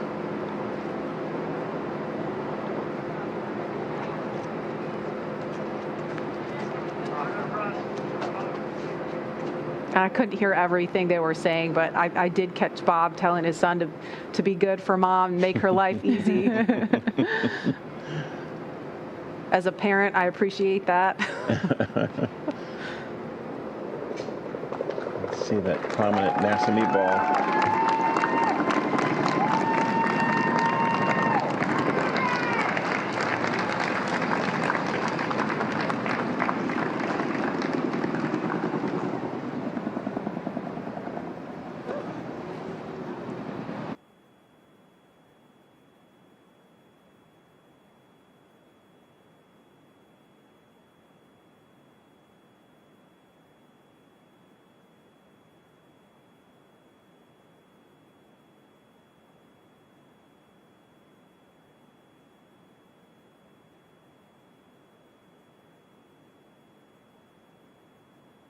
There's our hangar. We process Falcon Heavy in there. There are other boosters in that hangar as well. And the rocket and Dragon that is on the pad right now was put together, or rather finally integrated inside of that hangar and then rolled out to that pad to go up vertical. And there it is. That shot really gives you a sense of the scale of the Falcon 9 rocket. Those Teslas look teeny, teeny, tiny, making their way up there. Yeah, really cool watching the Teslas pull up, driving on the launch pad just a few feet away from the vehicle. This is awesome and getting really excited over here.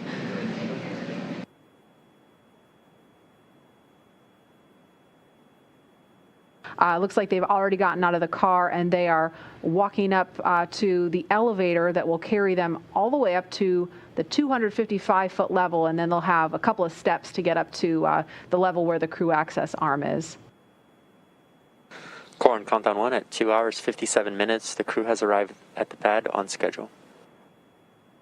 But there they are, taken in the sight, craning to see the top of the Falcon 9 rocket. It's 230 feet tall if you round up, and then Crew Dragon is another 27 feet from the bottom of the trunk to the top of the nose cone. So when you're out there in person, it's really hard to describe just how large it is. Look at them getting excited. They're ready to get in the vehicle, get in the elevator, and make it to the top.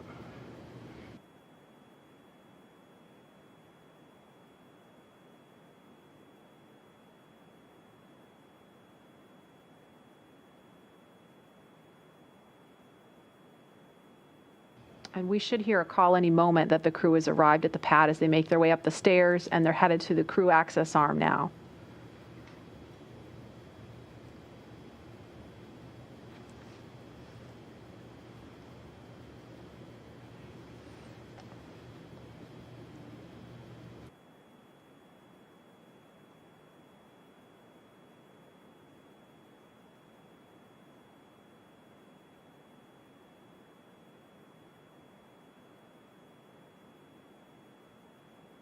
So as you can see, they have already arrived at pad 39A, where Falcon 9 will lift off from at 3:22 p.m. Eastern time today.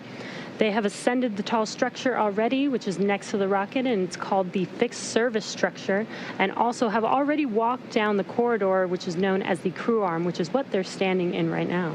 That's right, and as they prepare to board Dragon, they have this one final stop that they're standing in right now, and that's the White Room. The White Room is literally just the room at the end of the crew arm that has an opening into Dragon. It is the last place on planet Earth Bob and Doug are going to be standing before they step into Dragon for their ride to the International Space Station.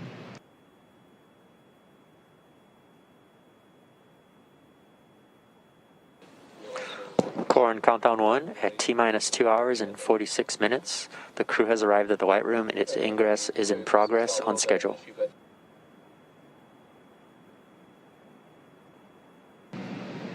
And as they climb into Dragon, they will buckle themselves in and attach their umbilicals to their suits.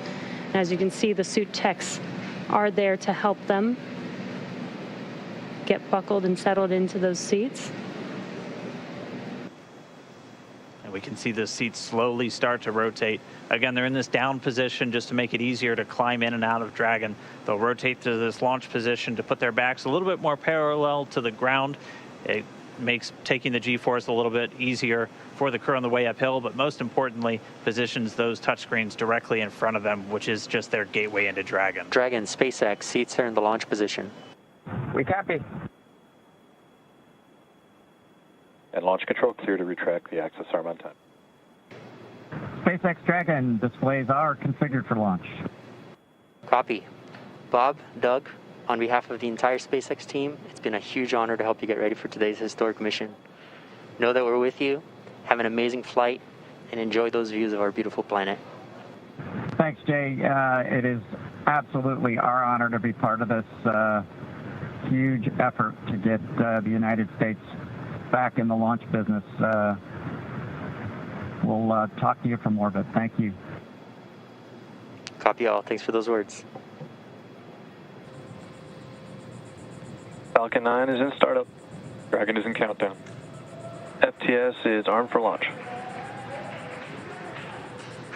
Under a minute now, the FTS, the flight termination system, has been armed. Dragon, SpaceX, go for launch. SpaceX Dragon, we're go for launch. Let's light this candle.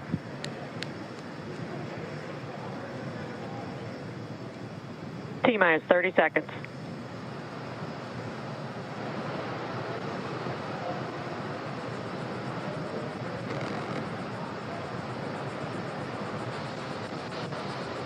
Stage 1 tanks pressing for flight.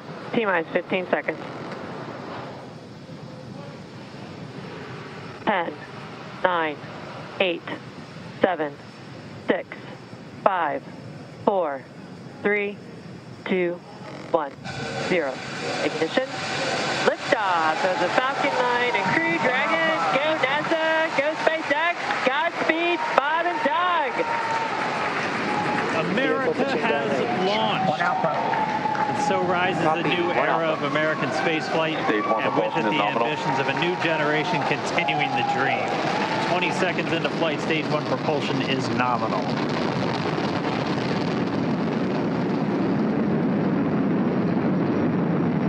Plus 30 seconds into this historic mission. Flying crew on board Dragon and Falcon 9, and look at them go. Falcon power telemetry nominal. M1D throttle down. We're throttling down to get ready for the period of maximum dynamic pressure. We're in the throttle bucket. Reports say all systems are go. Vehicle is supersonic. We've exceeded Mach 1 on the Falcon 9. M1D throttle up. We're throttling back up to full power as we're through max Q. Copy, 1 Bravo. And we heard that 1 Bravo call out. That's just the second abort zone that they're in. They'll continue to be on this until the first stage has done its job and they switch over to the second. At this point, Bob and Doug pulling about 2.3 Gs, 2.3 times the Earth's gravity, already moving at over 1,500 miles per hour. We've heard the call out for MVAC engine chill. That's getting the MVAC engine ready to light. That'll come at about 2:44 into flight. Right now, everything continuing to look good. Next major event coming up is going to be the triple. We'll have main engine cutoff of the 9 first stage engines, stage separation, and then ignition of the second stage engine to continue to carry astronauts into orbit. Coming up in about 20 seconds. M1D throttle down.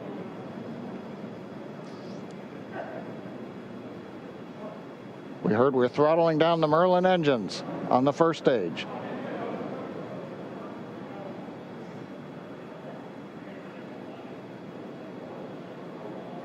And we have MECO. MECO. 2 Alpha. Falcon stage separation confirmed. Copy, 2 Alpha. MVAC ignition.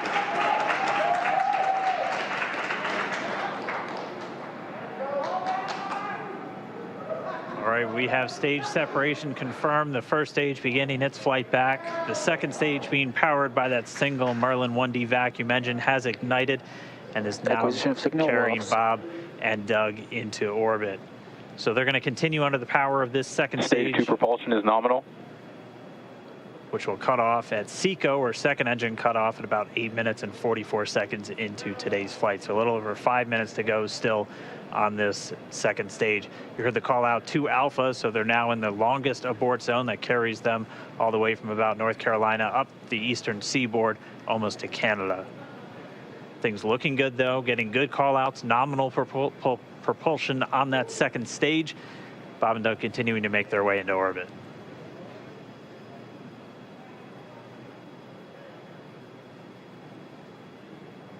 Dragon SpaceX nominal trajectory.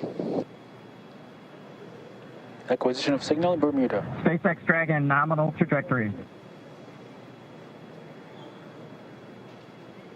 All right, here in nominal trajectory, so Dragon pointed in the right direction, continuing to make their flight uphill. Heard acquisition of signal Bermuda. That's one of the other ground stations that they're using to get telemetry and data back from this spacecraft. Stage 2 propulsion is still nominal. And while they continue uphill, looks like we are getting a view of the first stage as well. Yep, on your right screen, you can see that first stage with the grid fins deployed. It's making its way back to attempt to land on our drone ship, Of Course I Still Love You today. Stage 1 entry burn startup.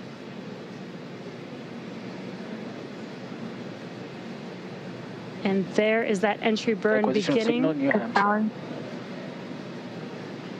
This burn lasts about 36 seconds long. Stage 2 FTS is saved.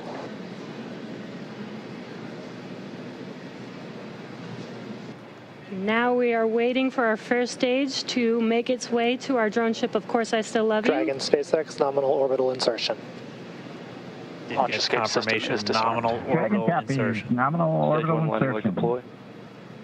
And what you're seeing on your screen is a live view of our drone ship, where our first stage will be coming down. Looks like we lost that live view, but we'll wait for confirmation of that landing shortly here. Falcon 9 first stage successfully landed. And there you can see on your screen, Falcon 9 has landed. This is the first Falcon 9 to carry humans to orbit, so very exciting for us. And as you can see on your right screen, Bob and Doug are still making their way to their targeted orbit. M1D to recovery 1. So exciting today. M1D.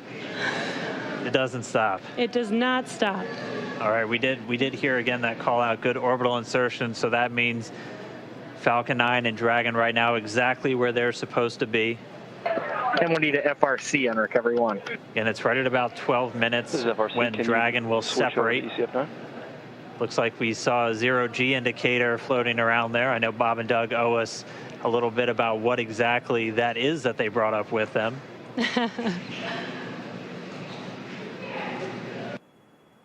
Dragon separation confirmed.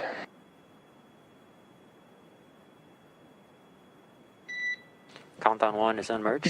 Separation confirmed. And there's that call out. Dragon is now officially making its way to the International Space Station today. Dragon SpaceX with that separation call. We have a few words for you from our Falcon 9 team. Standing by. Dragon, Chief Engineer on Dragon to ground. Bob Doug, on behalf of the entire launch team, thanks for flying with Falcon 9 today. We hope you enjoyed the ride and wish you a great mission. Thanks, Bala. Congratulations to you and the F9 team for the first human ride for Falcon 9, and it was incredible. Appreciate all the hard work, and thanks for the great ride to space. Copy all. And Mike, proud of you guys and the rest of the team. Thank you so much for what you've done for us today, putting America back into low Earth orbit from the Florida coast. Copy all. Good luck. Godspeed.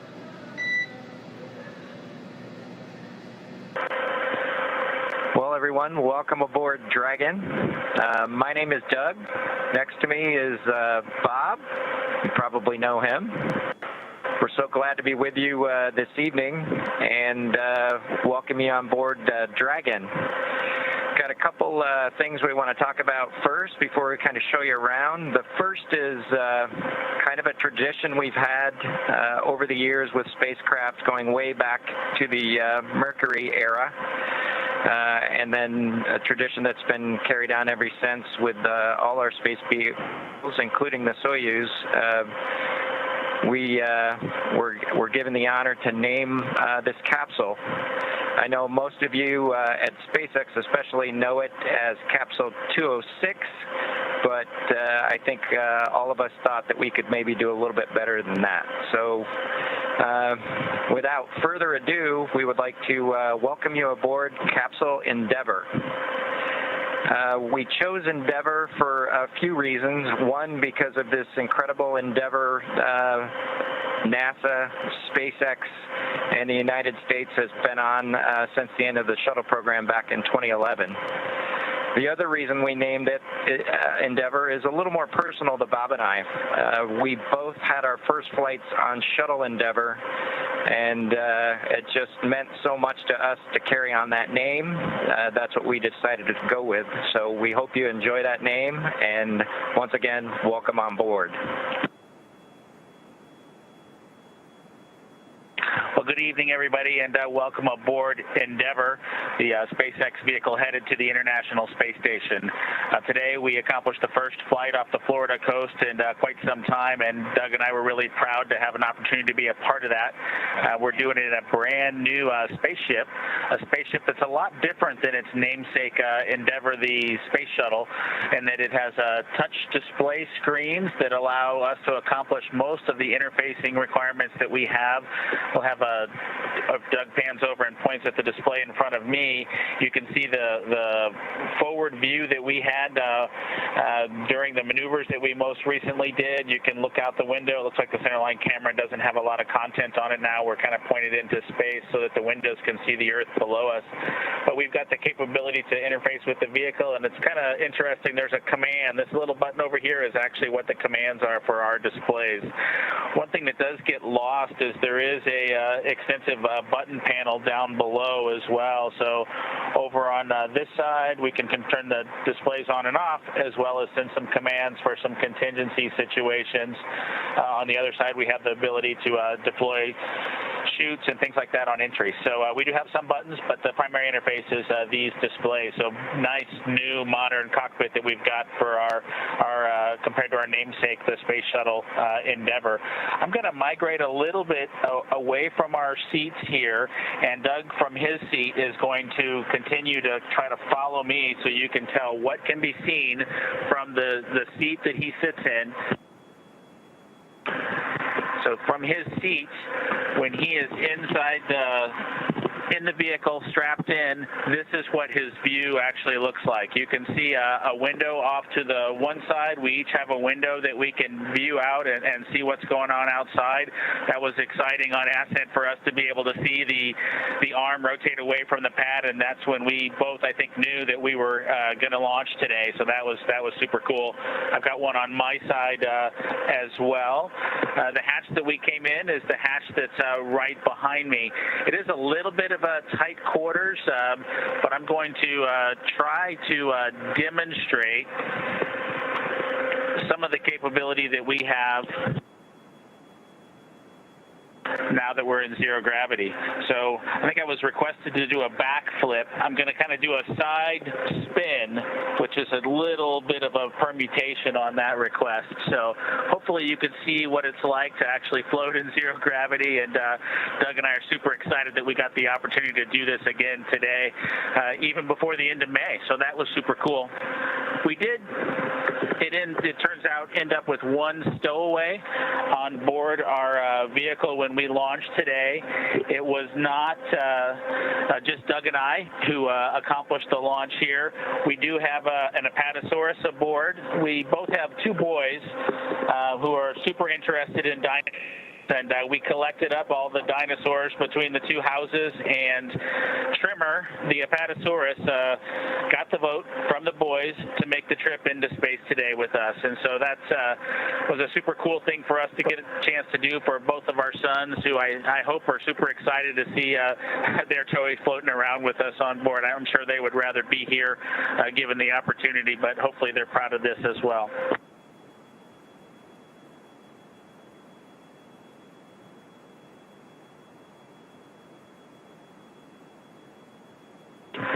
Okay, as we work our way towards one of the windows, unfortunately it's getting a little bit dark, but I don't know if Bob can pan over here. We just passed off of the coast of Newfoundland and we're headed over to over the Atlantic right now. I don't know if you can get a good picture of that.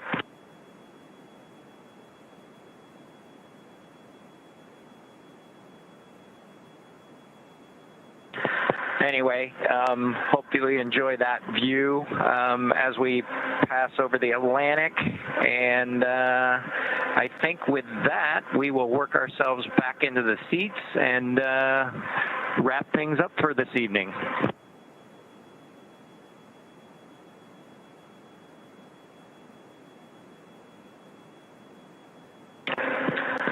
So Doug's there making a nice big smile for the camera. I hope you enjoyed the trip today with us on board the Dragon capsule Endeavour with our friend Trimmer, the Apatosaurus, and Doug and I.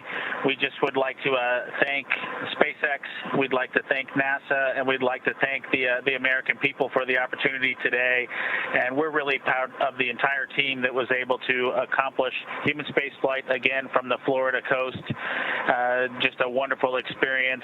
Doug and I are just so proud to be a part of it, and just want to thank everybody who gave us this opportunity and worked so hard to make this happen today. So with that, I think it'll be good night from Capsule Endeavour. Good night to everyone at NASA, at SpaceX, and the United States, and congratulations to the teams that got us into orbit. And we're looking forward to seeing Chris Cassidy and his Russian colleagues on board the International Space Station tomorrow morning. Good night, Megan and Theo. And Karen and Jack.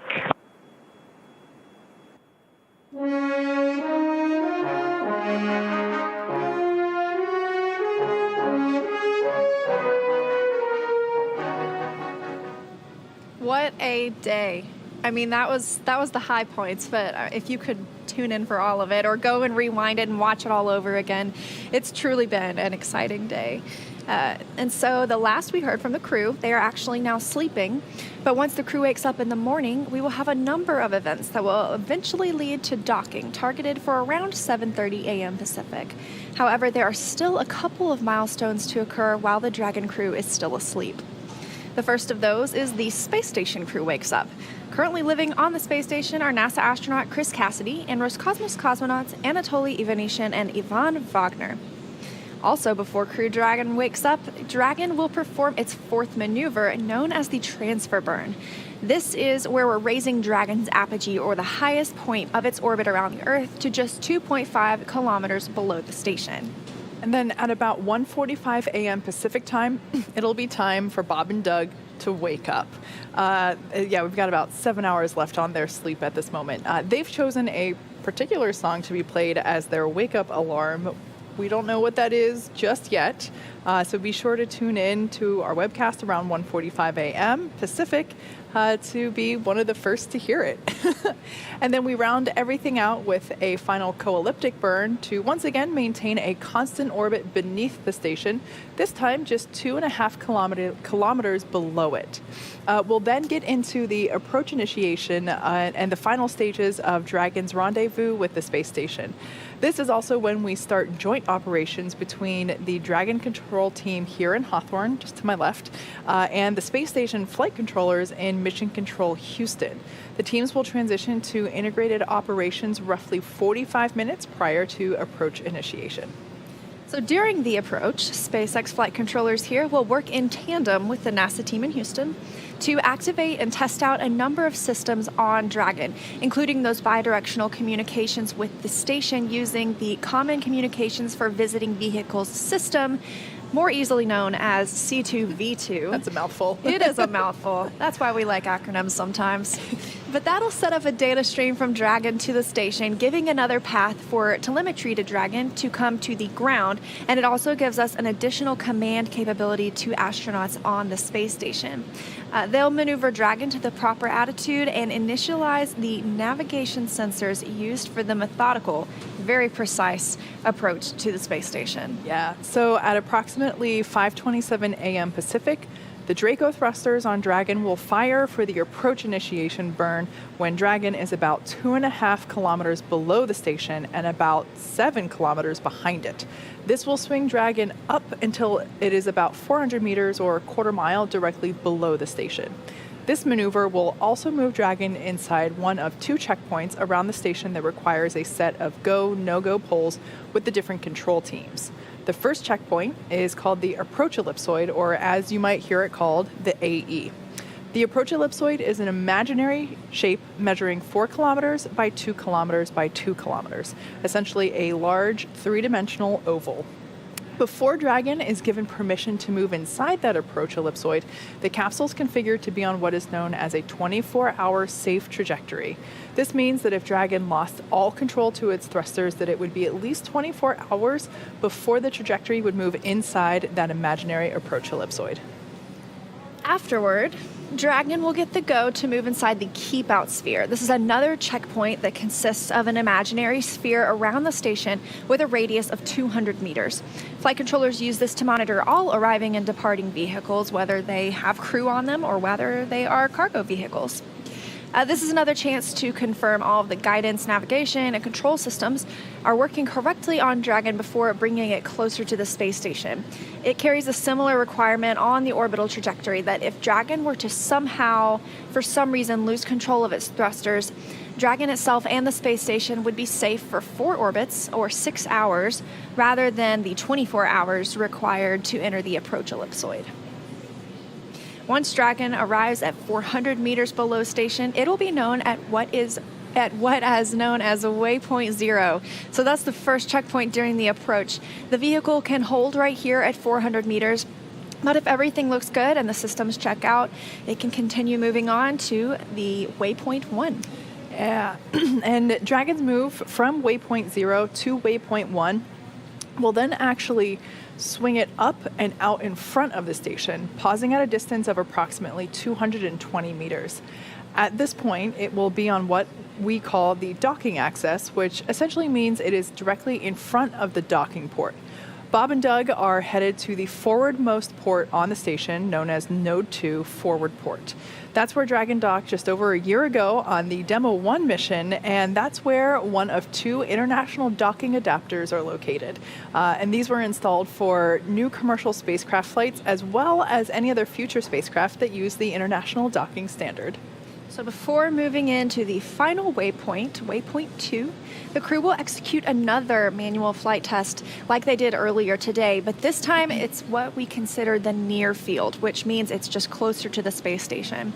The crew will command a hold of Crew Dragon at 220 meters and then conduct a series of maneuvers. First, they'll fly Dragon to the center line of the docking approach and line it up precisely with the International Docking Adapter.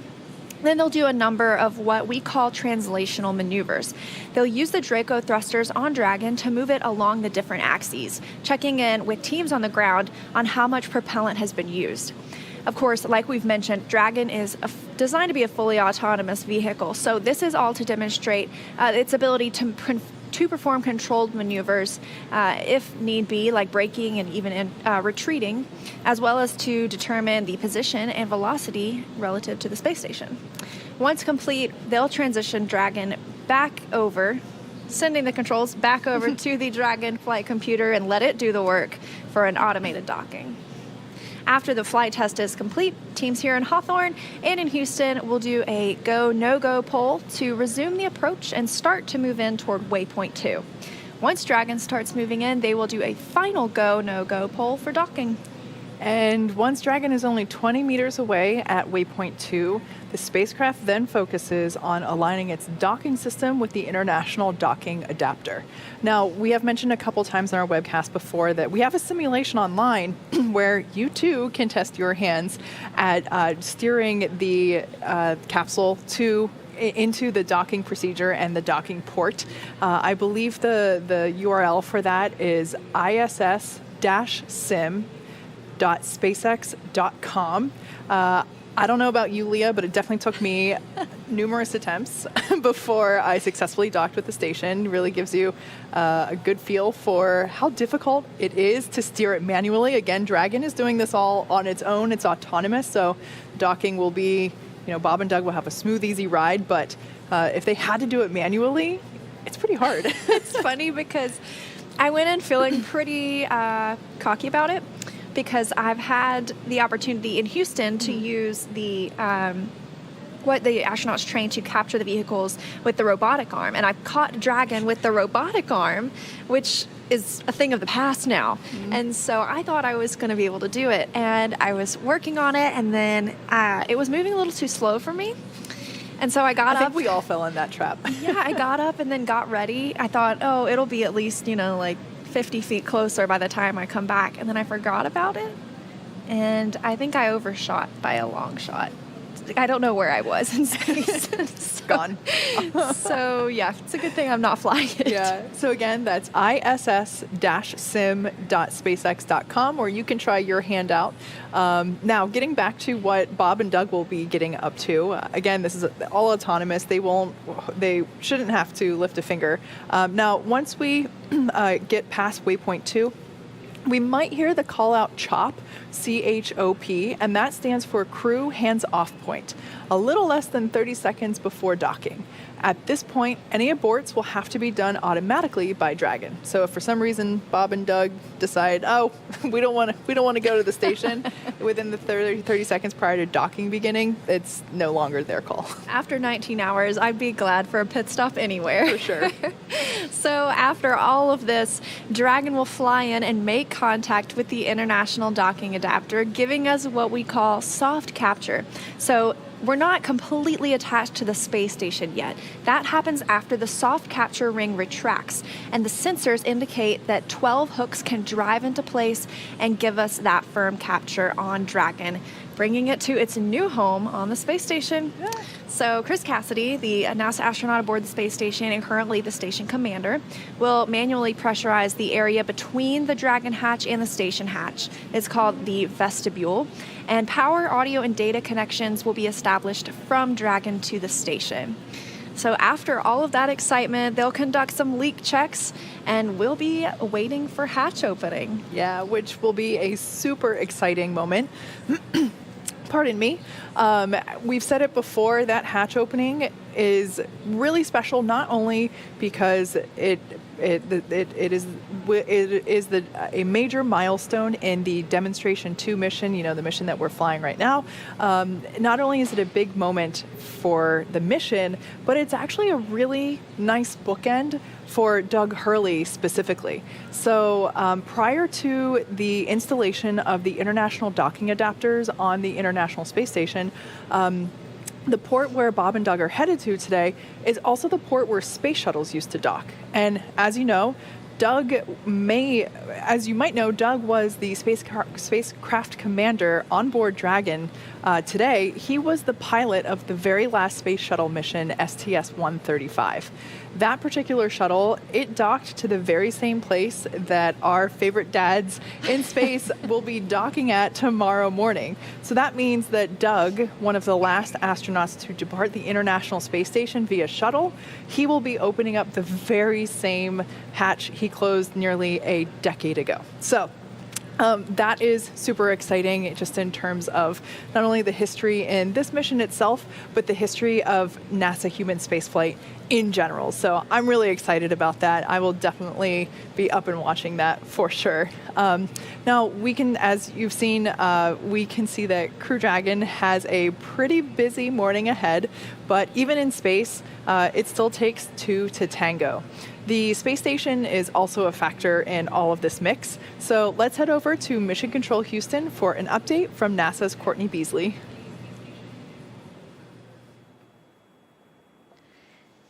Thanks, Kate and Leah. Here in Mission Control Houston, the Orbit 3 team of flight controllers is on console, led by Flight Director Rebecca Wingfield. So at this hour, the Crew Dragon crew and the International Space Station crew are both asleep, hopefully getting some much-needed rest in the midst of all this excitement.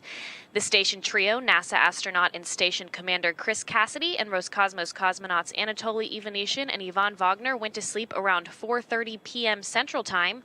They'll continue that sleep period until just around 1 a.m. Central Time on Sunday morning, ready to begin an exciting day of work.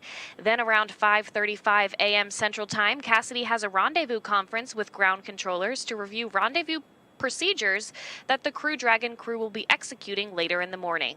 He will then move on to begin setting up tools that will be used for leak checks between the space station and Crew Dragon after docking, as well as setting up photo TV equipment to capture the historic hatch opening later that day. From then, Cassidy will move into his midday meal. Then around 8:25 a.m. Central Time, Cassidy will begin monitoring the approach of Crew Dragon from the cupola workstation on board the International Space Station as it begins its initiation burn to bring it below the station, then in front of the station for final approach and docking. Once the hooks are driven and form a hard mate between Crew Dragon and the International Space Station, which is scheduled for 9:44 a.m. Central Time, Cassidy will then work in tandem with Bankin and Hurley to equalize pressure between the two systems. And as of now, all International Space Station systems are still a go, so we'll toss it back to Hawthorne for an update.